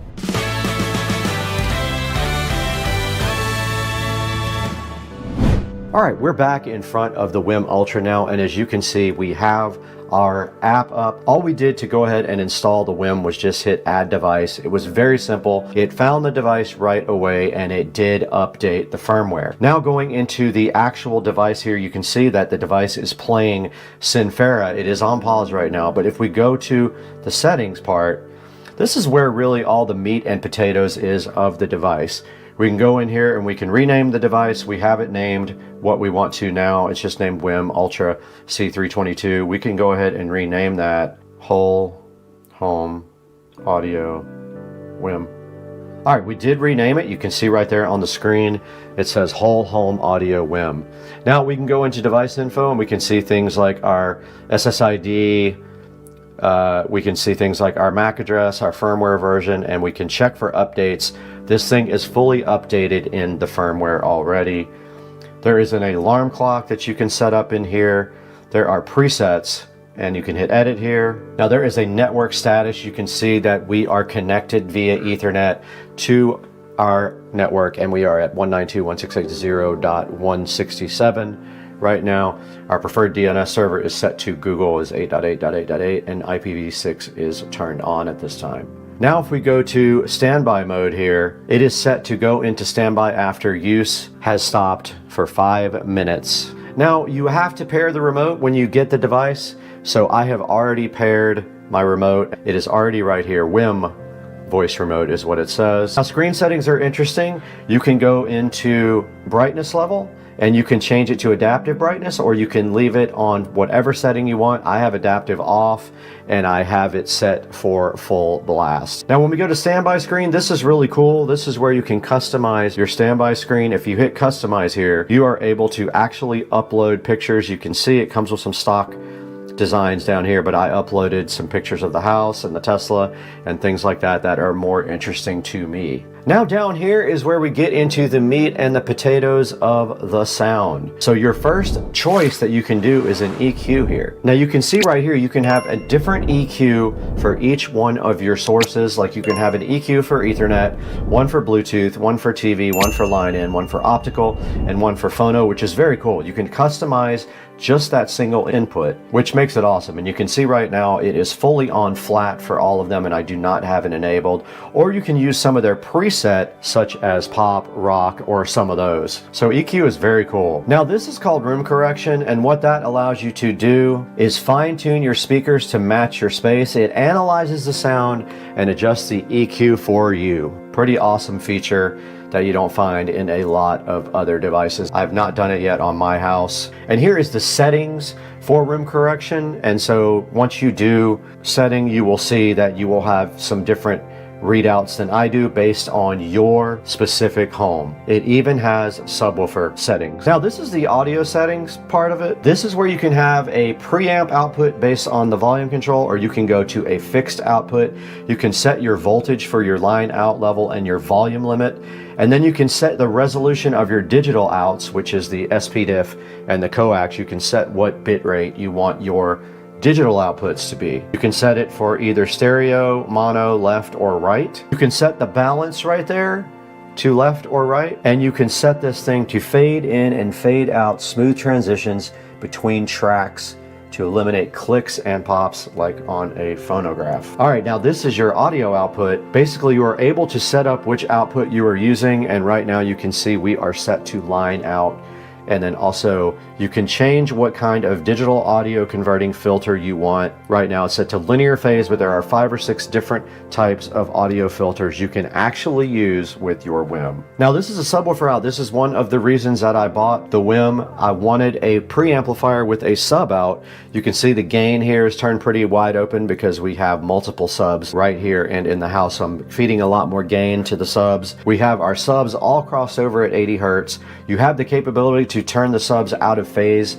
If they are out of phase already, you can flip that phase over. You can sync your subs and your speakers, which is important because if you have a long run of cable going to your subs around the house, you might have to delay that, so you can actually do an automatic sync of your sub and your speakers if there's some delay problems. You can bypass your subwoofer, and you can also tell it to send bass through the main line outputs, which I have on. I want bass to be sent to all of my in-ceiling speakers up here, not just to the sub, because there's not a sub in every room. Now, right now, we're currently just using the Ethernet input, which is network. You can set it to auto sense the optical in an HDMI and switch to that. Optical HDMI denoising. This thing can control the device that is connected to it via HDMI with CEC. And the line input resolution is set to 16 bits and 48 kilohertz, and you can go all the way up to 24 and 192. Now this is cool. This is a pre-source volume control, meaning if all your sources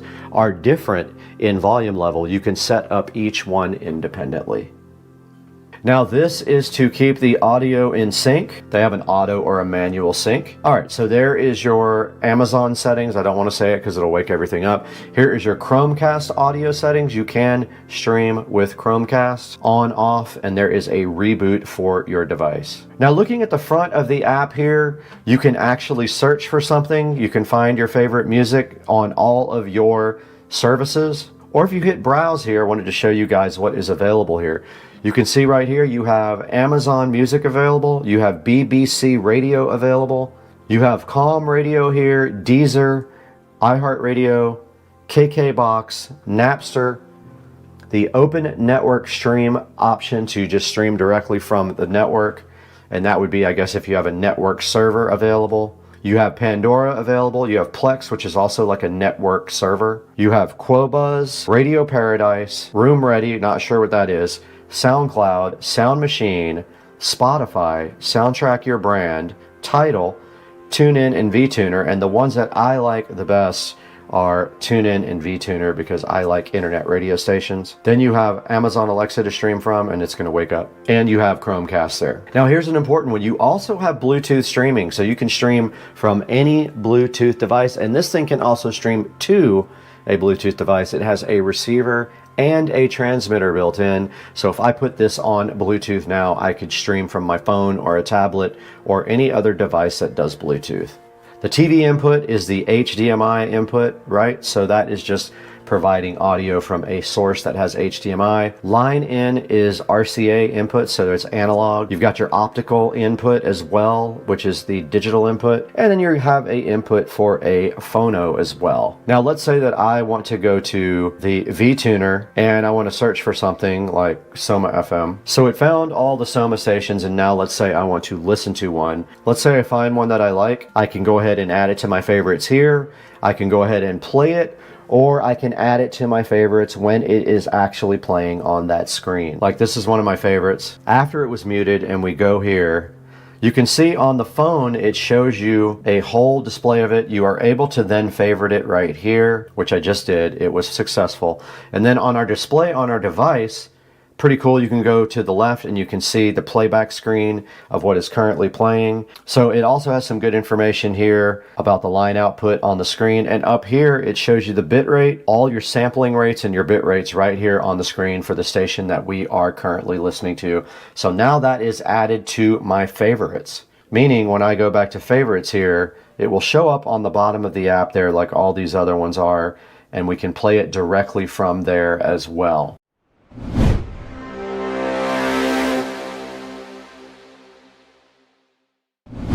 All right, guys, I hope you liked an overview of the WIM Ultra. This is one of my favorite devices that I have ever purchased, sitting so fly and so fresh right behind me. I highly recommend the WIM Ultra if you have a need for a whole home audio or just a bookshelf system or to stream to a couple of rooms. This thing is pretty cool, and it will just get better as the firmware updates keep getting released. You could see on my WIM Ultra back here, it is connected to my whole home audio system, and it is serving the entire house via the app whenever I need it. It plays back through all of these speakers, and I will do a separate whole home audio tour again since I updated this with every room being shown. But for now, that is going to do it from this part of the tour of the WIM Ultra. Now we need to go back into the office or the studio, not sure which one we're going to go to yet, and take a look at this online with Brad in the studio or the office, one of the two. I can't decide. Hey guys, welcome back to Supercar Street Racing. You have Brad here, and I am so happy to have you on the channel today. If you are a returning subscriber or a new watcher, please like and subscribe, and thank you so much for the support. Right in front of us today, we have the WIM music streamer. I absolutely love this thing. I can't say enough good things about it, and also the internet feels the same way I do because it is at a 4.5 star review. So go ahead and pick up yourself a WIM Ultra device for your house. It is $329 right now. Go ahead and grab it while you can, and make sure you please click through the affiliate links at the bottom of the description. It helps us out just a little bit because we don't make money on the channel. So grab your WIM Ultra and support Supercar Street Racing. You're going to love this thing, I promise you. It does everything you need if you don't need a built-in amplifier. We are at 23,000 subscriptions, which is fantastic. 8,300 in the last 28 days. I'm really hoping to get this thing up to 100,000 soon because I want that plaque to hang up in the house. But I got to get out of here. I'm going to dinner with my buddies Todd and Joe at Cliff's.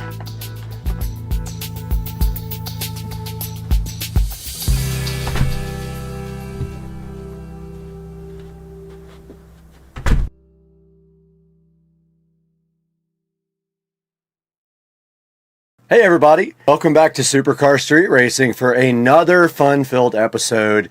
We're right here in the 4K production studio, which was built just for this purpose, and that is to bring you guys the best products and the most fun in a great atmosphere. And you can see here we're loving it in the studio, and today we've got an upgrade right here on Supercar Street Racing.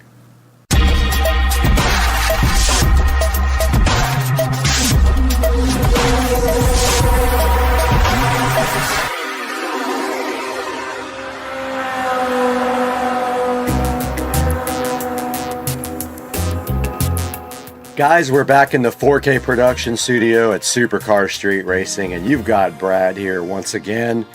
And in my hand, I have the Govee RGB IC light strip.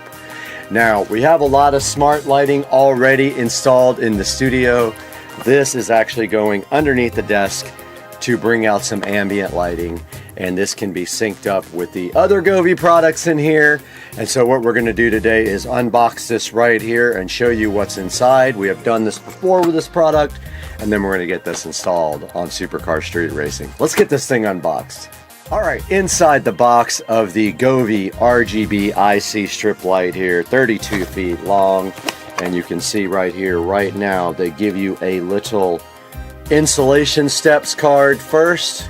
Just little quick installation tips here. You have a little Join Govee Home little pamphlet there inside as well. We have the user manual right here. And we have the actual RGB IC strip light. Now when you buy these, and if you want the best, you buy the RGB IC. That means it has, you know, like the integrated circuits built onto it and can do all of the cool colors and chases and all that stuff. That's why we got these.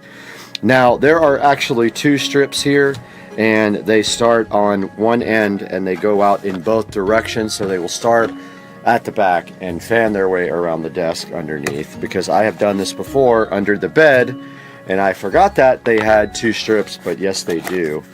And then also inside of the box, we have this lovely power cable. It is a regular type power cable, like would be in the back of a receiver or like an old CD player. It's not the kind that has the big plug, it's the smaller one. Then we have the actual power supply here. This is the AC to DC power supply. Probably puts out maybe 12 volts, who knows, doesn't really say. 48 watts, 12.2 volts output power supply. You also have this lovely controller here, and you can see here, right here and right now, that you have two outputs and your lights should go that way and out. So basically what you do is you start on one end and you fan outwards one strip on each one of those plugs. They also give you these beautiful clips. That is if it does not stick, and maybe underneath this desk we will have to use those because it might not work properly.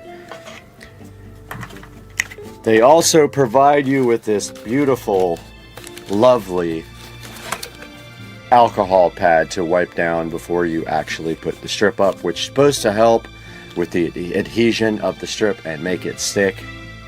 So let's get to work. We are underneath the desk right now, and sorry for the noise of the air conditioner, but there is no other way. It is hot in here, and we can see underneath the desk here that we are going to be starting up here where the power strip is, and we will go down each side and around to the front on the desk. And what we will do right here and right now is we're going to be powering this guy right up there on the end of the power strip. That power strip is full. I wish I would have put a bigger one down here. We have almost everything full. And then I will let you guys watch me do the rest of this. And I still have to wire manage over there where I have a mess. Let's get to work.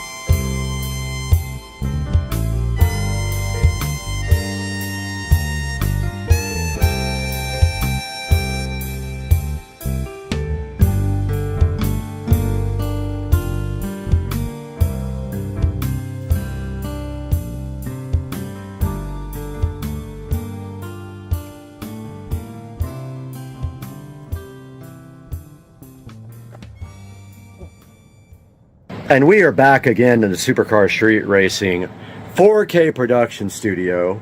And I just gave the whole entire studio a cleaning. I finally got up there and cleaned the monitors for the first time. They're a little off right here, but they're pretty easy to just move back in place like that. And they line up pretty good for guesswork because that was all luck when I put those in. But I did clean all the monitors. You can see I cleaned the desk. And I vacuumed the floor, and look at our wonderful Govee RGB IC light strip looking so fresh underneath the desk. And so what I did right here and right now, oops, zip tie left. What I did is I actually stuck them up to the desk, and then I used the clips and screwed those in various places where I knew it might droop. If it continues to droop, I might have to put more or some hot glue or maybe some other type of glue, but I think that's going to work out. You can see the controllers in the back there where you can't see it, and everything is nice and tied up. When I was finished with the RGB IC light strip install, I then proceeded to do some cable management under here that I had not done before, including tying up the new editing PC. This is the old editing PC, that's the new one. I actually tied up the old one, which I recently added so that I can do extra live streaming from here. If I want to do live streaming from like the security cameras or anything, I have an extra computer here to do that with. And like I said, I cleaned, Windexed, and wiped down everything in the studio, and the studio looks absolutely crazy insane. As you can see, whoops, weight dropped, but yeah, check the studio out, guys. And that is how you do production at Supercar Street Racing. And that really does add a lot to the studio. I noticed also may want to do it under the futon over there, to put some light under that area as well, would look cool. Because in the dark areas, you know, it doesn't stand out very well on the webcams up there. We are broadcasting live from the Supercar Street Racing studio in two angles, one there, one up there in the corner, and one up there in that corner. And you can see so fresh on the screen there that we are live. And we hope you guys enjoyed this project. We got another special one coming up that I have to get shot and edited. And we'll see you guys next time on Supercar Street Racing.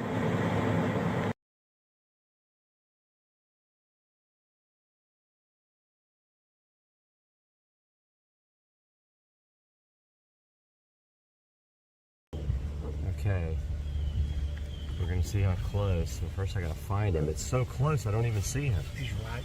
Well, he's going under the jack now. Where's he at? I can't get him. He's directly below you. Like right here. Okay, I'm trying. He's backing up, so there he goes. Okay, I got him. I got him. Yep.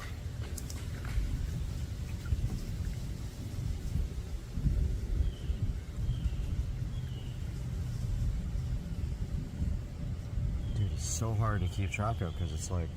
You guys zoomed in that far? Oh, it's so... Oh, yeah. Obviously, I got him. Obviously you do. Obviously. He bailed. He's so basic. Oh. Dude. If this thing falls off the end of this, we got problems. That was so bad. I'll jump in. It's waterproof, so... You see it? Yeah. That's definitely a close-up. If this tripod breaks too, we got issues.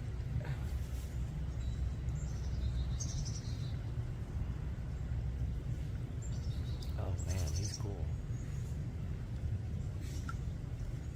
Oh, he bailed. Throw some food right here. See if we can get him. I'll just be ready. He'll come over.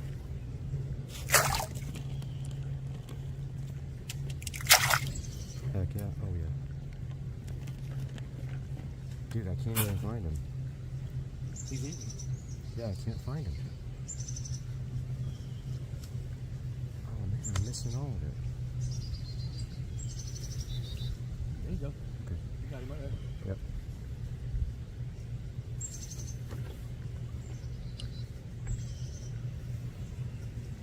This is how he retired. This is the key.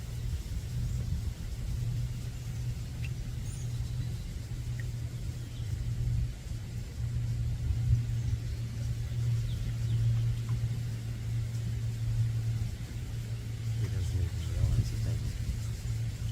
Look at that. Makes a 3-footer. Dude. Ooh, like a 6-footer. I can't. Yeah, you're on it. You guys zoomed in so close, he's like get his eyeballs. Oh. Turtle. Turtle's thinking of stuff. Oh, he was about to eat that turtle. Okay, I gotta find him again. Oh.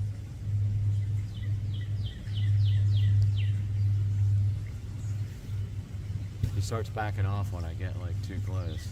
And he's eyeballing the turtle.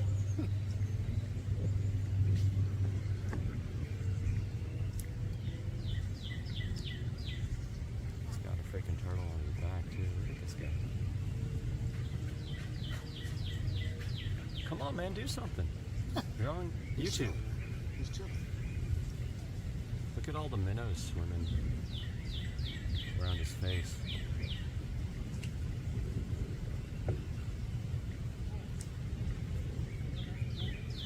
Those falls in the water, that's going to be a million views. That would be. Look at those teeth. Oh! There's a predator in the water next to him. I wish I could actually see what I'm doing, but the glare is horrendous. There's a turtle on his I can back. see it from back here. Okay, wait. You pretty much got like parts of his head. Okay. You can't get the whole thing. There we go, Now you got there we go. Now you got his whole head. Yep. Now he's coming towards it. I like it because you can see like literally, oh, he's coming. I'm gonna go and do some what I got. I got some You got some more food? Okay. I want to see what I got. Okay, cool.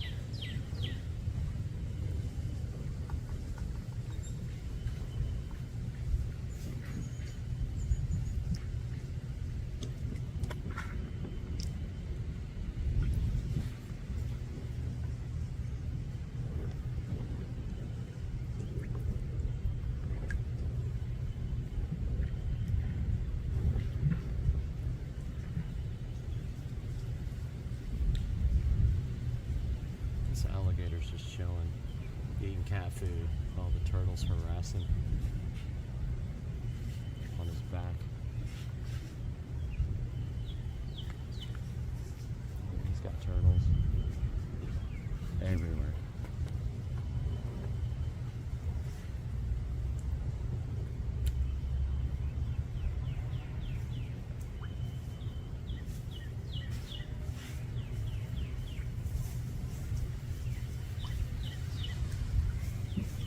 Oh, he went under. He's gonna come back somewhere.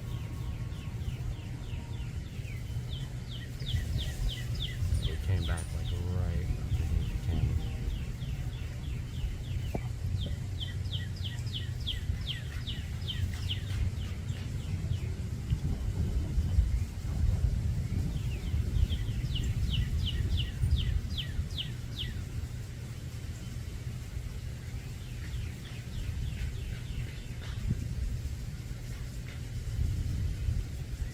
He's literally probably 6 inches from the camera. And it's so close, he doesn't realize it. He came up on it.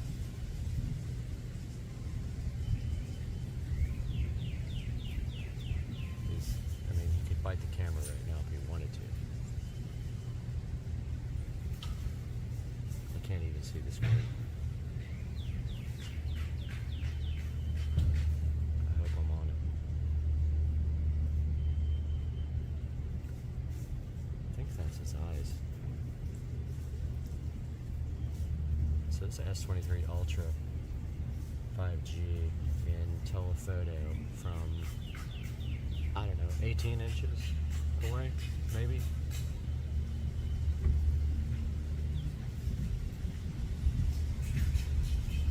And it just got closer, he didn't move. Just got about 3 inches closer to him.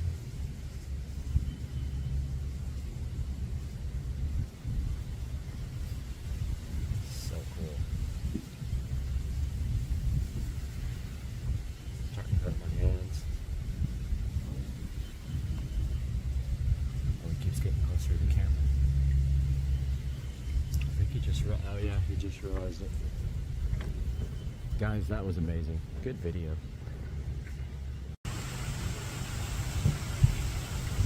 Wait till you see this crazy video.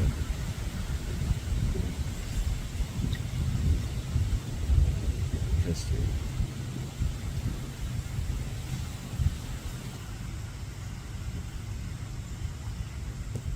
What are you doing, bro?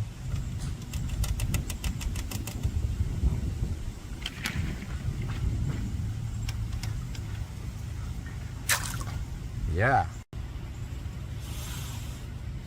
Oh, he took a big old breath before he went down. And then there's turtles and everything else. You've got probably 10 turtles here. All right, so Rich created a feeding frenzy. He's got every form of wildlife. He's got alligators, turtles, fish, birds, cats, dogs, sloth, every creature. Just waiting on the Loch Ness monster of Ashley Manor. Yeah, which is actually a whale's penis. Dude, I can see your wrinkles. I can get so close.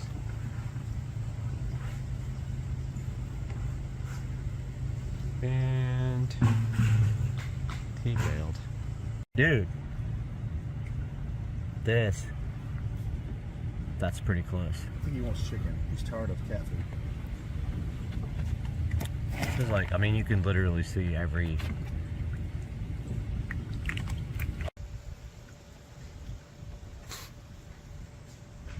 I see him under the water.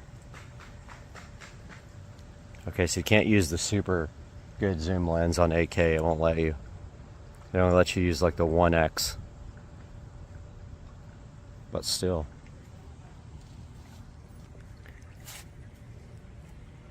Oh, he didn't like that when I got aggressive. If he jumps up here and bites my face off or takes the phone, Yeah, you don't want that. dude, he's... Should I go further? Should I go closer? That's up to you. Oh, he left. He was like not about it. Come here, dude. Oh, this turtle was making noises. Come here, dude.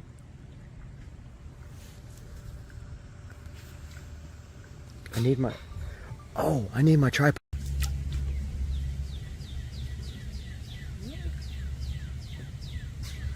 Eat the bacon, you little bacon eater.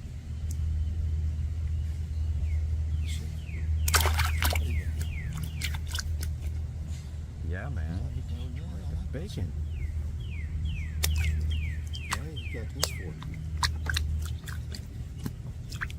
Oh, yeah. Get that bacon, son.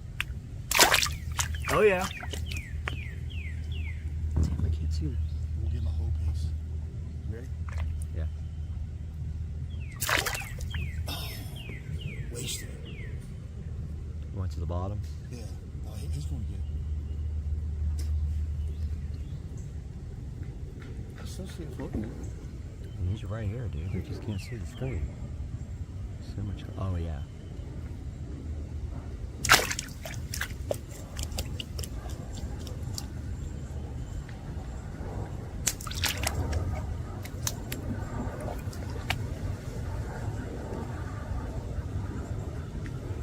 That's a good shot right there. He's right on it. I mean, you're not getting closer than that. Let's see if we can get closer.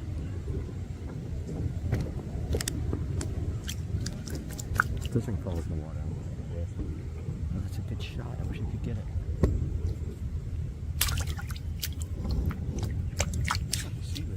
I can't see anything.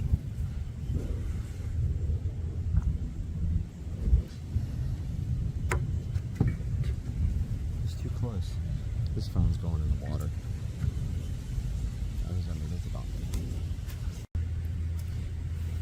Dude, I can't see it. Oh, I got it.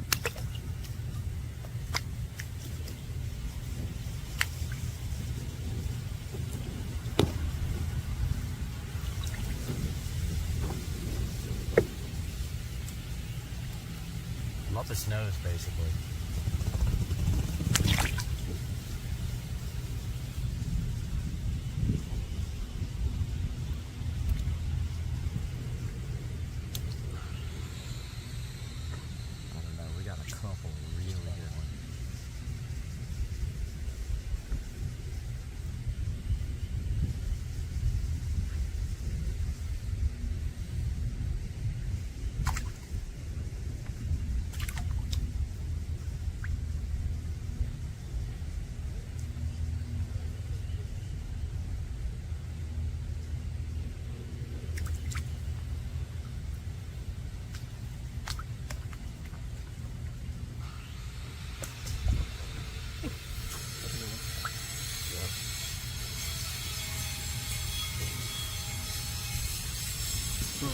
Oh.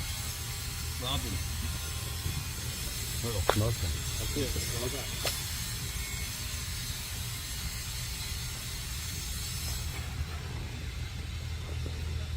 Not going salty with cat food. You gotta be like, dude, what's wrong with you?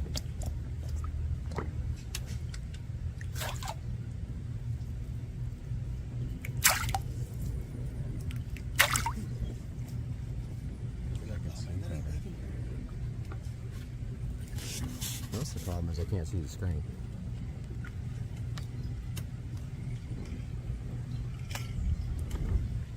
Oh, buddy, you got another one. That's a stick out there. Is another gator out there? That's another gator. That's another gator. There's two. There's one here. I don't know if I can get it on the screen. It sure is. He's coming up. There's another one. Yep. He's running. We got two out here. Double alligator. He ain't gonna come anywhere near this guy though, I don't think. I'll never get him. Because I can't.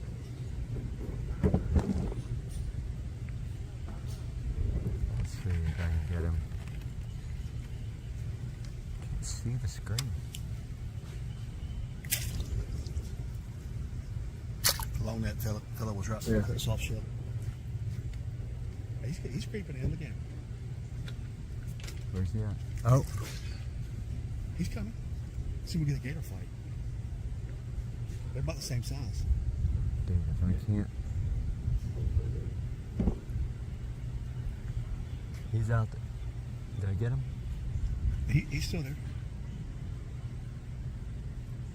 He's pretty much directly in front of me, beyond that little turtle there. Got his head above water. Can't see the screen. It's so bright.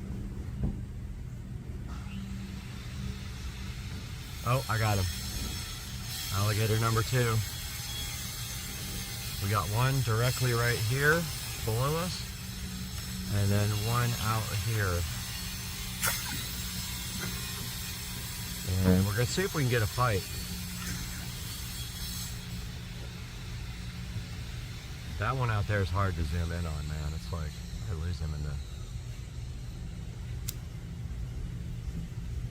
This guy's easy. Yeah. This guy. Let's see if I can touch him with the phone. Alright. I'm not losing the phone.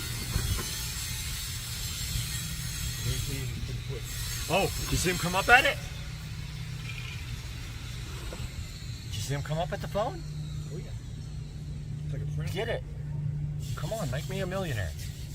Alligator bites phone. I got insurance. And phone loses. I got insurance. Obviously. Oh, did you see that? I went for it. I'm like 12, literally what, 12? Yeah. Whoa! There he goes. How dare you come up at the phone, bro? He literally came up at the phone. Lost him in the... Oh, there it is. So the second gator just went under. I don't know if he's trying to... Oh, there he is. He's out there. He went out a little further. He's not coming over. Yeah, he's out there. This guy, he's ready to fight. He's like Bubba. Oh!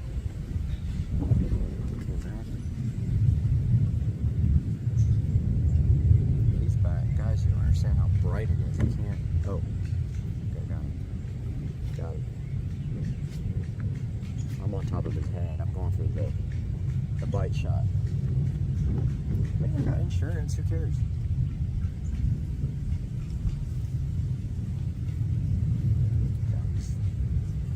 He's going your way.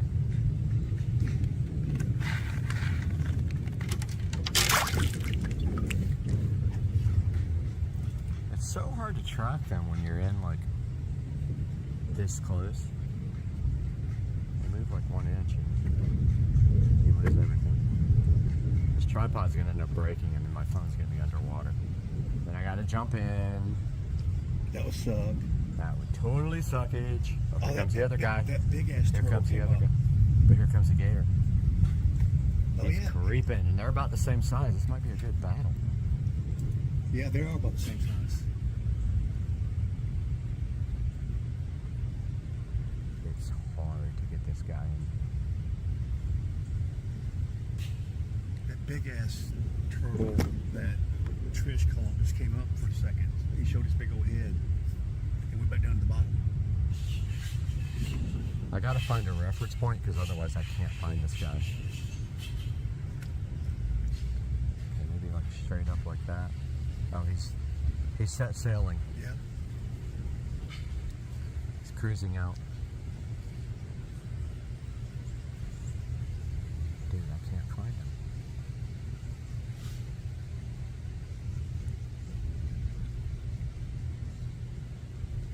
I found this guy. Leroy. Yo, Leroy. Leroy's hanging out with us. Leroy James. Come here, buddy. We'll call the other one Skitty. Okay. He's skittish. Obviously. This one's about to be Pacquiao, and that one's about to be Margarito. He's going out to meet his buddy. This guy's like, hey man, I got a lot bacon of time's over. I'm leaving. Got a lot of good footage here. Like really good up close stuff. But it's... I can't see.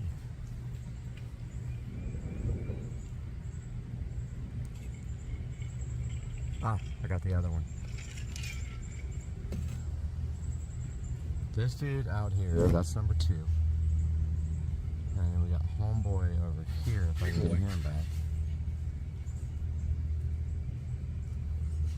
Him I lost completely. The other one, Skitty boy, he's taking off. Yeah, we know all about it. Look at this dude. Hawkage. On my deck. This guy comes to visit me all the time. And he's looking right at me. Like he's saying, eat your freak. Good morning, everybody. This is day 11 with no pool pump turned on. Day 11. Getting kind of green, isn't it?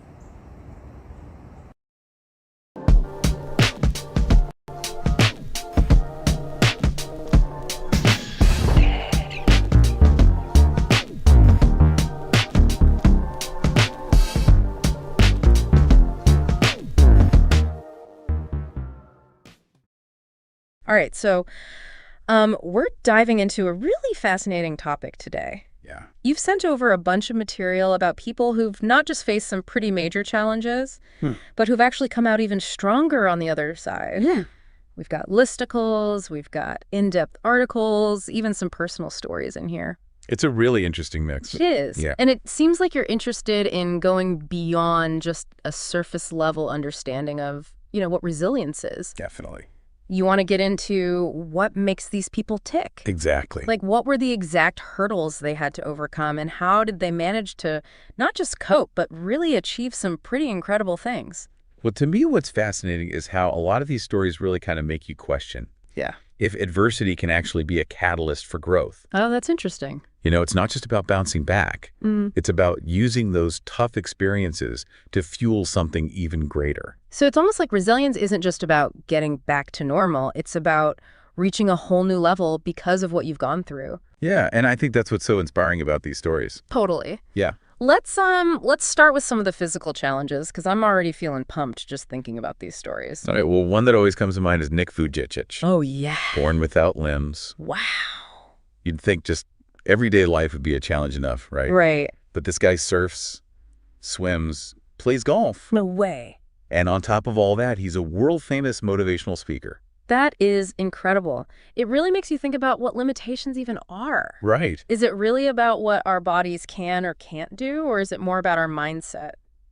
Well, Bethany Hamilton's story really kind of highlights that mindset aspect, I think. Okay. Yeah. Losing an arm to a shark attack at 13 Oh my gosh. would make most people pretty hesitant to even get back in the water. For sure. But she was back on her surfboard within weeks, Really? went pro, and now she's an advocate for shark conservation. Wow, there's something so powerful about that, It is. Not letting something so traumatic completely define you. Absolutely. She could have just let that experience hold her back, but instead she turned it into fuel for this whole new chapter in her life. It's amazing. It really is. It makes you wonder if that kind of trauma can actually trigger what psychologists call post-traumatic growth. It's a real phenomenon, and you see it in a lot of these stories. Oh, interesting. Wilma Rudolph, for example, she contracted polio as a child Oh, and had to wear a leg brace. I didn't know that. But she went on to win 3 Olympic gold medals. You're kidding. That's not just bouncing back. That's exceeding expectations that most people wouldn't even dream of setting for themselves. That's true. It makes you think about the role of perseverance in all this. Is it something you're born with, or can it be developed through facing these kinds of challenges? Like, was Wilma just incredibly determined from the get-go, or did overcoming polio actually forge that determination in her? It's a good question. I'd argue that adversity often reveals hidden strengths that we might not even know we have. Okay, yeah. Take Scotty Smiley, for example. He became the first blind active duty officer in the U.S. Army. Wow. After losing his sight in Iraq. That's incredible. It's not just physical adaptation, it's a complete mental and emotional transformation. How do you even begin to process that kind of loss and find the strength to keep going? I mean, it's hard to imagine. Did he rely on any specific techniques, or was it more about sheer willpower? Well, he talks a lot about asking the right questions, reframing his situation. Oh. Focusing on what he could still control. It's fascinating how the human mind can adapt, even to the most extreme circumstances. And sometimes even a temporary change can have a pretty profound impact. Oh, you're thinking of Bertie LaRue, right? Exactly. The horse riding accident that left him temporarily blind. And his blindness wasn't permanent. Right. But it completely shifted his perspective. It really did. Yeah. He went from taking his sight for granted to truly appreciating the beauty of the world around him. Makes you wonder how much we miss when we're not really paying attention. And if maybe a shock to the system can actually help us see things more clearly. That's an interesting thought. It seems like so many of these physical challenges force people to really confront their limitations, reevaluate their priorities, and ultimately discover a whole new sense of purpose. I think you're right. But what about the people who faced challenges that were more social or societal? I mean, those hurdles aren't always as visible, but they can be just as daunting to overcome, right? Absolutely. Yeah, it's almost like facing those societal barriers requires a different kind of resilience altogether. Oh, absolutely. It's not just about adapting physically, it's about navigating systems and challenging those really deeply ingrained expectations. Yeah, and sometimes it's about fighting for your right to even exist in those spaces. That's a good point. Malala Yousafzai's story is a powerful example of that. Oh, definitely. Advocating for girls' education should be a basic human right. It should. But she was shot by the Taliban. It's unbelievable. Simply for speaking up. Her story is a stark reminder that knowledge can be a threat to those in power. It is. It makes you really question those structures that try to limit access to education. Yeah. Especially for girls. Yeah, and then you have someone like Nelson Mandela. Oh, wow. Who spent 27 years in prison. I can't even imagine. For fighting against apartheid in South Africa. 27 years. It's hard to fathom the kind of resilience it takes. It is. To not only endure that kind of injustice. Right. But to emerge as a leader who promotes forgiveness and reconciliation. That's what I find so remarkable about his story, you know? Yeah. He didn't let that experience make him bitter. He didn't. It feels like he actually transcended the anger and the hatred. It does. And that's what allowed him to lead such a powerful movement for change. It's incredible. It speaks to a level of emotional intelligence that's just off the charts. Yeah, for sure. It makes you wonder if prison broke him or if it forced him to confront his own humanity in a way that ultimately made him stronger. It's a fascinating question, isn't it? Yeah. It is. It's a reminder that even in the darkest of places, there's still that possibility for growth. I agree. And sometimes those incredibly difficult experiences can give birth to something truly extraordinary. You know, we see that in J.K. Rowling's story, too. Oh, absolutely. Going from a struggling single mother on welfare to creating this global phenomenon that is Harry Potter. It's an amazing journey. It is. It really challenged that idea that creativity can only flourish, you know, in comfort and stability. Right. She faced financial hardship, single parenthood, countless rejections from publishers. Wow. Yet she persevered. And it seems like her own struggles infused her writing with this depth and relatability that really resonated with millions of readers. There's this idea that art often emerges from pain. Mm-hmm. And her story definitely seems to support that. It does. It's almost like she channeled her own experiences of overcoming adversity into the characters and the storylines. Yeah. Creating this world where even in the face of darkness, there's always hope. I think that's part of why it's resonated with so many people. Yeah, and it's not just about the creative output either. Right. It's about the impact her success has had on so many readers. Absolutely. Particularly young people who saw themselves reflected in her characters. It's a powerful reminder that our stories Yeah. have this ability to empower others, even when we might not realize it. Speaking of empowering others, Oprah Winfrey's story is incredible. Oh, it is. I mean, going from a childhood marked by poverty, abuse, and neglect A lot. to becoming a media mogul and philanthropist. It's amazing. It's truly remarkable. What stands out to me is how she used her platform to amplify the voices of others. Yes. Especially those who had been marginalized or silenced. She really did. Yeah. It's like she took her own experiences of being overlooked and unheard Right. and turned that into this driving force Wow. for creating space for other people's stories. That's a really insightful observation. Thank you. It's not just about achieving success for yourself. It's about using that success to lift others up. It's almost like a ripple effect where one person's resilience can spark this wave of positive change that impacts so many others. A chain reaction. And sometimes those ripples start in the most unexpected places. They do. Like take Dana, for example. She's this young girl in Kenya who contracted HIV after being raped. It's a heartbreaking story. It really is.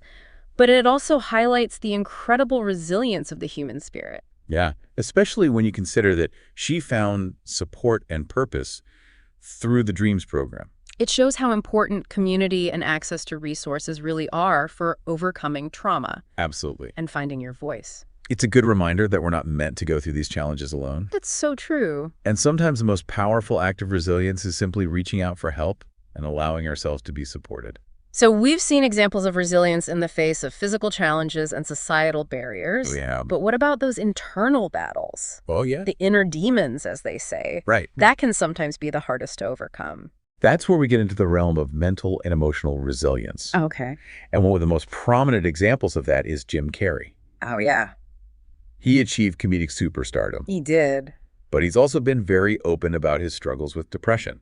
It challenges that assumption that success automatically equals happiness. It really does. And it highlights how important mental health awareness is. Yeah. Especially for those who might appear to have it all on the surface. You never know what someone's going through. You really don't. His willingness to be vulnerable about his struggles has helped to destigmatize mental health issues. Oh, for sure. And that's huge. It is. It shows that even those who seem to have it all figured out still face these internal battles. Right. And that seeking help is a sign of strength, not weakness. It's not giving up. It's taking care of yourself. Exactly. It's like acknowledging those inner demons. Right. It takes a certain level of self-awareness and courage. I think you're right. And sometimes confronting those demons can actually lead to a deeper sense of purpose. Oh, absolutely. Like take James, for example. Okay. He went from addiction and homelessness to becoming a counselor helping others with substance abuse. Wow, that's amazing. It's a beautiful example of turning pain into purpose. It is. He took those incredibly challenging experiences and used them as fuel for his passion. It's powerful. It is. It's a powerful reminder that our greatest weaknesses can often become our greatest strengths. But how do these individuals actually make that shift? Yeah. What are those common threads, the mindsets, the strategies that allow them to not just survive, but thrive? That's the million-dollar question, isn't it? It is. And while there's no one-size-fits-all answer, Right. I think we can definitely see some recurring themes here. Yeah, it feels like we've been talking about this idea of post-traumatic growth quite a bit. We have. It's not just about bouncing back to where you were before the challenge. It's about actually using that experience to kind of propel yourself forward in a new way. It's a fascinating concept, isn't it? It is. That something so inherently negative as adversity can actually become this catalyst for such profound personal transformation. Yeah. You know, I always think of it like kintsugi. Okay. It's the Japanese art of repairing broken pottery with gold. Oh, yeah, I've heard that. So the cracks and the imperfections actually become part of the object's history. You know, Yeah. they make it even more beautiful and I valuable. love that analogy Yeah. because it's like those scars are proof of the object's strength and resilience. Exactly. And it seems like that's a common thread we see with a lot of these individuals. It does. They don't try to hide their struggles. They actually embrace them. Right. You know, those experiences become part of their identity, a source of wisdom, Right. and often a driving force for helping others. And that's where I think the real power of resilience lies. I agree. It's not just about individual strength, it's about the ripple effect it creates. Exactly. These people don't just overcome their own challenges. They use those experiences to inspire and empower others. It's true. Their stories give us permission to believe in our own capacity for resilience, you know, Yeah. even when we're facing these seemingly insurmountable obstacles. It's like they're showing us it can be done, Yeah. but how do we do it? I mean, is this something we can actually cultivate? Can we train ourselves to be more resilient? Well, based on what we've seen in these stories, I'd say it starts with awareness. Okay. Acknowledging that adversity is an inevitable part of life. Right. That setbacks are going to happen, and that challenges, while they're difficult, can also be opportunities for growth. So it's not about avoiding challenges altogether. No. It's about shifting our perspective to see them as potential opportunities. Yeah, it's about moving from fear and avoidance to curiosity and willingness to learn from those tough experiences. It's easier said than done, though. Oh, it is. I think that's the thing. It's practice. Like, how do we actually make that mental shift? Well, I think a good starting point is to reflect on our own experiences. Oh, okay. Think about a time when you faced a challenge, big or small. Uh-huh. How did you handle it? Right. What did you learn from it? What strengths did you discover within yourself? So instead of focusing on what went wrong, Yeah. we can try to focus on what went right. Right. What if we celebrated those small victories? Yeah. And used them as fuel to keep going? That's a good point. And another thing that seems to help is seeking inspiration from others. Absolutely. Hearing stories like the ones we've talked about today reminds us that we're not alone, you know? It does. That other people have overcome incredible odds and that we have that potential for resilience within us too. It's like those stories become a roadmap, showing us that it's possible to not just survive, but thrive in the face of adversity. And it's not about waiting for some major life crisis to test our resilience. Right. It's about building that capacity day by day through those small acts of courage and perseverance and self-compassion. Exactly. The more we practice, the stronger that resilience muscle becomes. So as we build our own resilience, we become better equipped to handle our own challenges. Of course. But we also become a source of strength for others. That's right. It's like that saying, a rising tide lifts all boats. I like that. You know, when we invest in our own resilience, we're also contributing to a more resilient community, a more resilient world. It's been a really eye-opening journey exploring these stories, and I think you've given us a lot to think about. I'm glad to hear that. You know, as we each face our own challenges, big or small, Let's remember the lessons we've learned from these incredible individuals. I agree. Let's embrace the power of resilience, not just in ourselves, but in our communities. Because ultimately, it's not just about surviving, it's about thriving. Well said. And who knows, maybe someday our own stories of overcoming will inspire others to find their strength and resilience too. I hope so.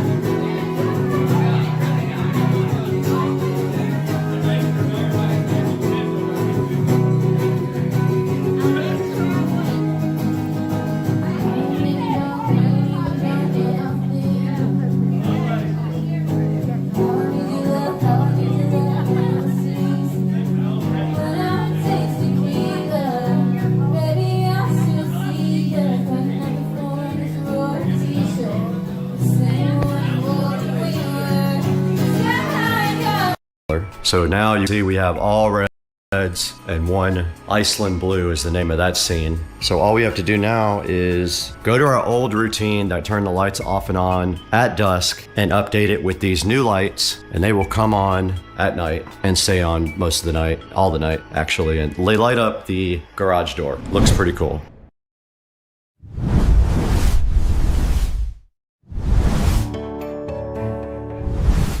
Okay, what you're seeing in this scene basically is them prepping my closet. They're getting rid of all of the metal wire shelves that are in the closet right now. After they do that, they're going to start prepping to put in the new closet system. Let's watch them go and see how it goes.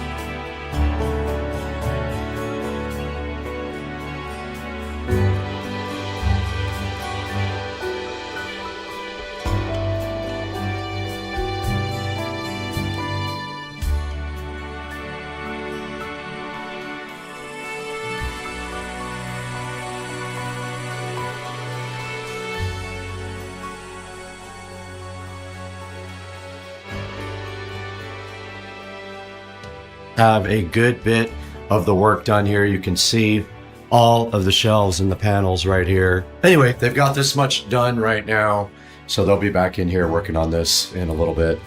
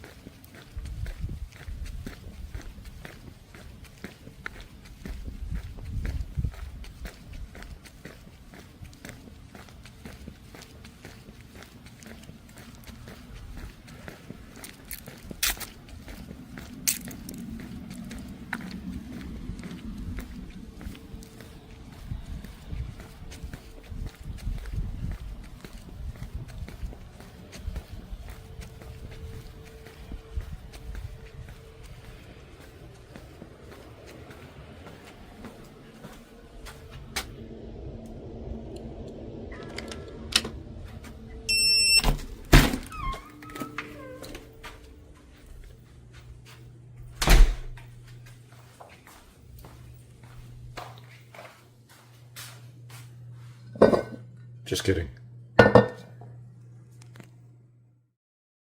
All right, guys, bad news. Last night coming home from a work event, there was a big, huge box in the middle of the road. Did all I could to avoid it, but unfortunately, I swerved to miss it, and this is what happened.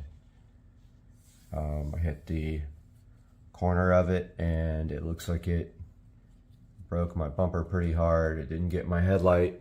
It did get this whole entire bumper though, and this fog light is in the car. Not good. I think at this point I'm also going to get my hood repainted since it's already going in for this. So we will see. What is the deal with all the frogs out here? They're insane. Why?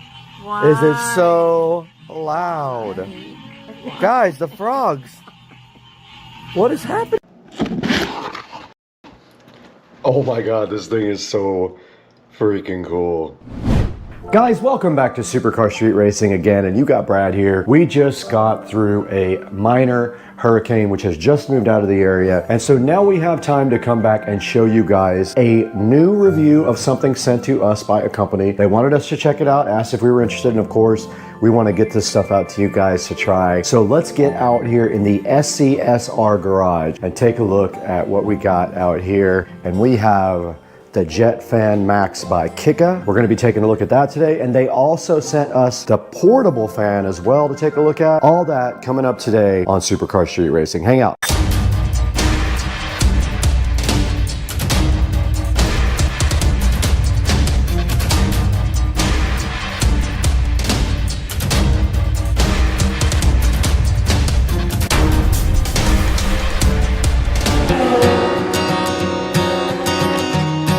Out here in the SCSR garage, we've got a very special product for you today. I'm wearing green for absolutely no reason, but today we have the Jet Fan Max sitting here, and you guys have no idea how cool this thing is.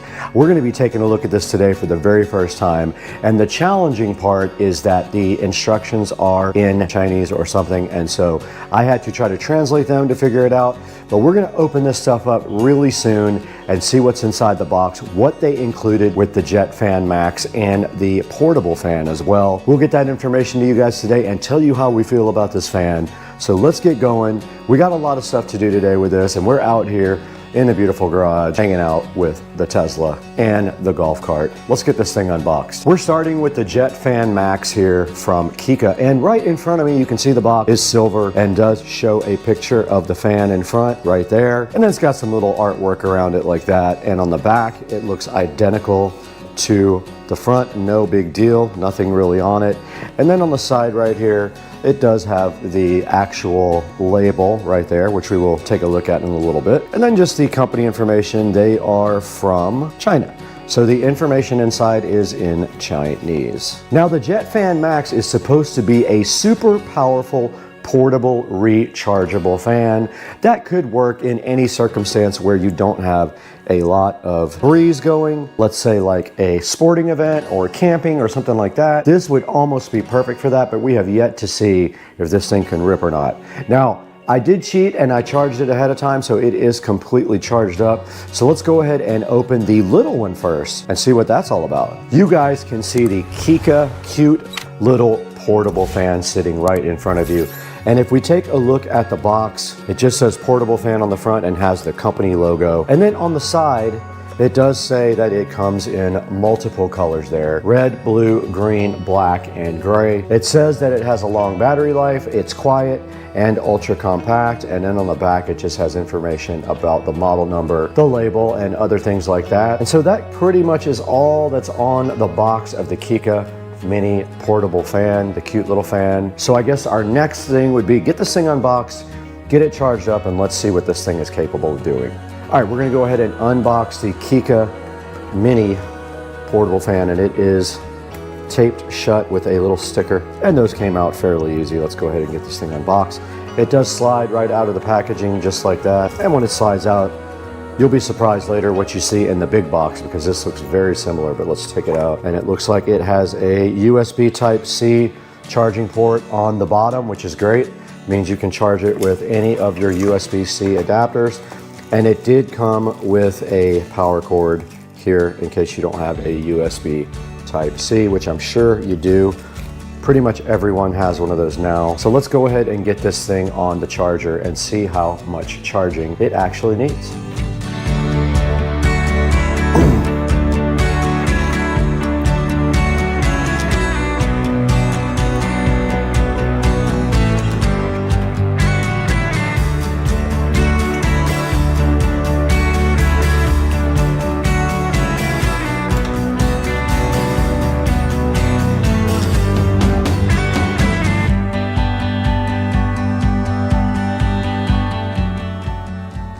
All right, you saw right there that we turned on the eco battery inside the golf cart. We did switch on the 12-volt system, and now we have plugged in the mini portable fan to the club car precedent on the 12-volt system here, and it is charging with this USB Type-C cable. It is on a single LED, so we're gonna go ahead and let this guy charge up until it is fully charged. And while that's charging, we can go ahead and open the big one. Let's get over here and open the big monster size fan from Kika, which is chilling on the golf cart. Right in front of the Kika Jet Fan Max now, while we got the little guy charging over there off of the golf cart battery, we can go ahead and take a look at this guy. So let's go ahead and get it opened up. It actually opens up backwards like that.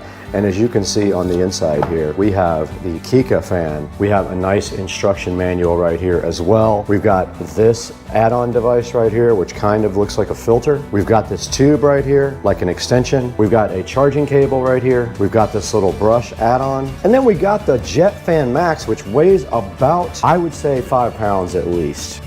All right, we're sitting in front of the Jet Fan Max packaging content, and unfortunately, the entire manual is in Chinese, so I did have to translate the few things that I could figure out. But obviously there is a type of filter here that you can put on it with a screw on this thing.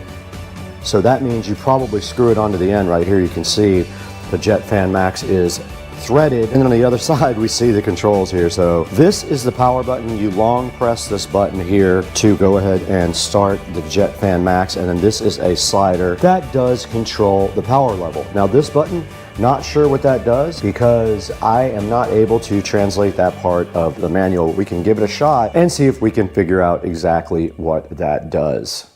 All right, the Jet Fan Max is in front of us, and we do have this add-on. You have that, and then you have this nice brush add-on here as well. And that goes right on. I don't know what you would possibly use that for unless you're gonna clean something maybe. You have an extension also that you can add on right here. And there's a good look at the extension on the end, and then you can then put your brush. That just clips right on the end like that. And that is how you use the accessories. I guess you can blow stuff off with it, like a cleaning tool. And then this thing just does come straight back off like that. And that part unscrews just like that. Back out here with the VESA Jet Fan Max, and let's talk a little bit about the operation of this. Now, as I said, this is kind of substantial. It is heavy. 5 or 6 pounds should tell you that it is a quality product. And a lot of that might be the battery on the bottom. I'm not sure, but the battery does slide out just like that. So if you have an extra battery, you can go ahead and have that charged up and ready. But that just slides right back into the VESA, and then it is ready to go. Now here is the power slider, and that's the level of the fan intensity. And I don't know what this does because I cannot read the manual. Now to power on the fan, you simply hold the power button down with a long press. And you can see right here, it does say 95% on the charge indicator, and it is at 0% power. Now we're turning it up, and it is going to blow the camera over. It will blow. That's only 36% on the thing, and it will blow this. Absolutely rips, and you can see how much power it had at only 50%. It will blow the camera over easily.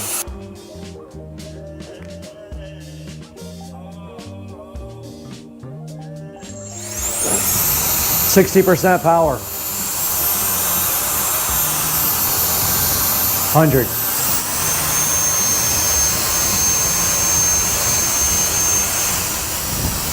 So strong. Wow. All right, I don't know if you guys can see the dust on the car. We're gonna give this a shot to get the dust off of the car. Let's see, there's plenty of dust on the car. Here we go. Blew it right off.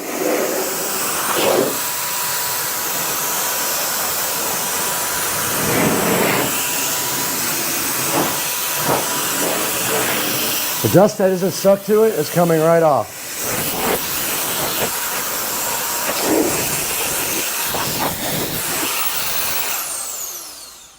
Now here's a look at the indicator from 0 to 100% on power is what you see right there. It's on 0 right now. And I still don't know what this button up here does. Let's give that button a shot.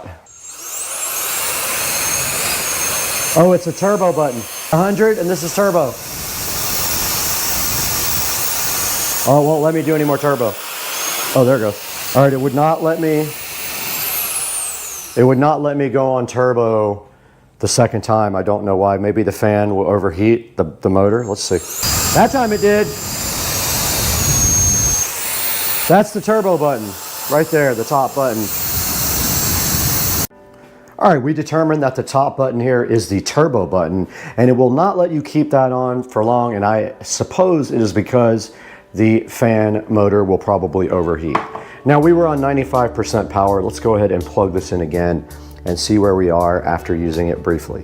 77% charge after using it for about 2 or 3 minutes. So you're not gonna get a whole lot of power time out of this, it looks like. That went from 95 to 77 in not too long a period, but also we used the turbo button 5 or 6 times, so that probably sucks down extra battery. I would say you probably could get a good 10 minutes out of this if you really needed to, but we would have to test that completely. Once it gets fully charged up, we'll see how long we can get this thing going for. But we can get 10 minutes out of it. In the Supercar Street Racing kitchen, over an hour and a half has gone by, and you can see that the fan has now charged up to 100% on a standard USB outlet right here. It is a 20-watt USB outlet, and we use regular USB Type-C. Now this thing was down at 77% after around 3 or 4 minutes of usage and also using the turbo button. Now, that is probably going to be tested here very quickly because we are going to turn this thing on and see how long it takes to go all the way down to 0%. But first, we need to head on out to the Supercar Street Racing garage and check on the other fan, the mini fan. So let's go. The mini fan has also been charging for an hour and a half, and it is on the 4th dot of charging, so it is not quite done yet. Let's let that fan get all the way done, and then we will test the power of it to go all the way to 0. The Kika Jet Fan Max is fully charged at 100%, so the next step is to turn this fan on and see how long it takes it to go down to 0. Set a stopwatch. Okay, stopwatch started. Now we have started, we are 2 seconds in. We're gonna go ahead and power this fan on at the bottom. You hold down the button, it is on, and then what we're gonna do is just turn it on high and see how long it takes. And it is. The only way we could get it to stay was with a 2-liter bottle of Coke and our tequila. So we're gonna let the battery run down now. I can't see the battery, unfortunately. Let me turn it where we can see it. We've gone 1 minute, 18 seconds.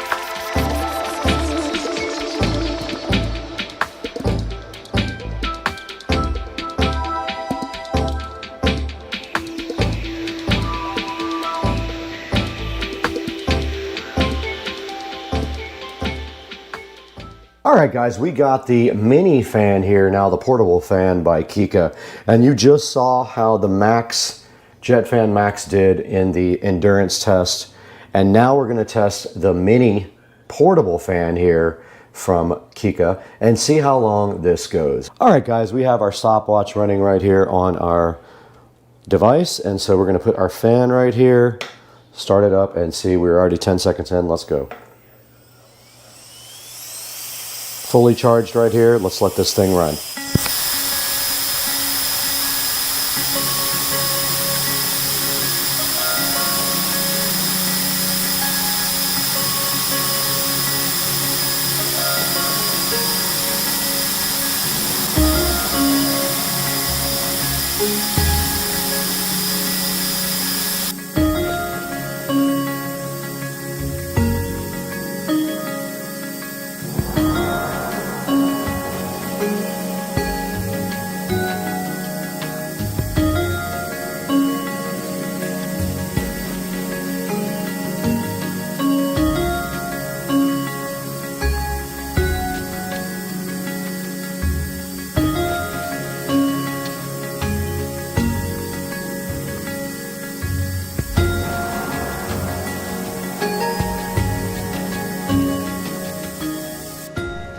Okay guys, so you just saw we ran the mini portable fan down to nothing. You saw how much time that took, and we ran the big jet fan max down to nothing, and it is at 96% after 3 hours, so it is almost recharged to 100%. Just using the typical USB Type-C cable here. This guy right here ran completely down as well, so we can actually put this on the charger now. It has a USB Type-C on the bottom also, so we just plug this thing right in like this. And you can see on the back of the unit, it does have 4 LEDs, and it did start blowing again as soon as I plugged it in, but it has 4 LEDs right here. Both of these guys are recharging. Okay, let's reset the stopwatch and see how long it takes this portable tiny mini fan to recharge. This is going on 3 hours right now, maybe a little bit more. And then we'll give you an update once we get all this stuff completely recharged. The Kika, or Kaika, however you want to pronounce it, fans are rocking every way, y'all. Guys, welcome back once again, and today we have a special product here, the Kika, or Kaika, however they pronounce it, Jet Fan Max. I don't think this thing is available yet. I've been looking for it online, but they did send me this and their portable fan to go ahead and check out, and I can highly recommend both. These things actually, I never even thought about it this way, but they're designed to be dusters, or, I mean, you could use it for a portable fan as well for yourself, like I thought, but these are for doing dusting and things on computers. And this thing really rips. If you just hold down the button here, it has 100% charge now, and you just turn it on and it will literally blow the camera off of the entire computer. So that's the Jet Fan Max, and this is the portable fan. The Jet Fan Max takes about 3 or 4 hours to charge up, and this little guy took a couple of hours to charge up. We got about 23 minutes out of the big guy, and we got hours out of the small guy. So please check out Kika. I'll put a link in the description to their store, and go ahead and buy a Jet Fan Max when it is available, or one of their tiny little fans as well. And this thing did blow all the dust right off of the Tesla Model S Plaid. Guys, we got to get going today. We have a lot of stuff to do in the house. We'll see you next time.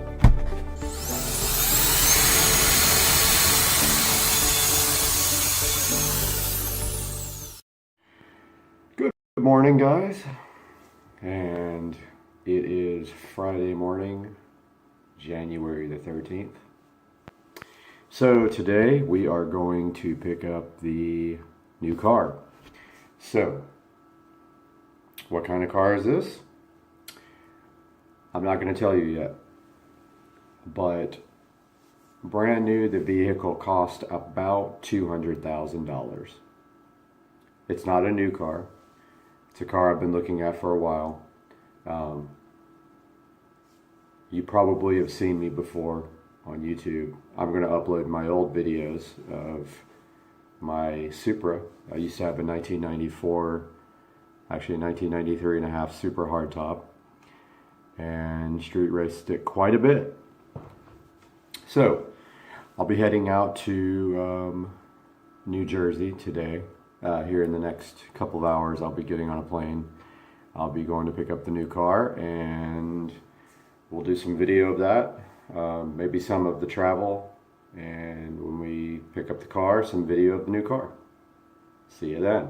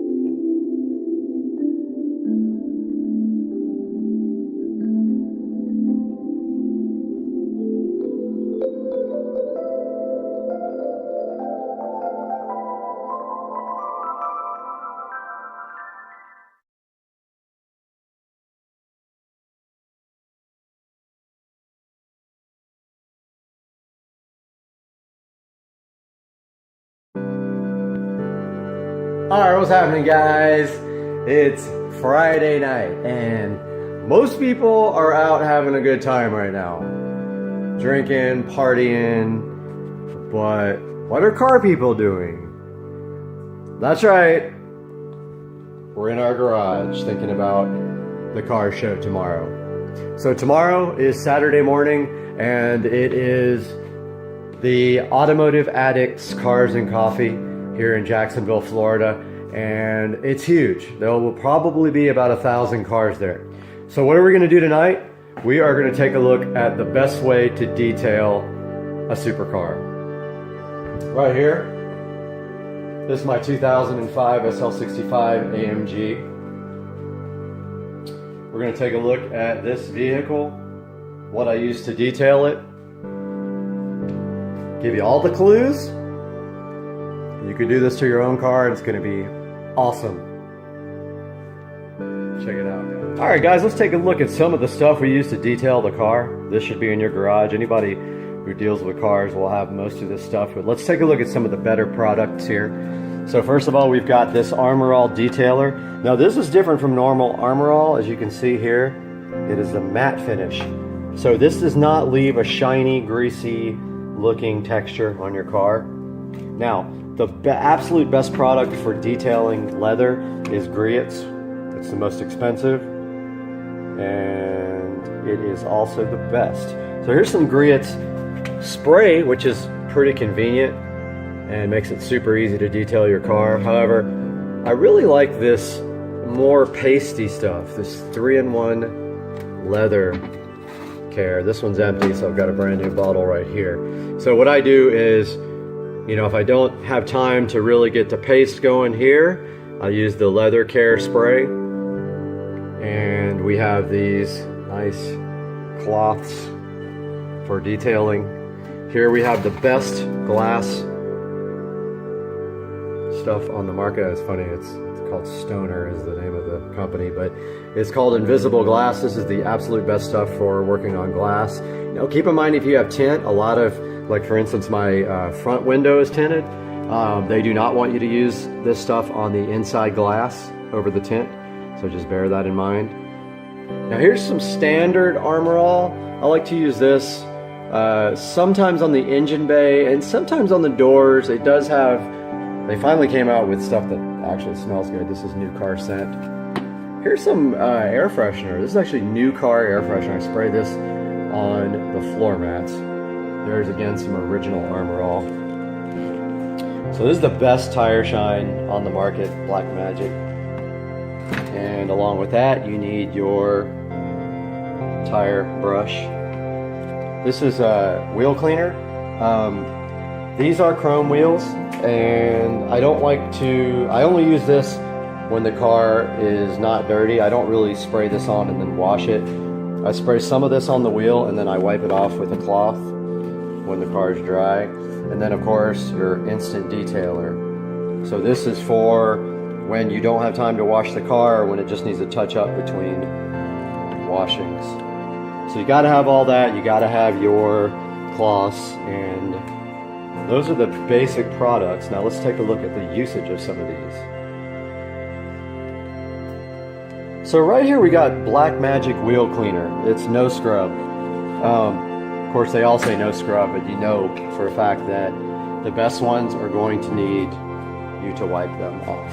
So this is designed to work with a hose. However, what we're going to do right now is, so these are chrome wheels. I'm going to spray this on the chrome.